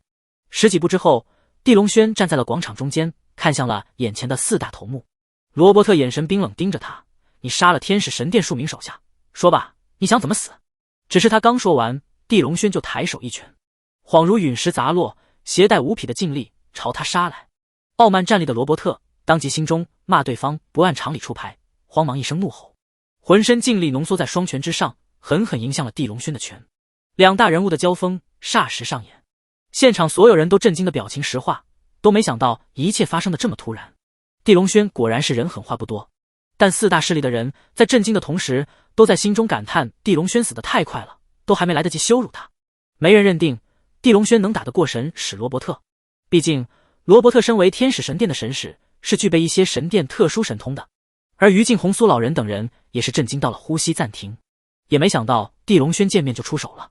而结果也很快出现了罗伯特刺耳的惨叫声忽然响起，旋即就是一片血雨霎时降临，他的2条胳膊没了。如此惨烈的一幕出现，就撕碎了所有人对地龙轩的轻视，被狠狠挫败了嚣张。“你敢废我双臂，我要让你下地狱！”罗伯特痛的嘶吼，身上的天使纹身忽然出现了一圈圈奇异的光环，这是神殿赐予的特殊神通，威力无比。这光环一经出现，就朝地龙轩脑袋照去。罗伯特眼中狰狞残忍：“小子，你死定了！这是光明圣环，没有人能逃脱神殿的裁决。”此话出，所有被震惊到发颤的4大势力成员，一个个又变得眼神冰寒发狂了。谁知在这光环落在地龙轩脑袋上的一刻，地龙轩竟骂了句：“什么狗屁玩意，不就是个诅咒吗？给我破！”他手掐道诀，言出法随，半空轰然一声雷声出现，紧接着所谓的光明圣环就被震得瓦解，化为漫天碎裂的光，消失了。不可能，这不可能！你是魔鬼吗？你居然能灭了光明圣环！没了双臂的罗伯特惊恐地咆哮道：“做梦也没想到自己远道而来，只为装个笔，却刚见面就要挂了。他可是神使，一直高高在上，横压群雄的啊！我是不是魔鬼不重要，你肯定要去当鬼了。”地龙轩冰冷说完，抬手又是一拳，轰！噗嗤！罗伯特霎时被打成血雨，漫天迸溅，消失无踪。这一幕委实太过震撼。好在于敬红早就捂住了宁天琪与柳江雪的眼，否则2人怕是要吓晕了。而何浩看到这一幕，还是免不了转身狂吐起来。此刻才知当年的地12金到底有多强多可怕。现场伴随罗伯特转瞬被杀，已经彻底掉入了万般死寂，一点声音都没了。不管是天使神殿剩余的人，还是横江3大武道势力的所有人，都被震惊的毛骨悚然，战意瞬间被全部吓没了。连罗伯特神使都被2拳打没，他们还打个屁！听说你们也是过来找我约战的？死寂之中，地龙轩清冷说道。现场110人没一人敢回话了。先前的豪情壮志、杀伐狂言都没了，一个个恨不能找个地缝钻进去。你叫什么？过来干什么的？地龙轩走到了天一武盟老大张天明的跟前。我叫张天明，我是过来围观学习的，我不敢对地先生有什么挑战念头，我仰慕您很久了。张天明立马抱拳行礼道，宛如一个孙子。但说完就被地龙轩猛然抓住头发，一巴掌扇趴在了地上，满脸成了烂肉一片，血污喷溅。这个回答真是侮辱我的智商，当我是傻子吗？今日过来约战的所有人自断双臂才可离开，否则都死！地龙轩眼神眯起，杀机如雷霆翻涌，一句话吓得半数人腿软瘫在了地上。这怕是横江区域整个武道圈内第一次如此狼狈。挫败，刚聚众而来，就被人吓得一句话不敢说，还被要求断双臂才能离开。更关键的是，面对这种堪称过分至极的要求，却没一人敢说个不字。死寂更浓郁的降临在了现场。怎么，一个个的都不愿意动手吗？地龙轩的眼神冰寒无比，环顾所有人，他眼神落在了神拳会老大黄鹏林的身上。就从你开始，给我断双臂。我凭什么啊，地先生，我只是过来看看的，我没想挑衅您啊。黄鹏林惊恐万般道。身后神拳会的核心成员一个个也吓得狂抖，不敢抬头。那你肯定看了很久，你告诉我，是谁想要过来挑衅我？地龙轩冷冷道。巨大的威慑横空笼罩在黄鹏林的身上，他吓得浑身狂抖，都要哭了。毕竟他只是一个地阶武尊，远不如罗伯特强大。罗伯特都被瞬杀，他算个屁！黄鹏林为了自保，只能转头狠狠指向了司徒杰。是他非要过来挑衅地先生，还说您的脑袋价值5000万，他要摘走。因为他与张天明关系很铁，所以此刻只能转移仇恨到司徒杰身上了。但司徒杰一听就怒了，姓黄的，你就是个混蛋！地先生，我什么都没说，但他说要打您个半死，让您说出修炼的功法还有丹药，他该死！我没说，我什么都没说。黄鹏林赶紧狂摇头道，这下不仅没收拾地龙轩，反倒三大武道势力之间互相成了狗咬狗。一边的于静红三女还有苏老鬼等人也都是看懵了，怎么也想不到事情能急转直下，成了这副模样。正当神拳会与龙圣武馆的人在互相大骂、互相栽赃的时候，远处忽然疾驰而来了2辆车子。车子停下之后，便见一行人走了过来。林南一看，不由愕然，因为这一行人穿着的服饰与众不同，一看就是来自2个官方组织，第7局与战龙殿。他赶紧喊道：“地少，您小心，那边第7局与战龙殿的人来了，可能会介入这次争斗。”苏老鬼等人立即震惊的脸色大变，这俩可不是一般的机构，而是真正的特权机构。而于静红则赶紧转头看去，远远就看到了青鸾与沈天柱，当下心中放松了，因为他清楚这2人是干嘛来的。场中的黄鹏宇与司徒杰一听战龙殿与第7局来了，立马露出狂喜。地上趴着的张天明也赶紧起身，眼中涌现了激动。这可是2大官方特权机构，他们的命有人救了。但地龙轩却只是清冷转头看向了走来的一行人，并没什么紧张。很快这一行人就到了跟前，正是来自京都战龙殿的沈天柱与青鸾，还有来自7局横江分部的杨秘师与一名胸口刺绣银色北斗的中年男子。张天明赶紧冲过去，扑通跪在地上：“本人天意武盟的盟主，我请求7局救我，请求战龙殿救我，只要我能活着，我什么都答应。我是神拳会的老大黄鹏林，我也请求庇护，只要能活着，我什么条件的招安都答应。我是龙圣武馆的创始人司徒杰，我愿意为国家效力，只要几位能救我出去，我连家产都愿意捐给希望工程。”3人是真怕了，罗伯特已经被打成了血雾，消失无踪，3人可不敢不后尘。活着就是没了家产，就是成了这2大机构的狗，那也比死了强。身后上百核心成员一个个也赶紧跪下求救了。林南一看，不由神经绷紧，若是战龙殿真答应，那地龙轩即便今日想要杀人也做不到了，因为战龙殿太强了，龙都之中都属于顶级的存在。至于7局，听说刚空降过来一个横江分部负责人，暂时不清楚什么品行，但7局若是出手干涉，地龙轩怕是也杀不成。你们是过来管闲事的？地龙轩忽然走向这一行人，说了句很挑衅的话。霎时这一行人的脸色都不好看了。张天明、黄鹏宇与司徒杰一看，不由心中奸笑，赶紧纷纷起哄。他就是一个杀人狂魔，请7局和战神殿的大人们立即拿下他，我愿意做证人。他在横江杀了很多人，在章台市就是个嗜血魔头，他应该死，请大人们赶紧抓他进大牢。我们3大武道组织愿意提供他所有犯罪证据，他刚刚还杀了外籍人士罗伯特，那可是享有外交赦免的大人物啊！三人起哄说完，纷纷眼神毒辣，看向了地龙轩，就等着看地龙轩倒霉了。身后上百核心成员也是一个个幸灾乐祸，没了刚才的恐惧战力。谁知那站在人群前身穿战龙殿服饰的沈天柱忽然带着几分玩味的笑了：“你就是地龙轩吧？果然非常人也，我很欣赏你。战龙殿需要你这样的人才，请问你愿意加入战龙殿吗？”“你好，我是战龙殿的战将青鸾，也是专程过来邀请你加入战龙殿的，希望你考虑一下。”青鸾主动伸手道，但地龙轩却并没伸手。青鸾尴尬笑笑，收回了手。两人说完，那站着的七局银勋高层也恭维道：“你好，地先生，我是刚上任的分部负责人，我叫丁茂清。对于七局对您造成的麻烦，我很抱歉。同时代表第七局京都总部朝您发出邀请，希望您能真正加入第七局，为国家效力。”杨秘书也笑着道：“少主，您可以考虑下，条件还是不错的。”全场骇然，都禁不住疯狂倒吸凉气，都怎么也想不到，这两大特权机构不是过来劝架，也不是过来收拾地龙轩的，而是过来邀请地龙轩加入的。黄鹏林、张天明以及司徒杰闻言崩溃的差点昏厥，一个个都开始狂抖了。想想刚才的话，更感觉已经半只脚迈入了鬼门关。而林南与苏老鬼几人则更是震惊到了无以复加。但更让人震惊的是，地龙轩面对如此高规格的邀请，居然摇了摇头：“对不起，我没兴趣，请先靠边站，我要杀人了。您现在方便释放吗？”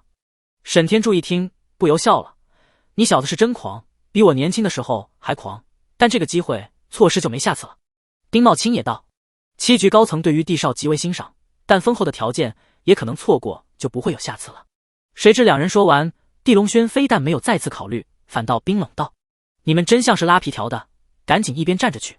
小子，你这个态度有些过分了。”沈天柱瞪圆了双眼，他可是战龙殿的副殿主，位高权重，修为更是恐怖，不远万里来到这里亲自邀请，居然还被这么奚落，能不生气才怪了。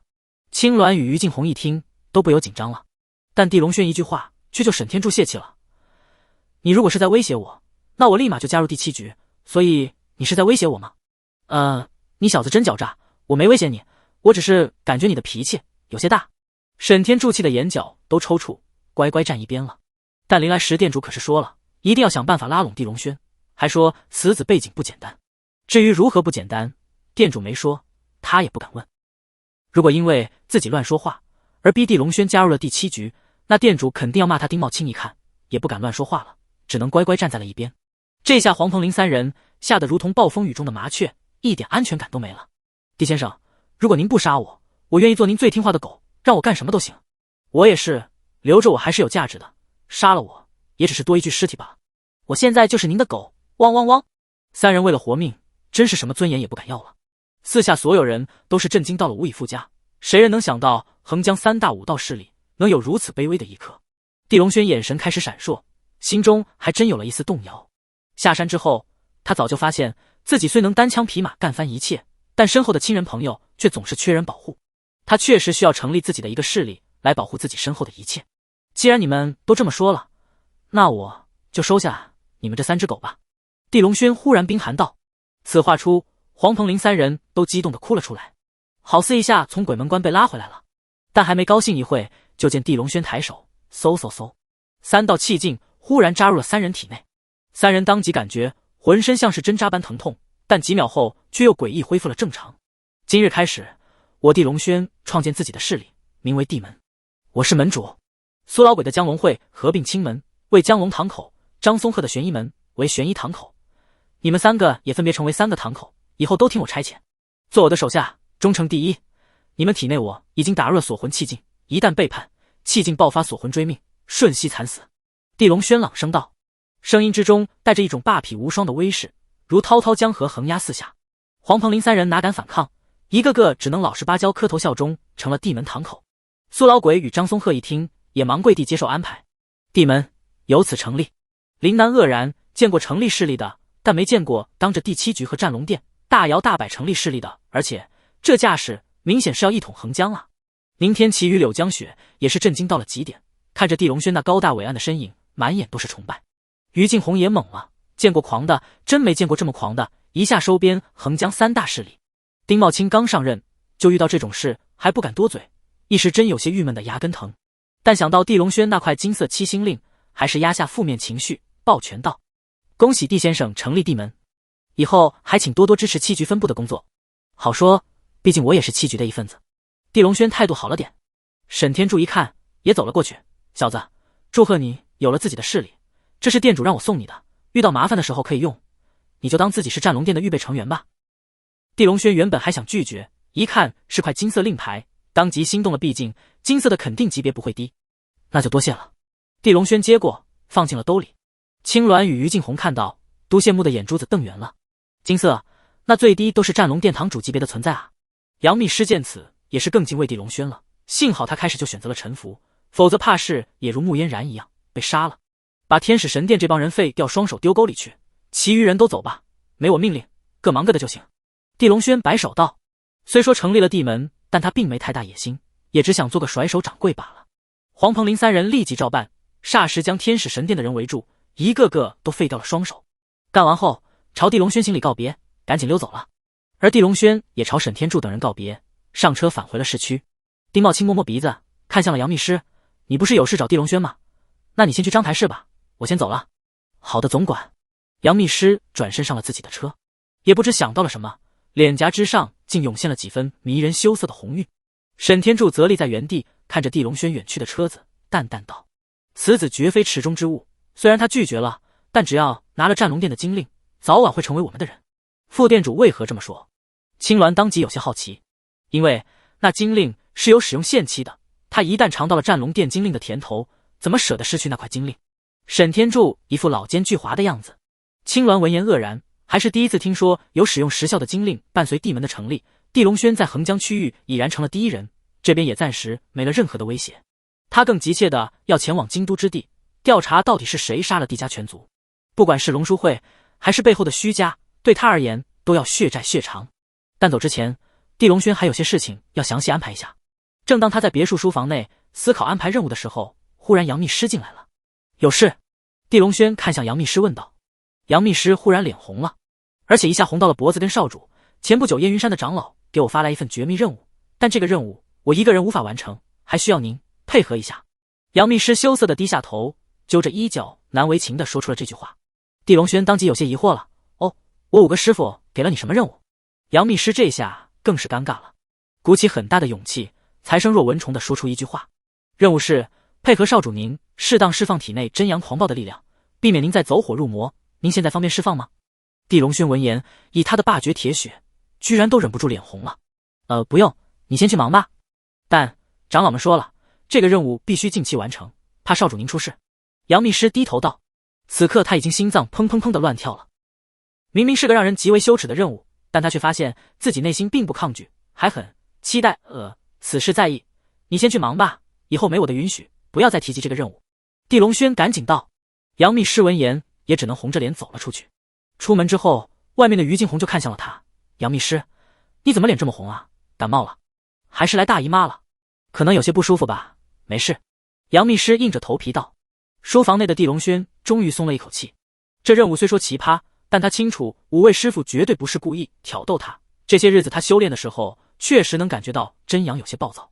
好在每次他都使劲压下，或者练功化解了。难不成以后还真必须要通过女人来释放掉真阳的暴动？地龙轩不敢去想，赶紧转移了注意力，将外面的于静红叫了进来。地先生，有什么安排吗？你认识京都上层圈子的人吗？我想要找个人领我见下龙书会高层，或者见下京都虚家的高层。地龙轩淡淡道。于静红闻言不由愕然，这个有些难。龙书会在京都属于顶级势力，虚家也属于顶级望族。虚家老祖乃是现在仅存的数名开国功勋之一，地位非凡。我不想听这个，你只需回答我，能还是不能就行了。地龙轩清冷道。于静红想了想，道：倒是有一人，前段时候联系过我，放在京都也是名门之后，我打电话问问他，他最近也要回京都。说完，他出去打电话了。不多时，再次回到书房，于静红道：地先生，对方答应了可以帮忙，说正有一场龙书会主办的游人盛宴在近期举行，可以带您一起进去，但您也需要帮他顺道做一件事。对方是谁？帮他做什么？地龙轩眯起了眼，总感觉有些阴谋的味道。京都夏侯家的千金夏侯韵，他让您顺道扮演一下他的男友，帮他挡一下追求者的骚扰。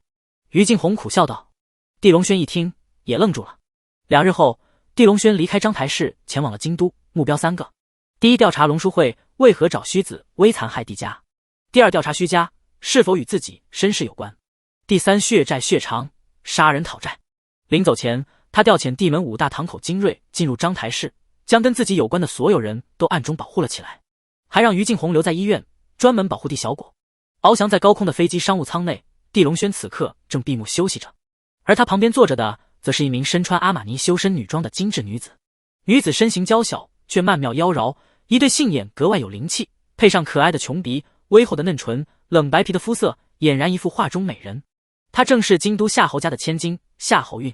眼神斜着打量一下地龙轩，夏侯韵内心不断有失望涌现。原本他去横江区域处理家族生意，不断听人提及过地龙轩的壮举，击杀南天雄，击杀须子薇，一人单挑战龙山，横压3大势力收为己用。他想象中对方会是一个高大威猛、玉树临风、霸气十足的男人，但见面至此，他却发现这个男人沉默寡言，始终懒散躺在椅子上睡觉，浑然一副邋遢男人的样子，有何霸气？这时，中间过道上，一名全身奢侈品、打扮花哨、身上香水味浓郁的年轻男子笑着走了过来。夏侯韵一看，立马厌恶地转头朝窗外看去，但这年轻男子却坐在了旁边，坏笑道：“三妹，我就知道你会在这趟飞机上，想我没？谁是你三妹？我说了，我有男友，就是这位，他叫地龙轩，你们认识下吧。”夏侯韵不快道，立马指了指旁边的地龙轩。地龙轩没听过京都有这号人啊？干什么的？看这样子很一般啊。三妹不是找了个群演应付我吧？荣金平眉头一皱，冷笑道：“他乃是京都荣家的公子，背景很强。荣家与夏侯家地位并肩，都是商界大鳄。此番荣金平追求他，两家倒是都不反对，毕竟豪门联姻好处多多。但夏侯韵却极厌恶荣金平这种花花公子，他数次拒绝，对方却狗皮膏药一般缠着，让夏侯韵真是没辙。怎么能是群演？地龙轩，你醒醒啊！”他伸脚踢了一下地龙轩的小腿，闭眼仰躺的地龙轩终于睁开了眼，转头看向了一边的荣金平，目光带着几分不屑：“她是我女友，你闭嘴，一边待着去。”此话出，霎时周围都变得死气沉沉了，因为整个商务舱此刻也就8人，这8人基本都认出了荣金平，都晓得他的身份很强，毕竟荣金平在京都玩得很浪，敢这么对荣金平说话，需要多大的胆子？这不是作死是什么？就连夏侯韵都惊得嘴巴张大，能塞进一根黄瓜了。他赶紧悄悄踢了下地龙轩的脚，提醒对方收敛点。他只是想用地龙轩打发掉荣金平，却没想让对方激怒荣金平啊！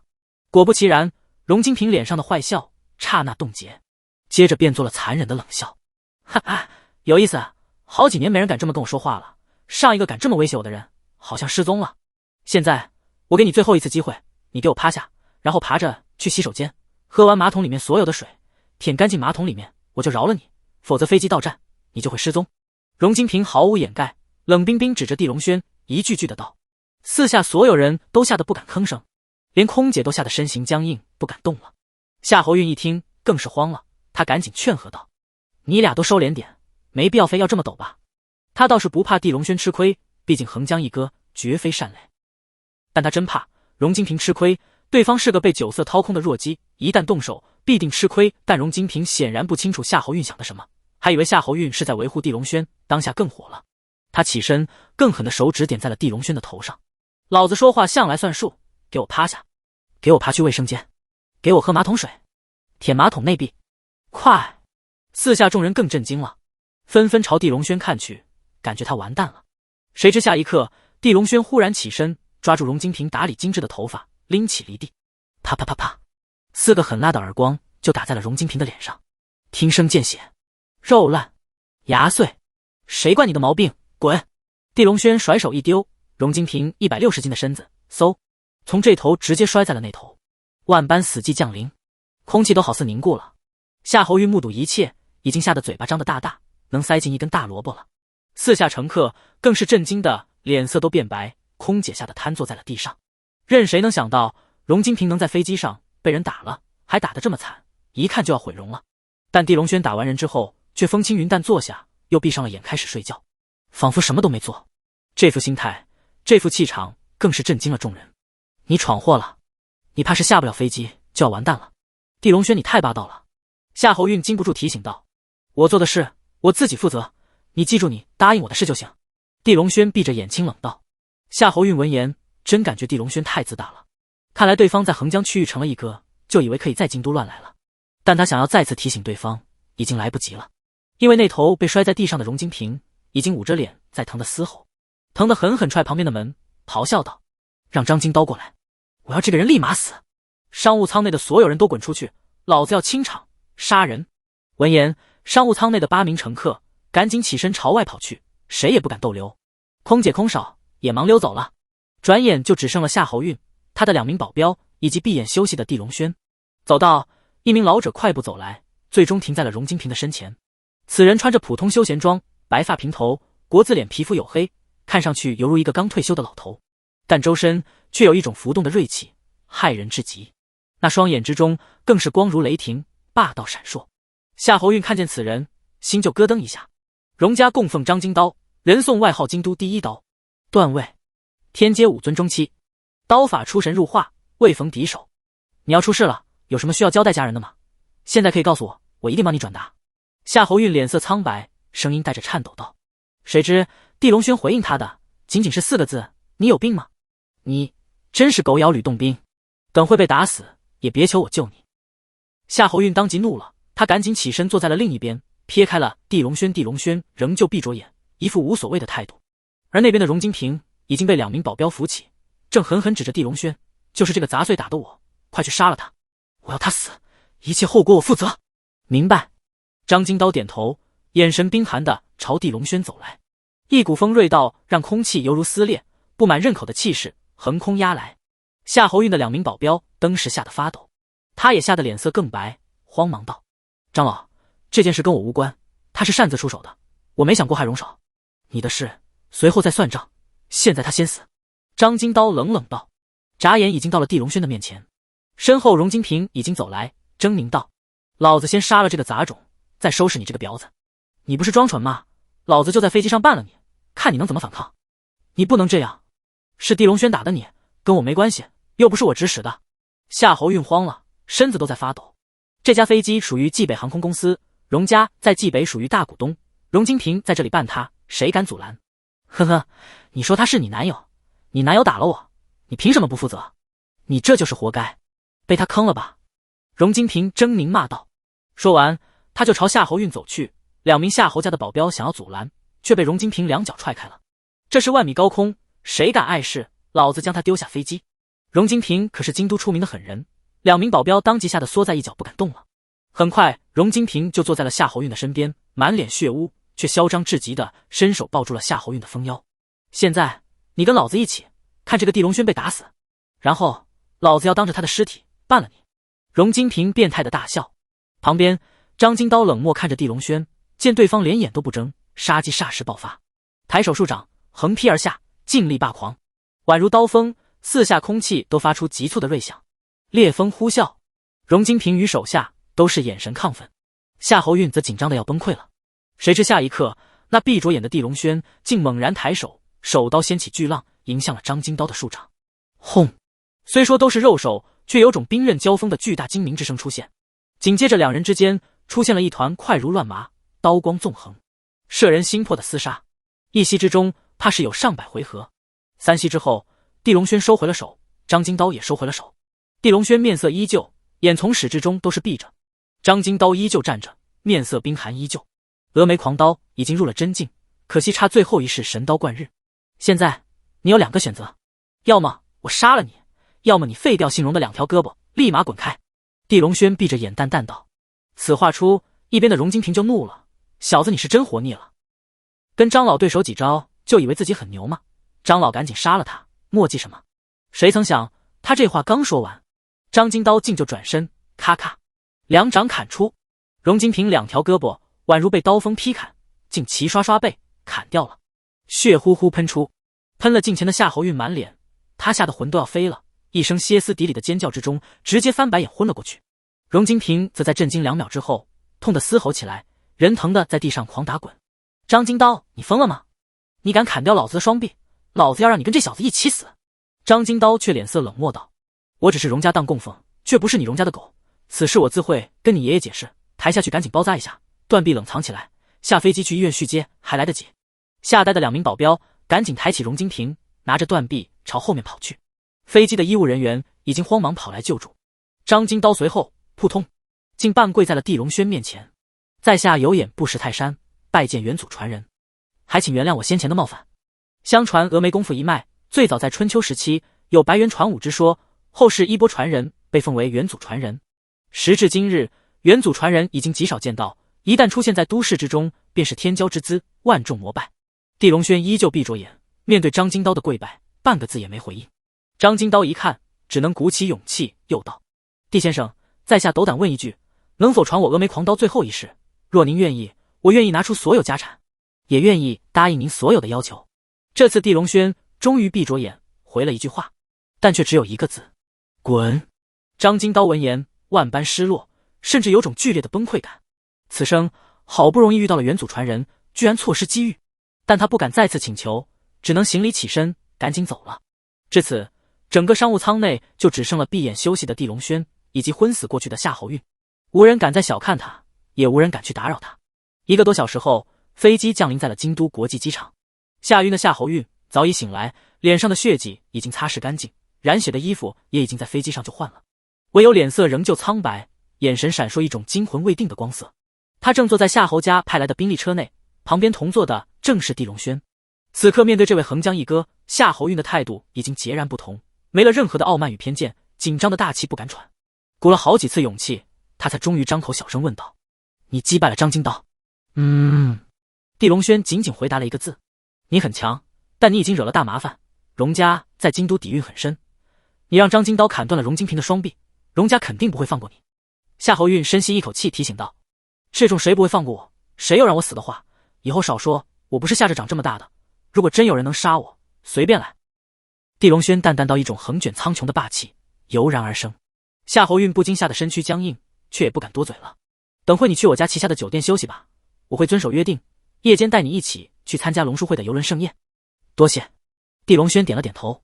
3个小时后，京都国协医院内，荣胜男脸色阴沉地站在高等病房内，看着脸色惨白的儿子荣金平。老婆唐亚宁正趴在床沿上伤心欲绝的大哭，双眼都哭得红肿骇人。老公，你怎么还不去杀了张金刀？他就是咱家的一条老狗，居然还敢弑主。一边站着的大儿子荣昌也双眼阴冷，爸妈说的对，张金刀虽说修为高深，但也没理由为了一个外人断我弟弟的双臂啊。手术如何？荣胜男终于开口了，但只是询问病情。旁边站着的主任张德利赶紧凑过来道：手术很成功，这2条胳膊保住了，但后期还需要很长时间的康复治疗。辛苦了。荣胜男点了点头。张德利受宠若惊，识趣地离开了病房。床上的荣金平终于醒来了，双眼睁开的瞬间就慌乱道：妈，爸，大哥，我胳膊还在吗？在，胳膊保住了，放心就行，只要好好治疗，你还会生龙活虎。荣昌赶紧道。荣金平终于松了一口气，但立马就大哭着喊道：爸妈，大哥，你们一定要为我报仇，杀了张金刀这条老狗，还有那个叫地龙轩的畜生。放心，咱爸不会饶了这2人。荣昌恨得咬牙切齿，只是这话刚说出口，他就被老爸荣胜男一巴掌扇的差点趴在地上，嘴角都流出了血线。爸，你干什么？我又没说错话。荣昌疼得捂住嘴，恼火嘶吼道。唐亚宁忙挡在大儿子面前，护犊道：有种你去朝张金刀发威啊，你打儿子干什么？都是你惯出来的祸害。我早就说了，人外有人，天外有天，这俩儿子行事张狂，无法无天，早晚会出事。这次要没张金刀在，老二100%死了。荣胜男瞪圆了双眼，狠狠骂道。唐亚宁闻言却半分不理解，满脸都是怨气与恨意。荣昌则因为被打，暂时不敢顶嘴了，而老二荣金平却愤愤不平，喊道：爸，你凭什么这么说我？我被人断了双臂，难不成我活该吗？你就是活该。你知道你惹了谁吗？荣胜男怒斥道。谁？不就是一个小地方张台市的家伙吗？能有什么大背景？荣金平不服道。他有第7局金勋级别令牌，还有战神殿堂主以上级别的金令。到现在为止，他在横江杀的武尊不下10人，就连横江第1战神虚紫薇他都照杀不误。张金刀乃是天阶武尊中期，摆在京都之地也算是一流强者了，与他交手几秒就落败。而且他今年才20多岁，你说你惹了多逆天的存在，你能猜得出他到底是什么背景吗？寻常人能在这个年龄达到这个高度吗？荣胜男声嘶力竭地训斥道。伴随着一连串的话出口，唐亚宁与2个儿子都骇然的不敢吭声了。此刻才意识到事情的严重性。越是顶级圈子的人，越明白阶层是不可跨越的。所谓普通人寒窗苦读、勤奋努力，一辈子换来的也不过是一套房子。没背景，年纪轻轻，安能翻江倒海？这只能说明这个地龙轩背景极深，甚至说荣家也惹不起。现在开始，都给我老老实实的，这件事我去处理。你们要是敢私下乱来，别怪我不客气。丢下一句话，荣胜男走了出去。出来后，他就见到了在外等候的张金刀。病房内的吵闹，张金刀都听见了，脸色有些阴沉。荣先生，我为你荣家当差10年，已经还了人情。既然你家人都认为我是一条老狗，那我今日就告辞吧。张老，您何必跟一帮井底之蛙生气？我给您道歉。荣胜男客气道。狗咬吕洞宾，不识好人心。那人是峨眉元祖传人，若在飞机上我不当机立断，砍掉2少爷的双臂，怕是2少爷已经被杀了。张金刀冷冷道。此事我明白，现在双臂也接好了，多谢张老保住老二的命。现在我只想问一下张老，您对此事如何处理，有什么高见？荣胜男诚恳地问道。你我也算有交情，既然你问我，那我就告诉你，此人深不可测。你荣家现在看似仍属10大豪门之一，但后辈子弟已经能力堪忧，青黄不接。若寻不到一个真正的霸主依附，怕是10年内必然跌落成为普通豪门，垮台都有可能。张金刀认真道。您的意思是现在主动结交地龙轩，为以后做打算？不，我的意思是你荣家直接拜他为主，求他庇护。如果不信我，就当我放了一个屁。时间转眼就到了傍晚，酷暑降下，夜风骤起，一丝丝的凉意终于出现。客房之中盘膝打坐的地龙轩缓缓睁开了眼。飞机上他虽说出手击败了张金刀，却也意识到京都之地是真正的藏龙卧虎之地，一个望族少爷的身边都带着天阶武尊，那么龙书会这种组织内怕是连武圣人都存在。所以地龙轩必须将自己的状态恢复到巅峰。他拿起手机，有4个未接电话，一个来自于静红。地龙轩拨打了过去。有事？听夏侯运说你在飞机上断了荣家2少爷的双臂，你疯了吗？你是在作死吗？就这还不够你作死吗？地龙轩，你别以为在横江区域很牛，在京都就……于静红还没说完，地龙轩就挂断了电话，冷淡道：无聊。剩余3个电话是京都号码，他并不知道是谁。这时又有电话打了进来，地龙轩索性接听了。谁？您好，地少，我是荣家之主荣胜男，我儿子在飞机上冲撞了您，多谢您对他的教育，我很想请您吃个饭，还请您务必赏脸。是荣胜男的电话，你请我还让我务必，你脸够大啊！地龙轩冷漠挂断了电话。紧接着荣胜男的电话又打来了，地龙轩直接拉黑了。从荣金平的德行，他就能看出荣家的家风不堪，这等豪门他丝毫结交的兴趣都没。敲门声响起，地龙轩走过去开门一看，是夏侯运来了，身边还有一名高挑美艳的女子，两人都穿了华丽的晚礼服，俏脸上是精致的妆容。收拾一下出发吧，别忘了穿上我送的那套阿玛尼的西装。夏侯运态度温和的道。再见地龙轩已经不敢太过傲慢的说话，直接走就行，我没打扮的习惯。地龙轩道。拜托，今晚是龙书会举办的豪华游轮盛宴，去的非富即贵，你这样去的话太土了，会被人拦住的。夏侯运无语道。我已经帮过你了，如果我上不去游轮，你应该帮我解决。地龙轩一副天经地义的样子道。夏侯运被他气得语塞，旁边的艳丽女子忍不住笑了，他就是地龙轩啊，确实是个有趣的人，真能抬杠。哈哈，你也挺有趣，居然少一个魂。地龙轩眼神看向艳丽女子道。夏侯运当即有些慌了，地龙轩你别乱说了，这位可是京都温家的千金，你想得罪荣家之后再得罪温家吗？我没乱说。地龙轩冷哼一声，双手插兜朝外走去。夏侯运气得跺脚，却又不敢说得太过分，只能跟着一起走了。但他却没看到温玉莲的脸色其实有了几分变化，因为温玉莲人生最大的秘密居然被地龙轩说破了。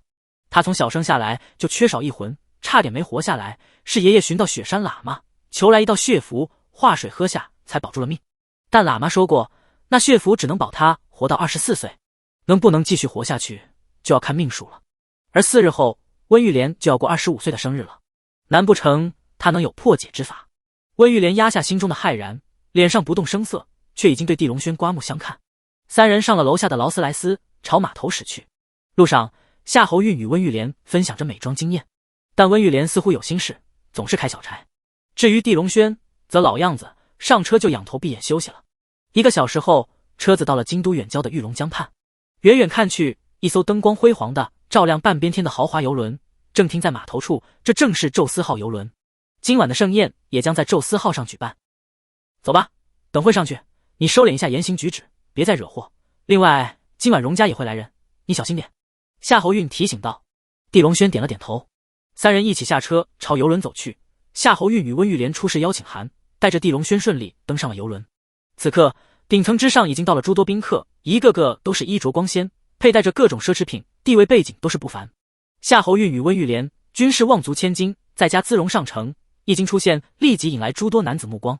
一片打招呼声连续响起，两人熟练的寒暄，深谙上层交际之道。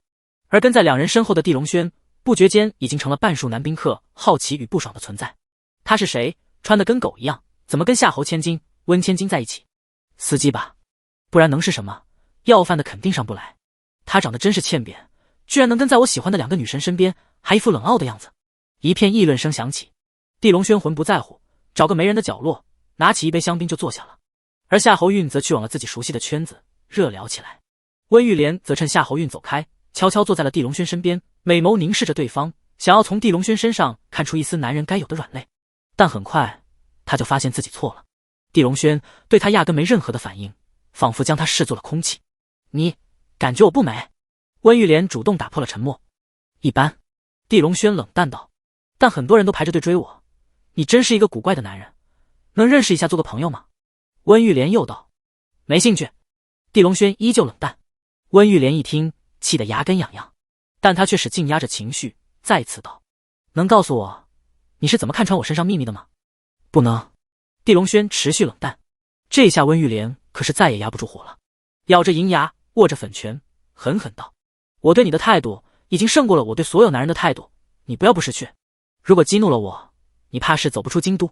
哦，有意思，那我也警告你，你的态度已经让我不高兴了，看你面相，最多还能活4日，4日之内，我若不出手救你，必死无疑。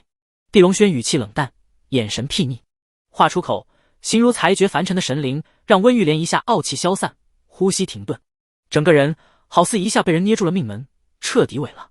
你怎么才肯救我？温玉莲低声下气道：等我乐意，我就救你，至于我什么时候乐意，看我心情。地龙轩说完，转头看向了远处风景。对于这个回答，温玉莲又怒又焦急，如果只能再活4日，她怎么能接受？我求你了，你救救我吧，我愿意答应你一个不过分的要求。就是过分的要求我都懒得答应，何况是不过分的，看来你还没清楚自己的处境多危险。地龙轩冷冷道。闻言，温玉莲再也支撑不住内心的惶恐，居然当场落泪了。越是豪门之人，越是怕死。半生荣华富贵，穷奢极欲，谁人愿意死去？周围偷偷关注温玉莲的一些男宾客见她居然哭了，一个个不由愕然，同时看向地龙轩的眼神都变得阴冷恼火。是不是他气哭了温小姐？太过分了，应该是用了什么卑鄙手段吓哭了温小姐。真不知这个狗男人有什么好，让温小姐主动跟他搭话。别急，今晚詹少会来，他可是温小姐的铁杆追求者。哈哈，说曹操，曹操就到了。詹太明来了，大戏要上演了。很快，一个个宾客都看向了顶层会场的入口处。那边，一名身穿白色西装，戴着白金腕表，身高约莫1.9米，高大挺拔，修长宛如玉树临风的男子缓缓走了进来。眉若长剑，眼若悬星，瓜子脸再配上高挺的鼻梁，此人绝对堪比一线男星。而他正是詹太明，京都詹家的大少。詹家的实力在繁华至极的京都都能排进前5，由此可见詹太明的地位何其尊贵。很快，一群人就围过去，纷纷献媚打招呼，而且尽皆微微弯身以示尊重。詹太明站着，冷漠回应，半分笑容都没。身边一名黑衣男助理靠近小声道：少爷，温小姐在那边，她似乎哭了。谁让她哭了？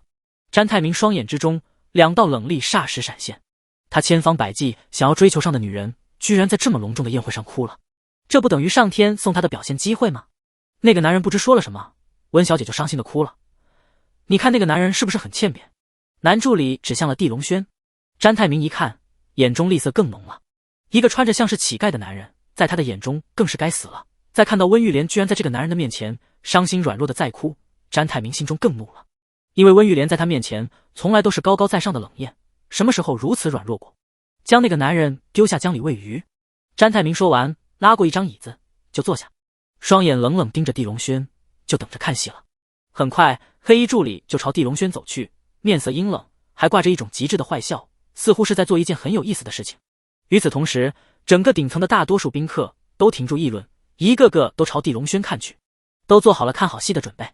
这种戏份在上层圈子之中并不少见，毕竟都是有钱人的后代，为了红颜冲冠一怒，或者为了鲜肉豪掷千金都无所谓，能让麻木的荷尔蒙激荡一下就够了。远处，夏侯韵也紧张地朝地龙轩看去。夏侯小姐，您认识那个男人？一名俊俏短发的女子问道。夏侯韵想要摇头，却最终点了点头，认识，他来自横江那边的章台，叫做地龙轩。哦，原来是个小地方的人啊，听说章台市的特产是2米的大葱，不知这家伙是不是大葱吃多了，所以火气很冲，哈哈。短发女子打趣道。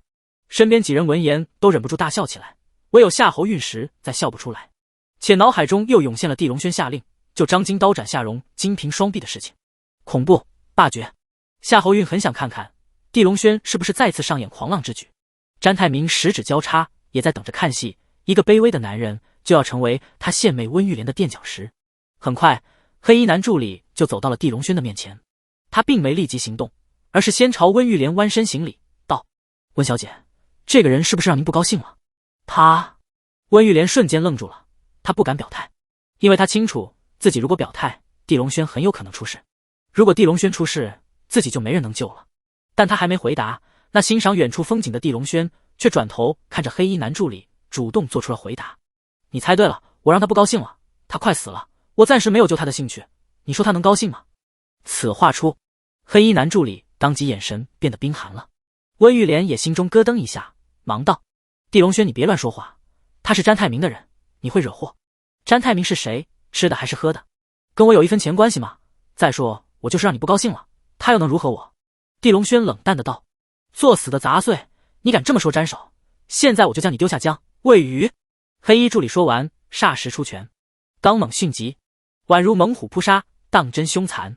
四下所有人立即神经绷紧，温玉莲想要阻拦已经迟了，但一切却发生得快，结束的也很快。在黑衣男助理出手的瞬间，地龙轩也出手了，一巴掌直接趴在了男助理的头顶，好似如来神掌，快到了极点，又力量大到了极点。砰！男助理脸上还保持着凶残的样子，但脑袋却已经半截被拍进了胸膛之中，霎时喷出鲜血，瞬息惨死了。整个过程怕是连1秒都不到。全场所有看向这边的人都瞬息震惊到了极点，面部表情都呈现了一种极致的夸张。做梦也没想到，居然有人敢直接杀了詹太明的助理。死寂万般降临，都瞪圆了双眼看着地龙轩。而这众目睽睽之下，地龙轩却走过去，一脚将死尸踹入了江中。既然你想让我喂鱼，那我就先让你去试试吧，这也算求人得人。震惊更疯狂的降临在了所有人的脸上，都没想到今晚最靓的仔居然是这个穿着最普通来自小城章台市的家伙。但紧接着死寂万般之中，地龙轩居然说出了一句更为霸道更为张狂的话。他看向了温玉莲，道：既然有人不想看到你哭，那你现在就给我狠狠哭，你哭得让我满意了，我便救你，让温家千金当场哭，还要哭到让他满意他才肯救对方。这一连串的话犹如谜底，也犹如霹雳，狠狠钻入了所有人的耳中。不愧是今晚最靓的仔，果然没让所有人失望。夏侯韵虽说早就做好了思想准备，但此刻还是被震惊的像是魂都飘走了。这等于一下招惹了温家、詹家2大豪门，况且温玉莲还是她的闺蜜啊。夏侯韵再忍不住，她立即走了过去。地龙轩，你想要干什么？你闭嘴！玉莲是我闺蜜，你不能欺负她。詹太明看到夏侯韵过去，冰寒至极的双眼之中闪现一丝恶趣味，他摆了摆手，让身后已经集结的10名保镖暂时停了下来。既然夏侯小姐已经过去了，那我就给她一个面子，等会再收拾这个杂碎。因为詹太明最喜欢温玉莲娇小性感的身材，第二喜欢的则是夏侯韵的国色天香，这2人近乎拥有他对于女人的所有嗜好。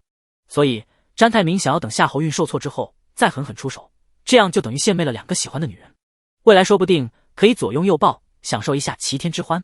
视线中，夏侯韵已经气呼呼走到近前，抱住了恼火惊吓的温玉莲，但地龙轩却丝毫的收敛都没，反倒再次坐在了椅子上，摆摆手道：他可以拒绝，他是自由的，我没强迫他做任何事情。地龙轩，你无耻！温玉莲忍不住骂道。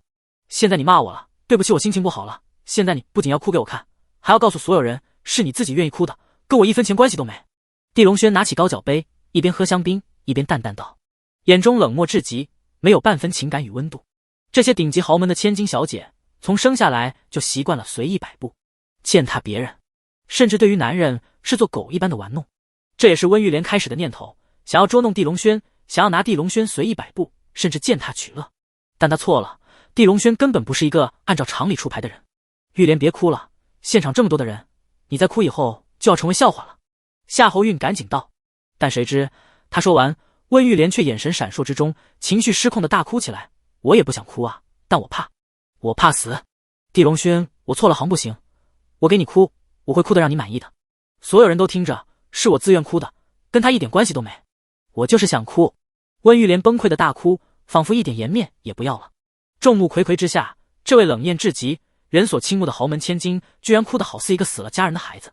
温玉莲感受到了所有人的震惊，甚至看到了有人在偷偷录像，但他没有选择。他终于意识到了地龙轩的狠辣狂霸，如果自己不让对方满意，怕是以后再无机会，又或者说下一次对方给机会，可能比这次的要求还过分。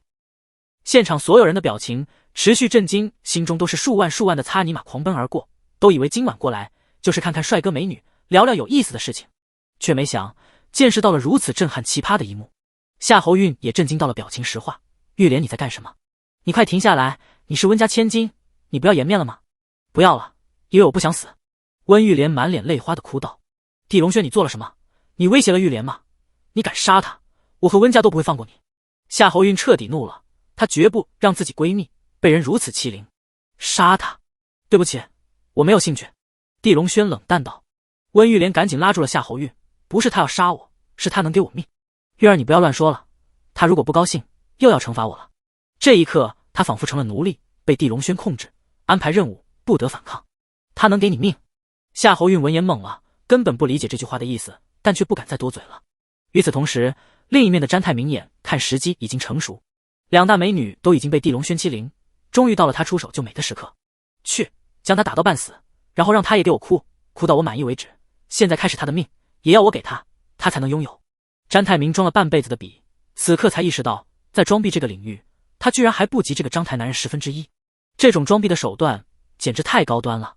10名顶级保镖霎时冲向了地龙轩，眼神都是凶残至极，身法步伐更是宛如蛟龙出海，迅疾威猛。詹家作为前5的京都望族，资产数千亿规模，保镖自然非比寻常。这10人都是从上万应聘者中选拔出来的，战力都达到了半步宗师境界。10人联手可媲美3名宗师的战力。夏侯韵一看，赶忙拉着温玉莲的手朝旁边躲去。而温玉莲看起来哭得梨花带雨，实则眼神之中隐藏着锋锐的寒色。她哭既是为了满足地龙轩所谓的救命条件，也是为了激起詹太明最强的怒火。现在詹太明出手了，温玉莲只需旁观看戏就行了，等于是狗咬狗。一旦地龙轩被詹太明打个半死，他就能佯装宽容的出手救下地龙轩，然后让地龙轩服服帖帖为自己治疗，等自己身体无碍了，他再出手杀掉地龙轩，这才是他心中的完美计划。作为温家的千金，从小在豪门内斗之中摸爬滚打，耳闻目染，他哪能是个傻白甜？现场其余人都绷紧神经，等着看大戏再次上演了。而这些围观的人中，有一个人却极为冷静，正双眼死死盯着地龙轩。此人正是荣金平的大哥荣昌，他今晚也受邀前来参会了。原本他只想过来喝闷酒，发泄一下被老爸训斥的不快，却没想过来之后，居然看到了所谓的张台地龙轩。想到弟弟就是被这家伙断了双臂，他也是因为这家伙被父亲训斥扇耳光，荣昌心中怒火就在燃烧。但当他看到地龙轩玩弄温玉莲，激怒詹太明之后，他就心中间笑起来。他也在看戏，一边看还一边录制了下来，准备等会发给老爸看，让老爸看看这所谓有大背景的地龙轩是如何被詹太明虐成狗的。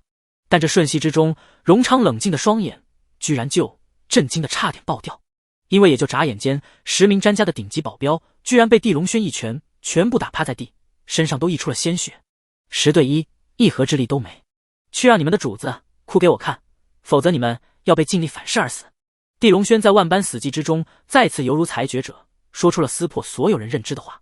10名保镖体内已经被他打入狂暴禁力，疼的就如被数万蛇蝎啃咬筋骨皮肉，五脏六腑犹如被倒入了刀刃细针，难受到了嚎啕大叫，打滚痛哭。你做梦吧，他们都是我的狗，怎么可能咬我？詹太明虽说眼中有震惊，但却依旧坐着，还发出了一声洪亮的嘲讽。是吗？那就让你的狗告诉你，他们听谁的。地龙轩转头，眼神冰寒看向了詹太明。詹太明冷笑，感觉这个地龙轩虽然够狂，装逼的手段够霸道新颖，但却是个蠢货。这10名手下都知道詹家有多强，怎么可能敢对自己出手？其余围观的人也感觉地龙轩太蠢了。荣昌冷笑，暗道：你小子真爱做梦。他也不信地龙轩能做到，温玉莲与夏侯运同样不信。但很快，让人意想不到的一幕就出现了。那10名保镖痛苦嘶吼之中，居然真乖乖站起身，一起走向了詹太明，且眼中都涌现了狰狞。当痛苦突破他们忍受的极限，生不如死的时候，他们还顾忌什么詹家？詹太明顿时怒了：你们想要干什么？给我滚回去！快去打死地龙轩，让地龙轩给我哭！谁知这10人根本没有听他的，反倒更快地朝他冲来。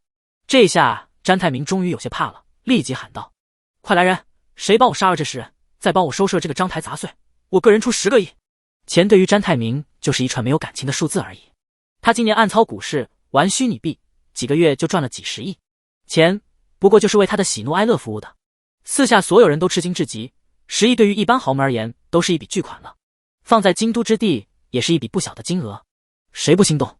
但没有真正的手段，谁又敢站出来对付这个章台狂徒？好在下一刻就有人飞纵落在了詹太明的身前，是一名魁梧高大的，身躯仿佛坦克一般的中年男子。在下京都狂拳门创始人何松江，我愿意帮詹少出手，至于钱就免了，若詹少看得上我，以后提携我一下便好。何松江抱拳行礼道：这等献媚詹家踏上豪门大船的时机，何松江自然不会放过。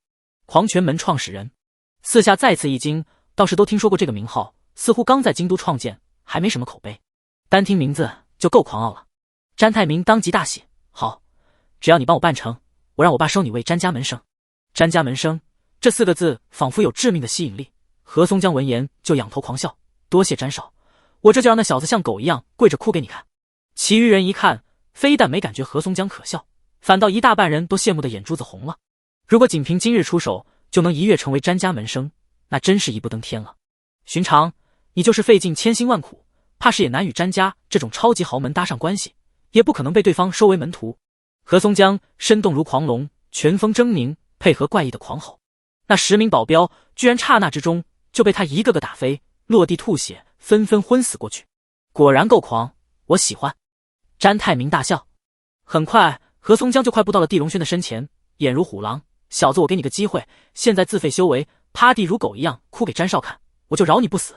夏侯运忍不住喊道：地龙轩，你还要闹到什么时候？你适可而止吧。你的意思是让我赶紧当狗？哼，今日之后你我只是陌生人，你不配与我认识。地龙轩冰冷道。夏侯运闻言猛然一震，忽然意识到自己说的话有问题，但一切已经无法收回。他感觉内心仿佛失去了什么重要的东西，竟开始后悔了。难不成自己对这家伙产生了崇拜？不，自己劝他只是怕他死得太惨，不好朝于静红交代。夏侯运强压下心中的乱想，狠狠瞪了地龙轩一眼，不可理喻。而温玉莲则一直保持楚楚可怜的样子，不声不响，但内心一直在盼着地龙轩赶紧完蛋。下一刻，何松江狂拳出手，狂吼响起，就如一头狂暴的猛兽扑杀而去。所有人都震撼瞪圆了双眼，都领略到了所谓狂拳的骇人。但紧接着何松江居然就被地龙轩一巴掌轰然扇飞，身子宛如一个草包，砰的一声狠狠砸在了纯钢的围栏上，围栏断裂数根，何松江也惨叫吐血之中摔在了地上。现在你让詹太明哭给我看，我就让你不死，否则你也将被尽立尸体，活活痛死。地龙轩冰寒的声音响起。何松江痛苦的打滚，他以为自己是铁汉，但此刻才知道，在极致的痛苦之中，他的意志力宛如卫生纸一般脆弱。他咬牙站起身，痛吼着冲向了詹太明。詹太明这下可是真怕了，忙站起身骂道：滚开，你疯了吗？我可是詹家的大少，你敢乱来你就要死。我现在已经生不如死了，你说我还怕死吗？快哭，你快点哭，我和你才能解脱，不然我死，你也要完蛋。何松江此刻的狰狞比之刚才的狂还要可怕。詹太明一听就怒的差点咬碎牙齿，滚，闭嘴，老子跟你能是一样吗？老子是詹家大少，只是这话还没落地，就见何松江飞身跳起，直接将他扑在了地上，砰砰砰的乱拳开始狂打詹太明。詹太明精致的脸庞很快被打得血肉模糊。这不仅仅是何松江太狠，更是因为他被静气尸体折磨得太痛苦，已经理智崩溃了。快来人救我啊！我给10个亿！快来人啊！怎么没有人来？我可是詹家大少，你们不想做詹家的门生吗？啊！不要打了，我哭，我这就哭行了吧？詹太明被打得遍体鳞伤，终于撑不住认输了。赫赫詹家大少，此刻就如成了一条卑贱的狗，再也顾不得尊严了。何松江闻言赶紧起身，朝地龙轩冲去。饶了我吧，他已经开始哭了。我说话向来算数，你滚吧！地龙轩抬手一掌，何松江被拍得吐血，却立马身子不疼了。回头一看，狼狈凄惨的詹太明，何松江清楚自己闯了大祸，纵身一跃，直接跳入大江逃命了。全场震惊恐惧，地龙轩此刻已经再不是众人眼中来自章台小地方的蠢货，反倒成了一个好似无法战胜的存在。众目睽睽之下，地龙轩缓缓起身，走到了浑身是血的詹太明身前，居高临下看着这位詹家大少，冷冷道：现在开始你的表演吧。詹太明抬起满是血污的脸庞，怒恨交加道：你知道詹家在京都的强大吗？你付得起这个代价吗？有所谓吗？无所谓，现在给我哭！地龙轩一声冷喝之中，巨大的气势宛如5月降临，狂霸镇压在了詹太明身上。即便詹太明身体强壮，却也非武者，当即被压得痛吼吐血，死狗一般趴在了地上，一寸寸的骨头，一片片的肉，都在承受难以形容的痛苦，仿佛几辈子没承受的痛苦都在这一刻降临了。詹太明这种养尊处优的大少，能有什么意志力可言？当即抵抗坍塌，大哭起来。我这就哭，我再大哭，你满意吗？求你放开我吧！詹太明一边大哭一边求饶道。所有人看到这一幕，与看到外星人降临没有什么区别，一个个眼珠子都要瞪爆了，嘴巴张的都能塞进大茄子了。荣昌震惊的偷录的手机都差点掉在地上，他以为地龙轩砍掉自己弟弟的双臂，已经狂得没边了，却没想自己还是低估了地龙轩。眼前这一幕无论怎么比较都是更狂，因为詹家比荣家更强，因为此刻做的一切更是明目张胆。他开始犹豫，要不要继续录，要不要赶紧汇报给父亲。夏侯玉与温玉莲也是震惊到犹如成了雕塑，怎么也想不到事情发展到了这一步。现在无论地龙轩死不死，两人怕是都要被詹家报复，因为地龙轩是两人领来的。而下一刻，地龙轩就仰头狂笑之中点了点头，好吧，我满意了，现在我饶恕你。话音落，他给予詹太明的巨大的威压刹那消失。詹太明大口大口喘着粗气，瘫软的趴在地上，但双眼却狰狞无比的盯着地龙轩，好似要将对方吃掉。这一局你赢了，但你也等于输掉了所有。记住，我是詹家的人，詹家的所有力量都会很快降临在你身上。詹太明冰寒无比的道，这个威胁不管是针对谁都能绝对吓死对方。但落入地龙轩耳中之后，地龙轩却冷冷笑了，詹家所有力量，好，那我就看看你所谓的我会输会怎么输。话音未落，他毫无征兆的抬手，轰，一拳如霹雳打出，四下空气震荡，詹太明脑袋炸裂，红白喷溅，只剩了趴在地上的无头尸体。一切快得超乎所有人的反应。等所有人反应过来，詹太明已经是过去式了，再不是一个活生生的人。巨大耸人的死寂之中，仿佛有一双无形的手，将所有人的神经都撕裂，将所有的咽喉都攥紧，将所有人的心都打爆了。太恐怖，太震撼了，完蛋了，你彻底完蛋了，你还要连累我！扑通，夏侯运吓得瘫坐在了地上，脸色惨白如纸。温玉莲也紧随其后，吓得瘫坐在地，连呼吸都变得困难。远处的荣昌已经抑制不住巨大的震惊，赶紧偷偷拨通了父亲的号码。爸，出大事了！章台那个地龙轩杀了詹太明。宙斯游轮上所有的安保人员迅即冲入现场，将所有人围在了中间。先前这群人之所以没进入，是因为相信詹太明能控场翻盘，却没想詹太明死了。安保总管已经立即上报了龙书会高层。游轮深处的办公室内，一名中年男子脸色变得阴沉，嘴角勾起了冰寒的弧度。这个家伙真是能作死，大老爷说了，他来京都是为了找虚家报复，现在让詹家出面弄死他，太好不过了。通知詹家。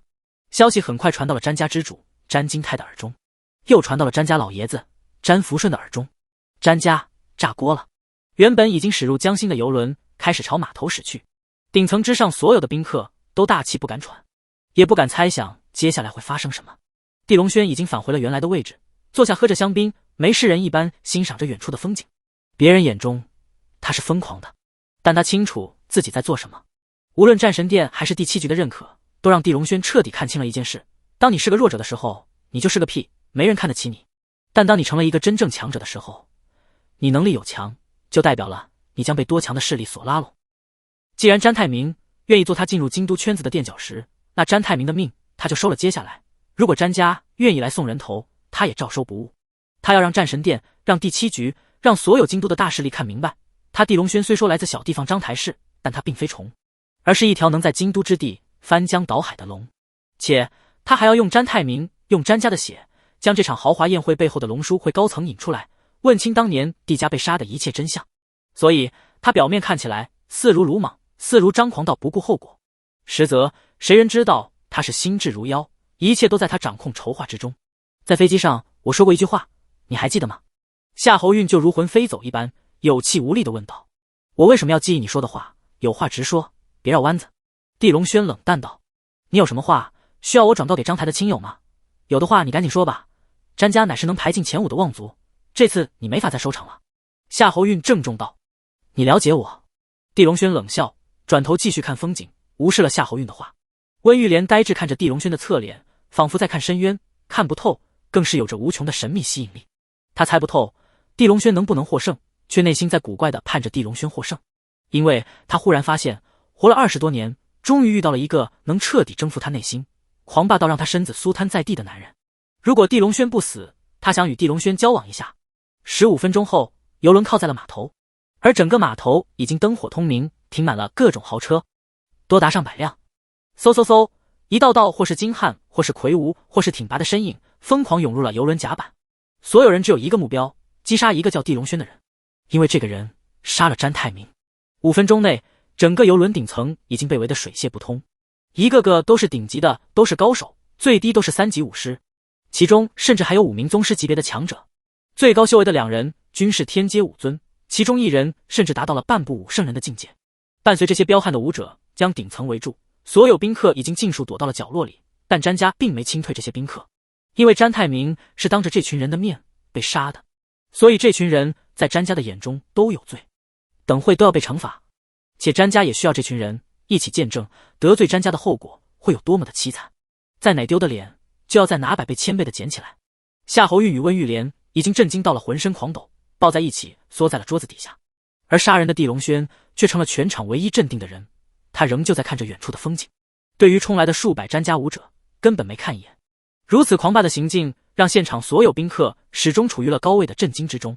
很快詹金泰与詹福顺走了上来，两人脸色都是阴沉到了极点，仿佛飓风来临前的天空。詹家年轻一代就只有一个男性，便是詹泰明，所以詹泰明是被当作接班人培养的，被寄予了厚望。现在詹泰明死了，等于詹家要绝后了。即便还有些私生子可以利用起来，但对于詹家的颜面来说，已经遭受了巨大的打击。五儿，爸爸来晚了。五儿，你死得好惨啊！放心，爸爸一定为你报仇。我要将这个混账玩意一刀刀割肉喂鱼，然后再杀掉他所有的亲人，为你殉葬。詹金泰蹲下身子，看着无头的詹泰明尸体，嚎啕大哭起来。老爷子詹福顺浑身狂抖，咬牙站着，眼中泪水横溢。这个孙子，他从小就宠溺至极，对方说句喜欢西湖，他直接在郊区花10亿买了块地，挖了一个西湖出来。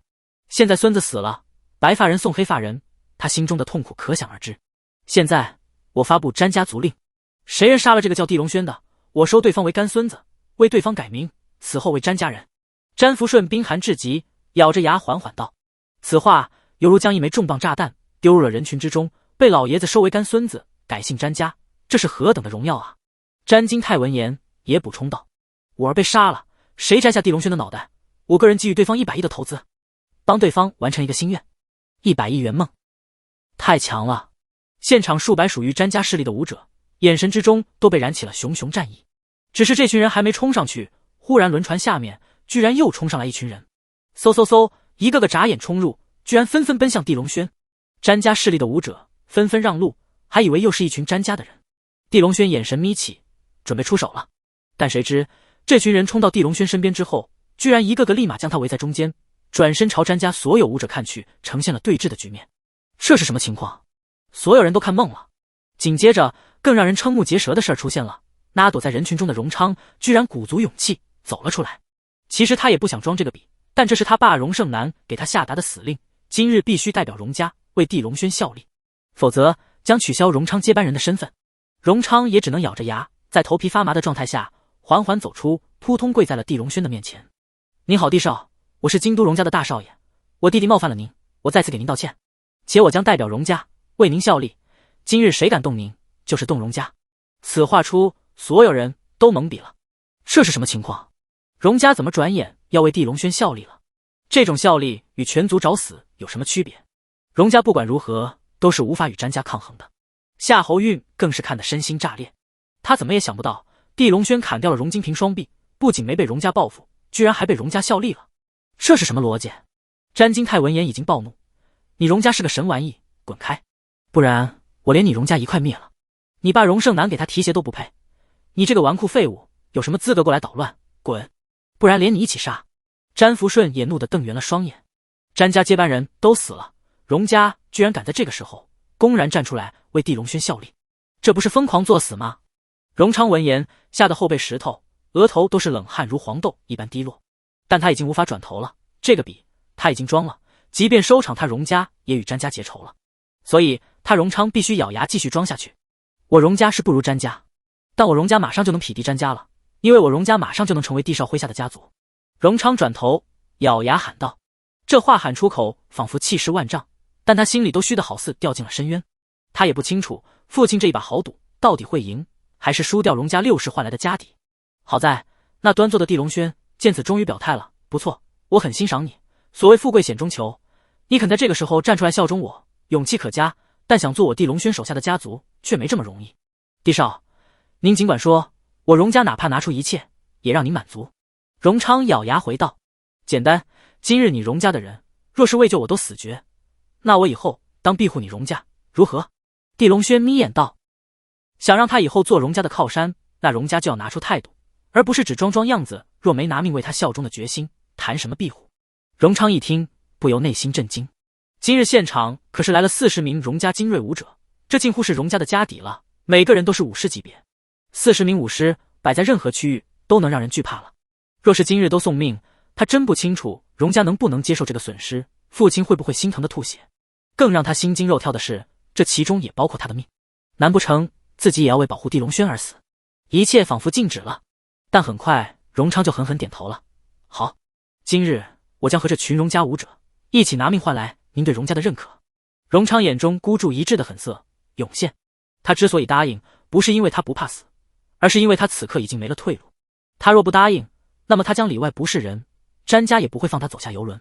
转头，荣昌看向了詹家的数百武者，脖颈青筋虬结暴起，嘶吼道，给我冲，杀出一条血路，救出帝少，以后你们都是我荣家的核心族人，谁若敢退，杀！40名荣家精锐本就形同荣家死士，不敢背叛，伴随着嘶吼一起高声怒喊，杀杀杀，疯狂冲向了詹家数百武者。而詹金泰也在荣昌疯狂的嘶吼中狠狠挥动了右手，荣家人全部杀掉，一个不留，丢去江中喂鱼，顺便杀掉帝龙轩。所有承诺一言九鼎，绝不食言。轰！整个顶层剧烈战栗，双方霎时冲杀在一起，鲜血横溢碰见，断肢断头漫天飞起，滚落一地。厮杀几分钟后，荣家40名武师已经倒下大半，毕竟詹家有数百精锐，还有宗师级别的人物。又过几十秒，荣家精锐已经全部阵亡，现场就只剩了荣昌一人。荣昌浑身染血，面色狰狞。对于死，他当然有极端的惧怕，但现在已经杀红了眼，也彻底没了后路。他只能嘶吼一声，持刀冲向了詹家的人。詹金泰看着荣昌，好似看一只扑火的飞蛾，蠢到了极点。杀掉他，割下脑袋送给荣胜男。遵命。詹家精锐之中传来一道道阴沉的声音，接着所有人都看向了冲来的荣昌。周围所有围观的贵宾都震惊到了极点，都没想到今晚不仅看到了詹泰明之死，还能看到荣昌被杀。2大豪门的接班人居然都在今晚死了。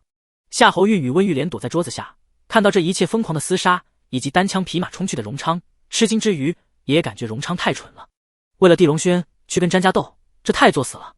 即便帝龙轩本事不小，也是章台那种小地方的人，安能与京都之地巨豪詹家相提并论？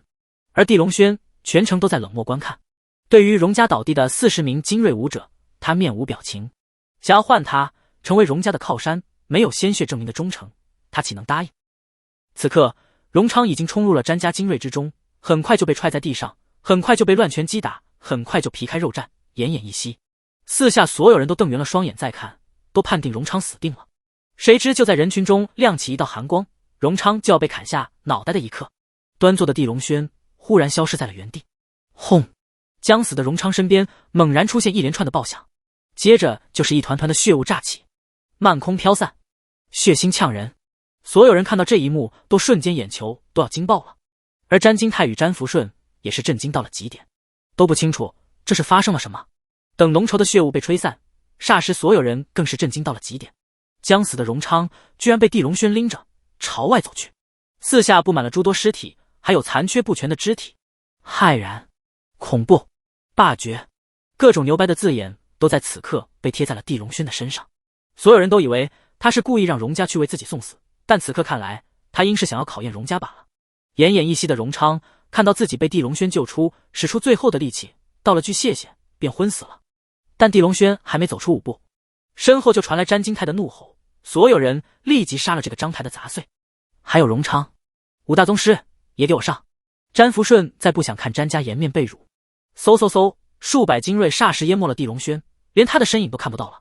但仅仅几秒之后，所有围观的宾客就吃惊发现，人群之中再次出现了一连串耸人的血雾，这些血雾呈现了一条朝外的笔直路线。细思极恐，这肯定是地龙轩在其中拳杀着继续在走，根本没人能阻拦他。又过几分钟，现场已经躺满了尸体以及零散的肢体，犹如成了地狱般恐怖，数百人疯狂锐减。此刻已经只剩了几十人，而这几十人显然是不敢再攻击了，一个个吓得站立，不敢靠近地龙轩。前进的地龙轩手中仍旧拎着荣昌，只是身上染满了血，犹如穿了一件猩红恐怖的红衣。他面前詹家5大武尊出现，挡住了去路，2名人阶武尊，1名地阶武尊，1名天阶中期武尊，而最后一人则已经进入天阶巅峰，只差半步就能位列武圣人，乃是真正的半步武圣之境。一起吧，别浪费我时间。地龙轩一边走一边眼神看向5人，眸中除了轻蔑就是轻蔑。5人看着他，瞬间怒火与杀意疯狂爆发出来。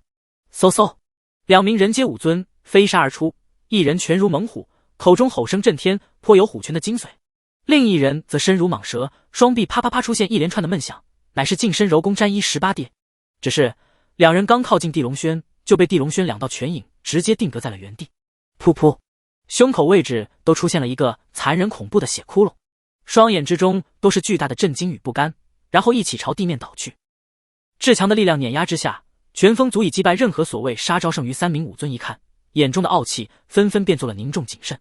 嗖，地阶武尊出手，身形一晃，出现10道残影，道道凶残，难辨真假。但同一时间，地龙轩就闭上了眼，嘴里飘出4个字：花拳绣腿。旋即他朝右面迈出一步，重拳轰然杀出。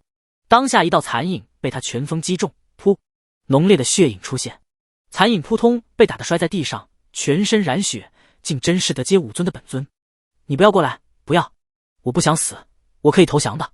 这地阶武尊垂死求饶道：对不起，对我动过杀念的人，我从来不留。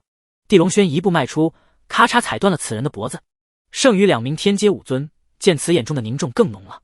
一招击杀地阶武尊，如此强横的手段，2人怕是也做不到。敢问你师从何人？天阶中期武尊冷冷问道。地龙轩如此年轻，便有如此强大的修为，师父自然不会是无名之辈。2名天阶武尊都怕杀了地龙轩会引发对方师门的疯狂报复。你不配问。地龙轩清冷道。那好，我击败你，再让你亲口告诉我。天阶中期武尊说完，居然摆出了一副佛门罗汉的姿势，邵氏罗汉拳。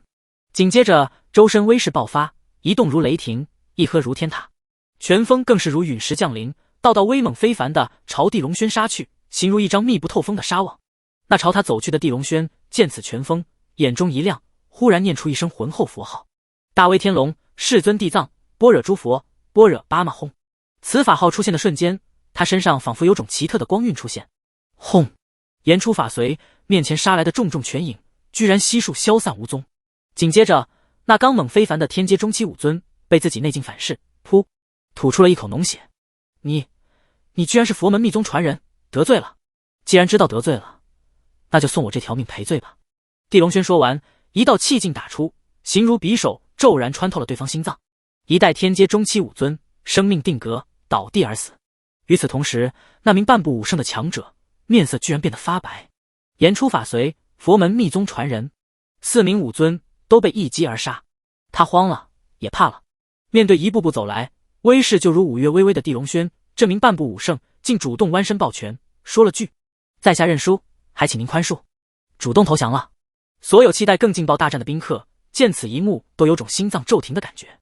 詹金泰更是当即火了：“你他妈拿着詹家的钱就这么投降了？你想死吗？”詹福顺也怒了：“我不允许你认输，必须给我杀了他，快，不然你死！”谁知这名半步武圣却冰冷看向了两人：“我入住詹家的时候就说了，詹家给我的任务，我有拒绝的权利，当时你们也答应了，我反悔了，你必须动手。”詹金泰怒吼道：“詹家主，你儿子死了，我很同情你，但这位地先生法武双修，真实战力远比我强，你让我送死，我只能拒绝，还请您另找人吧。”半步武圣强者冷冷道。詹金泰一听，气得嘶吼，却也知根本没法逼对方就范。詹福顺也是气得跺脚，但也没办法。且更让人震惊的事儿又上演了。地龙轩看着这投降的半步武圣，竟冷冷道：“你求饶我就能答应吗？我说过了，但凡对我动过杀念的人都得死。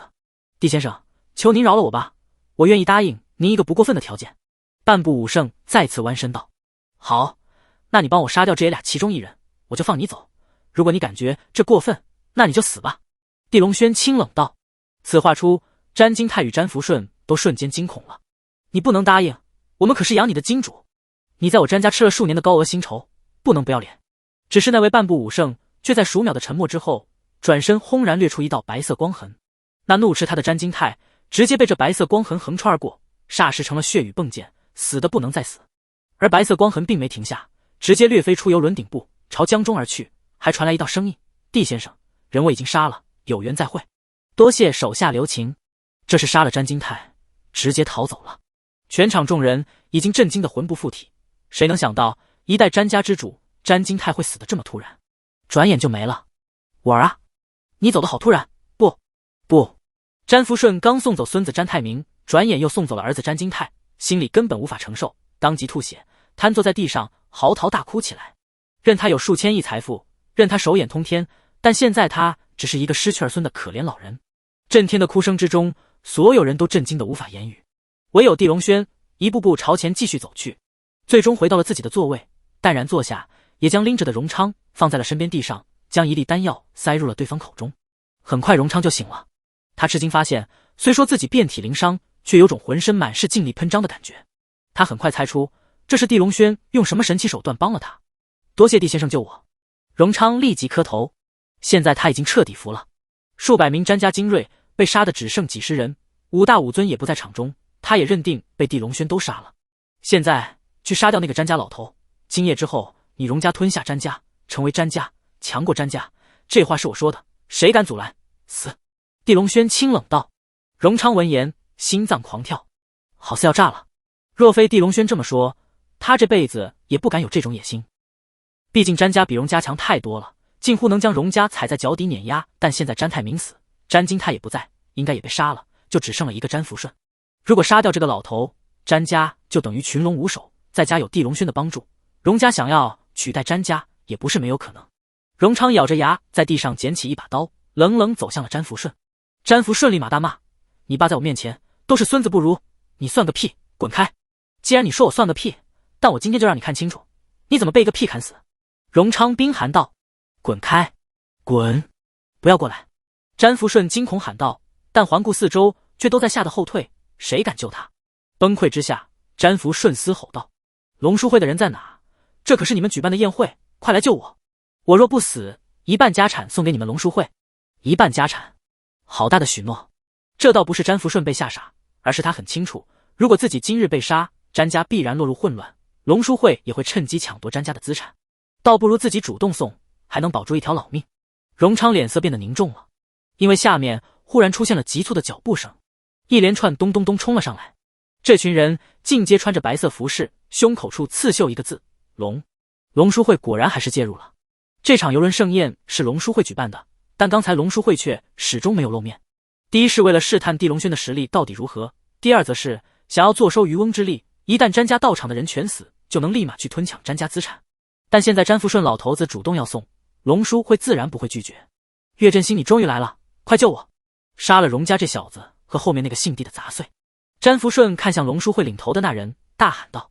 四下所有人都缩紧了身子，一个个敬畏地朝岳振兴看去。龙书会副会长岳振兴，谁人没听过这名号？毕竟是龙书会其中最为铁血的一位，更是权力滔天，门徒数万。岳振兴点点头，你可以闭嘴了，剩下的事情我来处理。詹福顺气的冷哼一声，却也不敢顶嘴，毕竟人在屋檐下，不得不低头。很快一身白衣魁梧健壮的岳振兴就冷冷盯着地龙轩，对于持刀的荣昌连看都没看一眼，显然荣昌根本没资格让他顾忌。岳振兴道，你大闹龙书会举办的游轮盛宴是何居心？我就是感觉你龙书会垃圾，你有意见吗？地龙轩冷冷道。此话出就等于打了岳振兴的脸，他以及身后所有龙书会的成员都变得脸色冰寒，杀机升腾。你真敢说话！岳振兴怒了，我不仅敢说话，还敢杀人，今日所有龙书会成员一个也别想走。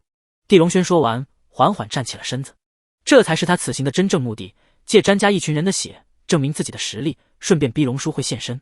地家满门的大仇，今夜必须收点利息。岳振兴闻言，仿佛听见了最大的笑话。在京都之中，龙书会乃是前3的顶级势力，从未见过任何一人敢这么对他、对龙书会说话。你想过说这种话需要付出什么代价吗？岳振兴冷淡道，周围温度直接暴降。詹家再强也只是豪门，而龙书会则是占据商界与地下的超级大势力。龙书会想要杀谁，近乎是100%可以让对方横尸街头。不管是夏侯运、温玉莲，还是远处的其余宾客，此刻都感觉章台地龙轩的这场闹剧终于要收场了，结果肯定凄惨无比。荣昌持刀的身影开始发抖了，因为他也清楚龙书会有多强，他只能鼓起勇气看向地龙轩道，地先生，有时候暂时的低头未必是屈辱，可能活下去比什么都重要，我这条贱命帮您拦住几秒，您快点逃吧。几秒？你真是太高看自己了，你爸蒋胜男不算蠢，怎么能有你这么蠢的儿子？岳振兴冷冷道。只是话音落，一股好似洪荒巨兽的气息就猛然降临，死死锁定了他。这一茬，身为天阶5尊的他忽然明白了刚才詹家那位半步武圣供奉为何不惜杀主逃命，也忽然明白了这位来自章台市的地家余孽为何这般狂傲，因为这气息太可怕狂霸了，近乎瞬间冻结了他的气血运转。他可是天阶5尊，一直在京都之地叱咤纵横，而此刻却骤然像是成了一个可怜的孩子。你知道我在龙书会内的地位吗？你知道我在朝堂之上拥有什么特殊庇护吗？岳振兴立即运功防御，且开始抛出官方身份，想要吓退地龙轩。但下一刻，他就看到2道金光嗖嗖飞来，噗噗，扎入了他脚下的地面之上。既然你跟我讲身份地位，那你先说说，你能不能凌驾在这2块金印之上？地龙轩说完，庞大的威势更为狰狞，如一条绝世狂龙，尽力化为漫天暴风，强势朝岳振兴笼罩而去。岳振兴看向地面2块金印，霎时面色惨白，身后的詹福顺也是震惊到了极点。其余在场贵宾离近一些的，但凡看清这2块金印，也是面色大变。一块第7局的金印，一块战龙殿的金印，谁人能以一己之力单挑这2大官方顶级势力？龙书会即便是京都前3的势力，也只是民间势力，哪能与官方势力对阵？轰！岳振兴感觉自己霎时像是被千军万马撞击，周身每一块筋骨皮肉都霎时承受不住狂暴的力量，片片碎裂、撕裂、迸溅。噗！他高贵的身躯一下支离破碎，最后形如成了血雨，泼洒消散。他身后所有龙书会的人也一并化作血雾消散。而这一切的发生，仅仅是1-2秒之中，在场之人半数直接吓得昏厥，剩余半数，一半吓得大小便失禁，一半吓得犹如成了傻子，处于一种夸张的呆滞震惊之中，包括夏侯运与温玉莲都是如此。2人数次感觉地龙轩在挑战权威，在作死，却又数次目睹地龙轩完成了非人之举。此刻他单手一抓，隔空将2块金印吸入手中，霸绝高大的身形就如一座巍巍大山，压得所有人心脏像是要爆开。谁人还敢说他一句章台小人物？空气中是浓郁呛人的血腥味，龙书会一群核心弟子与高层烟消云散。现在送詹老爷子上路吧。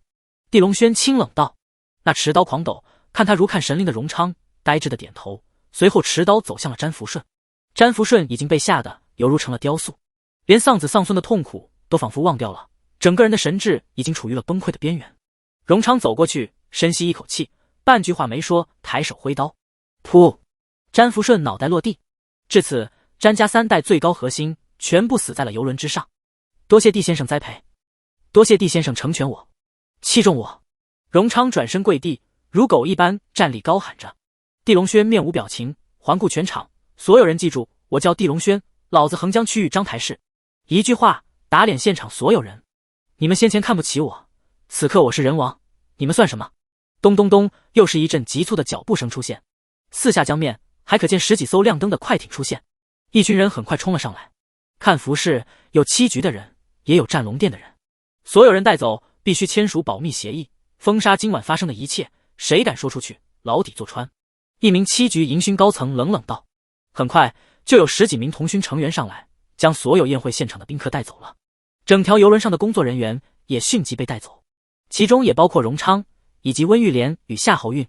现场转眼就只剩了地龙轩，还有一名战龙殿的高层，一名7局的迎勋高层。你俩想对我说什么？地龙轩淡淡道。帝少，7局这边会帮你处理好一切，今晚发生的事情都不会传出去，放心就行。迎勋男子态度温和道。先前7局一直在监视轮船上发生的一切，原本高层对于地龙轩的狂暴之举有些恼火，毕竟地龙轩惹了大事，最后怕是需要7局擦屁股。但等地龙轩杀掉4名詹家武尊，又直接吓走1名半部武圣之后，7局最高层就态度大变了，直接下令不惜一切代价保护地龙轩，拉拢地龙轩。这就是实力的魅力，越强越能被厚待，被宽容。多谢了，这1粒丹药送你做酬谢。地龙轩抬手，掌心出现1粒纯白丹药。迎勋男子好奇接过，在鼻尖一闻，顿时神魂有种飘然欲飞的感觉，心中不由大惊。这是极品灵丹，多谢帝少赏赐，以后在京都有事可以尽管联系我。迎勋男子立即弯身行礼，双手送出了自己名片。地龙轩接过，摆了摆手，没事你就先走吧。遵命。迎勋男子如见上司般恭敬说完，小心走来。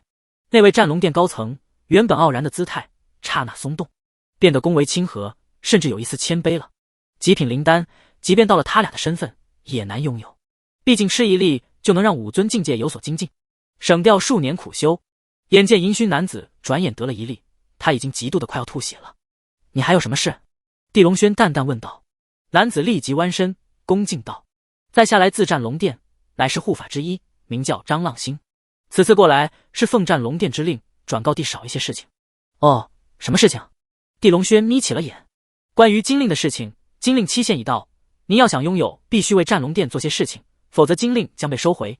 张浪星脸色紧张道。就这？地龙轩眉头微微一皱，抬手拿出战龙殿金令丢在了地上。那你转告战龙殿，这玩意老子不要了。张浪星一看，刹那脸色变得发白，因为他很清楚，战龙殿高层真实目的不是收回这金令，而是逼地龙轩真正加入战龙殿，或者帮战龙殿完成某个任务。如果真拿这块金令回去，张浪星怕是要被骂死。帝少，您请留步，此事可以商谈，您不要生气。张浪星忙捡起地上金令，朝已经迈步下楼的地龙轩追去。怎么商谈？地龙轩顿住了脚步，稍微试探，他已经猜出战龙殿的意图，心中更有了几分底气。您可以继续保留这金令，但如果能帮战龙殿做些任务，您将有更大的权限。张浪星赶紧解释道。什么权限？地龙轩好奇。比如调动驻军，调动布局，调出机密资料查阅等等。张浪星忙道。地龙轩闻言还真有了几分兴趣，他微微点头，接过那块金令放入了兜里。那你回头来找我商谈一下具体接个什么任务，换取这些特权。至于现在，我想让你领我去虚家。虚家？您要三思，虚家比之詹家还要强太多。张浪星郑重道。你以为我杀这么多人都是没脑子的行为吗？你以为我去虚家是脑子发热的行为吗？地龙轩反问。张浪星苦笑摇头，不是，在下多嘴了，我这就领地少上快艇，然后去江畔乘车去虚家。这就对了。地龙轩点点头，下一刻将同样一枚极品灵丹抬手送给了张浪星。张浪星忙连连感谢，激动的浑身毛孔都张开冒汗了。但地龙轩却不会说，这种丹药他在燕云山第1年就已经吃腻了。很快，两人下游轮上快艇朝江畔而去。已经在岸边签署完保密协议。神色有些魂不附体的温玉莲与夏侯运不约而同选择了站在码头位置，迟迟没有离去。两人都在等地龙轩，但对方却始终没有出现。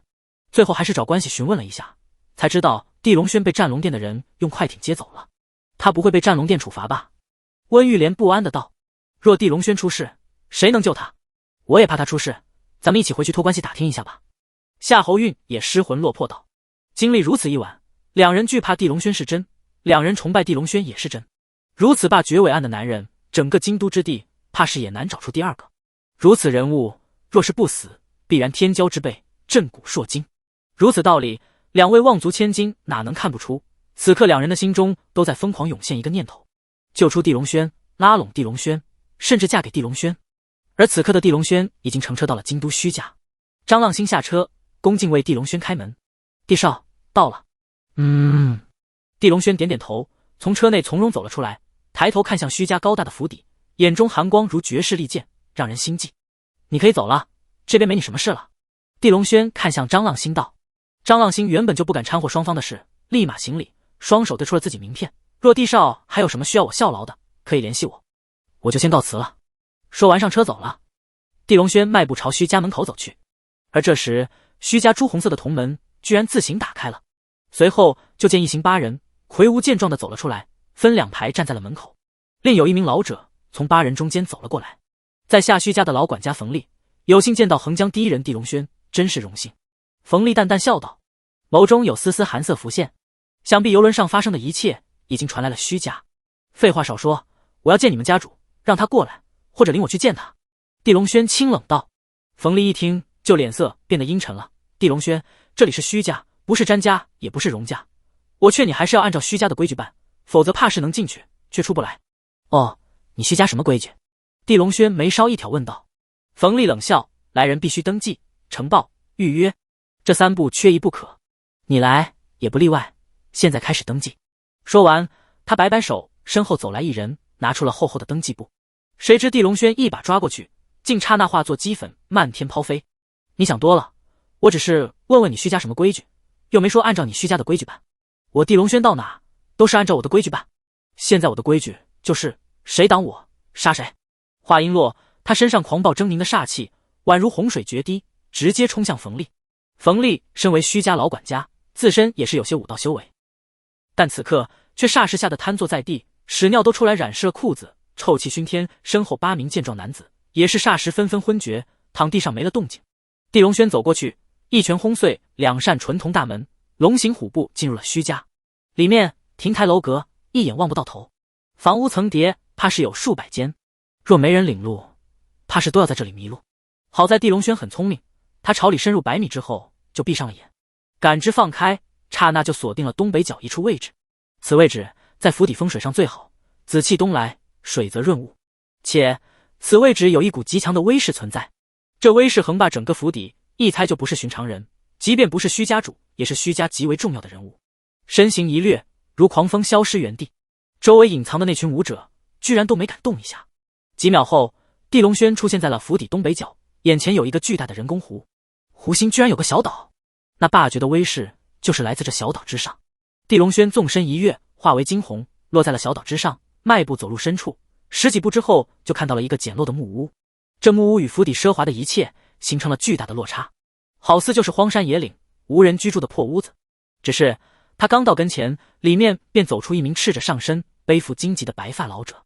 扑通，这老者跪在了他身前，还喊了一句：老奴有罪，请少主责罚。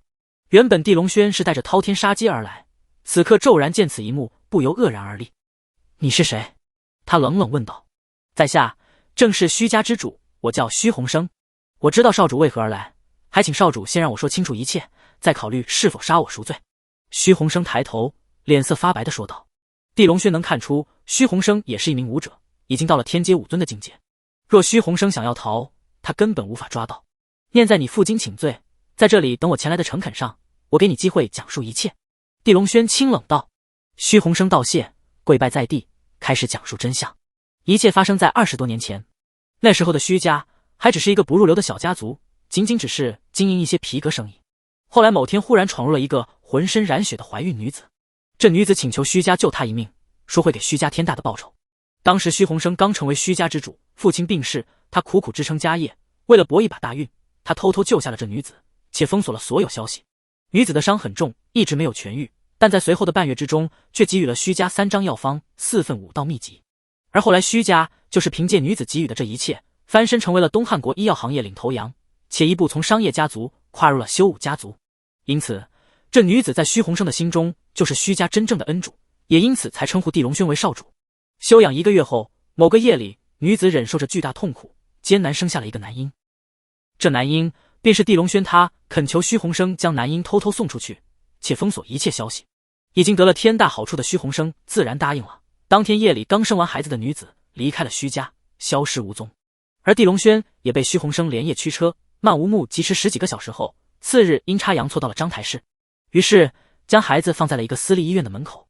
原来如此，地龙轩听到这里，恍然明白自己为何会成为私立医院的弃婴，后来又被父亲地飞华抱走，成了地家长子。一切与杨秘师所说都对上了。原本虚家与少主您的联系就此就中断了，我时刻记着当年恩主的交代，将您放在医院门口之后，就再没去打听您的下落，也是怕您行踪暴露，引来灾祸。虚鸿生叹息道。地龙轩闻言，眼中一丝寒气涌现。那后来，你虚家为何找到虚紫薇，下令覆灭我地家？少主，我谨记您母亲对我的再造之恩，从未对您动过任何歹念，但我二弟却被一个黑衣人蛊惑，偷偷寻到了您，然后找虚紫薇发动了灭门之令。虚鸿生一脸愤恨的道：你说你没歹念，那你二弟做这一切你都不知？地龙轩身上疯狂的杀机涌现，脸色阴沉，好似暴风雨前压抑森然的苍穹。虚鸿生忙扇了自己一巴掌，扇得很凶狠，半张脸立马皮开肉绽，血呼呼流出。少主，我身为虚家之主，的确有不可推卸的责任，但这10多年，我常年在湖心岛小屋闭关清修，真的不清楚我二弟做的这些事，一直到您杀来了京都，我二弟才告知了我这一切。那你二弟现在何处？他的人头应该为我地家赎罪。地龙轩冰寒道。虽说地家满门与他真非亲缘族人，但在地龙轩的眼中，地家永远是他的家，地家人永远是他的家人。谁杀了地家人，此仇不报枉为人。少主，他是打电话告知的一切，此刻早不知逃去何方了。他帮那黑衣人覆灭地家之后，得了一粒神秘丹药，直接从人阶5尊提升到了地阶5尊，这些年还修炼了一些邪功。我虽然派了很多人去抓他，怕是也难寻到踪迹。虚鸿生如实道。那黑衣人你知道是何人吗？地龙轩咬牙问道。此刻看来虚家老二也不过是帮凶，真正的幕后黑手是那黑衣人。对方应该也知道他亲生母亲的下落，但虚鸿生却摇了摇头。少主，我二弟说他也不知道那黑衣人身份以及来历，对方隐藏很深，唯一的线索是对方肯定是隐世家族的强者。什么是隐世家族？地龙轩当即有些好奇。虚鸿生闻言不由愕然。少主，您修为这么高，居然不清楚什么叫隐世家族？地龙轩摇头，确实不知道。虚鸿生再次愕然，接着将隐世家族的背景说了出来。原来都市之中存有的修武家族，修炼的都是武道功法，拳脚居多，修炼的乃是内气内劲，但隐世家族修炼的却是道武真传。道武顾名思义就是道家传下的武道真法，此等真法都是秘传。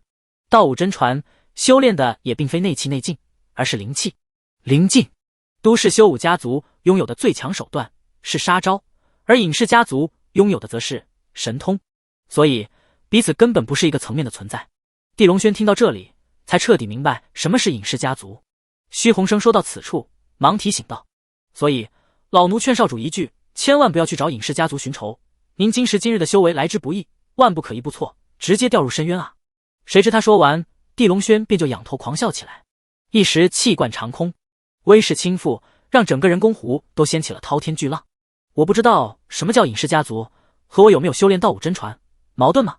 地龙轩忽然低头看向虚鸿生，冷冷说道。一句话刹那让虚鸿生震惊万般，如同成了雕塑。回想他得到的一切消息，6年前地龙轩还是地家纨绔，毫无武道修为。6年后地龙轩未死归来，已然成了横扫武尊，逼走半部武圣的存在。这6年若非修炼了道武真传，岂能达到如此成就？原来少主您已经修炼了道武真传，对不起少主，我不该乱说话。虚鸿生立即趴地道歉。地龙轩并没再谈论这个话题，他自燕云山得5位师傅真传，均是极为隐秘强大的道武真传，他修炼的也原本就是灵气灵劲，只是这些唯有他与师傅知道罢了。我母亲有没有留下什么遗物？地龙轩转而问道。虚鸿生点头，有，是一颗古铜色的珠子。这颗珠子原本放在少主的襁褓之中，我怕被人拿走，将少主送去章台的时候留了下来，但并没任何占有的贪念。说罢，他起身走入木屋，再次出来的时候，手中有一个满是锈迹的纯铜盒子。地龙轩看了下这盒子，看锈迹程度，应该20多年来都没打开。看来虚鸿生应该没有骗他。原本是想等少主长大，时机成熟的时候，我会将此物还给少主。现在你已经有足够能力自保，此物正好还给少主了。虚鸿生说完，将盒子恭敬递给了地龙轩。地龙轩捏碎上面的铜锁，缓缓掀开了盒子，顷刻间，一种难以形容的气息涌现，仿佛与他血肉相连，亦或是一脉相承。他朝里看去，果然有一颗鸡蛋大小的古铜色珠子。右手将珠子拿起，他端详许久，却没看出这珠子有什么奇异之处，似乎就是一颗古铜色材质的水晶珠子，亦或是其他材质的珠子。索性他先将这珠子小心放入了兜里。虚鸿生紧张看着他，再次跪在了地上。少主，一切我都已经说了，要杀要罚，老奴悉听尊便。地龙轩眼神闪烁，最终却没下手。毕竟虚鸿生当年救过自己母亲，也等于救了自己，即便有管束不严之罪，也罪不至死。你这条老命先留着，今日开始，你动用一切手段调查你二弟去向，以及当年那个黑衣人的背景，若有消息立即告诉我。多谢少主，我一定照办，绝不姑息二弟。虚鸿生感激喊道。另外，荣家已经被我收入麾下，你虚家要帮荣家吞下詹家，此事办不好，你脑袋也就别要了。地龙轩又道。虚鸿生忙点头，好，我必定办好。另外，我虚家也请求被少主收入麾下。什么时候你二弟与那黑衣人被找到，被杀掉，你虚家才有资格，否则你虚家永远是负罪之族。地龙轩冷冷道。虚鸿生吓得弯腰行礼，不敢再吭声。随后，地龙轩入住在了虚家一处独立的庭院之中，里面古色古香，甚为雅致。冲澡洗去身上血腥气之后，地龙轩盘膝坐在了床上。至此，地家大仇再次线索中断，但对他来说，一切并没放弃。一旦查出是哪个隐士家族躲在背后下了杀令，他都将倾其所有力量覆灭对方。那颗神秘的古铜色珠子被地龙轩再次拿出，那种如同血脉相连的气息也再次出现。他可以断定，这珠子绝对藏有玄妙，只是刚才在虚鸿生面前，他不便各种尝试。此刻独自一人，地龙轩终于可以毫无顾忌地开始各种尝试，从道家开光、密咒到火烧水烫，地龙轩用尽各种办法都无果后，最终还是用了最狗血的办法，滴血认主。一滴血很快从指尖出现，落在了古铜色的珠子上。刹那，诡异的事情发生了，这血很快被珠子吞噬无踪，同时一种足以用浩瀚无垠来形容的气息横空出现。地龙轩甚至看到四下空气冻结，虚无的空间离奇呈现，好似一块块被镜面分割的存在。紧接着，这股气息一下将他笼罩淹没，地龙轩扑通倒在床上，陷入了昏迷。那神秘的古铜色珠子碎裂，化为一道道气息，消失无踪。次日一早，一辆奢华的宾利木上停在了虚家大门口。夏侯运穿着端庄从车里走了下来，他脸色凝重地看向了虚家府邸。一夜未眠，他想了又想，还是决定今日过来帮地龙轩一把。他通过各种关系得到了准确情报，地龙轩昨日孤身入虚家，直至此刻还没出来。不用想就知，地龙轩肯定出事了，也许是重伤，也许是被囚禁，甚至有可能是死了。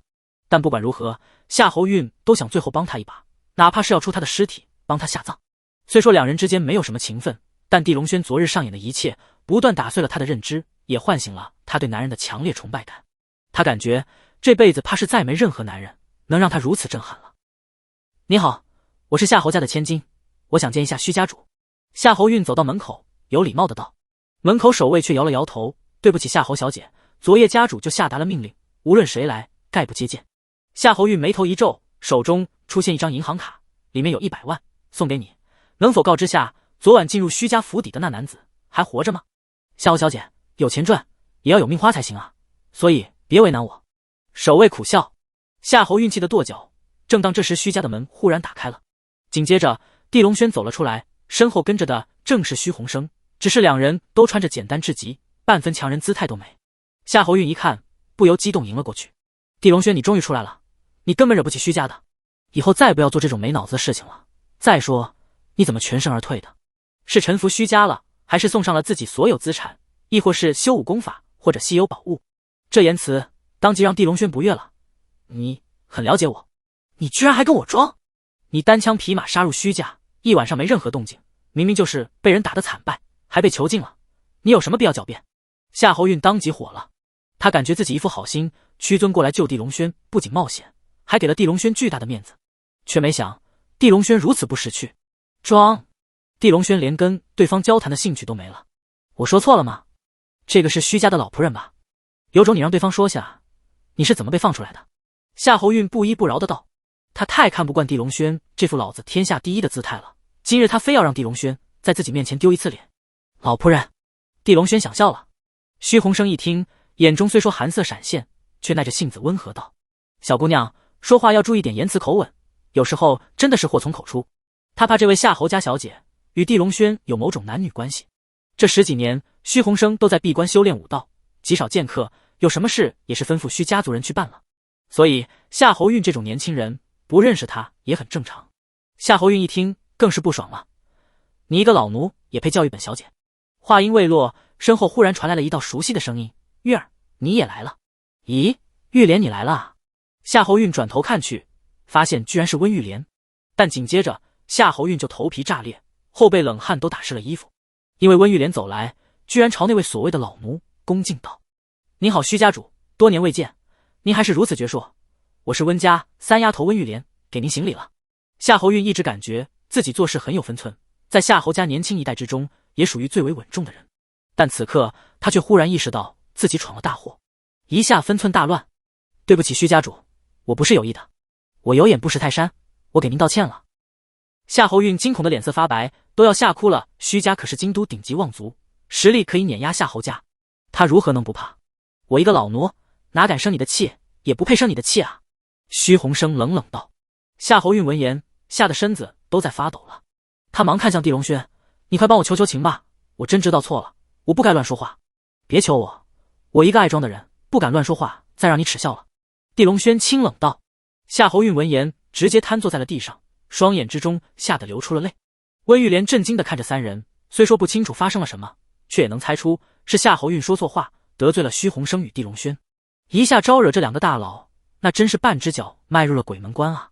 夏侯运哭着抬头看向他：玉莲，你帮帮我，求你了，不然我回去要被父亲打断腿的。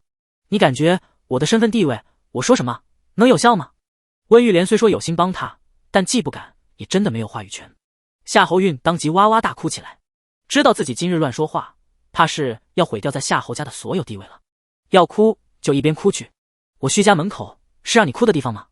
虚鸿生瞪眼道。一股强烈的威严横压在了夏侯运的身上。夏侯运感觉自己犹如被一头嗜血猛虎盯着，赶紧道歉，但两腿却软得站不起，只能爬着朝远处车子挪去。一时引来路人围观，纷纷都拿起手机录制。夏侯运真是丢尽了颜面，一直到了台阶下才敢喊司机过来扶他赶紧进车，慌忙离开了现场。此刻他心中对于地龙轩的认知已经再不是莽夫，更不是不自量力的人，而是一个看不透犹如神一般存在的人。这时夏侯运的手机响了，他一看是于静红打来的，当即他犹如看到了救命稻草，赶紧接听了电话。静红，你这次必须救我。你怎么了？你为了帮地龙轩惹了虚家，还是龙书会的高层。放心，如果因为这个，那我肯定帮你。于静红的声音传来。夏侯运一听，心中万般后悔，更是难堪的差点要钻进地面了。今日早上他下定决心要去虚家搭救地龙轩的时候，给于静红打了一个电话。电话中夏侯运将地龙轩说得很是鲁莽，更是自不量力，单枪匹马就闯入了虚家，还说自己去救地龙轩就是看在于静红的情分上。没想到自己今日做的一切说的一切都被疯狂打脸，打得身心崩溃。稳住情绪之后，夏侯运极其艰难地回道：静红，对不起，一切都是我咎由自取，我猜错了一切。你猜错了什么？地龙轩还惹了更强大的人？于静红惊恐问道。不是，是地龙轩自己，太恐怖了，他让虚家主甘心称呼他为少主了，而我却因为大言不惭，侮辱得罪了虚家主，也得罪了他，我怕回去被我爸我爷爷打断腿。静红，你能给地龙轩打个电话，帮我求求情吗？夏侯运的声音都带了哭腔。我灵。于静红听见这番话，都忍不住爆了粗口。另一边的温玉莲已经邀请地龙轩上了自己的车子，地龙轩并没回绝，因为那场游轮盛宴上，温玉莲在他命令之下不惜大哭，换取了他出手救治的资格。既然答应过，地龙轩就不会食言。很快车子就到了温家老宅。老宅看起来院墙有些破旧，大门也是简单至极，朱红的门柱，黑色大门，两头狮子，一副门匾。但匾额竟然是一代国主题字，而这宅院的面积少说数百亩，而且在寸土寸金的城区位置，那门柱更是金丝楠，那狮子居然是寿山石，看来温家的底蕴真不是一般的深。但当地龙轩微微惊讶之时，身后的温玉莲却正看着他的身影，久久无法平息心中的震惊。因为他今日同样是如夏侯运一样，原本是想去虚家救他出来，毕竟没地龙轩，他少的一魂就没法解决。好在他去晚了，夏侯运成了那个说错话办错事的人。此事越想越是后怕，让温玉莲后背都被冷汗打湿了，且对地龙轩已经有了一种无法看透的神秘感、敬畏感。连虚家主都称呼地龙轩少主，还有什么是地龙轩无法做到的？走吧，帮你治完，我还有事。地龙轩催促道。温玉莲这才清醒过来，忙前面领路朝老宅内走去。宅内的佣人与奴仆都是常年不换人，对于温玉莲自然很熟，一个个见他走来，纷纷弯身行礼。所有人看向地龙轩的眼神自然都带了几分好奇与惊讶，因为这群人从没见过温玉莲能对一个年轻男子如此恭维，连领路都哈着腰。更震惊的是，这个年轻男子的衣着打扮居然普通的连个京都市民都不如。很快两人就到了老宅的一等接待室。这个接待室平时唯有顶级达官贵人才可入内，寻常人根本没资格。因为温玉莲在温家年轻一代中最受温家老爷子与父亲温正恩喜欢，所以此刻两人早已坐在接待室内。温老爷子名叫温衡，曾在朝堂担任教育系统高官，门徒甚多，一直是温家的定海神针。而温正恩是他最有出息的儿子，也是现在的温家之主，但并不在仕途之上，而是早早经商，拥有了一份作为。两人眼神都不约而同看向了地龙轩。你就是昨晚在游轮上逼我闺女大哭的那人？温正恩清冷道，带着质问的口吻。有意见？地龙轩不仅没怕，反倒清冷看向了温正恩。温衡一看也有些不悦了，毕竟他曾是顶级大员，就是退休之后放眼京都也算是元老级别的人物，当然有意见。玉莲乃是我最宠溺的孙女，我一指头都没动过，你居然敢逼她哭？那我走。地龙轩脸色冷了。温玉莲一看，当即吓得脸都白了，他赶紧道：爷爷，父亲，虚家主刚才亲自送地先生出门，还称呼他为少主，所以我们应该对地先生要有礼貌。此话出，温正恩吓得手中杯子落地摔碎。温衡这么有心境的人也震惊得瞠目结舌，好似成了雕塑。虚家主何等人物，一脚踩在商界堪称雄主，一脚踩在修武界堪称霸主。如此人物，一句话就能让温家倒退几十年，却称呼地龙轩为少主。玉莲，话可不能乱说的，你真的听见了？过了10多秒，温正恩才稳住情绪问道。亲耳听见夏侯运也在现场，因为得罪地先生，被虚家主赶走闯了大祸。温玉莲惶恐道。这下温正恩与温衡更是震惊了，再不敢低看地龙轩，更不敢摆什么姿态了。昨晚地龙轩一人单挑詹家，两人虽说震惊，却也判定地龙轩闯了大祸，所以今日地龙轩过来，两人都没太尊重他。毕竟一个闯了大祸的人必然需要求温家帮忙，如此而来，温家凭什么高看他？但此刻看来，两人都猜错了。对不起地先生，我老眼昏花说错了话，还请您谅解。温衡赶紧起身作揖道。温正恩也忙作揖，我眼高手低，见识太浅薄了，地先生原谅我吧。地先生，我父亲和爷爷都不是有意的，还请您不要怪罪。我温家愿意满足您一个要求，来彰显诚意。温玉莲更是慷慨道。温正恩与温衡顿时感觉温玉莲这话说得好，只要地龙轩心动提了要求，两人就等于被原谅了。谁知地龙轩闻言就冷冷道：你温家的诚意我什么时候在乎过？再说我想要什么得不到，你温家又能帮我做什么？温玉莲当即脸色惨白。温正恩与温衡也是吓得后背飙冷汗了。一个单挑詹家3代人，让战龙殿与第7局保护，让荣家主动效劳归附，甚至让虚鸿生拜少主的人，确实不用温家做什么，因为压根看不上温家。好了，别墨迹了，赶紧脱掉上衣，我要给你医治。地龙轩清冷道。温玉莲一听，脸色不由变红，都脱了。不脱我没法帮你引魂，不过你放心就行，我会蒙住双眼，我对你没什么兴趣。地龙轩冷冷道。温玉莲当即尴尬无比点了点头。温正恩与温衡见地龙轩并没耍赖，心中松了一口气，忙起身暂时去了外面。接待室内，门窗关闭，温玉莲羞涩地脱掉了所有上衣，堪称艺术品的身子全部暴露在了空气中，一种诱人的触节香气飘散开来。但地龙轩却早用黑布蒙住了双眼，他确实对温玉莲一点兴趣都没，口中念诵咒语。天地阴气骤然一道道冷飕飕刮来，温玉莲忍不住打了一个寒战，但紧接着就感觉好似有种说不出的诡异感觉附在了身体上，像是有个人抱住了她，正在钻入她的身子。她吓得不敢动，眼神朝地龙轩看去，却发现地龙轩周身居然有种奇异的红色光晕在升腾，好似一种烈火在燃烧，但空气中却没热感，唯有阴风在不断变得浓烈。足足过了10几分钟后，地龙轩身上的红光才收起，四下阴风也骤然消失无踪。可以穿衣服了。好的，多谢地先生。温玉莲感觉身上没了一感，脸色再次变红，忙起身穿上了衣服。冷艳高傲如她，却冷不丁希望此刻地龙轩能看一眼她的身子，喜欢上她，甚至占有她。可惜地龙轩没有，连看都没兴趣。温玉莲感到一种极大的失落，也有一种极大的挫败感。她穿上衣服之后，打开门，外面温恒与温正恩走了进来。地龙城这才撤掉脸上的黑布，他缺少的那一魂已经补上。多谢地先生了。温玉莲当即激动道：地先生，您的意思是我女儿身体已经跟正常人没了区别，可以活到老，对不对？温正恩兴奋地问道。但下一刻地龙轩却冷哼一声，摇了摇头。那你是做梦了，我只是暂时帮他补了一魂，多活2、3年没问题，但活到老不可能，因为他的魂魄缺失是命格问题，换句话说，这就是他的命，除非神仙能给他永久补上。啊，那2、3年之后怎么办？地先生，求您救救小女吧。温正恩心慌了，居然90度弯身恳求。温玉莲更是脸色发白，扑通跪在了地上。地先生，求您救救我吧。温恒一带大圆，也双手作揖，90度费劲弯身。地先生，我温家若有您看得上的，我一定送您，只求您救救我孙女。地龙轩冷笑，对不起，真没有我看得上的。但他的魂魄虽说不能永久补上，但却可以找一个真阳刚烈的男人，两人结婚，此后正常行房，他就能持续得到真阳，倒也能活到60、70没问题。看温家人也算诚恳，地龙轩还是心软说了一个法子。真阳刚烈，这种人好找吗？温正恩立马问道。不好找，100万人挑一吧，我就是真阳刚烈之人，但对不起，我没兴趣，拜拜了。地龙轩说完，龙行虎步而去，丢下了温家3人，瞠目结舌看着他的背影。温玉莲的脸色再次忍不住红了，似乎想到了与地龙轩做的某些事，但可惜这只是他一厢情愿罢了。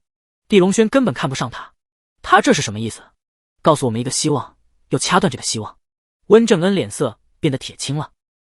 住嘴，别再惹这个男人，反正玉莲还有2、3年的时间，不如赶紧派遣人手四处寻找真阳刚烈之人。温恒忙训斥道。温正恩忙点头，好似真知道错了，但眼中却有寒光一闪即逝。另一边，地龙轩离开温家之后，就在街边上了荣家派来的车子，半路接到了于静红的电话。有事？地龙轩清冷问道。当然有事，夏侯运是我朋友，你能不能别怪罪他，也给徐家说一声，原谅他，算我求你了。于静红的声音传来，带着几分诚恳，还有几分紧张。地龙轩不由笑了，想不到如此刚硬的女子也有低头求自己的时候。他忍不住想要捉弄对方一下，怎么求就张张嘴，我要的是实际行动。你想让我怎么求，我就几10万存款，你肯定看不上，我就2套寻常房产，你也看不上，你总不能让我拿身子求吧？于静红有些不爽的道，但说完就有些后悔了，因为电话里传来了地龙轩不正经的声音。那就拿你身子求吧，你只要肯给，我就帮他。于静红吓得不敢吭声了。地龙轩偷偷坏笑，也不吭声。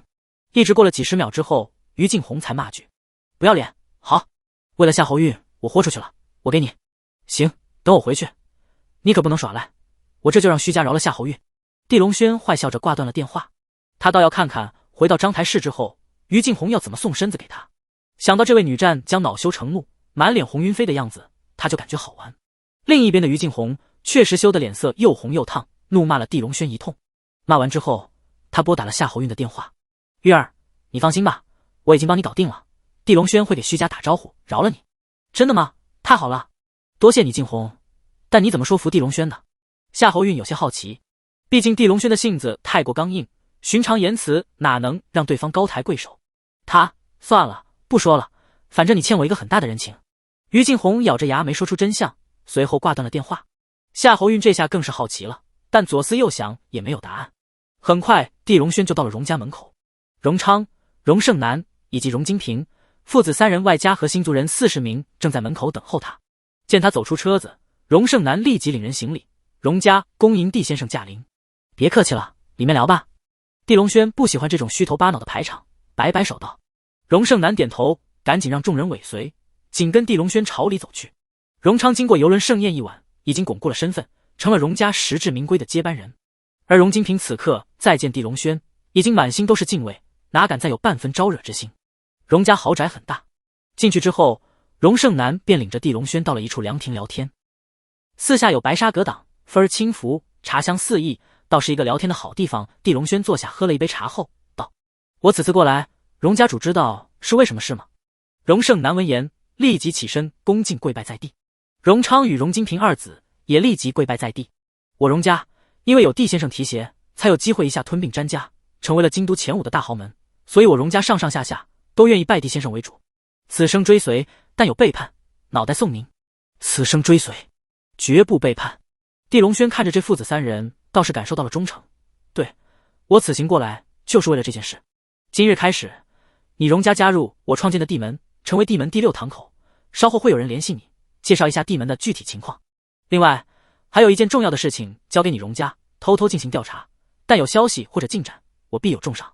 此话出，荣家3人很是激动。荣胜男立即问道：“请问门主，到底是什么任务？我荣家一定竭尽全力为您调查。此事关系我的身世问题，你们可要记清楚，但不可传出去。”地龙轩接着就将调查尹氏家族、抓捕虚家老二的事情说了出来。荣家3人都是震惊，没想到这个任务还涉及尹氏家族。尹氏家族可是藏在世俗之中的庞然大物，也是这块土地之上真正的主宰者。当日，地龙轩留在荣家休息，既是为了帮荣家撑场子，避免因为吞并詹家有人来报复，也是为了更了解一下荣家的情况。而张金刀则全程跟在他身边，奴仆一般为他个人服务。时间很快到了夜里，一辆价值有1000万、装潢犹如顶级宫殿的定制房车停在了郊外。宽敞的车舱内，星空顶闪耀，下面松软的沙发上坐着3人，一个个都是威势强大，脸色凝重。中间的人乃是一名高大修长的外国人，皮肤雪白，金黄色的头发微卷，还有碧绿色的眼睛。他正是京都天使神殿负责人8翼天使韦伯。8翼天使的修为已经达到天阶5尊级别，所以韦伯无论是声望还是个人实力都极强。在势力诸多的京都之地，天使神殿虽说不敢高调行事，但也是让人不敢得罪的存在。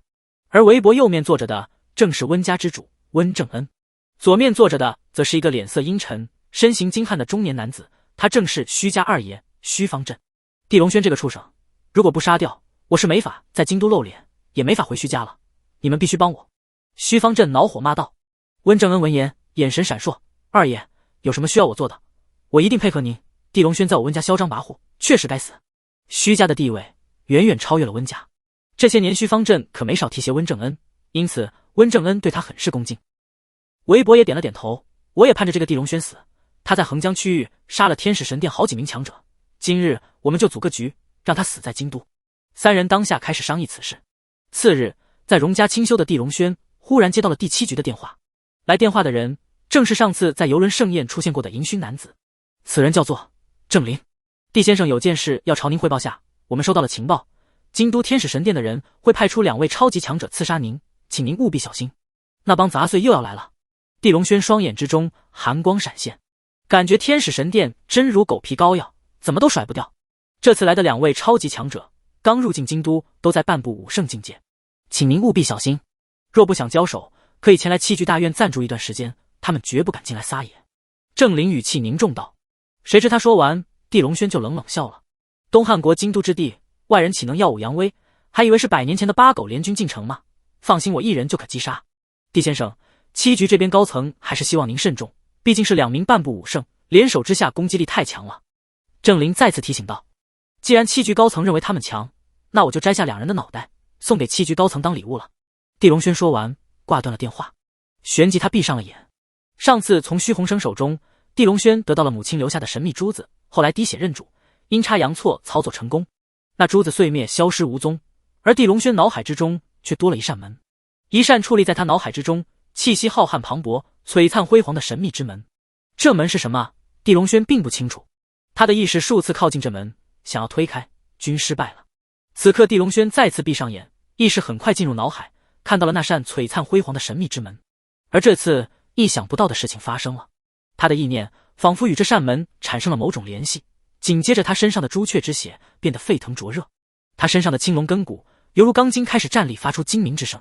他身上的白虎杀星将滚滚杀意散发出来，他双眼霎时变得赤红骇人，而他的玄武肉身则球节紧绷，出现了一道道神秘的玄纹。伴随地龙轩身上四神兽之力的涌现，那扇璀璨辉煌的门终于出现了一丝异样，轰轰隆隆打开了一丝缝隙。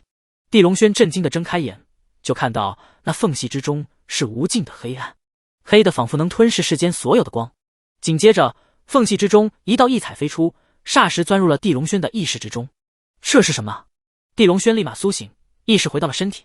他脑海中出现了一段诡异的修炼功法，这功法叫做荒古兽功，跟燕云山五大师傅的功法都不一样，根本不修炼任何的拳脚，而是修炼人体，最终将人体修炼为一种叫做荒古兽体的存在。荒古兽体能让他真正拥有四神兽之力，驾驭四神兽之力，演变为神兽一般的存在。自己要修炼成半兽人。地龙轩震惊愕然道：这一切看起来太过离奇了，但那扇门如此神秘，又是母亲留下的东西，自然不会是假的。等想清楚之后，地龙轩嘴角勾起了一丝冰寒的弧度。所有敌人们，你们做好准备没？我地龙轩要修炼这个荒古兽功了。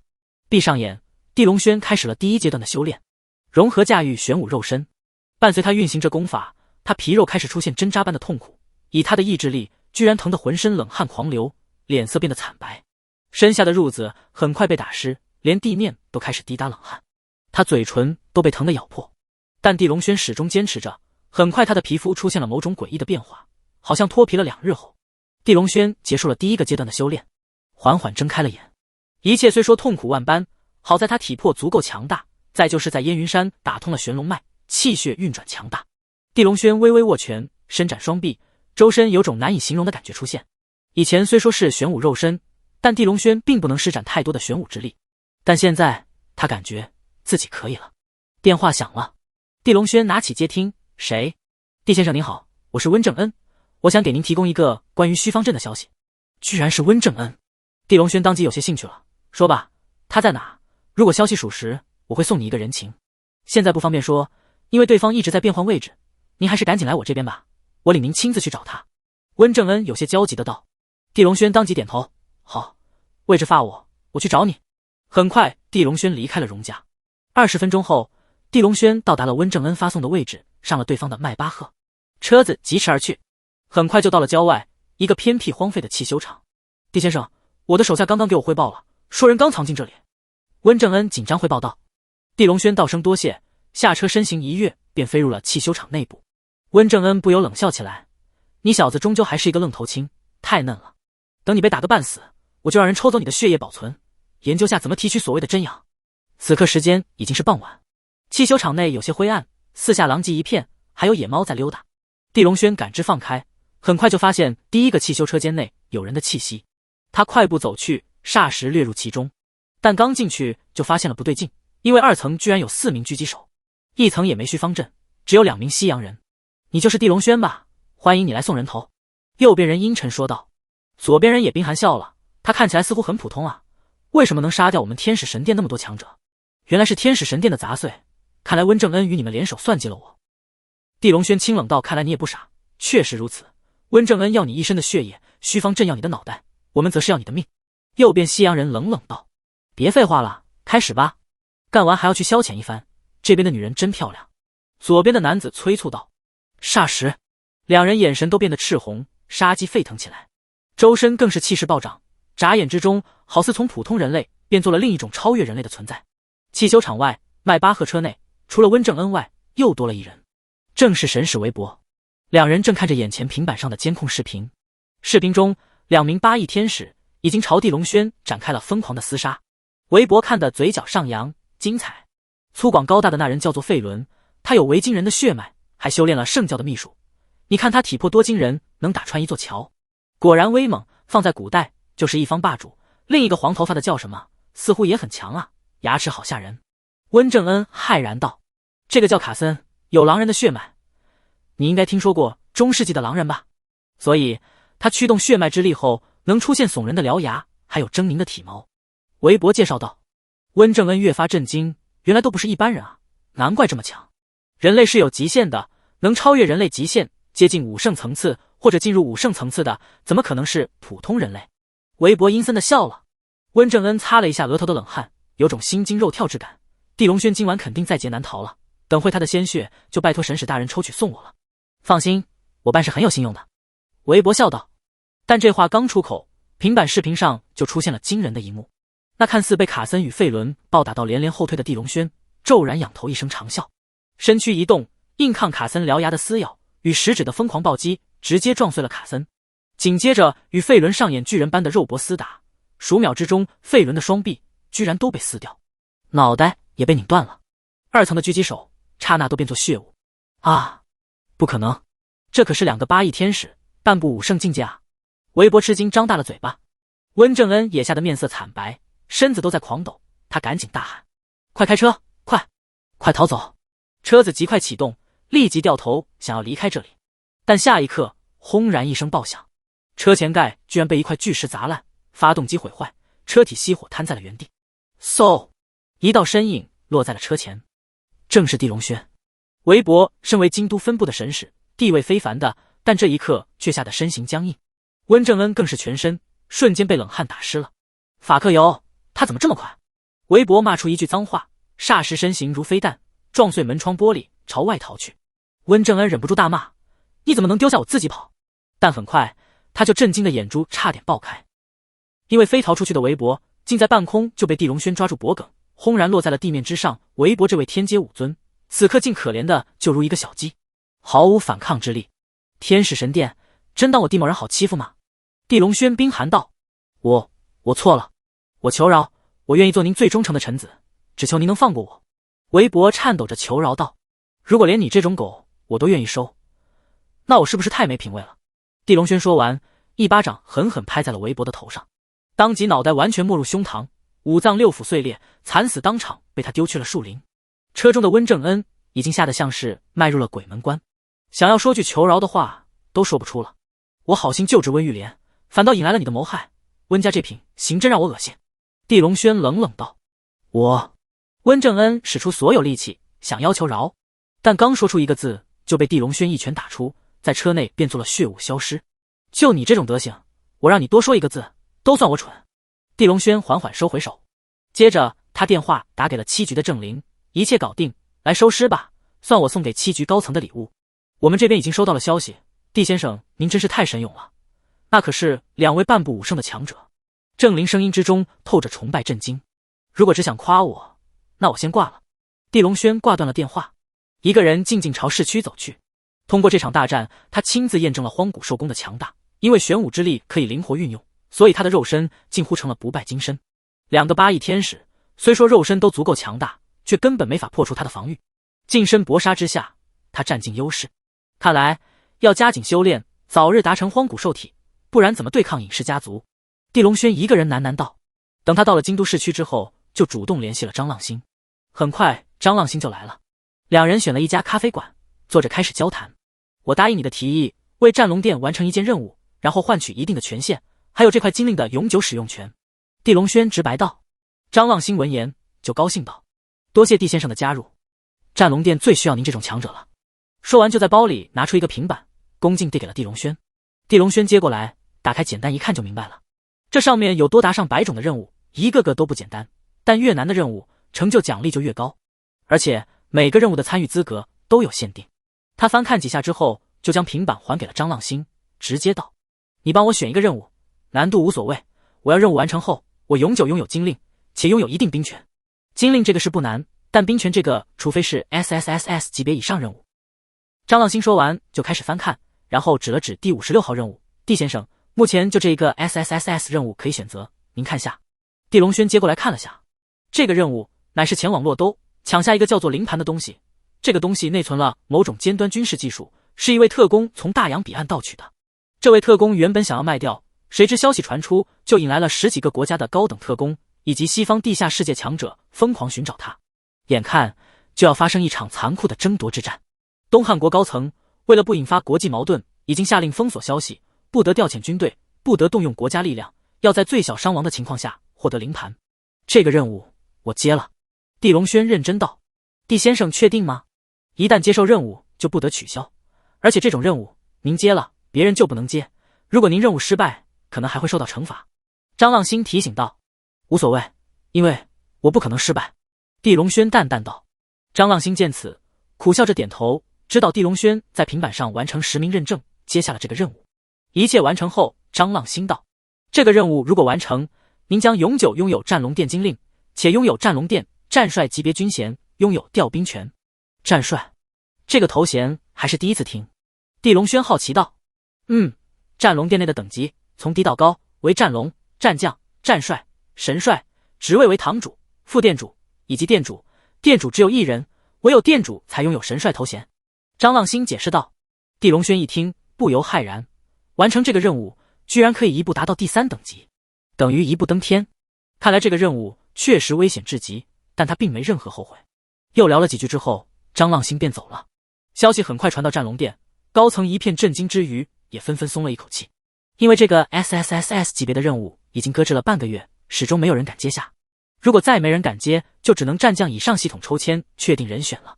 现在地龙轩接了，不管是否能完成，都有了一个对这个任务负责的人出现了。虚家那边忽然来了电话，地龙轩接听之后郁闷至极，因为虚鸿生告诉他，族人发现老二虚方阵曾去偷偷见了温正恩与神使韦伯，3人可能会密谋什么，让他小心。但地龙轩已经灭杀了温正恩与韦伯，看来虚方阵当时应该也在现场某个地方藏着，亲眼看到他诛杀2人后8成吓跑了。错过这次，不清楚什么时候才能再抓到对方了。半个小时后，地龙轩到了荣家大门口，却看到温玉莲正哭得稀里哗啦的跪在荣家大门口。帝少，求您饶了我父亲吧，我听说他犯了错，想要针对您，我在这代替我父亲向您磕头致歉了。地龙轩虽说心中有几分感动，却脸色冷漠至极。对于温正恩这种阴毒小人，他杀了从不会感觉可惜，一边去，别碍眼。地龙轩清冷道。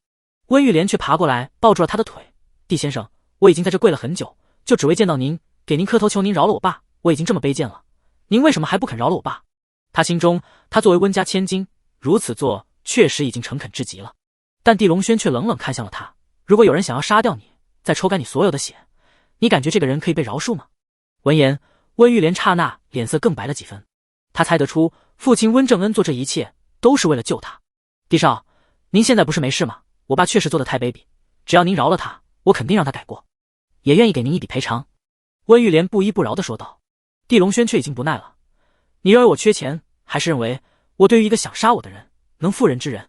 说完，他抬脚一下将温玉莲踹开，丢下一句死心吧，你爸已经死得不能再死了，别再烦我，我不欠你温家，若你温家想要报复我，就做好灭门的准备。旋即地龙轩进入了荣家，门口站着的荣昌目睹一切，骇然至极，忙将大门关上了。伴随温正恩的死，温家在京都之地的影响力肯定会持续下降了。温玉莲趴在地上，来不及感受身上的疼痛，忍不住嚎啕大哭起来，哭得再无千金小姐的样子，反倒像是一个可怜的乞丐。她的爸爸没了，这对于她而言打击太大了，因为从小都是温正恩帮她处理一切，帮她安排一切，没了爸爸，她真像是成了一棵无根的浮萍。地龙轩，今日开始，你我不死不休。温玉莲咬破嘴唇，满脸泪水的道出了这句话。当夜，荣家大宴，地龙轩一个电话叫来了第7局与战龙殿的人前来捧场，而虚家则自己前来捧场了。整个京都之地见此也只能接受荣家飞跃的地位，以及荣家虎吞詹家资产的事，这也是地龙轩的意图，帮荣家巩固地位。次日一早，地龙轩乘飞机返回了章台市，地小果已经出院，正在别墅内玩。见地龙轩忽然出现，立马兴高采烈地扑在了他怀中。爸爸这次干什么去了？失踪了好几天，我真想爸爸。地小果开心道。出趟差，下次爸爸再出差一定找你说声。地龙轩抱着地小果笑道。看到这个女儿已经彻底走出了阴影，变得天真烂漫，他心底也是高兴。好，拉钩。地小果伸出了小手指，地龙轩笑着跟他拉钩。就在这时，里面宁天琪与柳江雪走了出来。轩哥，你终于回来了，京都那边好玩吗？柳江雪笑着道。肯定好玩呗，估计又认识不少千金小姐或者名模名媛。宁天琪一股醋味的道。地龙轩笑了，你别乱说，我一直在忙，哪有功夫勾搭女人。话音落，就见另一边车库内于敬红走了出来。两人视线对上的一刻，于敬红虽说是赫赫战将，却忍不住脸红到了脖子根。他可是在电话里说过要将身子送给地龙轩，换取夏侯运的安全。现在地龙轩回来了，于敬红真有些慌了。你也在，看来今天适合聚餐啊。地龙轩笑道。好主意，那我和江雪去采购食材，等会咱们一起做饭。宁天琪叫上柳江雪就出门了。于静红见就剩了自己，忙说还有点事，就想溜出门，但地龙轩却一句话就让对方停在了原地：你忘了答应我的事儿，趁现在没人，就快点给我吧。你真坏！于静红脸更红更烫了，自己承诺的就要做到，去浴室等我。地龙轩坏笑道。于静红气得恨不能捶死他，却又不敢耍赖，也只能咬紧银牙去了浴室。关上门之后，他难受的眼眶发红，但还是脱掉衣服进入了浴缸内。想到自己马上就要告别冰清玉洁，心中一片慌乱，但想到占有自己的会是地龙轩，于静红却又有种说不出的羞涩期待感。他这时才恍然发现，不知何时他居然对地龙轩有了好感。水淹没了他曼妙玲珑的身子，他看着水波遐想乱飞。就在这时，有人敲响了门。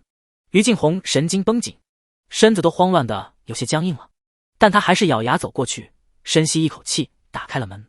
但紧接着他就懵了，因为外面站着的居然是地小果。于阿姨，爸爸让我过来跟你一起洗澡澡，说洗干净就可以吃大餐了。好吧，你进来。于静红此刻才发现，地龙轩原来是故意逗他玩，压根就没想真占有他。他忍不住心里骂了地龙轩几万次，内心深处更有种说不出的失落感。这小果倒是麻利，脱完衣服就钻进了浴盆，看着发呆的于静红，天真无邪的笑了起来。于阿姨，你们怎么都有2团肉肉，我怎么没有？长大就有了。真的吗？希望跟你一样小，如果跟柳阿姨、宁阿姨一样大，走路多累啊。你闭嘴，我说的都是实话，你的就是很小很小，走路不累吗？午宴在2个小时后开始了，地龙轩又叫来了何浩、何菲菲。何菲菲见面就一口一个师傅的跟着地龙轩，地龙轩无奈只能安排他端茶倒水，平日里大大咧咧还刁蛮的他，这次倒是温顺听话了。何浩一看，不由朝地龙轩举起了大拇指。最近地宇集团一切顺利吗？地龙轩询问道。何浩点头，一切顺利，毕竟整个章台也没人敢跟少爷斗了，只是2日后洛都那边有个横江商界大会，需要去参加，我想让地少派个强者过去撑场子。哦，这个大会上会有人对地宇集团不利？地龙轩眯起了眼。何浩苦笑，确实有，前不久有人给我送来一封信，里面放了一把刀子，还有一行字。什么字？地龙轩脸色冷了下来，让地宇集团像王八一样缩在章台别动，如果敢去洛都撒野，就让地宇集团完蛋。何浩说完，地龙轩脸庞就阴沉到了极点，没想到在横江区域居然还有人敢这么威胁地宇集团。这件事你别管了，一切交给我处理就行，我正好有事情要去洛都。地龙轩淡淡道。何浩点了点头，那就劳烦地少了，我会派朱俊龙与天齐跟您一起去洛都。朱俊龙此人的工作能力极强，他原本就是洛都人，也熟悉那边。朱俊龙，他在地宇集团现在如何？地龙轩对此人倒是印象深刻，勤勤恳恳，兢兢业业，人很不错。何浩给他的评价倒是极高，看来何叔很认可他，那就提拔提拔，毕竟地宇集团也需要一批有能力的年轻人。地龙轩说道。何浩点头，一边吃一边开始介绍横江商界大会的流程以及影响力。地龙轩只是倾听，并没再询问什么，因为他没必要问清楚。地门已经成立，他手下6大堂口遍布横江区域，谁人不服打服即可。如果事事都要讲道理，那还要拳头干什么？这顿饭吃完之后，何浩就回了地宇集团办公。何菲菲在别墅陪地小果玩得不亦乐乎，而宁天琪则与柳江雪去逛街了。至于于静红，则憋在自己卧室里在修炼内功，能拥有战将身份的女人自然都是舞痴。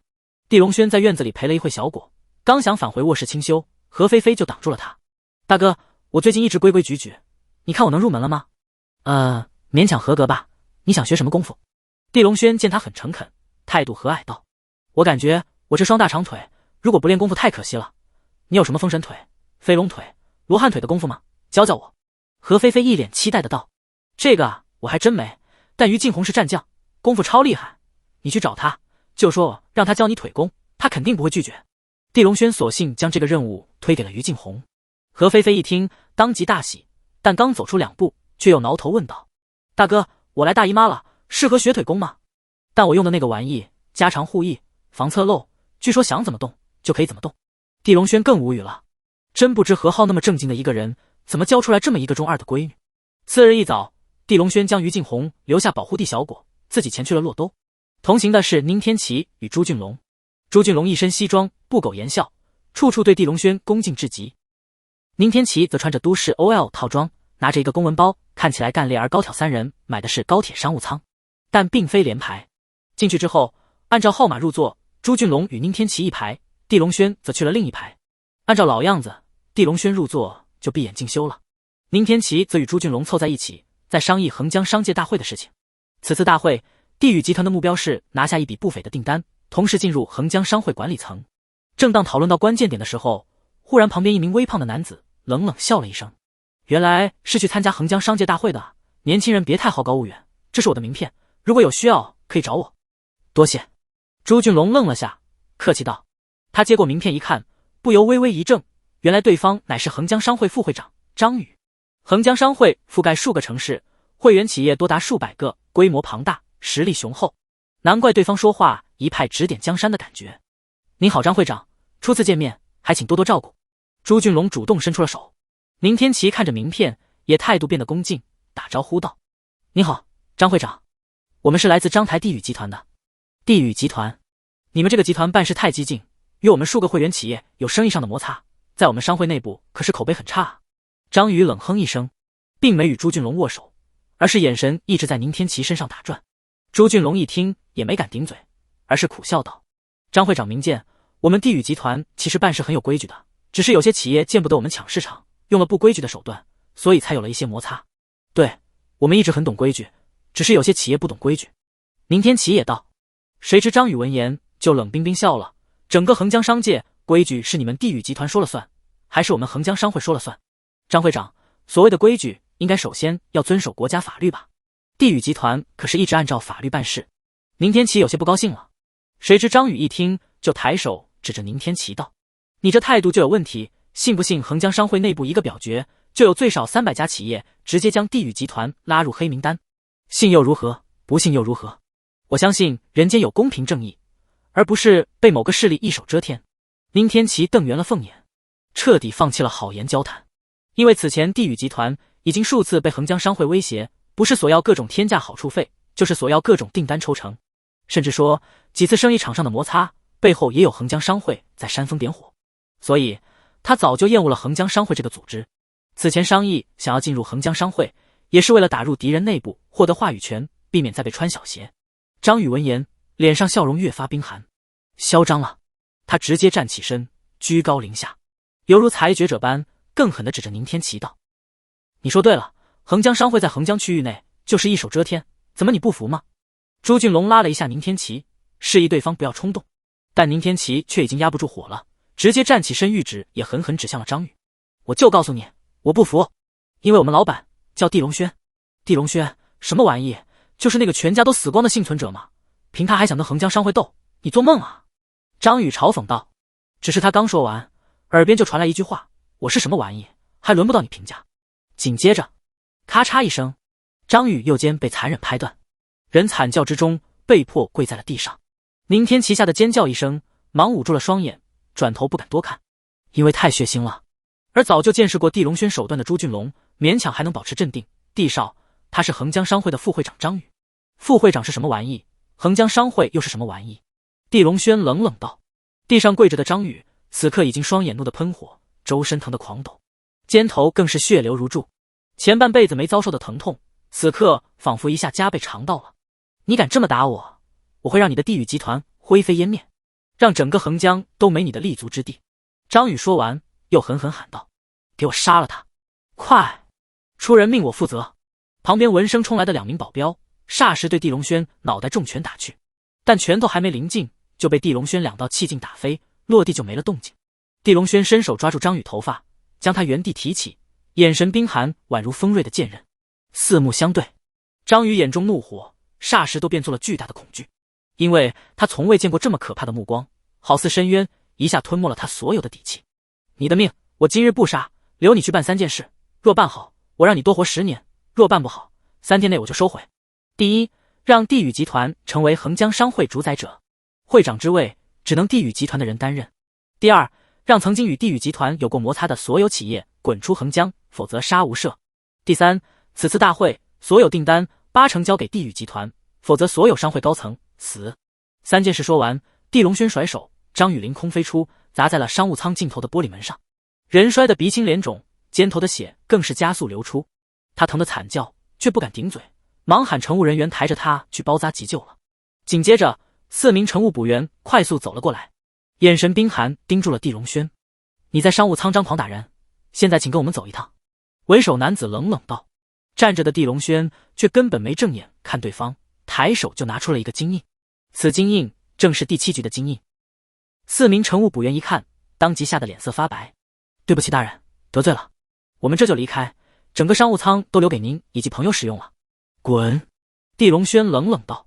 4人立马夹尾巴溜走了。拥有金令的第7局高层，休说他们就是乘务长也惹不起啊。地龙轩眼看整个车厢就剩了他以及宁天齐、朱俊龙，索性坐在了眼前的座位上。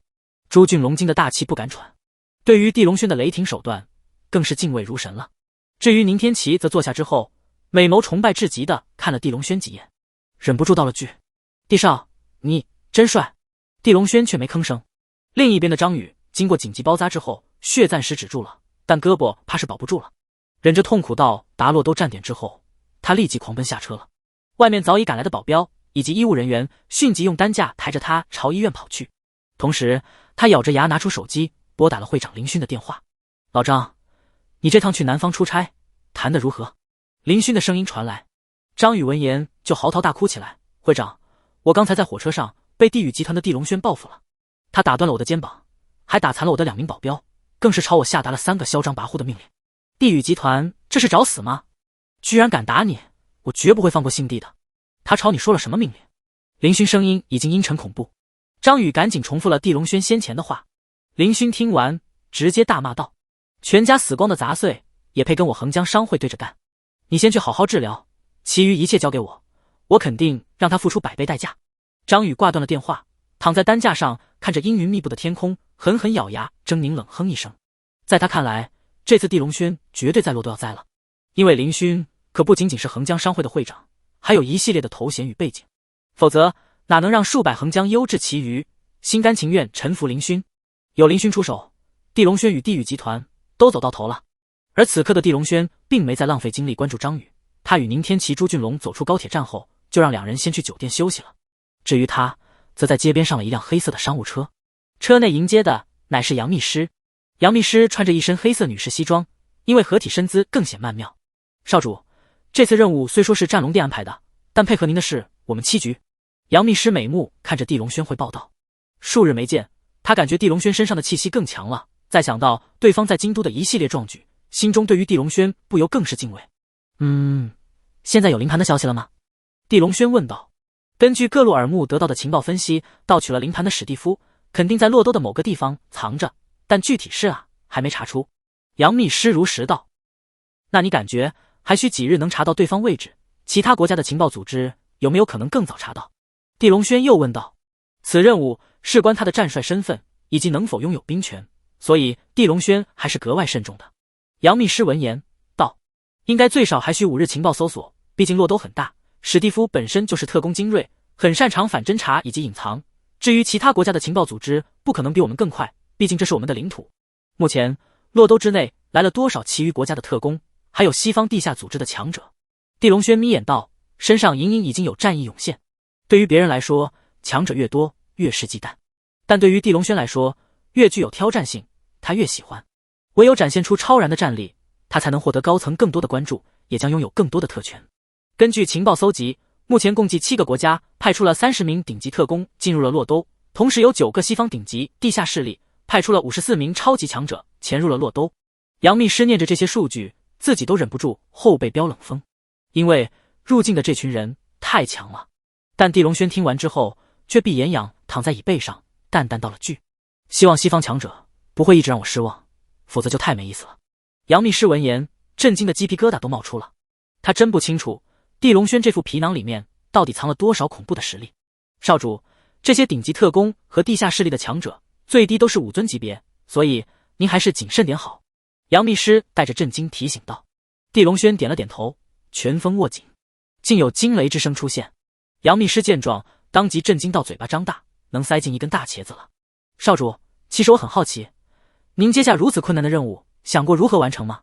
即便拥有绝强的实力，若没有细致的谋划，怕是也难从群狼之中抢到灵盘。放心，我已经有办法了，就等你查到史蒂夫的位置。地龙轩一副置诸在握的样子。杨秘书虽说猜不透，却也不敢再多问了。接下来，地龙轩询问了一下横江商会的情况，就让杨秘书开车送自己返回了酒店。谁知两人刚到酒店门口，就见10名捕快正押着朱俊龙与宁天琪朝外走。宁天琪身上还穿着睡衣，连鞋都没穿，而朱俊龙脸上则有5个紫青的掌印，身上还有一片淤青，上身连衣服都没穿，下身也只穿了一个裤衩，同样没穿鞋。地龙轩霎时双眼变得冰寒。旁边的杨秘书认识宁天琪，顷刻吓得脸色发白了，这不管谁做的都是在作死。少主，我现在就下去询问清楚。杨秘书立即下车拦住了这群捕快。你想要干什么？妨碍公务是要去坐大牢的。为首的精壮男子凶狠道。但杨秘书立即出示了个人证件。为首男子一看，当即愕然，忙点头哈腰。您好大人，别怪我眼拙，请问您有什么需要我协助的吗？其余捕快也忌惮地停在了原地。宁天琪满脸泪花的看来，杨小姐，快救我！我糊里糊涂就成了站街卖肉的，我是冤枉的啊！朱俊龙一听，也赶紧喊道：你好，快救救我们，或者帮我们联系地先生吧。这10名捕快一听，都已经吓得脸色发白，怎么也没想到，刚领命过来抓人，就撞在了枪口上。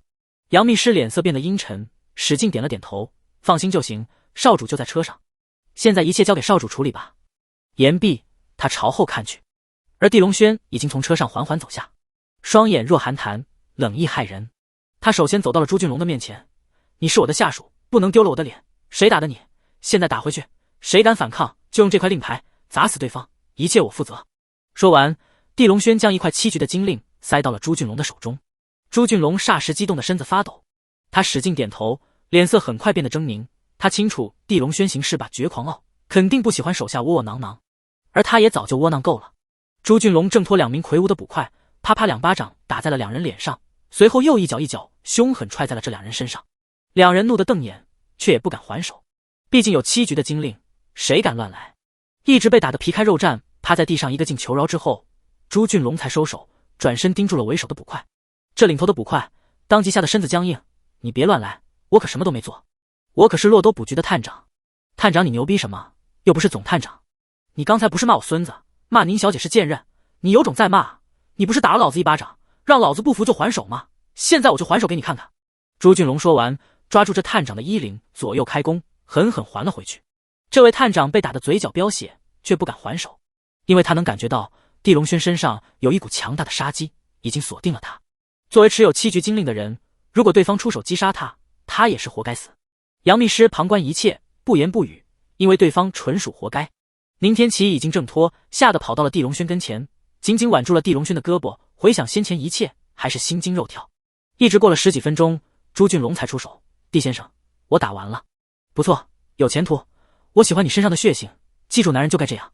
地龙轩收回金令，同时看向了杨秘书，这群人你深入调查一下，看看是谁在幕后指使，杀无赦。遵命少主。杨秘书立即点头。远处已经来了3辆7局的车子，上面下来10几人，立即押着10名捕快上车走了。这群刚才还嚣张跋扈的捕快，现在已经吓得求饶站立，一旦被7局抓走审问，不死也要8层皮了。回到酒店客房之后，地龙轩面色清冷道：看来横江商会已经开始动手了，你们平时要小心点，再就是洛都最近要发生大事，你们没事最好少出门。地先生，这边要发生什么？宁天琪好奇问道。应该会有近100名武尊级别的人在这厮杀吧？地龙轩淡淡道。此话出，宁天琪与朱俊龙都惊得头皮炸裂，呼吸中断了。平日里在任何一个城市，武尊级别的强者都能成为一方枭雄，没想到居然会出现100名武尊厮杀的场景，想想就吓得神经绷紧了。但地龙轩此话并非夸张，按照杨秘书的数据，几个国家派来的特工以及10几个西方顶级地下势力入境的强者接近100人，这群人进阶武尊起步的修为，如此看来，灵盘之中藏着的东西肯定重要至极。另一边，会长林勋正在医院之中探望副会长张宇。张宇躺在病床上，肩部已经包扎，但专家已经给出了诊断结论，肩部粉碎性骨折肯定会造成残疾。会长，地龙轩这就是故意报复我们，我客气邀请他来商会交谈，他反手就打了我，太卑鄙了。张宇倒打一耙道。放心，我已经派人去处理了，很快他的2名手下就要进大牢。林勋阴冷道。张宇闻言当即高兴，多谢会长主持公道，地宇集团这种企业就该封杀，永久拉入黑名单。只是话音未落，林勋就电话响了。他接听之后当即气得嘶吼一声。该死的地龙轩居然有第7局当靠山，难怪在横江区域敢乱来。不过第7局也挡不住老子在商界收拾你。说完，林勋凶狠看向了旁边的女秘，怒地一把抓住对方衣领，冰寒无比的喊道：现在给我下令，横江商会432家会员企业全部拉黑地宇集团，谁不拉黑就滚出商会。女秘吓得赶紧点头，立马去操办了。张宇闻言心中已然亢奋，这等于一领诛杀了地宇集团。酒店那边为了安全起见，地龙轩退掉原来的3个客房，换了一个顶级总统套房，然后3人一起入住，每人一个卧室休息。他此刻冲完澡，正盘膝在床上。荒古兽宫运作之下，他周身出现层层叠叠的玄武纹路，一种难以形容的气息在他周身散发，所有皮肤筋肉都在不断吸收玄武之力，不断蜕变。此前燕云山上5位师尊虽说用通天手段帮他换上了玄武肉身，但这肉身的能力他并不能真正掌握驾驭。现在他终于可以做到了。凭借天赋，现在地龙轩已经将皮肉筋蜕变完成了40%，他有信心再有3天就全部完成蜕变。一旦完成，他将是一个拥有完美玄武肉身的强者，肉身防御堪称刀枪不入，不灭金身弹。就在这时，忽然一声尖叫响起，听声音是宁天齐的。地龙轩赶紧开门，快步走了过去，打开对方卧室门，朝里一看，不由愕然，宁天齐正保持一种极其怪异的姿势，半立在床上，这个姿势像是一个大写的 C， 因为穿得很是单薄，以至于身上凹凸凸显，很是尴尬。朱俊龙紧接着也过来了，朝里一看就忙避嫌走了出去，而地龙轩则关上门，走到了床边。保持 C 姿势的宁天齐脑袋着床，细柔腰身蜷着，眼见地龙轩过来，羞得俏脸红到了脖子根。扭腰了还是抽筋了？地龙轩想笑又不好意思。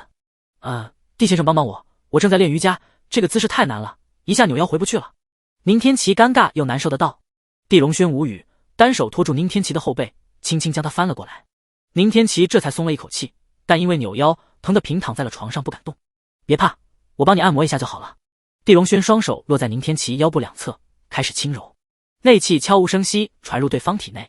他有一些师傅，自然很容易就治好了扭腰。宁天齐起来活动几下，不由开心的笑了。地先生多谢了，你技术真好。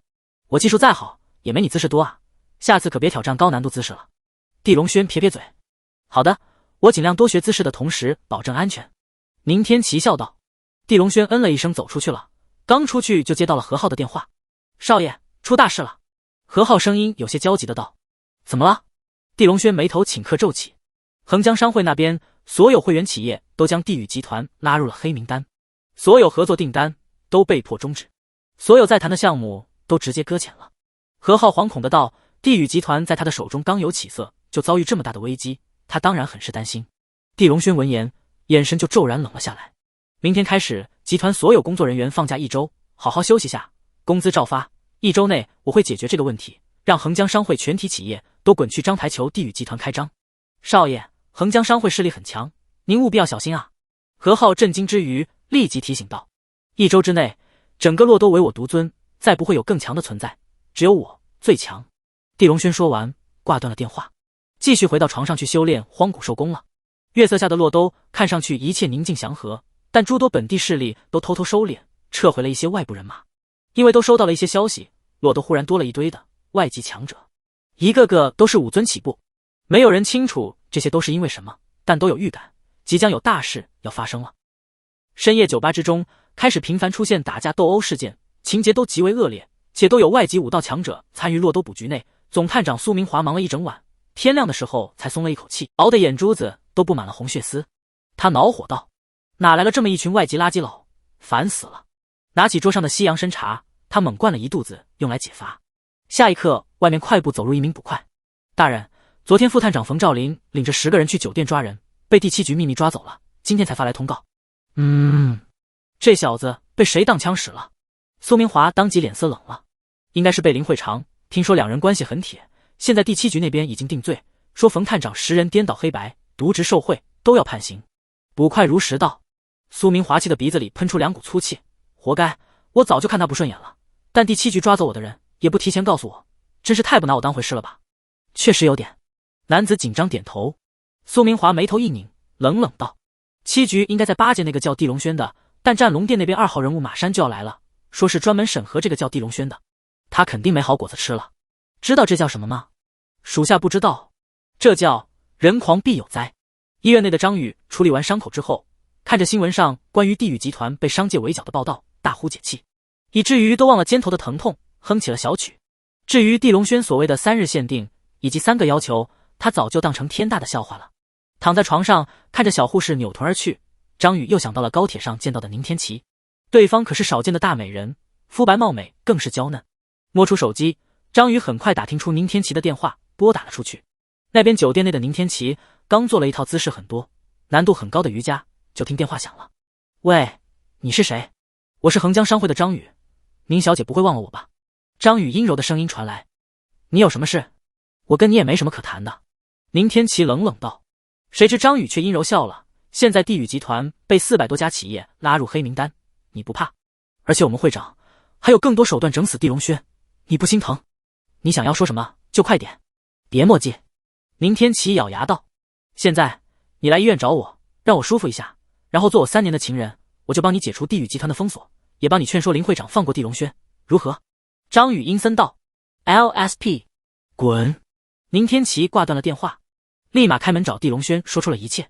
地龙轩听完冷冷笑了下，别生气，我给他下达了3天期限做3件事，他现在1件也没做，所以他只能再活2天。地先生，他可是横江商会的高层，这样容易惹出大麻烦吧？宁天琪惊得张大了嘴巴。谁知地龙轩一听更是笑得冰冷了，你好像始终没搞明白一件事，整个横江谁才是最大的麻烦？谁？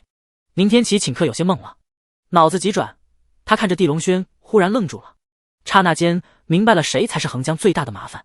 现在不是我应该害怕，而是横江商会，而是张宇，而是林勋，因为他们已经惹了横江区域最大的麻烦，捅了横江区域最大的马蜂窝。地龙轩说完闭上了眼，继续开始修炼。宁天琪恍恍惚惚的点头，走出去将门小心关上了。此刻算是真明白了一切，他确实不用为地龙轩担心，一个能将横江武道势力横扫的妖孽，横江商会算什么？医院中的张宇看着被挂断的电话，气得暴躁如雷。该死的贱人，现在还不肯低头，快给我联系3爷！张宇怒道。旁边的男助理立即点头，去一边拿出手机拨打了出去。15分钟后，病房的门被人推开，一名魁梧的中年男子走了进来，年龄约莫50岁，但体格精壮，行走矫健有力，极具威势。此人正是洛都地下能排入前3的地下大佬刘三，俗称3爷。你找我？刘三进来后拉过椅子就自顾坐下了。3爷，我被一个张台小子打碎了肩头，林会长虽说惩罚了这小子的公司，但他现在还在跟我嚣张，他手下一个女的还敢骂我，我想请您出面帮我狠狠收拾了这小子，再帮我绑架了那娘们。张宇一边说一边将一张支票塞入了刘三手中。刘三看了一眼支票，起身道：张老板办事痛快，我当然不能拒绝，这件事交给我了。20分钟后，刘三领着一行30人凶神恶煞地到达了酒店，随后沿着楼梯间朝上迅疾冲去。在刘三看来，这真是一笔极为划算的生意，以他在洛都的地位，收拾一个张台来的愣头青那不是简简单单。谁知刚到顶楼就被楼梯间站岗的2名黑衣男子拦住了。什么人？左面男子冷冰冰问道，眼中已经有杀机涌现。滚回去，否则死。右面男子说得更冷。刘三一听就怒了，老子在这边横行几10年，你特马是谁啊？也配朝我摆谱，砍掉胳膊。话音落，4名手下就持刀冲了上去，谁知刚靠近就被这2名黑衣人砰砰2枪打烂了脑袋。霎时刘三一群人都震惊地僵在了原地。持枪杀人，这冲突一下变得有些失控了。你们什么人，居然敢拿枪杀人？刘三咬牙道。听过第7局吗？我俩都是里面的。右面男子冷冷道。刘三一听2条腿都发软了。身后一群小弟听见第7局3个字，更是吓得面色惨白，一个个都如半只脚迈入了鬼门关。10几分钟后，所有小弟都被第7局的人专车押走，拒绝中间商赚差价，直接送去了大牢。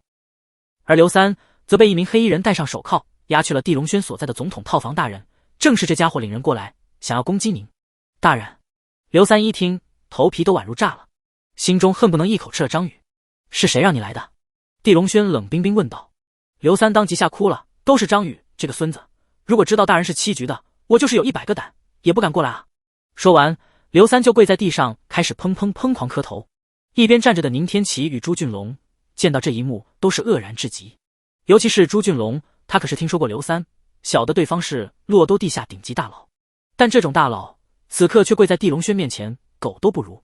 说下你有什么价值，如果能有让我感兴趣的价值，我就留下你的命，如果没有，死。地龙轩清冷道，话锋很淡，却半分情感都没。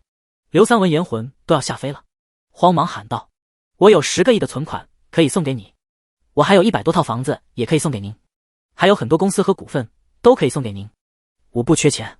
地龙轩淡淡道，我还有很多的美女，很多的豪车，很多的古董，甚至还有先秦的遗物，都很贵重，都可以给您。我没兴趣，我这条命在洛多摸爬滚打了几十年，这边我很熟悉，我可以为您当狗，为您做任何的事情，我肯定比别的狗更好用。这个不错，你暂时不用死了。地龙轩缓缓道。刘三听见这句话，犹如从地狱被一把拉了回来，整个人被冷汗打湿，松塌塌的瘫坐在了地上。现在回去杀掉张宇，是我给你的第一个任务，杀完之后等我消息，随时准备为我服务。地龙轩摆摆手道，原本想要明天再杀张宇，现在看来没有必要了。刘三赶紧磕头，遵命大人，我这就做。接着起身赶紧离开了。医院那边，张宇此刻已经将10多名商界心腹都叫到了跟前，正在商议如何吞掉地宇集团的订单以及资产。地宇集团现在可是章台市的巨无霸企业，哪怕吞掉30%都是一笔很大的财富。我建议杀掉地龙轩之后，抢走他的尸体，拿尸体威胁地宇集团的人，孝敬资产换取尸体。这个主意不错，而且可以用地龙轩手下那娘们充当傀儡，扶持这个娘们，让他帮咱们吞噬地宇集团的产业。呵呵，你们一个个真是懂我，主意都不错，就等三爷了。张宇坏笑道。这时门响了，几人转头看去，就见刘三独自一人走了进来。张宇顿时高兴，三爷，您一定搞定了地龙轩吧？那娘们呢？娘们肯定绑在某个地方了，三爷办事那肯定是10拿9稳。一名心腹拍马屁道。谁知他这话说完，刘三就疾步走来，忽然扑哧一刀子捅入了张宇心口。张宇霎时身子僵硬，震惊的双眼宛如瞪爆，不可置信的缓缓低头看向狂喷鲜血的心口。刘三，你下辈子记住，别再惹心地的，因为你惹不起。刘三拿起床上被子捂在张宇心口上，扑哧拔出了锋利的匕首。张宇的血汹涌喷出，人疼的抽搐几下，躺床上没了动静。一众心腹下的面色惨白，三魂七魄都如被吓飞。怎么也想不到，上一秒还在跟张宇聊怎么抢夺地宇集团，下一秒张宇就上西天了。但刘三根本没看这群人，杀完张宇转身而去。消息很快传到了正在工作的会长林勋耳中。林勋双眼刹那变得阴沉恐怖。张宇死了，对他而言无所谓，还能吞下张宇手中的资产。但张宇是他手下第一条狗，所谓打狗也要看主人。现在地龙轩让刘三杀了张宇，对他而言就是赤果果的挑衅。如果不能摆平这件事，他以后怎么在洛多混？放下手中的文件，林勋看向了旁边的一名老者。这老者乃是他的私人保镖，名叫梁天。梁天的修为乃是5尊级别，按说不应该为一个商界会长服务，但梁天能进入5尊，全是靠林勋拿钱买各种珍稀药材，硬生生砸钱用药将他推上了5尊级别。所以两人之间有约定，梁天为林勋服务5年，5年后分道扬镳。此刻才仅仅过去3年。你能杀掉地龙轩吗？林勋问道。在他看来，梁天已经很强，平日里他遇到麻烦，只要梁天出手，没有解决不了的。但林勋却没想到，下一刻梁天却摇了摇头。我已经调查过地龙轩此人，这个人很强，横江3大武道势力都已经拜他为主，所以他的修为肯定远远高过我。还有这回事？林勋闻言震惊不已。虽说他在洛都属于顶层人士，但却是商界的大佬，对于武道界虽说偶有听闻，却根本不关注。所以地龙轩在横江区域的威名他其实并没听过，只是晓得章台市有个地宇集团骤然崛起，规模很大。此刻林勋才意识到自己惹了大麻烦，也内心深处狠狠骂了张宇祖宗18代。但一切已经没法回头，他已经让商会所有成员企业拉黑了地宇集团，彼此已经结仇。你有什么好办法吗？林勋面色凝重道。好在梁天点了点头，最近不知因为什么，洛都之内出现了很多的外籍强者，大部分修为都远远高于我，只要您肯出钱，我通过人脉请来几人，联手刺杀地龙轩，还仇他不死。这是个好主意。张宇死后，我吞下他的资产，少说有几个亿，随便拿出1个亿请人就行了，总体还是稳赚的生意。林勋冷笑道。梁天点头，那我就去办了。转身他走了。很快洛都地下世界就出现一则消息，有人出1个亿聘请顶级杀手。1个亿犹如天价，很快就有本地以及外籍杀手开始报名。本就是地下大佬的刘三听见这消息，立马敏锐猜出应该跟林勋有关。当日夜里，他赶往了酒店，跪在地龙轩面前，犹如狗一般汇报了此事。地龙轩听完，微微点头，这个林勋很有意思，不过他办事的方法倒是给了我一个灵感。灵感？大人这是什么意思？刘三愣了下，不该问的就不要多问，你下去吧，所有事情都不要插手，一切我会处理。地龙轩淡淡道。刘三干笑行礼，起身走了。到了外面车中，他点燃了一根烟，边抽边道：这个地龙轩真是狂傲，我好心通知他，他居然不当回事。今夜最少有5名武尊级别的强者会刺杀他，不过如果他被杀死，老子倒是轻松了。随后车子疾驰而去。而在酒店多面的公寓大楼内，此刻正坐着一名高大帅气、面如冠玉的中年男子，他身后站着6名气息强大的黑衣人。大人，按照情报汇总，今晚会有5名武尊级别强者刺杀地龙轩，其中4人是外籍强者。一名黑衣人行礼道。应龙飞缓缓点了点头，目光穿过玻璃，看向了对面酒店的顶楼。他清楚，那个叫地龙轩的男人就住在其中。好，那我就亲眼看看，一个想要拿到战龙殿战帅头衔，还妄图拿到兵权的家伙，到底有什么能耐。话说完，他嘴角勾起了冰寒的弧度，因为他正是战龙殿2号人物，副店主应龙飞。在战龙殿内，他的老对头是副店主沈天柱。沈天柱极为赞赏地龙轩此人，前几天地龙轩在京都之内叱咤，背后就有沈天柱的默默的支持。张浪星对地龙轩如此敬畏，也有沈天柱的交代。如果地龙轩通过这个任务一跃成为战帅级别高层，那就等于沈天柱又有了一个强有力的帮手。所以应龙飞此次过来就是想要阻止地龙轩成功完成任务，但这种阻止并非是介入任务、捣乱亦或是破坏，因为临盘任务至关重要，甚至连国主都在关注，一旦这个任务失败，整个战龙殿都要被惩罚。所以应龙飞此次过来，第一是协助完成任务，第二是压低地龙轩的任务功劳评估。时间转眼就到了凌晨，杨秘书作为7局高层已经接到了消息，他第一时间电话打给了地龙轩。少主，今晚有5名武尊级强者会去刺杀您，请务必小心。7局已经在楼下设防阻拦。哦，不用设防，让他们上来就行，我需要他们给我讲一下此次过来的西方地下势力都有谁。地龙轩声音淡淡回道。但这有些危险。杨秘书忍不住道。你不感觉他们面对我，他们才危险吗？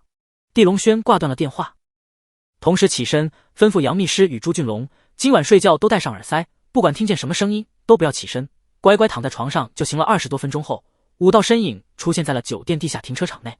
一个亿的赏金真是不错，东汉国这边赚钱真是快。你似乎有些大意，但你这种大意我喜欢。杀了那小子之后，咱们5个一起喝酒玩玩吧，多叫几个本地女人，我喜欢丰满一些的。很快5人就乘坐电梯到了顶楼。从顶楼出来之后，5人发现整个楼道之中居然都没任何守卫者。5人敏锐感觉到有些不对劲，其中的那名东汉国武尊眉头一皱，难道有埋伏？黄皮家伙果然都是胆小鬼。一名外籍武尊当即冷笑，其余3人也是冷笑。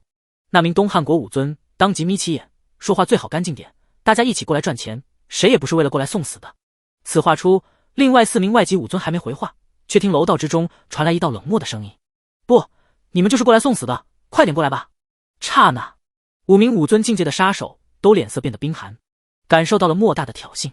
5人同一时间一起朝前走去，很快就到了总统套房的门口。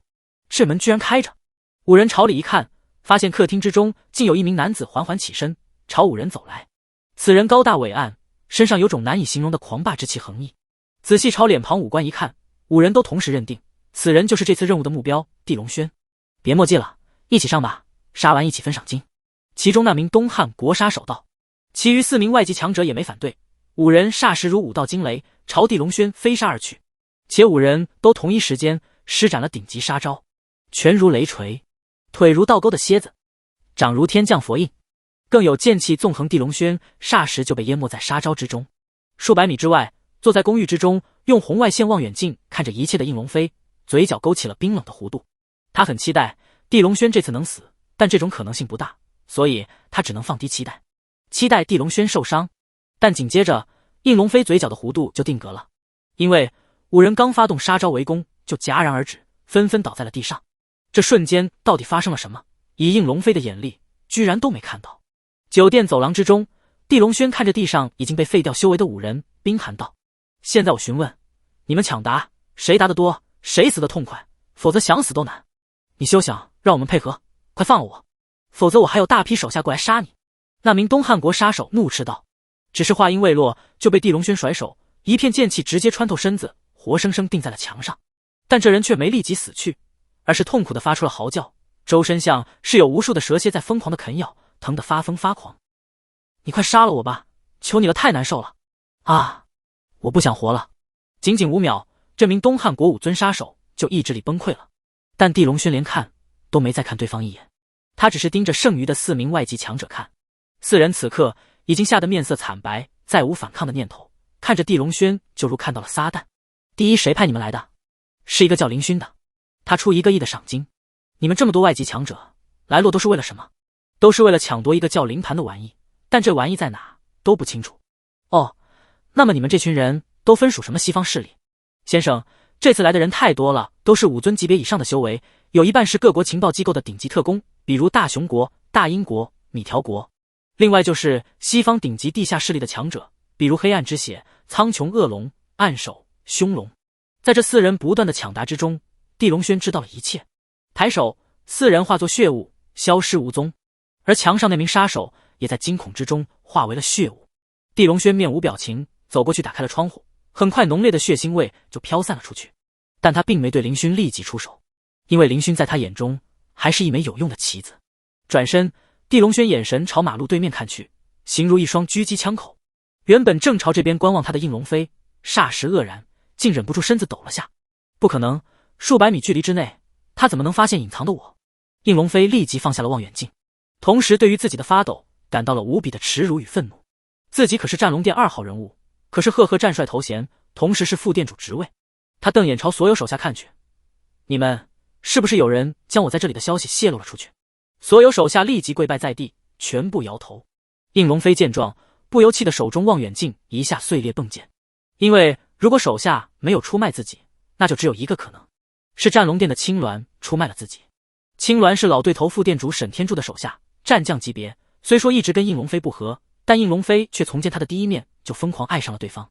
他此行过来的时候，将消息透露给了青鸾，为的是告诉对方地龙轩能在京都叱咤风云，但落在他手上也只是一个小人物罢了。青鸾，你难不成喜欢上了地龙轩，居然连我都要出卖？应龙飞怒火燃烧吼道。但另一边的地龙轩却并没继续看向对面公寓，而是转身回了自己卧室，没事人一般修炼了。他的确得到了消息，知道京都战龙殿来了一个2号人物，专门考核他此次任务的完成度，会有一个战力评估，会影响到他是否能拿到战帅头衔以及兵权。但这个消息是于静红告诉他的，并非青鸾。一夜修炼，次日睁开眼，地龙轩的玄武之力已经完美融合了6成。这一整天，除了吃饭之外，他都在卧室之中修炼，而原本过来参加横江商界大会的朱俊龙与宁天琪，也只能在总统套房之中陪同，半步也没敢出门。至于横江商界大会，因为遭遇张宇去世的噩耗，只能推迟了5天，已经发布了公告。办公室内，林勋面前站着梁天。老板，5名过去的武尊都消失了，我判断应该是任务失败了。梁天声音黯然道。什么？失踪？那可是5名武尊级别强者啊！林勋顿时惊愕。地龙轩曾个人击杀南拳王，据说横江第一战神虚子威也是被他所杀，所以他的个人战力应该是超越武尊的。梁天沉声道。林勋闻言，双腿有些无力地瘫坐在椅子上，但很快他眼中就再次涌现了骇人的锋芒。因为梁天又道，老板也不用太过紧张，因为二爷已经进入了横江战区高层，现在是统领级别，手中有5000兵权，只要二爷领兵过来，谁人能动你？太对了，我二弟现在是统领了，我怕谁？哈哈！林勋当即大笑。都市之中，商贾再强也怕修武者，修武者再强也要忌惮当兵的。他再次恢复精神，拿着桌上一份文件，冷冷道：下面人汇报说，地宇集团全部员工都放了1周的带薪假，看来地龙轩虽说杀了那5名武尊，但也害怕我了，老子先不跟他斗，等老二领兵回来，我就让地龙轩死。远在横江战区的林奎很快接到了大哥林勋的电话。林奎比林勋要小15岁，从小被林勋照顾有加，兄弟俩感情很深。接完电话之后，林奎就脸色变得阴沉恐怖了。一个张台的小子，居然敢在洛豆朝我林家耀武扬威，真是找死！旁边一名参军小心提醒道：统领，地龙轩这个人不简单，我听说战神虚子威就是被他杀的。那是虚子威太傻了，明明是统帅，非要单枪匹马与地龙轩斗。若是他率领50万兵马，地龙轩怕是被杀的骨头都不剩。林奎冷冷道。参军一听，立马点头，统领说得对，你有5000精锐，若是领兵冲入洛都，地龙轩一人如何能抵抗？哈哈！接下来2日，地龙轩都窝在酒店之中修炼。荒古兽功之下，玄武之力与自身皮肉的融合，飞快突破8成、9成、10成，完美融合，一个人形金刚诞生。这日夜间，酒店内，杨秘师正站在地龙轩的身边。少主，史蒂夫的准确位置已经锁定，我们定于今晚进行抓捕，灵盘应该就藏在他身上。这个消息，别国情报人员是否已经得知？地龙轩眯起了双眼。杨秘师摇头，史蒂夫很狡猾，不仅数次变换身份证件，还易容成了一个老太太。除了我们有一手资料追踪，其他国家的特工肯定做不到这么快。那就改成明日一早抓捕史蒂夫，今夜放出消息，就说在郊区无名寺发现了伪装潜藏的史蒂夫。地龙轩忽然淡淡道。与此同时，一股巨大狂霸的杀气从他身上轰然爆发，以至于整个房间的地面都出现了霜雪，冷的就如隆冬降临。少主，您这是要以身当诱饵？您可要想清楚，整个洛都现在最少有100名外籍5尊级强者在四处打听史蒂夫的消息。杨秘书说话的声音都有些颤抖了，但他说完，地龙轩却就冷冷地笑了。今夜我将以身诱敌，100名5尊又何妨？他们不过都是我检验自身战力的磨刀石罢了。此话出，杨秘师彻底被他的霸气所折服，一下瘫坐在地上，不敢去想今夜将会发生什么旷世之战。同时，地龙轩拿起手机给刘三下达了命令，今晚7点将史蒂夫藏在无名寺的消息在地下世界传出去，传得越是响亮越好。好的，先生。刘三赶忙回道，这边留几个好手，将我的人保护起来，无名寺那边你们就不要去掺和了，今晚肯定是人头滚滚。地龙轩说完，纵身一跳，稳稳落在了打开的窗口之上，旋即他头也不转，朝下若大鹏展翅一跃而出。杨秘师见状，吓得捂住嘴，赶紧冲了过去，但他想要阻止，已经晚了。这可是酒店的顶楼，距离楼下有足足15层，接近50米的高空落差，谁这么跳下去，怕是都要摔死吧。但等他到达窗口的时候，却震惊看到地龙轩宛如一杆枪矛，稳稳落在了地面之上，整个地面剧烈一震。接着，地龙轩缓缓走向车子，疾驰而去。杨秘师震惊的双眼圆瞪，感觉心脏都要爆开了，更是没法去判断地龙轩到底达到了什么修为。等他清醒之后，立即按照地龙轩的要求，通过7局的一系列耳目，将史蒂夫在郊区无名寺的消息传了出去。而刘三也在地下世界将这个消息立即传了出去。整个洛都各个角落之中，隐藏的西方顶级特工以及地下顶级强者，一个个顷刻眼神变得冰寒，身上杀机一簇簇燃烧起来。灵盘就在史蒂夫身上，这玩意在西方世界已经被炒作到了100亿美元，谁如果得到，足以金盆洗手，巨豪一辈子。嗖嗖嗖，一辆辆的车子开始疾驰驶向了郊外无名寺。同时，洛都城外驻军也接到了战龙殿的命令，立即有5000精兵冲入洛都，展开了宵禁。今夜大街小巷不允许任何市民随意走动，必须待在家里。而此次领兵进城的正是统领林奎。一切精兵安排妥当之后，林奎就去了林府。虽说这些年回来很少，但他清楚自己一直是林家的人，自己这一身的职位也是林家花钱捧出来的。大哥，姓地的敢招惹你，敢让你的面子挂不住，这次我就让他死。林奎拿起一瓶茅台，豪言壮语道：二弟，有你在，真是我们林家的荣耀，哥我相信你。林勋大笑，两人都拿着一瓶茅台，碰一下后都仰脖大喝起来，随后一边吃着满桌的山珍海味，一边开始畅谈。而另一边的副店主殷龙飞在得到消息之后，并没立即前往无名寺，以他的阅历，自然一看就知那是幌子。地龙轩这个人真是狂上了天，我倒要看看他今晚怎么一人横杀上100名武尊。应龙飞冷笑之中，派去了10名战龙精锐，这10人将负责潜伏在周围展开监视，将一切现场影像传输回来，这样应龙飞就能在公寓之中围观群战了。与此同时，京都之地战龙殿办公大楼内，副店主沈天柱看完来自洛都的情报，气得脸色阴沉。这个地龙轩真是太狂了，他真以为他是人形加特林吗？居然一个人想要对战上100名武尊。大人不要生气，我这就给地龙轩打电话沟通，我有他的电话。青鸾说完，立即拨打了电话。这个号码是于静红给的，但很快他就绝望了。大人，他电话关机了，无法打通，现在已经没办法阻止他了，立即调派当地精锐，我要观看整个过程。沈天柱冷冷道。青鸾立即下去安排了。而章台市那边，此刻正与地小果在浴池之中玩水泡的于静红也接到了青鸾通报的这个消息，他顷刻脸色大惊失色：“地龙轩，你这是非要去送死吗？”阿姨，你在说我爸爸吗？地小果愣了下问道。没，我在说一个叫做傻帽的家伙，他居然一个人要去对打100个大坏蛋，你说他是不是疯了？于静红撅嘴，又慌又怒道：“奥特曼不也是这样吗？也许那家伙会告诉所有人他就是光吧。”你，阿姨，你这两团好软啊，我再揉揉，嘿嘿。一边去。郊外，无名寺作为洛都郊外最没有名气的一座寺庙，早在10年前就荒废了，没有一名和尚，也没任何的信众。寺庙的5间房已经坍塌，就只剩了庞大的院墙以及满地的杂草。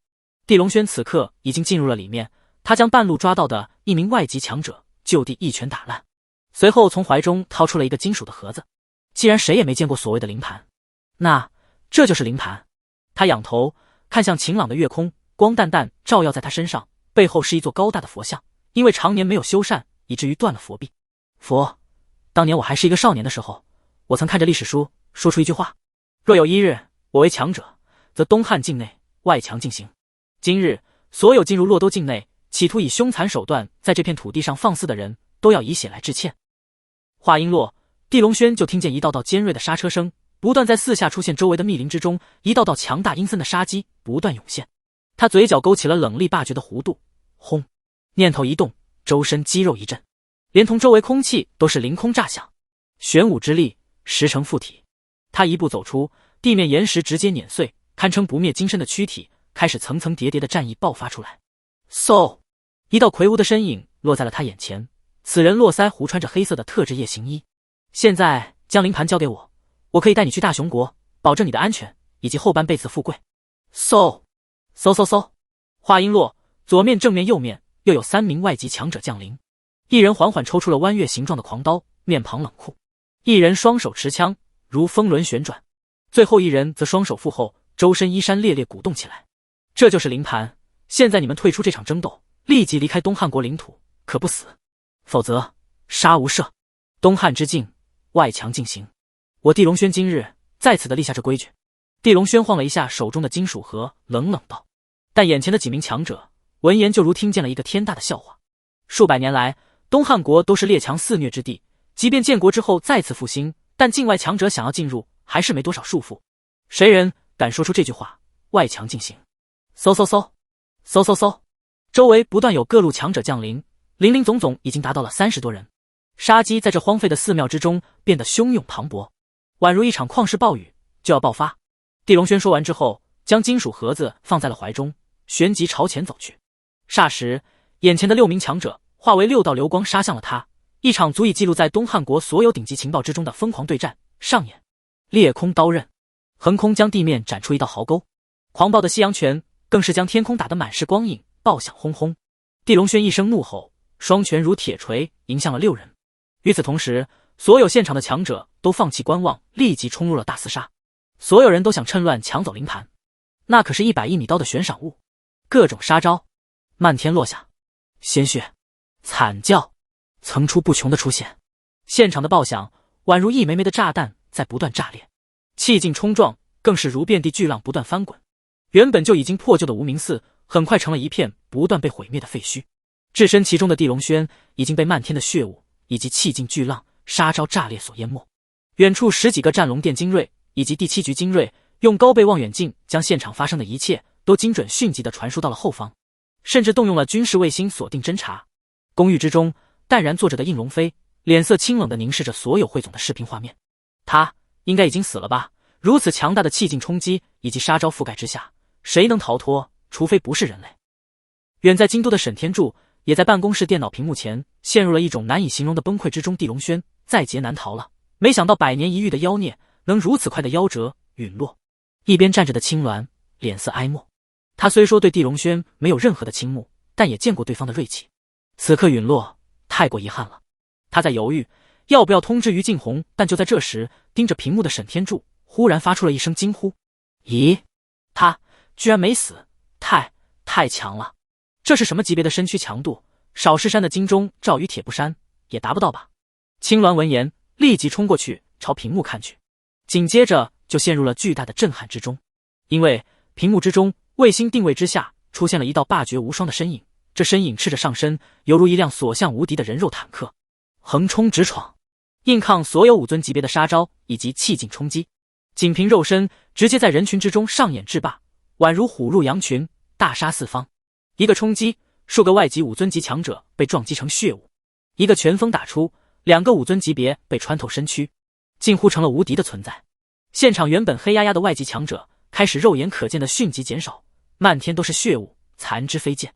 红外线扫描之下，现场存活人数在疯狂的锐减，还剩46个外级强者。天啊，这短短几分钟内，地龙轩已经杀了60多名武尊。